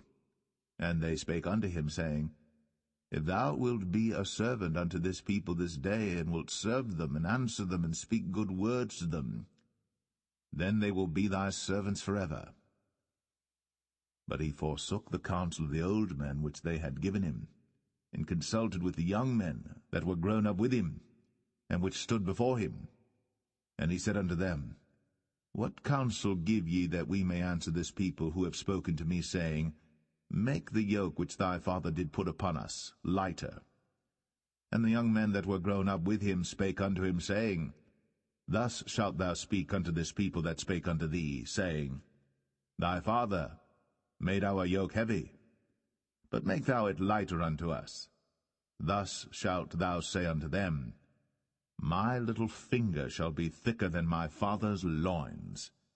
And now, whereas my father did lade you with a heavy yoke, I will add to your yoke. My father hath chastised you with whips, but I will chastise you with scorpions. So Jeroboam and all the people came to Rehoboam the 3rd day, as the king had appointed, saying, Come to me again the 3rd day. And the king answered the people roughly, and forsook the old men's counsel that they gave him, and spake to them after the counsel of the young men, saying, My father made your yoke heavy, and I will add to your yoke. My father also chastised you with whips, but I will chastise you with scorpions. Wherefore the king hearkened not unto the people. For the cause was from the Lord, that he might perform his saying, which the Lord spake by Ahijah the Shilonite unto Jeroboam the son of Nebat. So when all Israel saw that the king hearkened not unto them, the people answered the king, saying, What portion have we in David? Neither have we inheritance in the son of Jesse. To your tents, O Israel. Now see to thine own house, David. So Israel departed unto their tents. But as for the children of Israel which dwelt in the cities of Judah, Rehoboam reigned over them. Then King Rehoboam sent Adoram, who was over the tribute, and all Israel stoned him with stones, that he died. Therefore King Rehoboam made speed to get him up to his chariot, to flee to Jerusalem. So Israel rebelled against the house of David unto this day. And it came to pass, when all Israel heard that Jeroboam was come again, that they sent and called him unto the congregation, and made him king over all Israel. There was none that followed the house of David, but the tribe of Judah only. And when Rehoboam was come to Jerusalem, he assembled all the house of Judah with the tribe of Benjamin, 180,000 chosen men which were warriors, to fight against the house of Israel, to bring the kingdom again to Rehoboam the son of Solomon. But the word of God came unto Shemaiah the man of God, saying, Speak unto Rehoboam the son of Solomon, king of Judah, and unto all the house of Judah and Benjamin, and to the remnant of the people, saying, Thus saith the Lord, Ye shall not go up, nor fight against your brethren the children of Israel. Return every man to his house, for this thing is from me. They hearkened therefore to the word of the Lord, and returned to depart according to the word of the Lord. Then Jeroboam built Shechem in Mount Ephraim, and dwelt therein, and went out from thence, and built Penuel. And Jeroboam said in his heart, Now shall the kingdom return to the house of David. If this people go up to do sacrifice in the house of the Lord at Jerusalem, then shall the heart of this people turn again unto their Lord, even unto Rehoboam king of Judah, and they shall kill me, and go again to Rehoboam king of Judah. Whereupon the king took counsel, and made 2 calves of gold, and said unto them, It is too much for you to go up to Jerusalem. Behold thy gods, O Israel, which brought thee up out of the land of Egypt. And he set the one in Bethel, and the other put he in Dan. And this thing became a sin. For the people went to worship before the one, even unto Dan. And he made an house of high places, and made priests of the lowest of the people, which were not of the sons of Levi. And Jeroboam ordained a feast in the 8th month, on the 15th day of the month, like unto the feast that is in Judah. And he offered upon the altar. So did he in Bethel, sacrificing unto the calves that he had made. And he placed in Bethel the priests of the high places which he had made. So he offered upon the altar which he had made in Bethel the 15th day of the 8th month, even in the month which he had devised of his own heart, and ordained a feast unto the children of Israel. And he offered upon the altar, and burnt incense.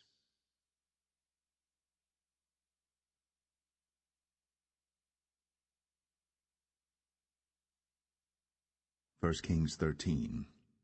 And behold, there came a man of God out of Judah by the word of the Lord unto Bethel. And Jeroboam stood by the altar to burn incense. And he cried against the altar in the word of the Lord, and said, O altar, altar, thus saith the Lord, Behold, a child shall be born unto the house of David, Josiah by name. And upon thee shall he offer the priests of the high places that burn incense upon thee, and men's bones shall be burnt upon thee. And he gave a sign the same day, saying, This is the sign which the Lord hath spoken. Behold, the altar shall be rent, and the ashes that are upon it shall be poured out. And it came to pass, when King Jeroboam heard the saying of the man of God, which had cried against the altar in Bethel, that he put forth his hand from the altar, saying, Lay hold on him.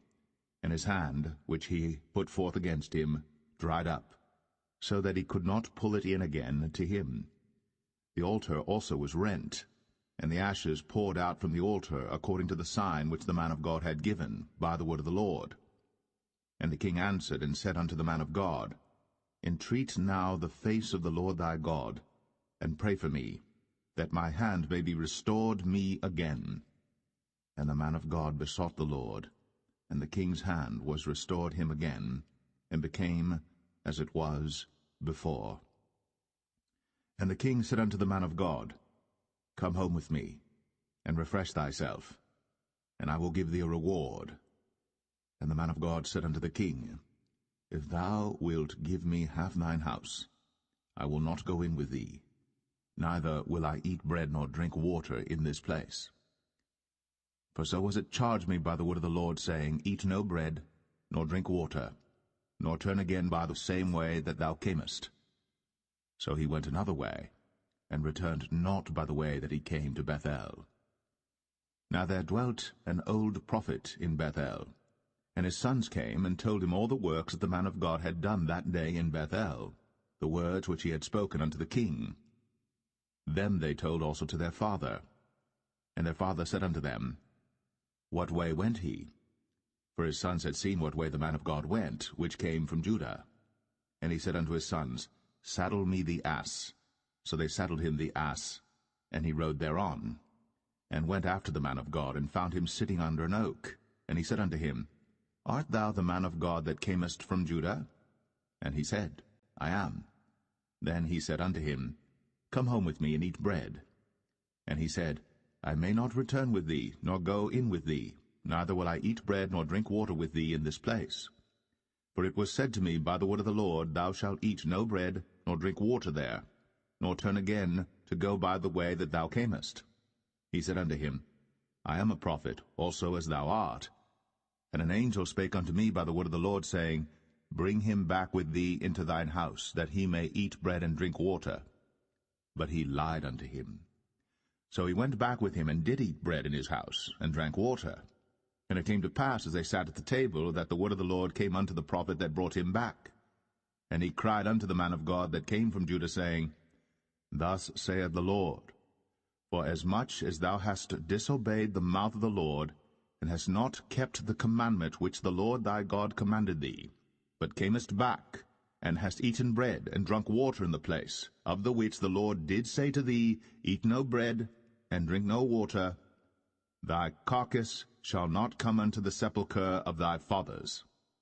And it came to pass, after he had eaten bread, and after he had drunk, that he saddled for him the ass, to wit, for the prophet whom he had brought back. And when he was gone, a lion met him by the way, and slew him. And his carcass was cast in the way, and the ass stood by it. The lion also stood by the carcass. And behold, men passed by, and saw the carcass cast in the way, and the lion standing by the carcass. And they came and told it in the city where the old prophet dwelt. And when the prophet that brought him back from the way heard thereof, he said, It is the man of God who was disobedient unto the word of the Lord. Therefore the Lord hath delivered him unto the lion, which hath torn him and slain him according to the word of the Lord, which he spake unto him. And he spake to his son, saying, Saddle me the ass. And they saddled him. And he went and found his carcass cast in the way, and the ass and the lion standing by the carcass. The lion had not eaten the carcass, nor torn the ass. And the prophet took up the carcass of the man of God, and laid it upon the ass, and brought it back. And the old prophet came to the city to mourn and to bury him. And he laid his carcass in his own grave. And they mourned over him, saying, Alas, my brother! And it came to pass, after he had buried him, that he spake to his son, saying, When I am dead, then bury me in the sepulchre wherein the man of God is buried. Lay my bones beside his bones. For the saying which he cried by the word of the Lord against the altar in Bethel, and against all the houses of the high places which are in the cities of Samaria, shall surely come to pass.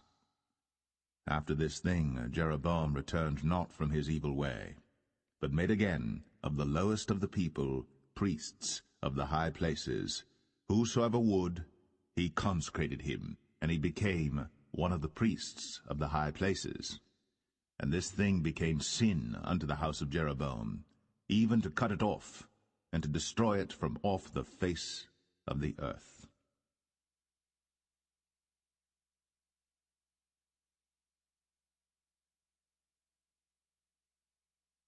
1 Kings 14. At that time Abijah, the son of Jeroboam, fell sick. And Jeroboam said to his wife, Arise, I pray thee, and disguise thyself, that thou be not known to be the wife of Jeroboam, and get thee to Shiloh. Behold, there is Ahijah the prophet, which told me that I should be king over this people. And take with thee 10 loaves and cracknels, and a cruse of honey, and go to him. He shall tell thee what shall become of the child. And Jeroboam's wife did so, and arose, and went to Shiloh, and came to the house of Ahijah. But Ahijah could not see, for his eyes were set by reason of his age. And the Lord said unto Ahijah, Behold, the wife of Jeroboam cometh to ask a thing of thee for her son, for he is sick. Thus and thus shalt thou say unto her, for it shall be, when she cometh in, that she shall feign herself to be another woman. And it was so, when Ahijah heard the sound of her feet, as she came in at the door, that he said, Come in, thou wife of Jeroboam. Why feignest thou thyself to be another? For I am sent to thee with heavy tidings. Go, tell Jeroboam, Thus saith the Lord God of Israel, Forasmuch as I exalted thee from among the people, and made thee prince over my people Israel, and rent the kingdom away from the house of David, and gave it thee, and yet thou hast not been as my servant David, who kept my commandments, and who followed me with all his heart, to do that only which was right in mine eyes, but hast done evil above all that were before thee. For thou hast gone and made thee other gods, and molten images, to provoke me to anger, and hast cast me behind thy back. Therefore, behold, I will bring evil upon the house of Jeroboam, and will cut off from Jeroboam him that pisseth against the wall, and him that is shut up and left in Israel, and will take away the remnant of the house of Jeroboam as a man taketh away dung, till it be all gone. Him that dieth of Jeroboam in the city shall the dogs eat, and him that dieth in the field shall the fowls of the air eat. For the Lord hath spoken it. Arise thou therefore, get thee to thine own house, and when thy feet enter into the city, the child shall die. And all Israel shall mourn for him, and bury him.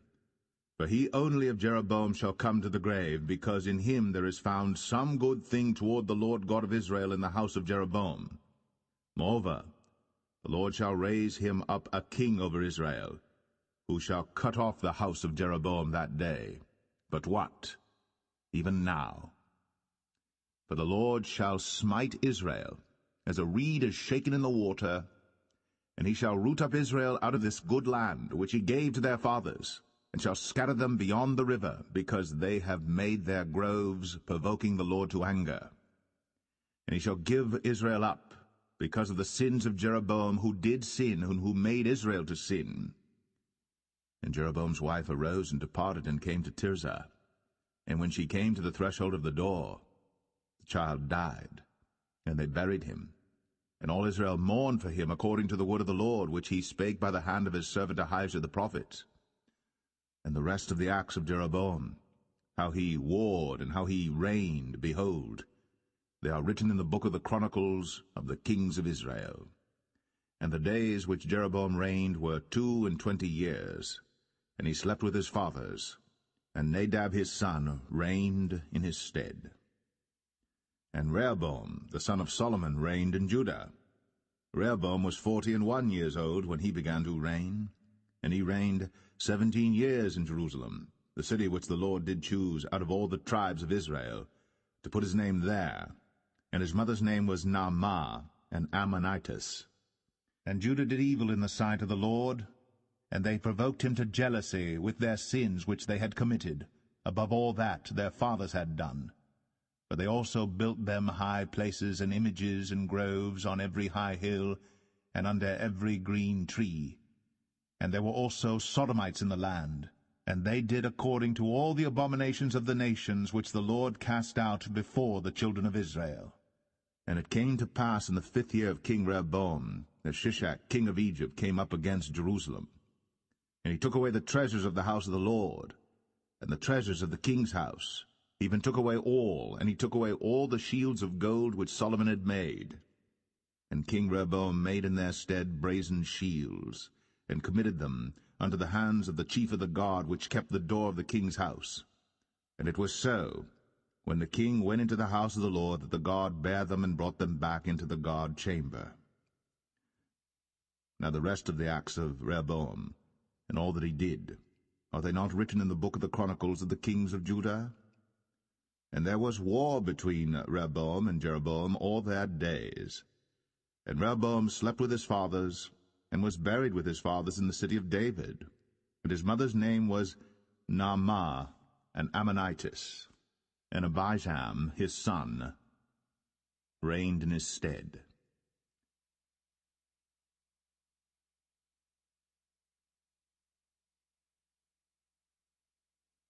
1 Kings 15. Now in the 18th year of King Jeroboam, the son of Nebat, reigned Abijam over Judah. 3 years reigned he in Jerusalem, and his mother's name was Maachah, the daughter of Abishalom. And he walked in all the sins of his father which he had done before him, and his heart was not perfect with the Lord his God, as the heart of David his father. Nevertheless, for David's sake did the Lord his God give him a lamp in Jerusalem to set up his son after him, and to establish Jerusalem, because David did that which was right in the eyes of the Lord, and turned not aside from anything that he commanded him all the days of his life, save only in the matter of Uriah the Hittite. And there was war between Rehoboam and Jeroboam all the days of his life.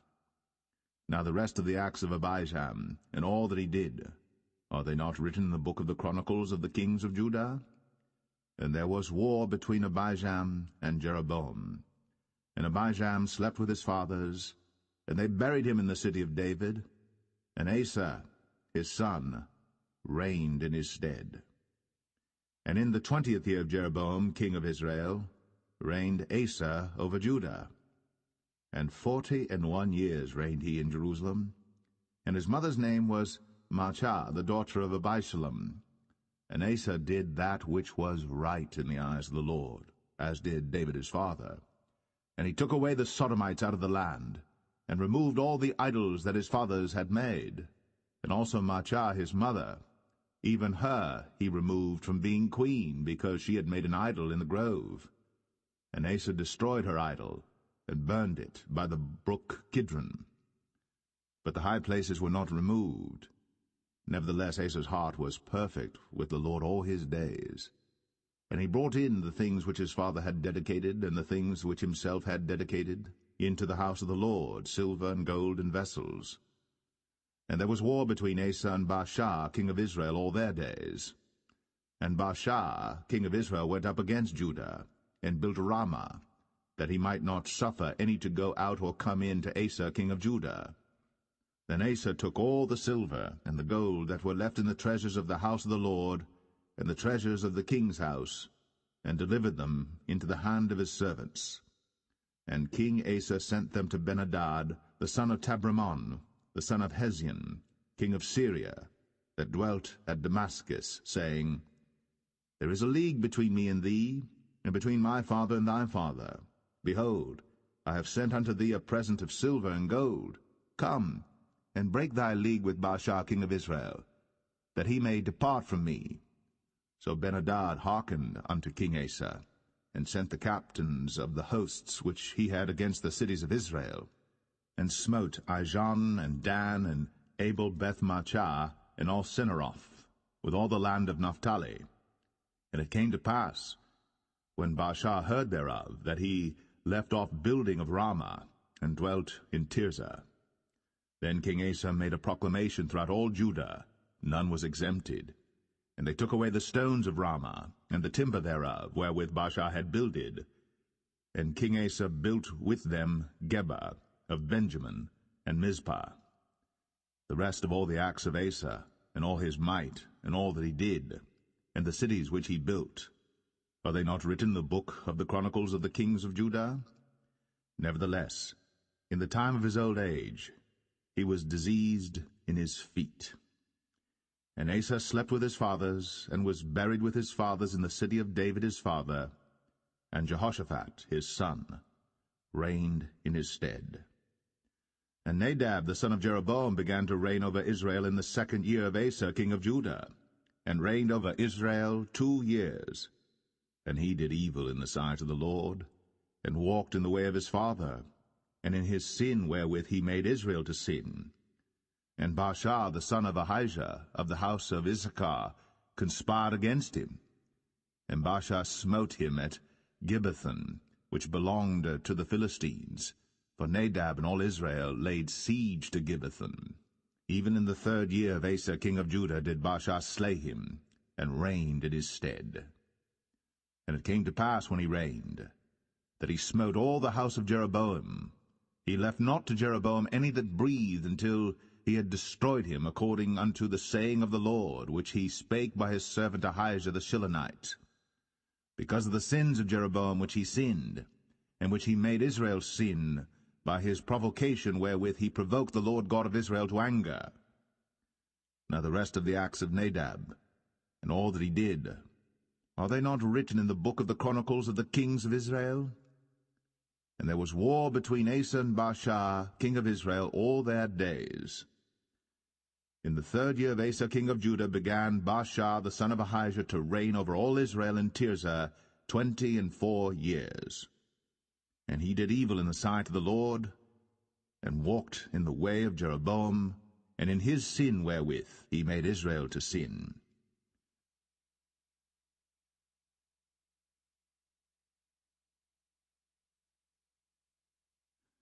1 Kings 16. Then the word of the Lord came to Jehu the son of Hanani against Baasha, saying, Forasmuch as I exalted thee out of the dust, and made thee prince over my people Israel, and thou hast walked in the way of Jeroboam, and hast made my people Israel to sin, to provoke me to anger with their sins, behold, I will take away the posterity of Baasha, and the posterity of his house, and will make thy house like the house of Jeroboam the son of Nebat.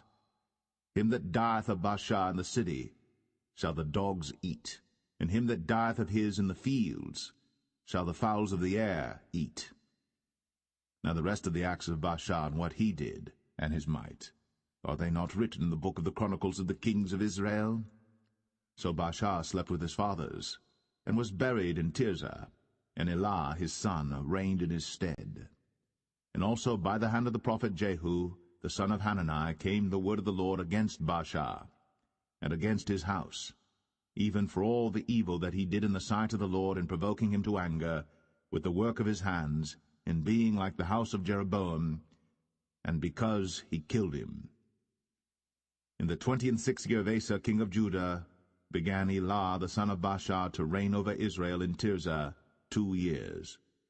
And his servant Zimri, captain of half his chariots, conspired against him, as he was in Tirzah drinking himself drunk in the house of Arzah, steward of his house in Tirzah. And Zimri went in, and smote him, and killed him, in the 27th year of Asa king of Judah, and reigned in his stead. And it came to pass, when he began to reign, as soon as he sat on his throne, that he slew all the house of Baasha. He left him not one that pisseth against a wall, neither of his kinsfolks, nor of his friends. Thus did Zimri destroy all the house of Baasha, according to the word of the Lord which he spake against Baasha by Jehu the prophet.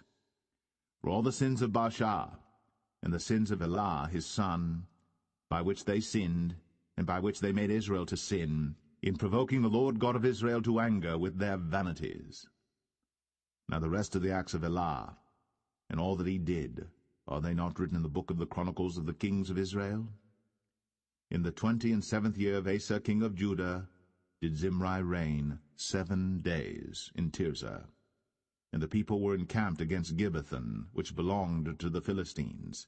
And the people that were encamped heard say, Zimri hath conspired, and hath also slain the king.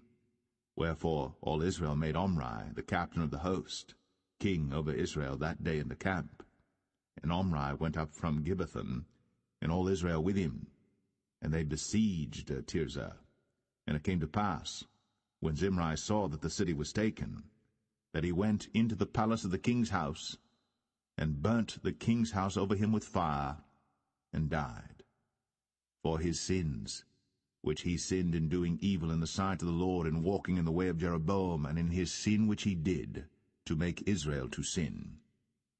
Now the rest of the acts of Zimri, and his treason that he wrought, are they not written in the book of the Chronicles of the kings of Israel? Then were the people of Israel divided into 2 parts. Half of the people followed Tibni the son of Ginath, to make him king, and half followed Omri. But the people that followed Omri prevailed against the people that followed Tibni the son of Ginath. So Tibni died, and Omri reigned. In the 31st year of Asa king of Judah began Omri to reign over Israel 12 years. 6 years reigned he in Tirzah. And he bought the hill Samaria of Shemer for 2 talents of silver, and built on the hill, and called the name of the city which he built after the name of Shemer, owner of the hill, Samaria. But Omri wrought evil in the eyes of the Lord, and did worse than all that were before him. For he walked in all the way of Jeroboam the son of Nebat, and in his sin wherewith he made Israel to sin, to provoke the Lord God of Israel to anger with their vanities. Now the rest of the acts of Omri which he did, and his might that he showed, are they not written in the book of the Chronicles of the kings of Israel? So Omri slept with his fathers, and was buried in Samaria, and Ahab his son reigned in his stead. And in the 38th year of Asa king of Judah began Ahab the son of Omri to reign over Israel. And Ahab the son of Omri reigned over Israel in Samaria 22 years. And Ahab the son of Omri did evil in the sight of the Lord above all that were before him. And it came to pass, as if it had been a light thing for him to walk in the sins of Jeroboam the son of Nebat, that he took to wife Jezebel, the daughter of Ethbaal, king of the Zidonians, and went and served Baal, and worshipped him. And he reared up an altar for Baal in the house of Baal, which he had built in Samaria. And Ahab made a grove, and Ahab did more to provoke the Lord God of Israel to anger than all the kings of Israel that were before him. In his days did Hiel the Bethelite build Jericho. He laid the foundation thereof in Abiram his firstborn, and set up the gates thereof in his youngest son Segub, according to the word of the Lord, which he spake by Joshua the son of Nun.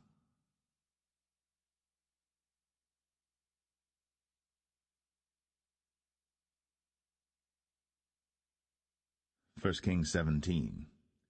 And Elijah the Tishbite, who was of the inhabitants of Gilead, said unto Ahab, As the Lord God of Israel liveth, before whom I stand, there shall not be dew nor rain these years, but according to my word.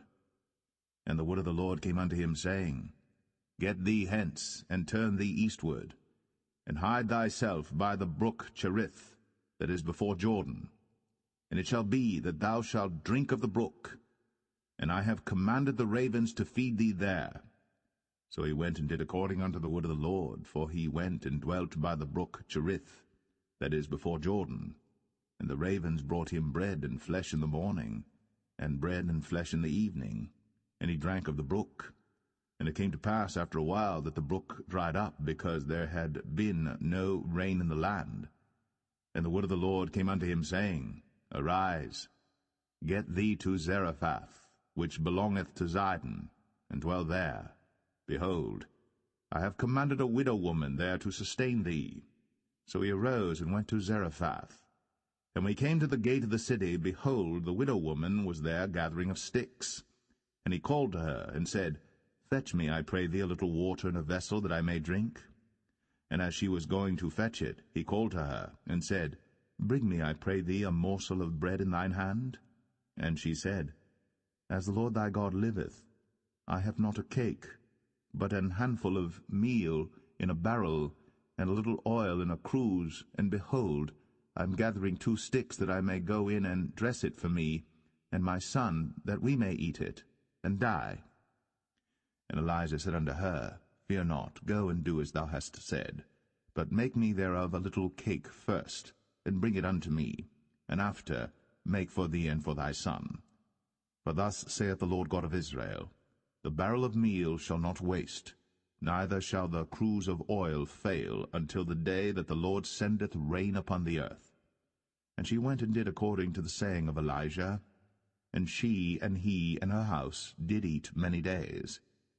And the barrel of meal wasted not, neither did the cruse of oil fail, according to the word of the Lord which he spake by Elijah. And it came to pass after these things, that the son of the woman, the mistress of the house, fell sick, and his sickness was so sore, that there was no breath left in him. And she said unto Elijah, What have I to do with thee, O thou man of God? Art thou come unto me to call my sin to remembrance, and to slay my son? And he said unto her, Give me thy son. And he took him out of her bosom, and carried him up into a loft, where he abode, and laid him upon his own bed. And he cried unto the Lord, and said, O Lord my God, hast thou also brought evil upon the widow with whom I sojourn, by slaying her son? And he stretched himself upon the child 3 times, and cried unto the Lord, and said, O Lord my God, I pray thee, let this child's soul come into him again. And the Lord heard the voice of Elijah, and the soul of the child came into him again, and he revived. And Elijah took the child, and brought him down out of the chamber into the house, and delivered him unto his mother. And Elijah said, See, thy son liveth. And the woman said to Elijah, Now by this I know that thou art a man of God, and that the word of the Lord in thy mouth is truth.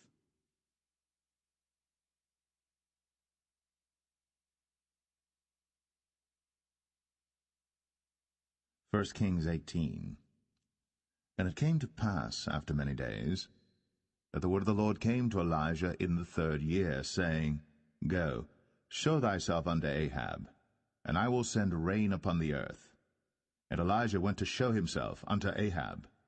And there was a sore famine in Samaria. And Ahab called Obadiah, which was the governor of his house. Now Obadiah feared the Lord greatly. For it was so, when Jezebel cut off the prophets of the Lord, that Obadiah took 100 prophets, and hid them by 50 in a cave, and fed them with bread and water. And Ahab said unto Obadiah, Go into the land, unto all fountains of water, and unto all brooks. Peradventure we may find grass to save the horses and mules alive, that we lose not all the beasts. So they divided the land between them to pass throughout it. Ahab went one way by himself, and Obadiah went another way by himself.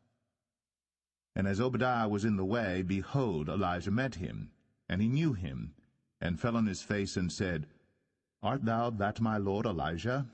And he answered him, I am. Go tell thy lord, Behold, Elijah is here.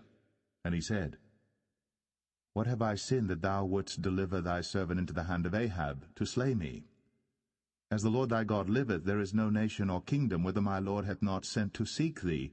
And when they said, He is not there, he took an oath of the kingdom and nation that they found thee not. And now thou sayest, Go, tell thy lord, Behold, Elijah is here. And it shall come to pass, as soon as I am gone from thee, that the Spirit of the Lord shall carry thee whither I know not. And so when I come and tell Ahab, and he cannot find thee, he shall slay me. But I thy servant fear the Lord from my youth. Was it not told my lord what I did when Jezebel slew the prophets of the Lord, how I hid 100 men of the Lord's prophets by 50 in a cave, and fed them with bread and water? And now thou sayest, Go, tell thy lord, Behold, Elijah is here, and he shall slay me? And Elijah said, As the Lord of hosts liveth, before whom I stand, I will surely show myself unto him today. So Obadiah went to meet Ahab and told him, and Ahab went to meet Elijah.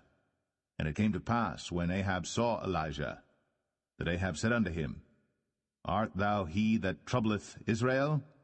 And he answered, I have not troubled Israel, but thou and thy father's house, in that ye have forsaken the commandments of the Lord, and thou hast followed Baalim. Now therefore send and gather to me all Israel unto Mount Carmel, and the prophets of Baal 450, and the prophets of the groves 400, which eat at Jezebel's table. So Ahab sent unto all the children of Israel, and gathered the prophets together unto Mount Carmel. And Elijah came unto all the people, and said, How long halt ye between two opinions? If the Lord be God, follow him, but if Baal, then follow him. And the people answered him not a word. Then said Elijah unto the people, I, even I only, remain a prophet of the Lord, but Baal's prophets are 450 men. Let them therefore give us 2 bullocks, and let them choose 1 bullock from themselves, and cut it in pieces, and lay it on wood, and put no fire under. And I will dress the other bullock, and lay it on wood, and put no fire under. And call ye on the name of your gods, and I will call on the name of the Lord. And the God that answereth by fire, let him be God. And all the people answered and said, It is well spoken. And Elijah said unto the prophets of Baal, Choose you 1 bullock for yourselves, and dress it first, for ye are many, and call on the name of your gods, but put no fire under. And they took the bullock which was given them, and they dressed it, and called on the name of Baal from morning even until noon, saying, O Baal, hear us! But there was no voice, nor any that answered. And they leaped upon the altar which was made. And it came to pass at noon that Elijah mocked them, and said, Cry aloud, for he is a god. Either he is talking, or he is pursuing, or he is in a journey, or peradventure he sleepeth, and must be awaked. And they cried aloud, and cut themselves after their manner with knives and lancets, till the blood gushed out upon them. And it came to pass, when midday was past, and they prophesied until the time of the offering of the evening sacrifice, that there was neither voice, nor any to answer, nor any that regarded. And Elijah said unto all the people, Come near unto me. And all the people came near unto him, and he repaired the altar of the Lord that was broken down. And Elijah took 12 stones, according to the number of the tribes of the sons of Jacob, unto whom the word of the Lord came, saying, Israel shall be thy name. And with the stones he built an altar in the name of the Lord, and he made a trench about the altar, as great as would contain 2 measures of seed. And he put the wood in order, and cut the bullock in pieces, and laid him on the wood, and said, Fill 4 barrels with water, and pour it on the burnt sacrifice, and on the wood. And he said, Do it the 2nd time. And they did it the 2nd time. And he said, Do it the 3rd time. And they did it the 3rd time. And the water ran round about the altar, and he filled the trench also with water. And it came to pass, at the time of the offering of the evening sacrifice, that Elijah the prophet came near and said, Lord God of Abraham, Isaac, and of Israel, let it be known this day that thou art God in Israel, and that I am thy servant, and that I have done all these things at thy word. Hear me, O Lord, hear me, that this people may know that thou art the Lord God, and that thou hast turned their heart back again. Then the fire of the Lord fell, and consumed the burnt sacrifice, and the wood, and the stones, and the dust, and licked up the water that was in the trench. And when all the people saw it, they fell on their faces, and they said, The Lord, he is the God, the Lord, he is the God. And Elijah said unto them, Take the prophets of Baal, let not one of them escape. And they took them. And Elijah brought them down to the brook Kishon, and slew them there. And Elijah said unto Ahab, Get thee up, eat and drink, for there is a sound of abundance of rain. So Ahab went up to eat and to drink. And Elijah went up to the top of Carmel, and he cast himself down upon the earth, and put his face between his knees, and said to his servant, Go up now, look toward the sea.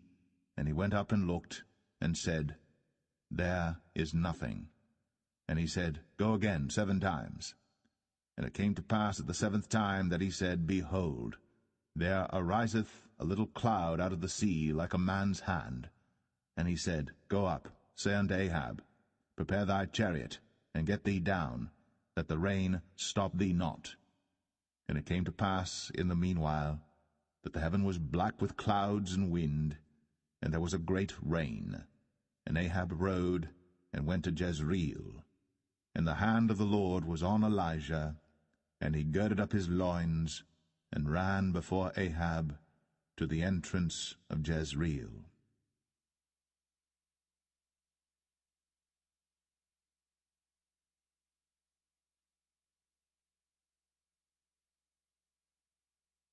First Kings 19. And Ahab told Jezebel all that Elijah had done, and withal how he had slain all the prophets with the sword.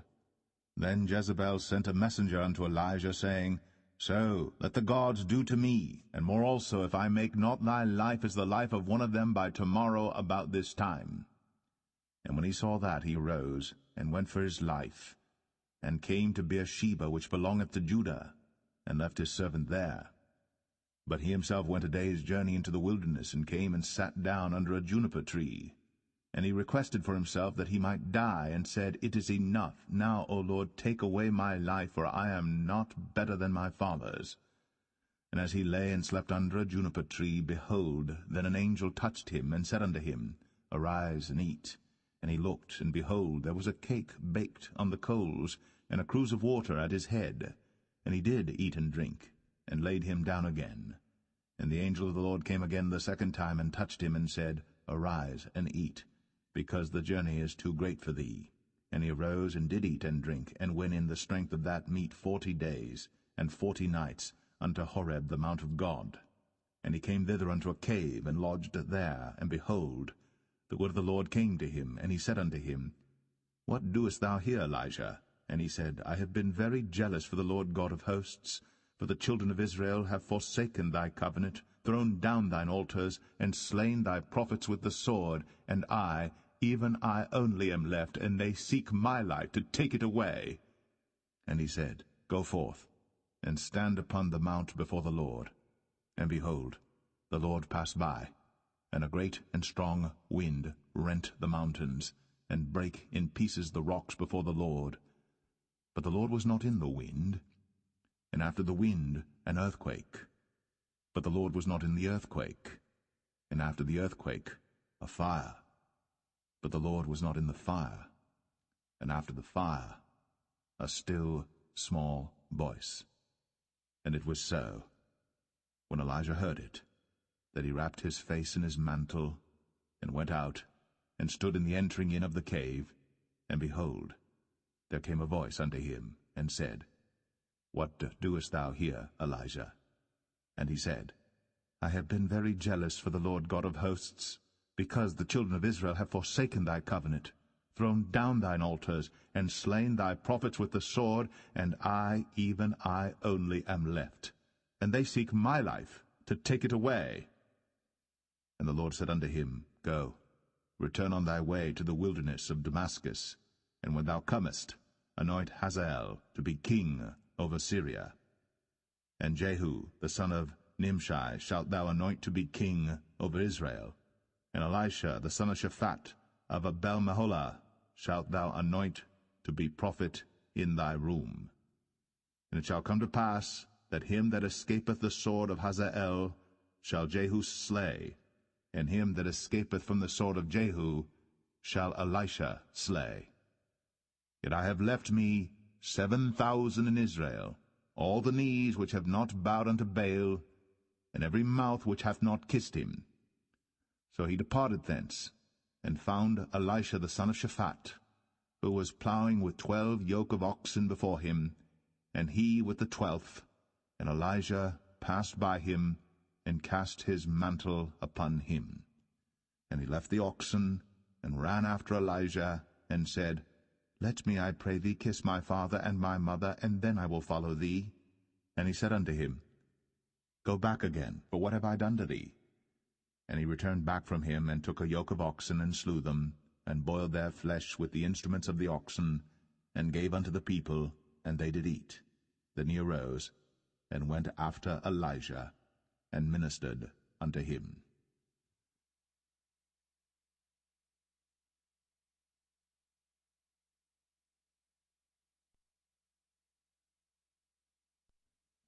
First Kings 20. And Ben-Hadad the king of Syria gathered all his host together, and there were 32 kings with him, and horses and chariots, and he went up and besieged Samaria, and warred against it. And he sent messengers to Ahab king of Israel into the city, and said unto him, Thus saith Ben-Hadad, Thy silver and thy gold is mine, thy wives also and thy children, even the goodliest, are mine. And the king of Israel answered and said, My lord, O king, according to thy saying, I am thine, and all that I have. And the messengers came again and said, Thus speaketh Ben-Hadad, saying, Although I have sent unto thee, saying, Thou shalt deliver me thy silver and thy gold and thy wives and thy children, yet I will send my servants unto thee tomorrow about this time, and they shall search thine house and the houses of thy servants. And it shall be that whatsoever is pleasant in thine eyes, they shall put it in their hand, and take it away. Then the king of Israel called all the elders of the land, and said, Mark, I pray you, and see how this man seeketh mischief, for he sent unto me for my wives, and for my children, and for my silver, and for my gold, and I denied him not. And all the elders and all the people said unto him, Hearken not unto him, nor consent. Wherefore he said unto the messengers of Ben-Hadad, Tell my lord the king, all that thou didst send for to thy servant at the first, I will do, but this thing I may not do. And the messengers departed, and brought him word again. And Ben-Hadad sent unto him, and said, The gods do so unto me, and more also, if the dust of Samaria shall suffice for handfuls for all the people that follow me. And the king of Israel answered and said, Tell him, Let not him that girdeth on his harness boast himself, as he that putteth it off. And it came to pass, when Ben-Hadad heard this message, as he was drinking, he and the kings in the pavilions, that he said unto his servants, Set yourselves in array. And they set themselves in array against the city. And behold, there came a prophet unto Ahab king of Israel, saying, Thus saith the Lord, Hast thou seen all this great multitude? Behold, I will deliver it into thine hand this day, and thou shalt know that I am the Lord. And Ahab said, By whom? And he said, Thus saith the Lord, Even by the young men of the princes of the provinces. Then he said, Who shall order the battle? And he answered, Thou. Then he numbered the young men of the princes of the provinces, and they were 232, and after them he numbered all the people, even all the children of Israel, being 7,000. And they went out at noon. But Ben-Hadad was drinking himself drunk in the pavilions, he and the kings, the 32 kings that helped him.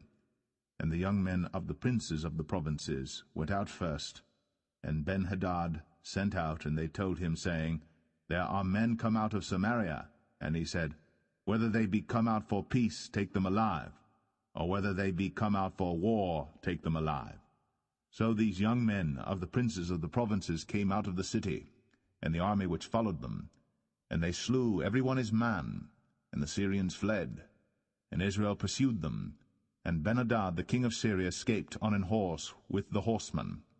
And the king of Israel went out, and smote the horses and chariots, and slew the Syrians with a great slaughter. And the prophet came to the king of Israel, and said unto him, Go, strengthen thyself, and mark and see what thou doest. For at the return of the year the king of Syria will come up against thee. And the servants of the king of Syria said unto him, Their gods are gods of the hills, therefore they were stronger than we. But let us fight against them in the plain, and surely we shall be stronger than they. And do this thing, take the kings away, every man out of his place, and put captains in their rooms. And number thee an army like the army that thou hast lost, horse for horse, and chariot for chariot, and we will fight against them in the plain, and surely we shall be stronger than they. And he hearkened unto their voice, and did so. And it came to pass, at the return of the year, that Ben-hadad numbered the Syrians, and went up to Aphek to fight against Israel. And the children of Israel were numbered, and were all present, and went against them. And the children of Israel pitched before them like two little flocks of kids, but the Syrians filled the country. And there came a man of God, and spake unto the king of Israel, and said, Thus saith the Lord, Because the Syrians have said, The Lord is God of the hills, but he is not God of the valleys. Therefore will I deliver all this great multitude into thine hand, and ye shall know that I am the Lord. And they pitched one over against the other 7 days, and so it was, that in the 7th day the battle was joined, and the children of Israel slew of the Syrians 100,000 footmen in 1 day. But the rest fled to Aphek into the city, and there a wall fell upon 27,000 of the men that were left. And Ben-hadad fled, and came into the city, into an inner chamber. And his servants said unto him, Behold now, we have heard that the kings of the house of Israel are merciful kings. Let us, I pray thee, put sackcloth on our loins, and ropes upon our heads, and go out to the king of Israel. Peradventure he will save thy life. So they girded sackcloth on their loins, and put ropes on their heads, and came to the king of Israel, and said, Thy servant Ben-hadad saith, I pray thee, let me live. And he said, Is he yet alive? He is my brother. Now the men did diligently observe whether anything would come from him, and did hastily catch it. And they said, Thy brother Ben-hadad. Then he said, Go ye, bring him. Then Ben-hadad came forth to him, and he caused him to come up into the chariot. And Ben-hadad said unto him, The cities which my father took from thy father I will restore. And thou shalt make streets for thee in Damascus, as my father made in Samaria. Then said Ahab, I will send thee away with this covenant. So he made a covenant with him, and sent him away. And a certain man of the sons of the prophets said unto his neighbor in the word of the Lord, Smite me, I pray thee. And the man refused to smite him. Then said he unto him, Because thou hast not obeyed the voice of the Lord, behold, as soon as thou art departed from me, a lion shall slay thee. And as soon as he was departed from him, a lion found him, and slew him. Then he found another man, and said, Smite me, I pray thee. And the man smote him, so that in smiting he wounded him. So the prophet departed, and waited for the king by the way, and disguised himself with ashes upon his face. And as the king passed by, he cried unto the king, and he said, Thy servant went out into the midst of the battle, and behold, a man turned aside, and brought a man unto me, and said, Keep this man. If by any means he be missing, then shall thy life be for his life, or else thou shalt pay a talent of silver. And as thy servant was busy here and there, he was gone. And the king of Israel said unto him, So shall thy judgment be. Thyself hast decided it. And he hasted, and took the ashes away from his face. And the king of Israel discerned him that he was of the prophets. And he said unto him, Thus saith the Lord, Because thou hast let go out of thy hand a man whom I appointed to utter destruction, therefore thy life shall go for his life, and thy people for his people.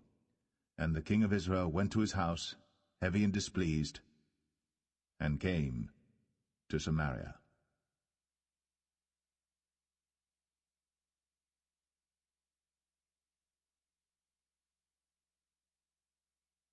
1 Kings 21.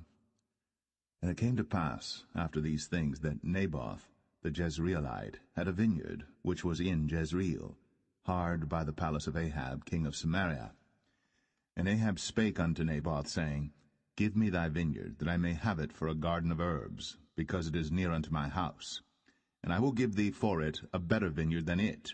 Or, if it seem good to thee, I will give thee the worth of it in money. And Naboth said to Ahab, The Lord forbid it me, that I should give the inheritance of my fathers unto thee. And Ahab came into his house heavy and displeased, because of the word which Naboth the Jezreelite had spoken to him. For he had said, I will not give thee the inheritance of my fathers. And he laid him down upon his bed, and turned away his face, and would eat no bread. But Jezebel his wife came to him, and said unto him, Why is thy spirit so sad, that thou eatest no bread? And he said unto her, Because I spake unto Naboth the Jezreelite, and said unto him, Give me thy vineyard for money, or else, if it please thee, I will give thee another vineyard for it. And he answered, I will not give thee my vineyard. And Jezebel his wife said unto him, Dost thou now govern the kingdom of Israel? Arise, and eat bread, and let thine heart be merry. I will give thee the vineyard of Naboth the Jezreelite. So she wrote letters in Ahab's name, and sealed them with his seal, and sent the letters unto the elders and to the nobles that were in his city, dwelling with Naboth. And she wrote in the letters, saying, Proclaim a fast, and set Naboth on high among the people. And set 2 men, sons of Belial, before him, to bear witness against him, saying, Thou didst blaspheme God and the king. And then carry him out, and stone him, that he may die. And the men of his city, even the elders and the nobles, who were the inhabitants in his city, did as Jezebel had sent unto them. And as it was written in the letters which she had sent unto them, they proclaimed a fast, and set Naboth on high among the people. And there came in 2 men, children of Belial, and sat before him. And the men of Belial witnessed against him, even against Naboth, in the presence of the people, saying, Naboth did blaspheme God and the king. Then they carried him forth out of the city, and stoned him with stones, that he died. Then they sent to Jezebel, saying, Naboth is stoned, and is dead. And it came to pass, when Jezebel heard that Naboth was stoned, and was dead, that Jezebel said to Ahab, Arise, take possession of the vineyard of Naboth the Jezreelite, which he refused to give thee for money. For Naboth is not alive, but dead. And it came to pass, when Ahab heard that Naboth was dead, that Ahab rose up to go down to the vineyard of Naboth the Jezreelite, to take possession of it. And the word of the Lord came to Elijah the Tishbite, saying, Arise, go down to meet Ahab king of Israel, which is in Samaria. Behold, he is in the vineyard of Naboth, whither he is gone down to possess it. And thou shalt speak unto him, saying, Thus saith the Lord, Hast thou killed and also taken possession? And thou shalt speak unto him, saying, Thus saith the Lord, In the place where dogs licked the blood of Naboth shall dogs lick thy blood, even thine. And Ahab said to Elijah, Hast thou found me, O mine enemy? And he answered, I have found thee, because thou hast sold thyself to work evil in the sight of the Lord. Behold, I will bring evil upon thee, and will take away thy posterity, and will cut off from Ahab him that pisseth against the wall, and him that is shut up and left in Israel, and will make thine house like the house of Jeroboam the son of Nebat, and like the house of Baasha the son of Ahijah, for the provocation wherewith thou hast provoked me to anger, and made Israel to sin. And of Jezebel also spake the Lord, saying, The dogs shall eat Jezebel by the wall of Jezreel. Him that dieth of Ahab in the city the dogs shall eat, and him that dieth in the field shall the fowls of the air eat. But there was none like unto Ahab, which did sell himself to work wickedness in the sight of the Lord, whom Jezebel his wife stirred up. And he did very abominably in following idols, according to all things as did the Amorites, whom the Lord cast out before the children of Israel. And it came to pass, when Ahab heard those words, that he rent his clothes, and put sackcloth upon his flesh, and fasted, and lay in sackcloth, and went softly. And the word of the Lord came to Elijah the Tishbite, saying, Seest thou how Ahab humbleth himself before me? Because he humbleth himself before me, I will not bring the evil in his days, but in his son's days will I bring the evil upon his house.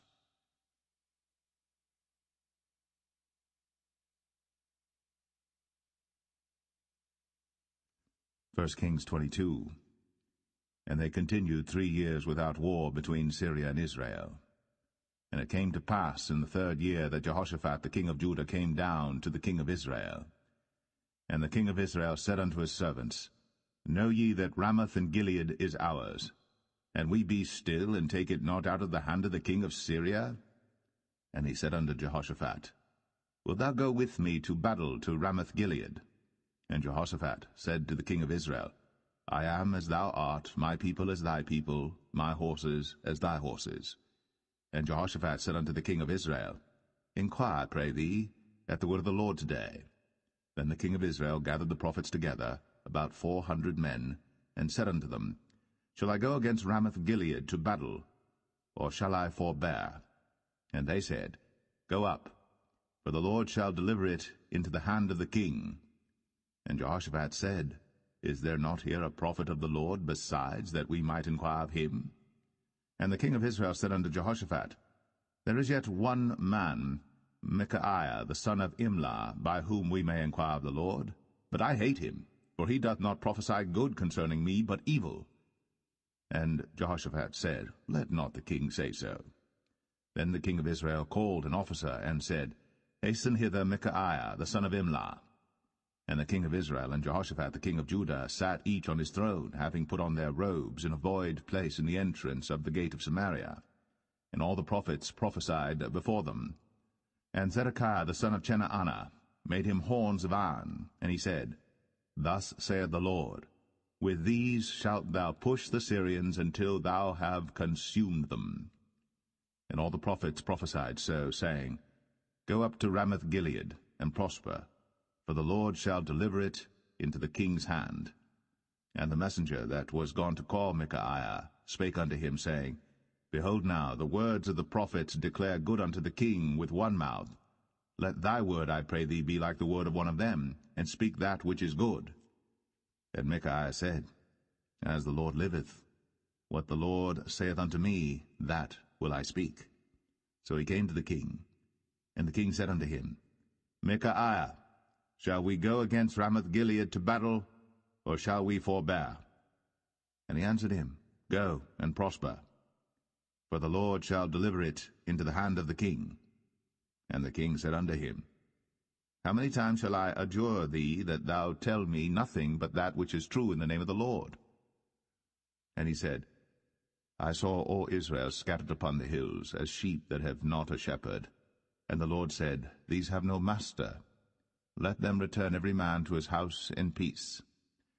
And the king of Israel said unto Jehoshaphat, Did I not tell thee that he would prophesy no good concerning me, but evil? And he said, Hear thou therefore the word of the Lord. I saw the Lord sitting on his throne, and all the host of heaven standing by him on his right hand and on his left. And the Lord said, Who shall persuade Ahab that he may go up and fall at Ramoth Gilead? And one said on this manner, and another said on that manner. And there came forth a spirit, and stood before the Lord, and said, I will persuade him. And the Lord said unto him, Wherewith? And he said, I will go forth, and I will be a lying spirit in the mouth of all his prophets. And he said, Thou shalt persuade him, and prevail also. Go forth, and do so. Now therefore, behold, the Lord hath put a lying spirit in the mouth of all these thy prophets, and the Lord hath spoken evil concerning thee. But Zedekiah the son of Chenaanah went near, and smote Micaiah on the cheek, and said, Which way went the Spirit of the Lord from me to speak unto thee? And Micaiah said, Behold, thou shalt see in that day, when thou shalt go into an inner chamber to hide thyself.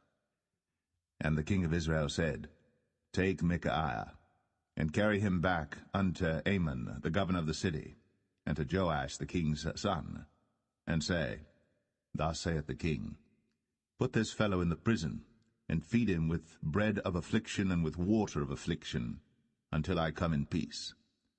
And Micaiah said, If thou return at all in peace, the Lord hath not spoken by me. And he said, Hearken, O people, every one of you. So the king of Israel and Jehoshaphat the king of Judah went up to Ramoth Gilead. And the king of Israel said unto Jehoshaphat, I will disguise myself, and enter into battle.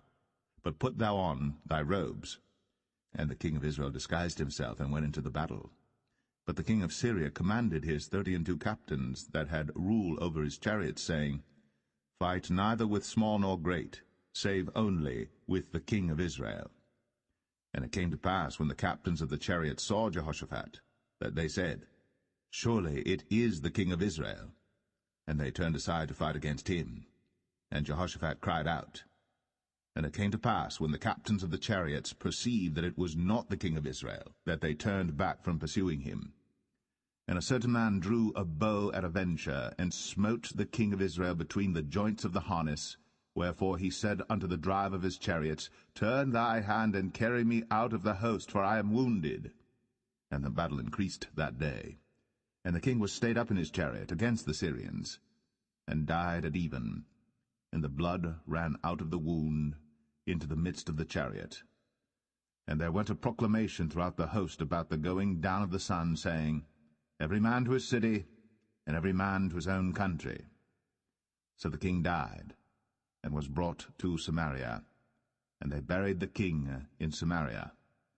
And one washed the chariot in the pool of Samaria, and the dogs licked up his blood. And they washed his armor, according unto the word of the Lord which he spake.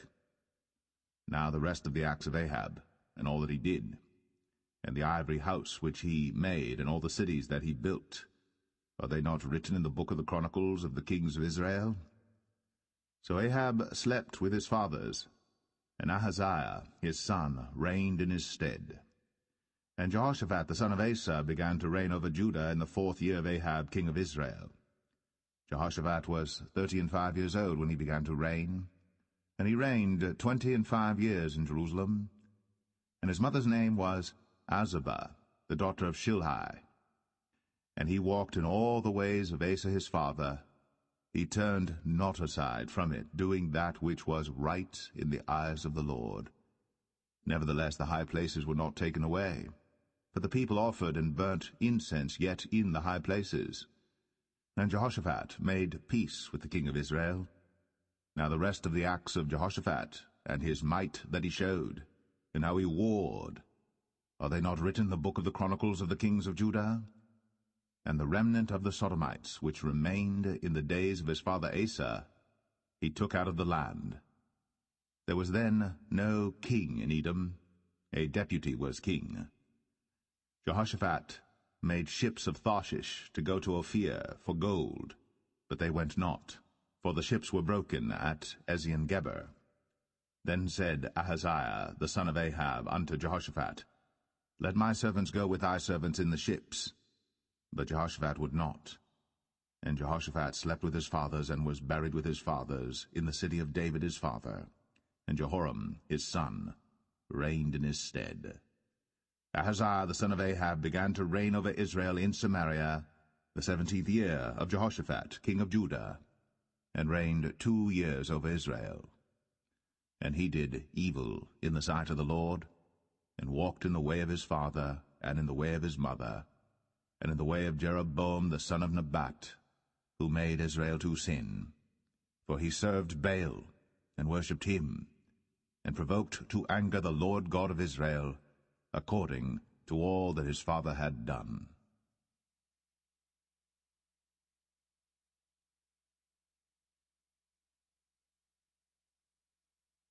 The second book of Kings, chapter 1. Then Moab rebelled against Israel after the death of Ahab. And Ahaziah fell down through a lattice in his upper chamber that was in Samaria, and was sick. And he sent messengers, and said unto them, Go, inquire of Baal-zebub, the god of Ekron, whether I shall recover of this disease.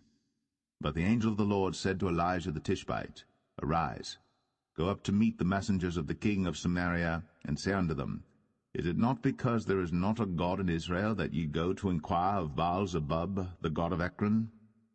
Now therefore thus saith the Lord, Thou shalt not come down from that bed on which thou art gone up, but shalt surely die. And Elijah departed. And when the messengers turned back unto him, he said unto them, Why are ye now turned back? And they said unto him, there came a man up to meet us, and said unto us, Go, turn again unto the king that sent you, and say unto him, Thus saith the Lord, Is it not because there is not a God in Israel that thou sendest to inquire of Baal-zebub, the god of Ekron? Therefore thou shalt not come down from that bed on which thou art gone up, but shalt surely die. And he said unto them, What manner of man was he which came up to meet you, and told you these words? And they answered him, He was an hairy man, and girt with a girdle of leather about his loins. And he said, It is Elijah the Tishbite. Then the king sent unto him a captain of 50 with his 50. And he went up to him, and behold, he sat on the top of an hill. And he spake unto him, Thou man of God, the king hath said, Come down. And Elijah answered and said to the captain of 50, If I be a man of God, then let fire come down from heaven, and consume thee and thy 50. And there came down fire from heaven, and consumed him and his 50. Again also he sent unto him another captain of 50 with his 50. And he answered and said unto him, O man of God, thus hath the king said, Come down quickly. And Elijah answered and said unto them, If I be a man of God, let fire come down from heaven, and consume thee and thy 50. And the fire of God came down from heaven, and consumed him and his 50. And he sent again a captain of the third 50 with his 50. And the third captain of the 50 went up, and came and fell on his knees before Elijah, and besought him, and said unto him, O man of God, I pray thee, let my life and the life of these 50 thy servants be precious in thy sight. Behold, there came fire down from heaven, and burnt up the 2 captains of the former 50s with their 50s. Therefore let my life now be precious in thy sight. And the angel of the Lord said unto Elijah, Go down with him, be not afraid of him. And he arose, and went down with him unto the king. And he said unto him, Thus saith the Lord, Forasmuch as thou hast sent messengers to inquire of Baal-zebub, the god of Ekron, is it not because there is no God in Israel to inquire of his word? Therefore thou shalt not come down off that bed on which thou art gone up, but shalt surely die. So he died according to the word of the Lord which Elijah had spoken. And Jehoram reigned in his stead in the 2nd year of Jehoram the son of Jehoshaphat king of Judah, because he had no son. Now the rest of the acts of Ahaziah which he did, are they not written in the book of the Chronicles of the kings of Israel?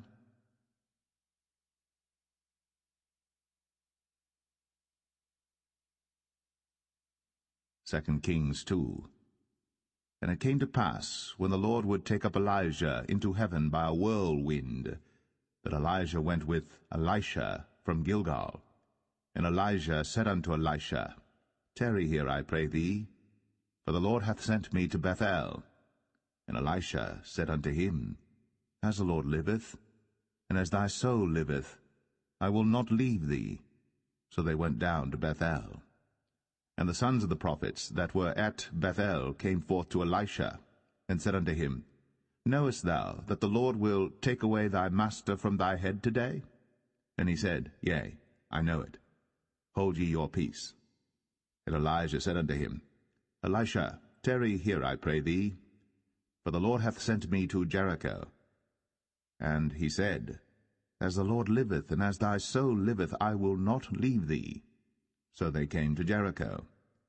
And the sons of the prophets that were at Jericho came to Elisha, and said unto him, Knowest thou that the Lord will take away thy master from thy head today? And he answered, Yea, I know it. Hold ye your peace. And Elijah said unto him, Tarry, I pray thee here, for the Lord hath sent me to Jordan. And he said, As the Lord liveth, and as thy soul liveth, I will not leave thee. And they two went on. And 50 men of the sons of the prophets went, and stood to view afar off. And they too stood by Jordan. And Elijah took his mantle, and wrapped it together, and smote the waters, and they were divided hither and thither, so that they too went over on dry ground. And it came to pass, when they were gone over, that Elijah said unto Elisha, Ask what I shall do for thee, before I be taken away from thee. And Elisha said, I pray thee, let a double portion of thy spirit be upon me. And he said, Thou hast asked a hard thing. Nevertheless, if thou see me when I am taken from thee, it shall be so unto thee. But if not, it shall not be so. And it came to pass, as they still went on and talked, that, behold, there appeared a chariot of fire, and horses of fire, and parted them both asunder. And Elijah went up by a whirlwind into heaven. And Elisha saw it, and he cried, my father, the chariot of Israel, and the horsemen thereof. And he saw him no more. And he took hold of his own clothes, and rent them in 2 pieces. He took up also the mantle of Elijah that fell from him, and went back and stood by the bank of Jordan. And he took the mantle of Elijah that fell from him, and smote the waters, and said, Where is the Lord God of Elijah? And when he also had smitten the waters, they parted hither and thither, and Elisha went over. And when the sons of the prophets which were to view at Jericho saw him, they said, The spirit of Elijah doth rest on Elisha. And they came to meet him, and bowed themselves to the ground before him. And they said unto him, Behold now, there be with thy servants 50 strong men. Let them go, we pray thee, and seek thy master, lest peradventure the Spirit of the Lord hath taken him up, and cast him upon some mountain, or into some valley. And he said, Ye shall not send. And when they urged him till he was ashamed, he said, Send. They sent therefore 50 men, and they sought 3 days, but found him not. And when they came again to him, for he tarried at Jericho, he said unto them, Did I not say unto you, Go not? And the men of the city said unto Elisha, Behold, I pray thee, the situation of this city is pleasant, as my Lord seeth. But the water is not, and the ground barren. And he said, Bring me a new cruse, and put salt therein. And they brought it to him. And he went forth unto the spring of the waters, and cast the salt in there, and said, Thus saith the Lord, I have healed these waters. There shall not be from thence any more death or barren land. So the waters were healed unto this day, according to the saying of Elisha which he spake. And he went up from thence unto Bethel, and as he was going up by the way, there came forth little children out of the city, and mocked him, and said unto him, Go up, thou bald head, go up, thou bald head.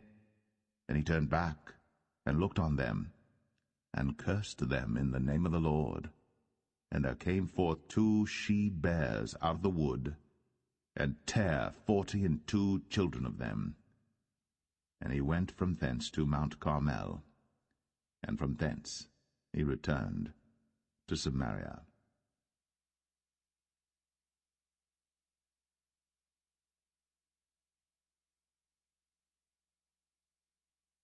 Second Kings 3. Now Jehoram the son of Ahab began to reign over Israel in Samaria the 18th year of Jehoshaphat king of Judah, and reigned 12 years. And he wrought evil in the sight of the Lord, but not like his father and like his mother, for he put away the image of Baal that his father had made. Nevertheless he cleaved unto the sins of Jeroboam the son of Nebat, which made Israel to sin. He departed not therefrom. And Mesha king of Moab was a sheepmaster, and rendered unto the king of Israel 100,000 lambs and 100,000 rams with the wool. But it came to pass, when Ahab was dead, that the king of Moab rebelled against the king of Israel. And King Jehoram went out of Samaria the same time, and numbered all Israel. And he went and sent to Jehoshaphat the king of Judah, saying, The king of Moab hath rebelled against me. Wilt thou go with me against Moab to battle? And he said, I will go up. I am as thou art, my people as thy people, and my horses as thy horses. And he said, Which way shall we go up? And he answered, The way through the wilderness of Edom. So the king of Israel went, and the king of Judah, and the king of Edom, and they fetched a compass of 7 days' journey, and there was no water for the host. and for the cattle that followed them. And the king of Israel said, Alas, that the Lord hath called these 3 kings together to deliver them into the hand of Moab.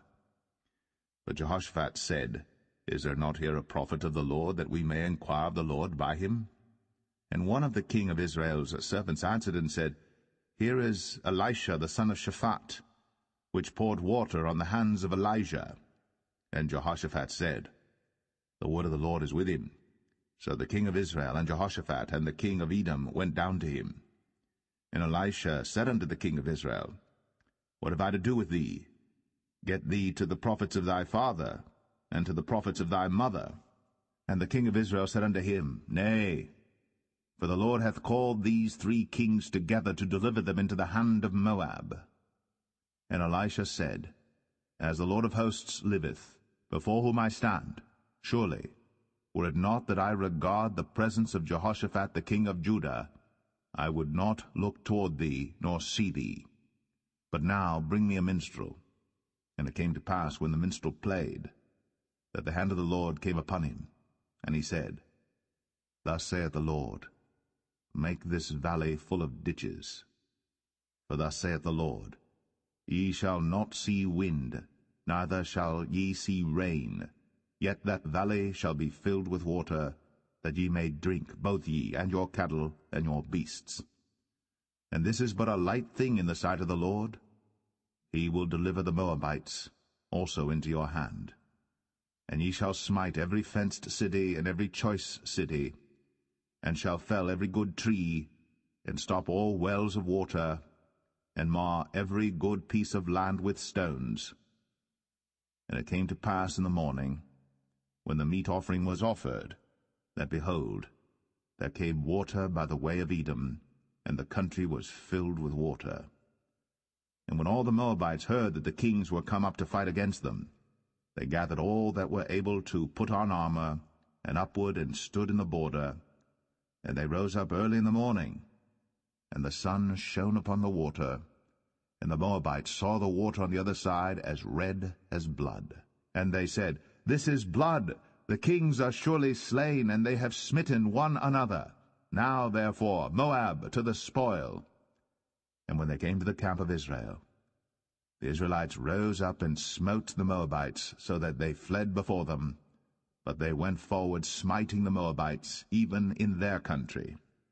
And they beat down the cities, and on every good piece of land cast every man his stone, and filled it. And they stopped all the wells of water, and felled all the good trees. Only in Kir Hareseth left they the stones thereof. Howbeit the slingers went about it, and smote it. And when the king of Moab saw that the battle was too sore for him, he took with him 700 men that drew swords, to break through even unto the kings of Edom, but they could not. Then he took his eldest son that should have reigned in his stead, and offered him for a burnt offering upon the wall. And there was great indignation against Israel, and they departed from him, and returned to their own land.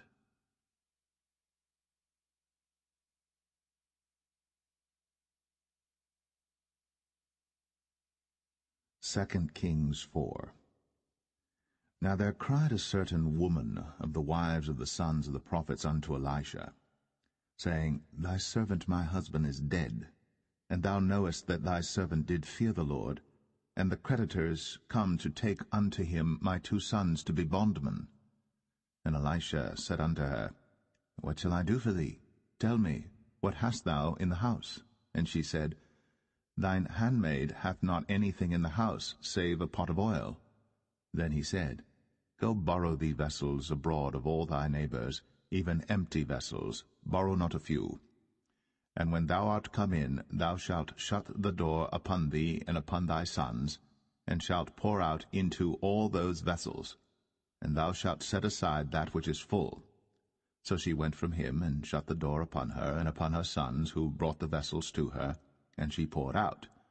And it came to pass, when the vessels were full, that she said unto her son, Bring me yet a vessel. And he said unto her, There is not a vessel more. And the oil stayed. Then she came and told the man of God, and he said, Go sell the oil, and pay thy debt, and live thou and thy children of the rest. And it fell on a day that Elisha passed to Shunem, where was a great woman, and she constrained him to eat bread. And so it was, that as oft as he passed by, he turned in thither to eat bread. And she said unto her husband, Behold now, I perceive that this is an holy man of God, which passeth by us continually. Let us make a little chamber, I pray thee, on the wall, and let us set for him there a bed, and a table, and a stool, and a candlestick. And it shall be, when he cometh to us, that he shall turn in thither. And it fell on a day that he came thither, and he turned into the chamber, and lay there. And he said to Gehazi his servant, Call this Shunammite. And when he had called her, she stood before him. And he said unto him, Say now unto her, Behold, thou hast been careful for us with all this care. What is to be done for thee? Wouldest thou be spoken for to the king or to the captain of the host? And she answered, I dwell among mine own people. And he said, What then is to be done for her? And Gehazi answered, Verily, she hath no child, and her husband is old. And he said, Call her. And when he had called her, she stood in the door. And he said, About this season, according to the time of life, thou shalt embrace a son. And she said, Nay, my lord, thou man of God, do not lie unto thine handmaid. And the woman conceived, and bare a son at that season that Elisha had said unto her, according to the time of life. And when the child was grown, it fell on a day that he went out to his father to the reapers. And he said unto his father, My head, my head. And he said to a lad, Carry him to his mother. And when he had taken him, and brought him to his mother, he sat on her knees till noon, and then died. And she went up, and laid him on the bed of the man of God, and shut the door upon him, and went out. And she called unto her husband, and said, Send me, I pray thee, one of the young men, and one of the asses, that I may run to the man of God, and come again. And he said, Wherefore wilt thou go to him today? It is neither new moon nor Sabbath. And she said, It shall be well. Then she saddled an ass, and said to her servant, Drive, and go forward. Slack not thy riding for me, except I bid thee. So she went, and came unto the man of God to Mount Carmel. And it came to pass, when the man of God saw her afar off, that he said to Gehazi his servant, Behold, yonder is that Shunammite. Run now, I pray thee, to meet her, and say unto her, Is it well with thee? Is it well with thy husband? Is it well with the child? And she answered, It is well. And when she came to the man of God to the hill, she caught him by the feet. But Gehazi came near to thrust her away.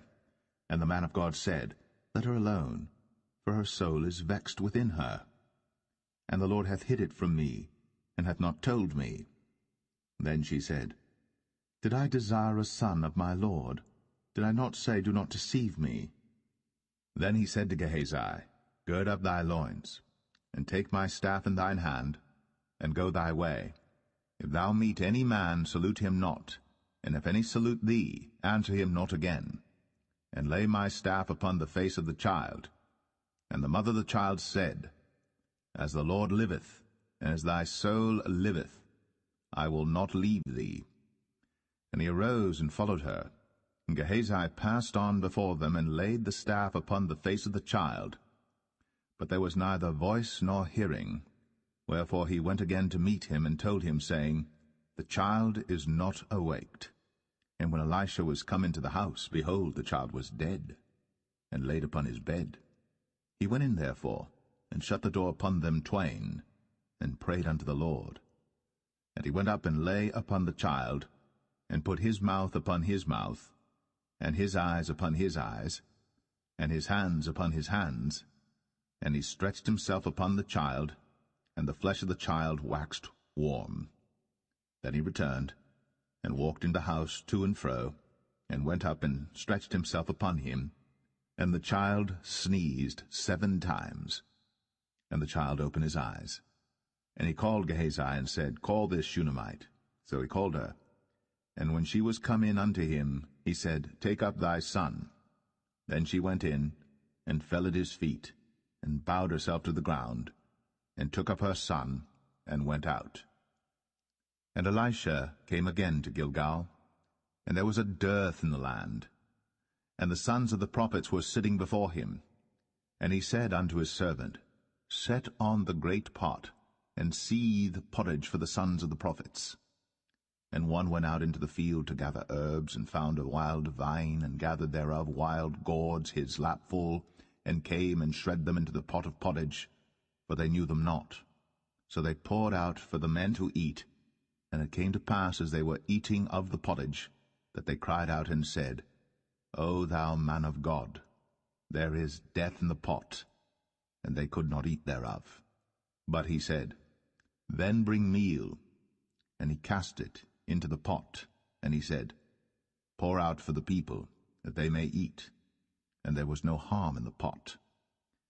And there came a man from Baal-Shalisha, and brought the man of God bread of the first fruits, 20 loaves of barley, and full ears of corn in the husk thereof. And he said, Give unto the people, that they may eat. And his servitor said, What, should I set this before 100 men? He said again, Give the people, that they may eat. For thus saith the Lord, They shall eat, and shall leave thereof. So he set it before them, and they did eat, and left thereof, according to the word of the Lord.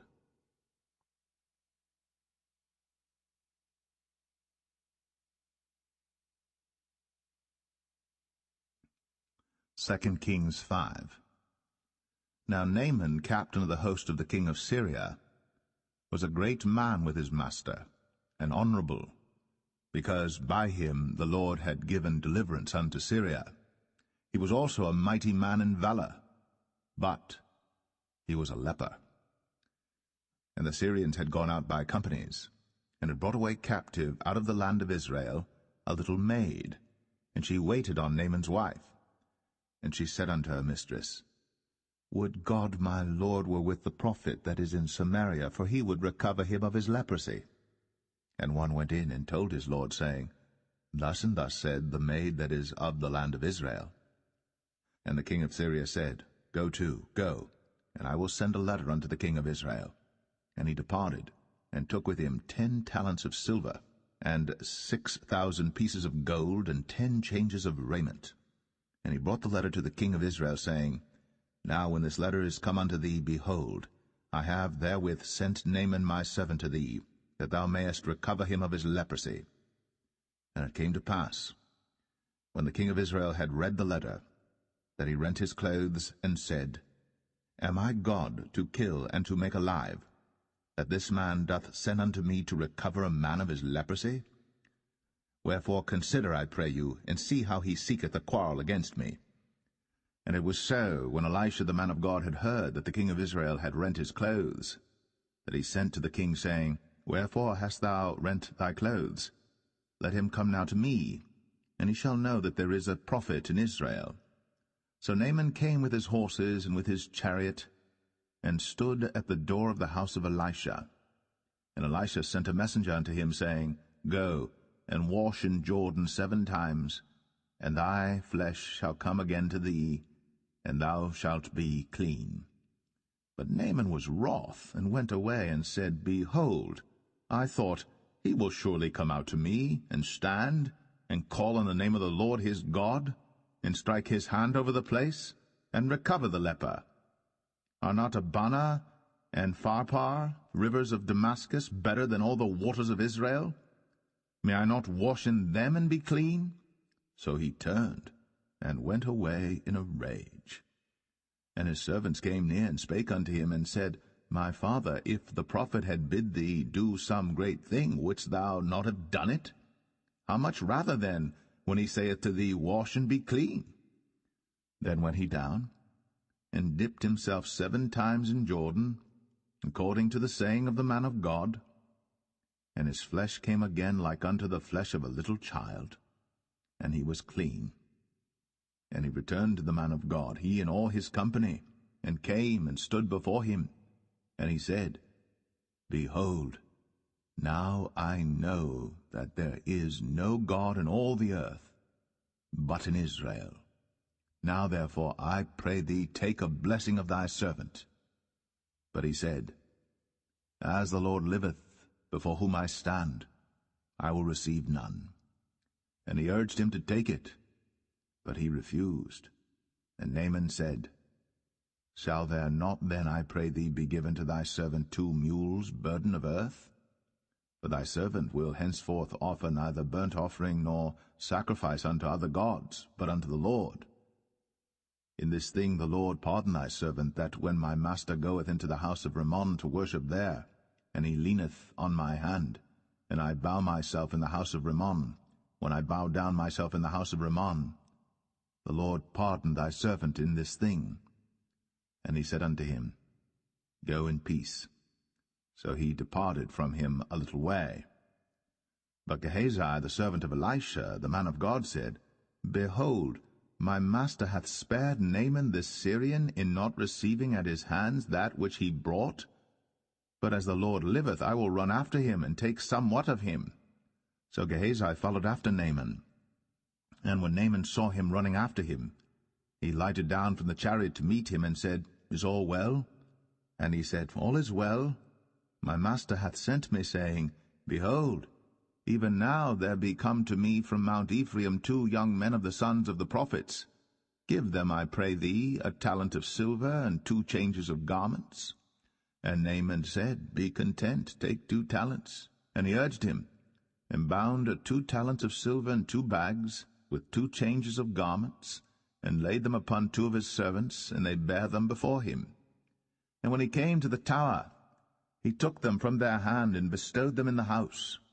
And he let the men go, and they departed. But he went in, and stood before his master. And Elisha said unto him, Whence comest thou, Gehazi?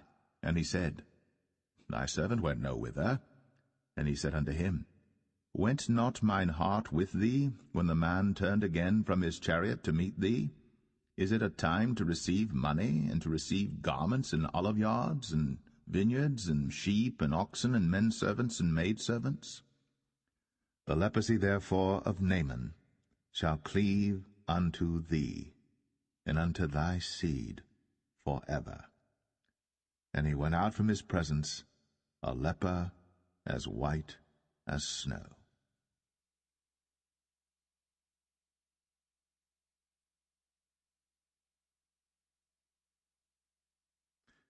2 Kings 6. And the sons of the prophets said unto Elisha, Behold now, the place where we dwell with thee is too strait for us. Let us go, we pray thee, unto Jordan, and take thence every man a beam, and let us make a place there where we may dwell. And he answered, Go ye. And one said, Be content, I pray thee, and go with thy servants. And he answered, I will go. So he went with them. And when they came to Jordan, they cut down wood. But as one was felling a beam, the axe head fell into the water. And he cried and said, Alas, master, for it was borrowed. And the man of God said, Where fell it? And he showed him the place. And he cut down a stick, and cast it in thither. And the iron did swim. Therefore said he, Take it up to thee. And he put out his hand, and took it. Then the king of Syria warred against Israel, and took counsel with his servants, saying, In such and such a place shall be my camp. And the man of God sent unto the king of Israel, saying, Beware that thou pass not such a place, for thither the Syrians are come down. And the king of Israel sent to the place which the man of God told him, and warned him of, and saved himself there, not once nor twice. Therefore the heart of the king of Syria was sore troubled for this thing. And he called his servants, and said unto them, Will ye not show me which of us is for the king of Israel? And one of his servants said, None, my lord, O king. But Elisha, the prophet that is in Israel, telleth the king of Israel the words that thou speakest in thy bedchamber. And he said, Go and spy where he is, that I may send and fetch him. And it was told him, saying, Behold, he is in Dothan. Therefore sent he thither horses and chariots and a great host. And they came by night and compassed the city about. And when the servant of the man of God was risen early and gone forth, behold, and host compassed the city both with horses and chariots. And his servant said unto him, Alas, my master, how shall we do? And he answered, Fear not, for they that be with us are more than they that be with them. And Elisha prayed, and said, Lord, I pray thee, open his eyes, that he may see.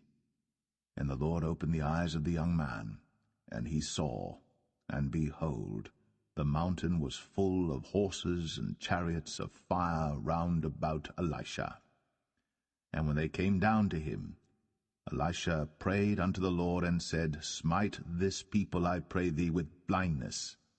And he smote them with blindness according to the word of Elisha.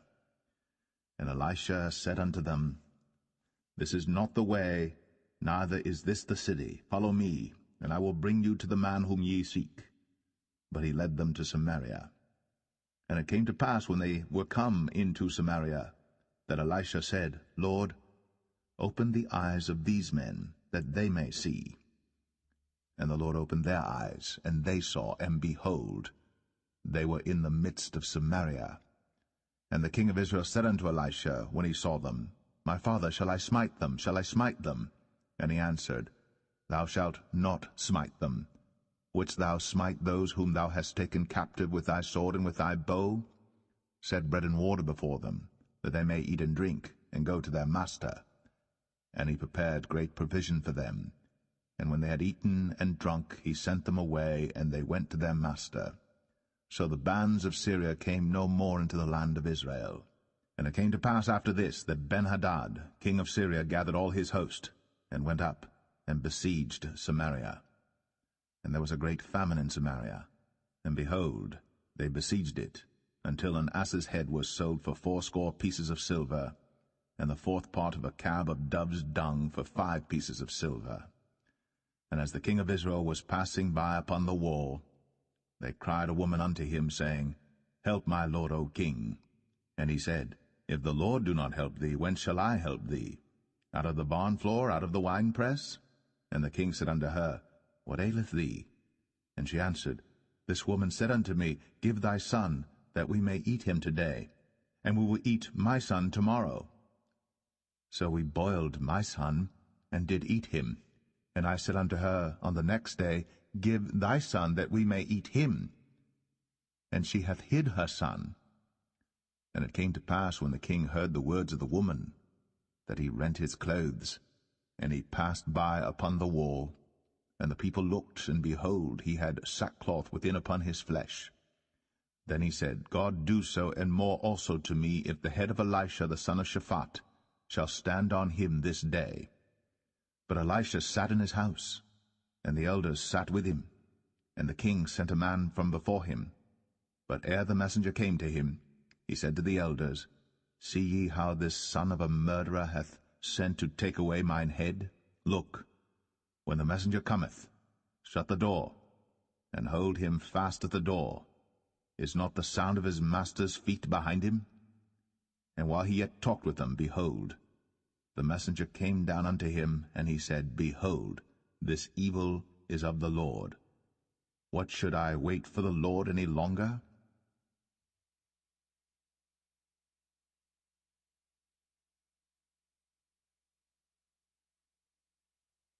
Second Kings 7. Then Elisha said, Hear ye the word of the Lord. Thus saith the Lord, Tomorrow about this time shall a measure of fine flour be sold for a shekel, and 2 measures of barley for a shekel, in the gate of Samaria. Then a lord, on whose hand the king leaned, answered the man of God, and said, Behold, if the Lord would make windows in heaven, might this thing be? And he said, Behold, thou shalt see it with thine eyes, but shalt not eat thereof. And there were 4 leprous men at the entering in of the gate, and they said one to another, Why sit we here until we die? If we say we will enter into the city, then the famine is in the city, and we shall die there. And if we sit still here, we die also. Now therefore come, and let us fall unto the host of the Syrians. If they save us alive, we shall live, and if they kill us, we shall but die. And they rose up in the twilight, to go unto the camp of the Syrians. And when they were come to the uttermost part of the camp of Syria, behold, there was no man there. For the Lord had made the host of the Syrians to hear a noise of chariots, and a noise of horses, even the noise of a great host. And they said one to another, Lo, the king of Israel hath hired against us the kings of the Hittites, and the kings of the Egyptians, to come upon us. Wherefore they arose and fled in the twilight, and left their tents and their horses and their asses, even the camp as it was, and fled for their life. And when these lepers came to the uttermost part of the camp, they went into one tent, and did eat and drink, and carried thence silver and gold and raiment, and went and hid it, and came again, and entered into another tent, and carried thence also, and went and hid it. Then they said one to another, We do not well. This day is a day of good tidings, and we hold our peace. If we tarry till the morning light, some mischief will come upon us. Now therefore come, that we may go and tell the king's household. So they came and called unto the port of the city. And they told them, saying, We came to the camp of the Syrians, and behold, there was no man there, neither voice of man, but horses tied and asses tied, and the tents as they were. And he called the porters, and they told it to the king's house within. And the king arose in the night, and said unto his servants, I will now show you what the Syrians have done to us.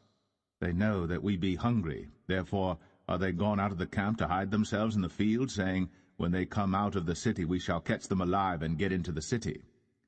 And one of his servants answered and said, Let some take, I pray thee, 5 of the horses that remain, which are left in the city. Behold, they are as all the multitude of Israel that are left in it. Behold, I say, they are even as all the multitude of the Israelites that are consumed. And let us send and see. They took therefore 2 chariot horses, and the king sent after the host of the Syrians, saying, Go and see. And they went after them unto Jordan, and lo, all the way was full of garments and vessels, which the Syrians had cast away in their haste.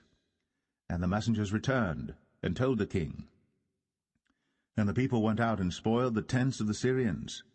So a measure of fine flour was sold for a shekel, and 2 measures of barley for a shekel, according to the word of the Lord. And the king appointed the Lord on whose hand he leaned to have the charge of the gate. And the people trod upon him in the gate, and he died, as the man of God had said, who spake when the king came down to him. And it came to pass, as the man of God had spoken to the king, saying, 2 measures of barley for a shekel, and a measure of fine flour for a shekel, shall be tomorrow about this time in the gate of Samaria. And that Lord answered the man of God, and said, Now behold, if the Lord should make windows in heaven, might such a thing be? And he said, Behold, thou shalt see it with thine eyes, but shalt not eat thereof. And so it fell out unto him, for the people trod upon him in the gate, and he died.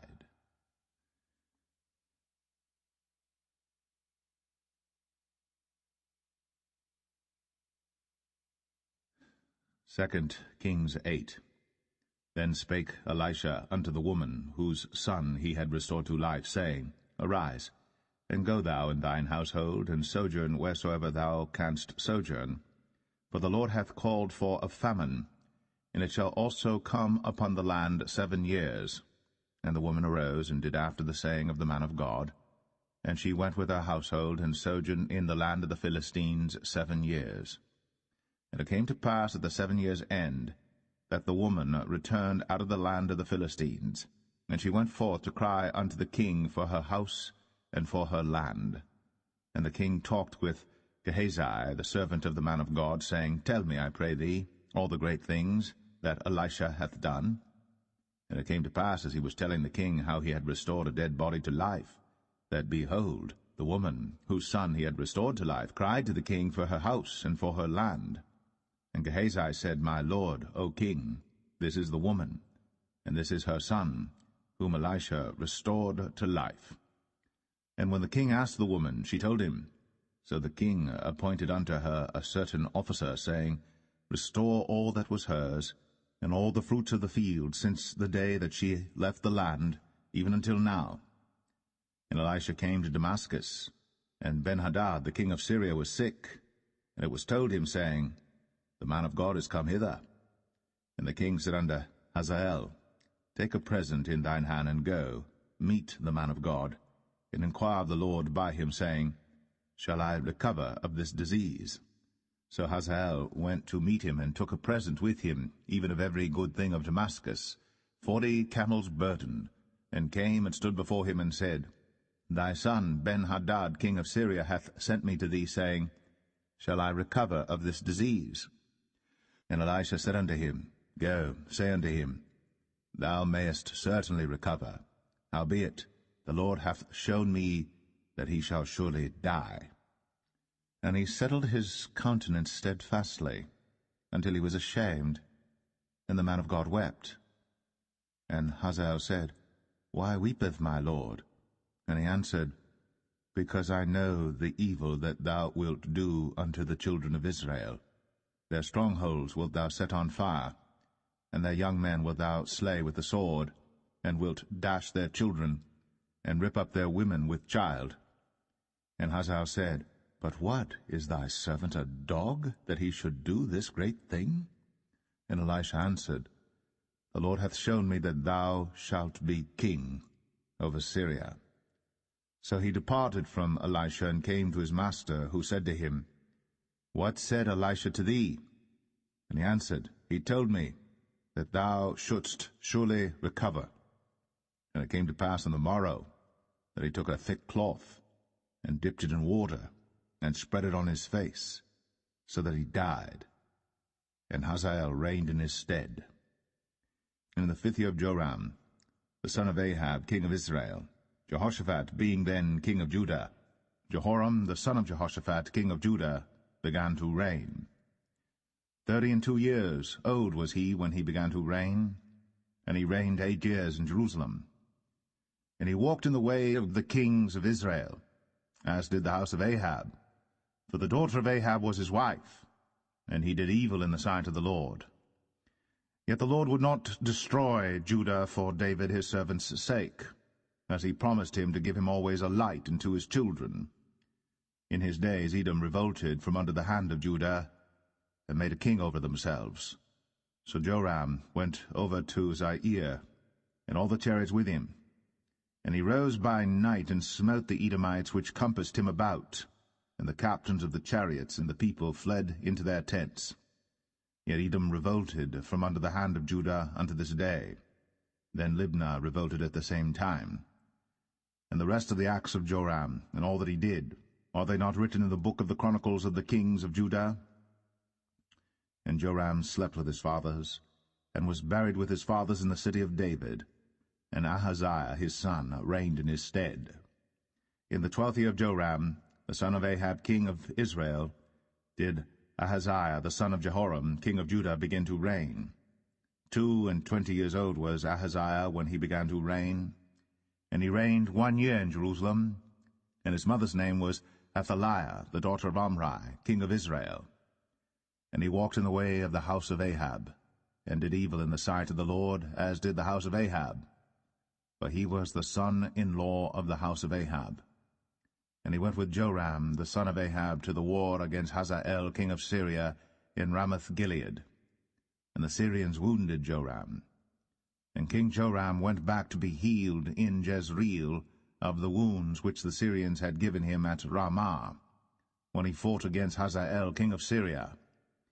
And Ahaziah the son of Jehoram king of Judah went down to see Joram the son of Ahab in Jezreel, because he was sick.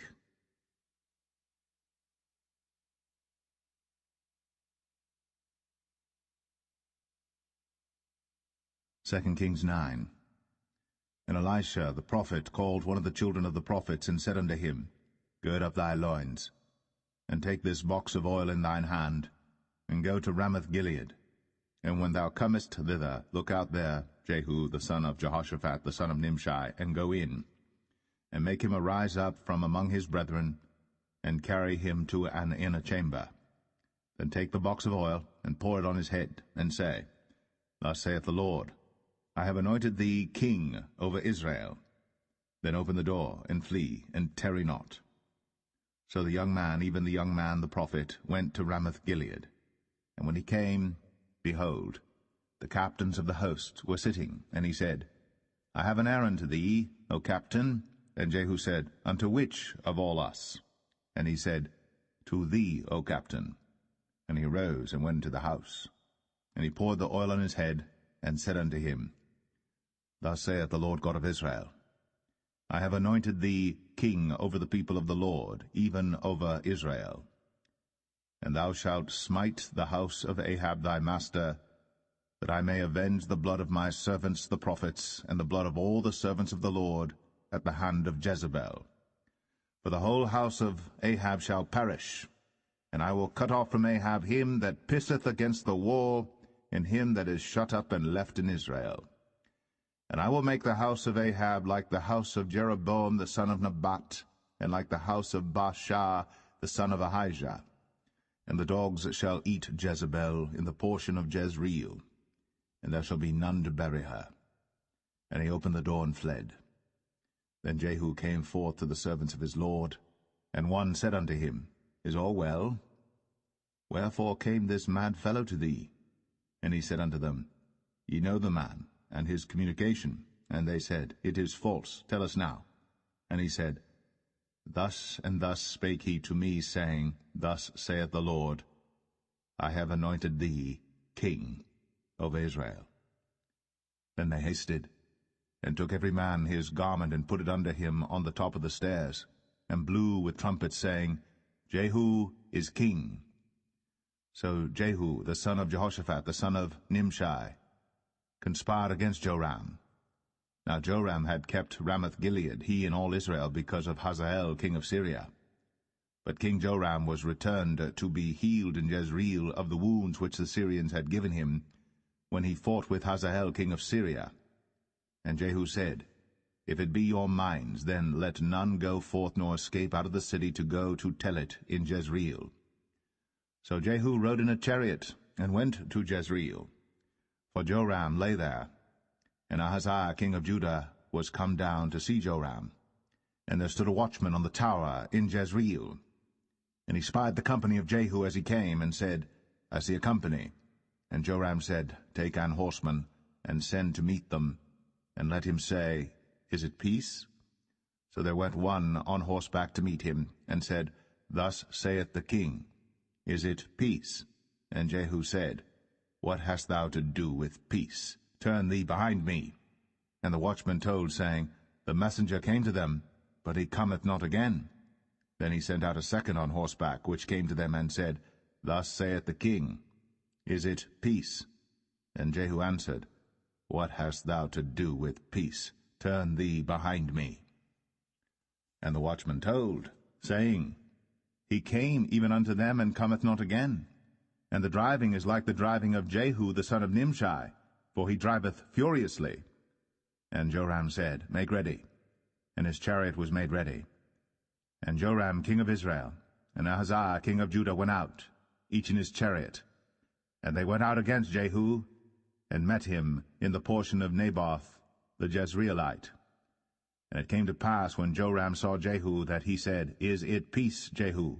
And he answered, What peace, so long as the whoredoms of thy mother Jezebel and her witchcrafts are so many? And Joram turned his hands and fled, and said to Ahaziah, There is treachery, O Ahaziah. And Jehu drew a bow with his full strength, and smote Jehoram between his arms, and the arrow went out at his heart, and he sunk down in his chariot. Then said Jehu to Bidkar his captain, Take up, and cast him in the portion of the field of Naboth the Jezreelite. Remember how that when I and thou rode together after Ahab his father, the Lord laid this burden upon him. Surely I have seen yesterday the blood of Naboth and the blood of his sons, saith the Lord. And I will requite thee in this plat, saith the Lord. Now therefore take and cast him into the plat of ground, according to the word of the Lord. But when Ahaziah the king of Judah saw this, he fled by the way of the garden house. And Jehu followed after him, and said, Smite him also in the chariot. And they did so at the going up to Gur, which is by Ibleam. And he fled to Megiddo, and died there. And his servants carried him in a chariot to Jerusalem, and buried him in his sepulchre with his fathers in the city of David. And in the 11th year of Joram the son of Ahab, began Ahaziah to reign over Judah. And when Jehu was come to Jezreel, Jezebel heard of it, and she painted her face, and tired her head, and looked out at a window. And as Jehu entered in at the gate, she said, Had Zimri peace, who slew his master? And he lifted up his face to the window, and said, Who is on my side? Who? And there looked out to him 2 or 3 eunuchs. And he said, Throw her down. So they threw her down, and some of her blood was sprinkled on the wall and on the horses, and he trode her under foot. And when he was come in, he did eat and drink, and said, Go, see now this cursed woman, and bury her, for she is a king's daughter. And they went to bury her. But they found no more of her than the skull, and the feet, and the palms of her hands. Wherefore they came again and told him, and he said, This is the word of the Lord, which he spake by his servant Elijah the Tishbite, saying, In the portion of Jezreel shall dogs eat the flesh of Jezebel, and the carcass of Jezebel shall be as dung upon the face of the field in the portion of Jezreel, so that they shall not say, This is Jezebel.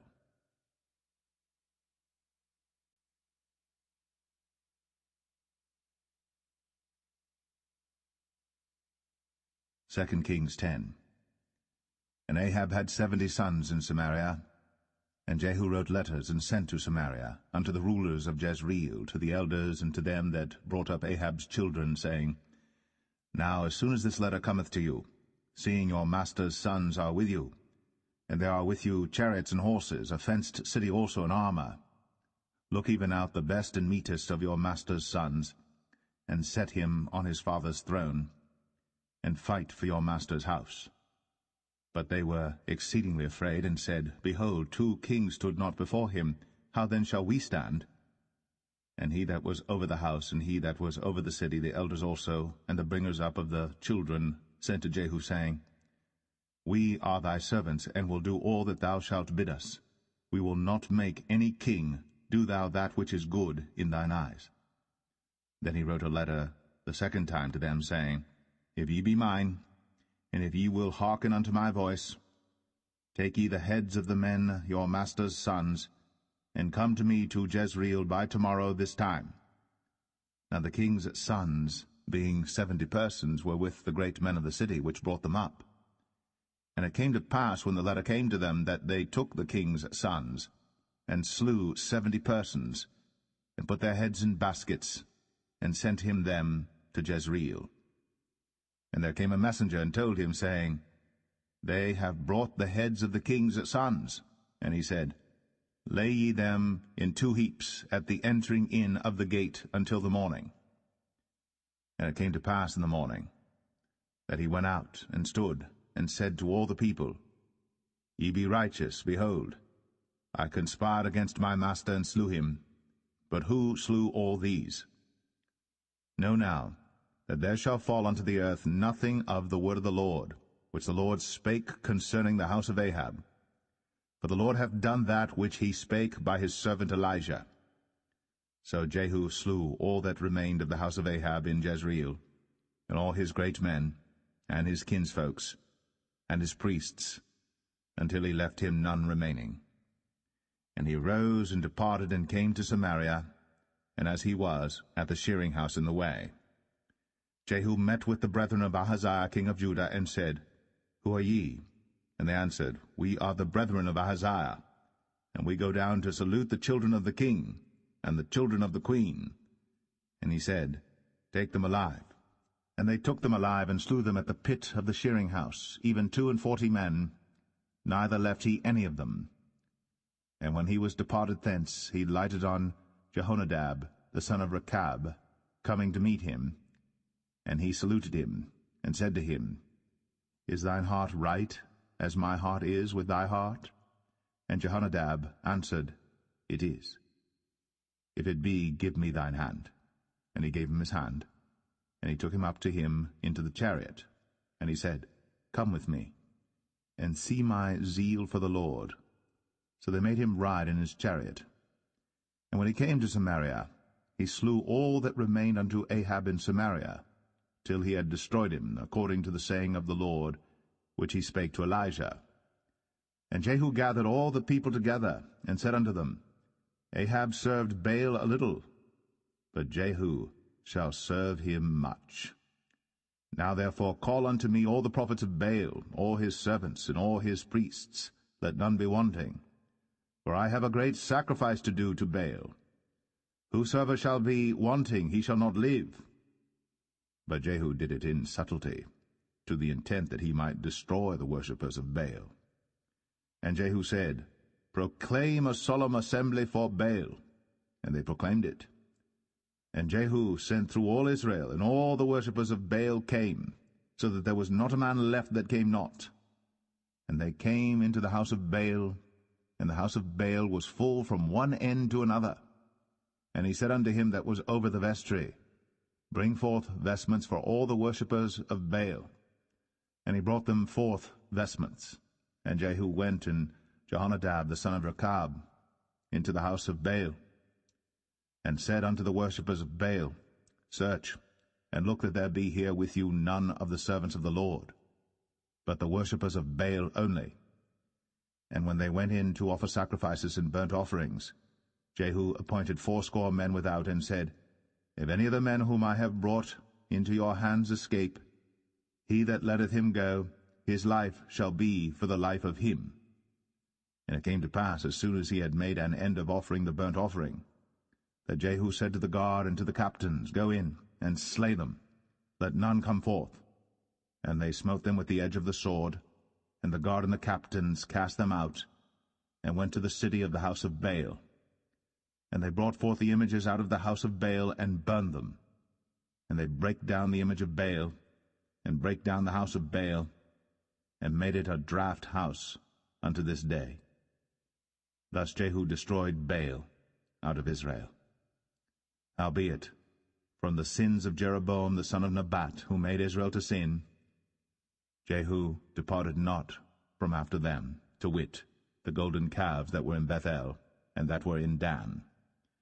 And the Lord said unto Jehu, Because thou hast done well in executing that which is right in mine eyes, and hast done unto the house of Ahab according to all that was in mine heart, thy children of the 4th generation shall sit on the throne of Israel.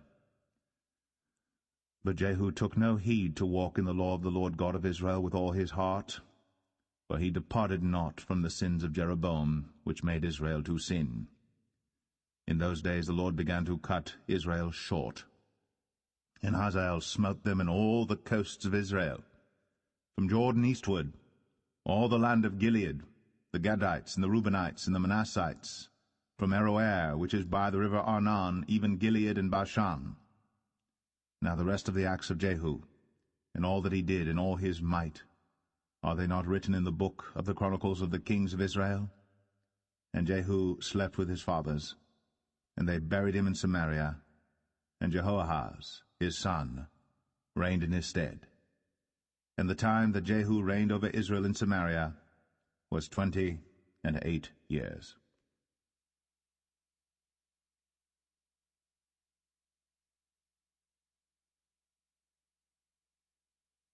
2 Kings 11. And when Athaliah, the mother of Ahaziah, saw that her son was dead, she arose and destroyed all the seed royal. Then Jehosheba, the daughter of King Joram, sister of Ahaziah, took Joash the son of Ahaziah, and stole him from among the king's sons which were slain. And they hid him, even him and his nurse, in the bedchamber from Athaliah, so that he was not slain. And he was with her hid in the house of the Lord 6 years. And Athaliah did reign over the land. And the 7th year Jehoiada sent and fetched the rulers over hundreds, with the captains and the guard, and brought them to him into the house of the Lord, and made a covenant with them, and took an oath of them in the house of the Lord, and showed them the king's son. And he commanded them, saying, This is the thing that ye shall do. 1/3 part of you that enter in on the Sabbath shall even be keepers of the watch of the king's house, and 1/3 part shall be at the gate of Sur, and 1/3 part at the gate behind the guard. So shall ye keep the watch of the house, that it be not broken down. And 2 parts of all you that go forth on the Sabbath, even they shall keep the watch of the house of the Lord about the king. And ye shall compass the king round about, every man with his weapons in his hand. And he that cometh within the ranges, let him be slain. And be ye with the king, as he goeth out, and as he cometh in. And the captains over the hundreds did according to all things that Jehoiada the priest commanded. And they took every man his men, that were to come in on the Sabbath, with them that should go out on the Sabbath, and came to Jehoiada the priest. And to the captains over hundreds did the priest give King David's spears and shields, that were in the temple of the Lord. And the guard stood, every man with his weapons in his hand, round about the king, from the right corner of the temple to the left corner of the temple, along by the altar and the temple. And he brought forth the king's son, and put the crown upon him, and gave him the testimony, and then made him king, and anointed him. And they clapped their hands, and said, God save the king. And when Athaliah heard the noise of the guard and of the people, she came to the people into the temple of the Lord. And when she looked, behold, the king stood by a pillar, as the manner was, and the princes and the trumpeters by the king, and all the people of the land rejoiced, and blew with trumpets. And Athaliah rent her clothes, and cried, Treason! Treason! But Jehoiada the priest commanded the captains of the hundreds, the officers of the host, and said unto them, Have her forth without the ranges, and him that followeth her kill with the sword. For the priest had said, Let her not be slain in the house of the Lord. And they laid hands on her, and she went by the way by the which the horses came into the king's house, and there was she slain. And Jehoiada made a covenant between the Lord and the king and the people, that they should be the Lord's people, between the king also and the people. And all the people of the land went into the house of Baal, and brake it down. His altars and his images brake they in pieces thoroughly, and slew Mattan the priest of Baal before the altars, and the priest appointed officers over the house of the Lord. And he took the rulers of hundreds, and the captains, and the guard, and all the people of the land, and they brought down the king from the house of the Lord, and came by the way of the gate of the guard to the king's house, and he sat on the throne of the kings. And all the people of the land rejoiced, and the city was in quiet. And they slew Athaliah with the sword beside the king's house. 7 years old was Jehoash when he began to reign.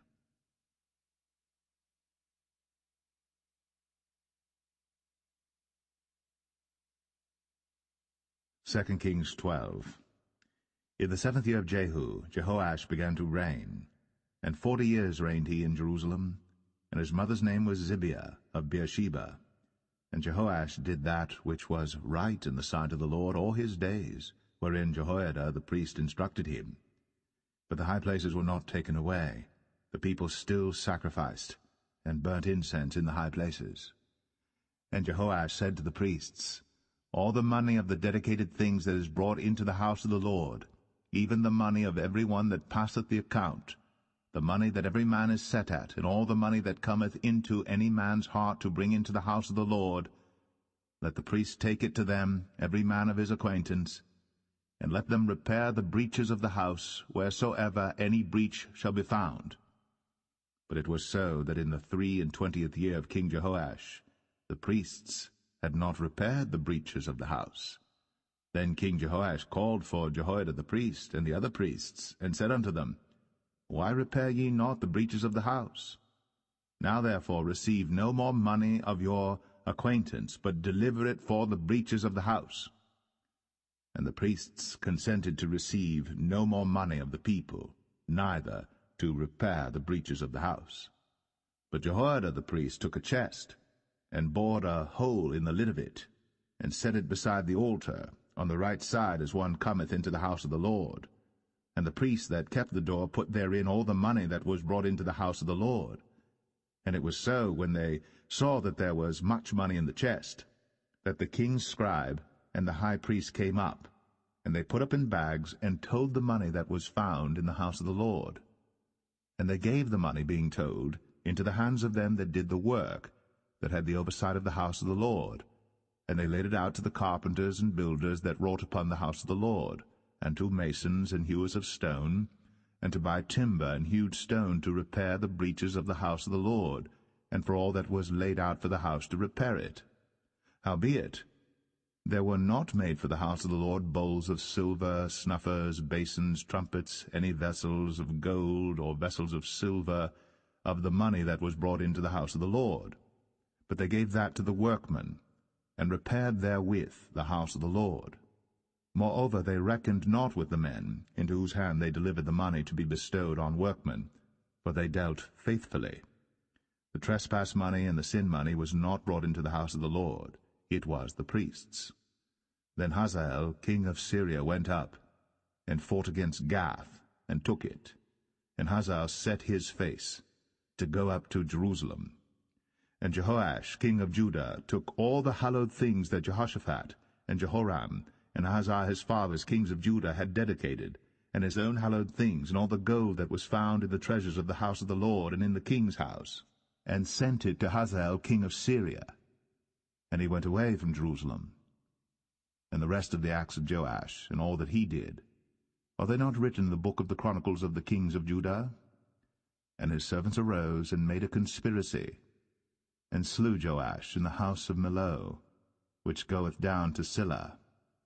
For Josachar the son of Shemaeth, and Jehozabad the son of Shomer, his servants, smote him, and he died. And they buried him with his fathers in the city of David. And Amaziah his son reigned in his stead.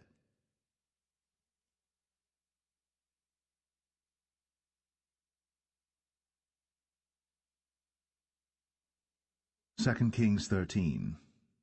In the 23 year of Joash, the son of Ahaziah king of Judah, Jehoahaz the son of Jehu began to reign over Israel in Samaria, and reigned 17 years. And he did that which was evil in the sight of the Lord, and followed the sins of Jeroboam the son of Nebat, which made Israel to sin. He departed not therefrom.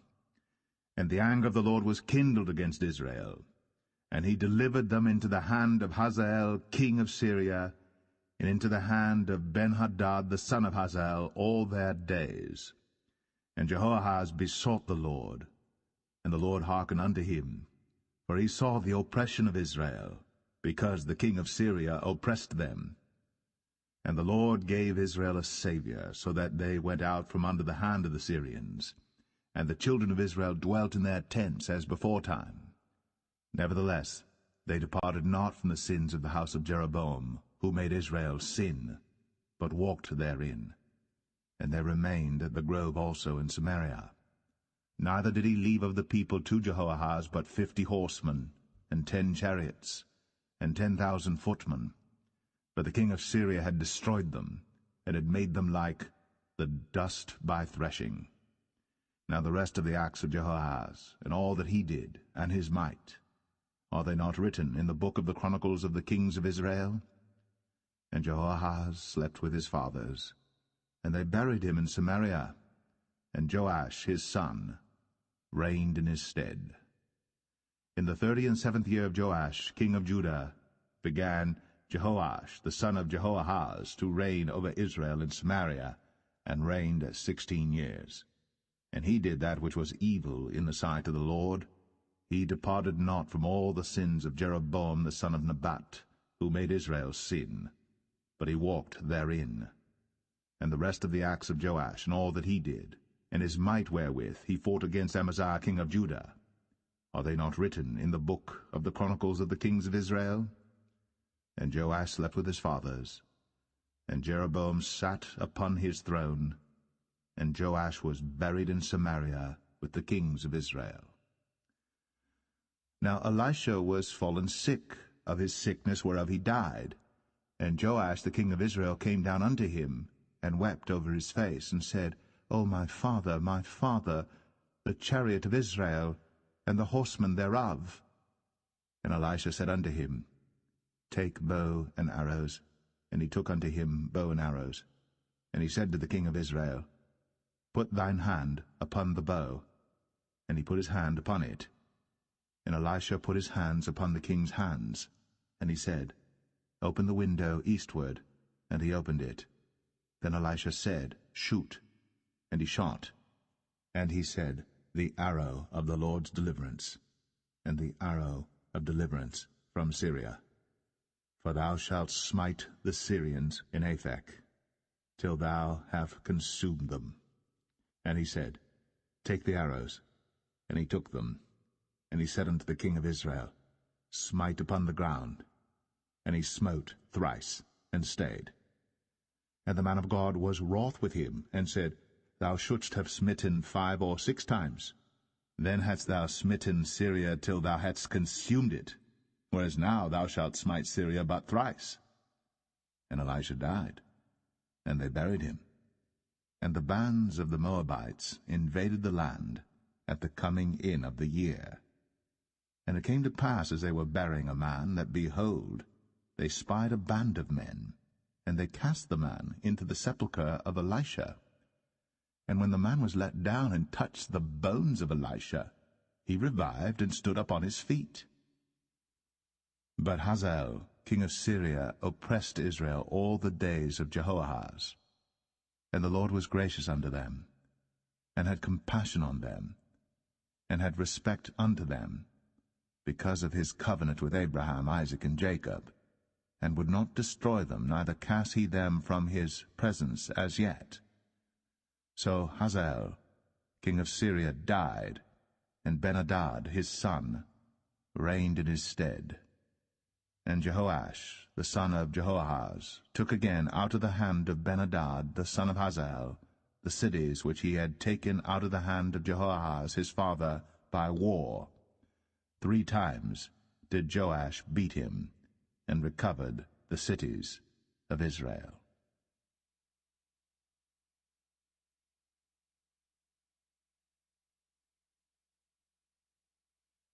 2 Kings 14.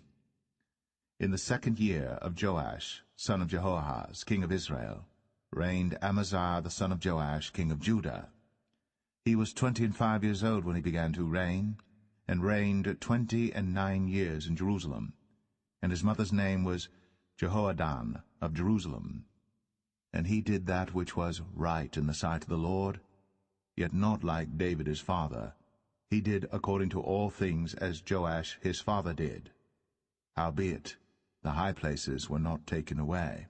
As yet the people did sacrifice, and burnt incense on the high places. And it came to pass, as soon as the kingdom was confirmed in his hand, that he slew his servants which had slain the king his father. But the children of the murderers he slew not, according unto that which is written in the book of the law of Moses, wherein the Lord commanded, saying, The fathers shall not be put to death for the children, nor the children be put to death for the fathers, but every man shall be put to death for his own sin. He slew of Edom in the valley of Salt 10,000, and took Selah by war, and called the name of it Joktheel unto this day. Then Amaziah sent messengers to Jehoash the son of Jehoahaz, son of Jehu, king of Israel, saying, Come, let us look one another in the face. And Jehoash the king of Israel sent to Amaziah king of Judah, saying, The thistle that was in Lebanon sent to the cedar that was in Lebanon, saying, Give thy daughter to my son to wife. And there passed by a wild beast that was in Lebanon, and trod down the thistle. Thou hast indeed smitten Edom, and thine heart hath lifted thee up. Glory of this, and tarry at home. For why shouldst thou meddle to thy hurt, that thou shouldst fall, even thou, and Judah with thee? But Amaziah would not hear. Therefore Jehoash, king of Israel, went up, and he and Amaziah king of Judah looked one another in the face at Beth-shemesh, which belongeth to Judah. And Judah was put to the worse before Israel, and they fled every man to their tents. And Jehoash king of Israel took Amaziah king of Judah, the son of Jehoash, the son of Ahaziah, at Beth-shemesh, and came to Jerusalem, and brake down the wall of Jerusalem from the gate of Ephraim unto the corner gate, 400 cubits.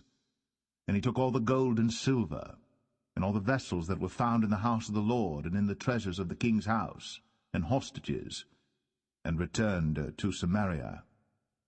Now the rest of the acts of Jehoash, which he did, and his might, and how he fought with Amaziah king of Judah, are they not written in the book of the chronicles of the kings of Israel? And Jehoash slept with his fathers, and was buried in Samaria with the kings of Israel.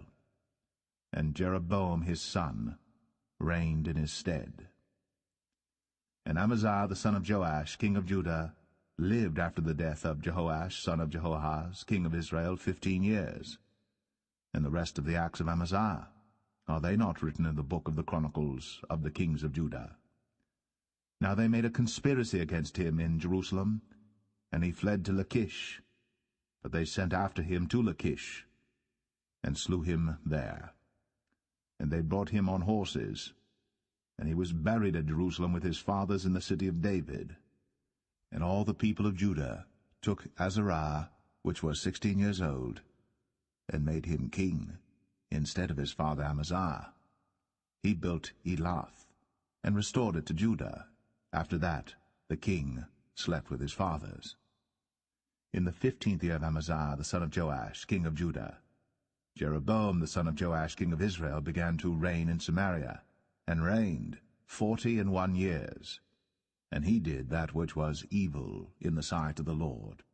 He departed not from all the sins of Jeroboam the son of Nebat, who made Israel to sin. He restored the coast of Israel, from the entering of Hamath unto the sea of the plain, according to the word of the Lord God of Israel, which he spake by the hand of his servant Jonah the son of Amittai the prophet, which was of Gath-hepher. For the Lord saw the affliction of Israel, that it was very bitter, for there was not any shut up, nor any left, nor any helper for Israel. And the Lord said not that he would blot out the name of Israel from under heaven, but he saved them by the hand of Jeroboam the son of Joash.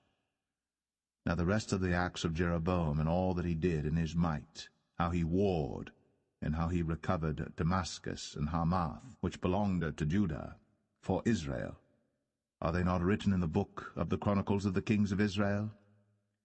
And Jeroboam slept with his fathers, even with the kings of Israel, and Zechariah his son reigned in his stead.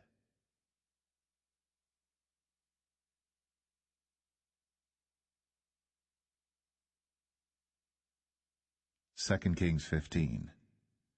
In the 27th year of Jeroboam king of Israel began Azariah son of Amaziah king of Judah to reign. 16 years old was he when he began to reign, and he reigned 52 years in Jerusalem. And his mother's name was Jechaliah of Jerusalem. And he did that which was right in the sight of the Lord, according to all that his father Amaziah had done, save that the high places were not removed. The people sacrificed, and burnt incense still on the high places. And the Lord smote the king, so that he was a leper unto the day of his death, and dwelt in a several house. And Jotham the king's son was over the house, judging the people of the land. And the rest of the acts of Azariah, and all that he did, are they not written in the book of the chronicles of the kings of Judah? So Azariah slept with his fathers, and they buried him with his fathers in the city of David, and Jotham his son reigned in his stead. In the 38th year of Azariah king of Judah did Zechariah the son of Jeroboam reign over Israel in Samaria 6 months. And he did that which was evil in the sight of the Lord, as his fathers had done. He departed not from the sins of Jeroboam the son of Nebat, who made Israel to sin. And Shallum the son of Jabesh conspired against him, and smote him before the people, and slew him, and reigned in his stead. And the rest of the acts of Zechariah, behold, they are written in the book of the chronicles of the kings of Israel. This was the word of the Lord, which he spake unto Jehu, saying, Thy sons shall sit on the throne of Israel unto the 4th generation. And so it came to pass. Shallum, the son of Jabesh, began to reign in the 39th year of Uzziah king of Judah. And he reigned a full month in Samaria. For Menahem the son of Gadai went up from Tirzah, and came to Samaria, and smote Shallum the son of Jabesh in Samaria, and slew him, and reigned in his stead. And the rest of the acts of Shallum, and his conspiracy which he made, behold, they are written in the book of the chronicles of the kings of Israel. Then Menahem smote Tiphsah, and all that were therein, and the coasts thereof from Tirzah, because they opened not to him. Therefore he smote it, and all the women therein that were with child he ripped up. In the 39th year of Azariah king of Judah began Menahem the son of Gadai to reign over Israel, and reigned 10 years in Samaria. And he did that which was evil in the sight of the Lord. He departed not all his days from the sins of Jeroboam the son of Nebat, who made Israel to sin. And Pul, the king of Assyria, came against the land. And Menahem gave Pul 1,000 talents of silver, that his hand might be with him to confirm the kingdom in his hand. And Menahem exacted the money of Israel, even of all the mighty men of wealth, of each man 50 shekels of silver, to give to the king of Assyria. So the king of Assyria turned back, and stayed not there in the land. And the rest of the acts of Menahem, and all that he did, are they not written in the book of the chronicles of the kings of Israel? And Menahem slept with his fathers, and Pekahiah his son reigned in his stead. In the 50th year of Azariah king of Judah, Pekahiah the son of Menahem began to reign over Israel in Samaria, and reigned 2 years. And he did that which was evil in the sight of the Lord. He departed not from the sins of Jeroboam the son of Nebat, who made Israel to sin. But Pekah the son of Remaliah, a captain of his, conspired against him, and smote him in Samaria in the palace of the king's house, with Argob and Arieh, and with him 50 men of the Gileadites. And he killed him, and reigned in his room. And the rest of the acts of Pekahiah, and all that he did, behold, they are written in the book of the chronicles of the kings of Israel. In the 52nd year of Azariah king of Judah, Pekah the son of Remaliah began to reign over Israel in Samaria, and reigned 20 years.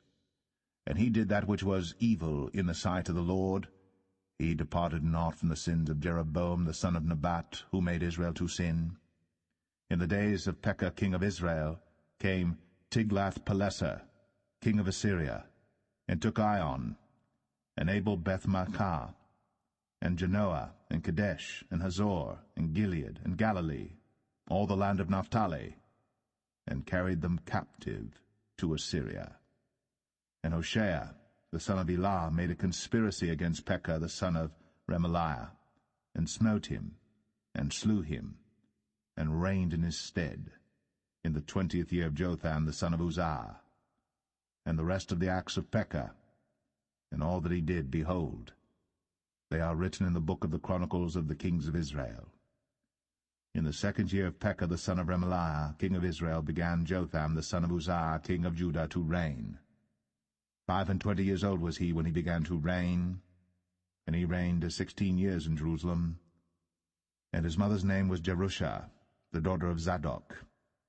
And he did that which was right in the sight of the Lord. He did according to all that his father Uzziah had done. Howbeit the high places were not removed. The people sacrificed, and burned incense still in the high places. He built the higher gate of the house of the Lord. Now the rest of the acts of Jotham, and all that he did, are they not written in the book of the chronicles of the kings of Judah? In those days the Lord began to send against Judah Rezin, the king of Syria, and Pekah the son of Remaliah. And Jotham slept with his fathers, and was buried with his fathers in the city of David his father. And Ahaz, his son, reigned in his stead.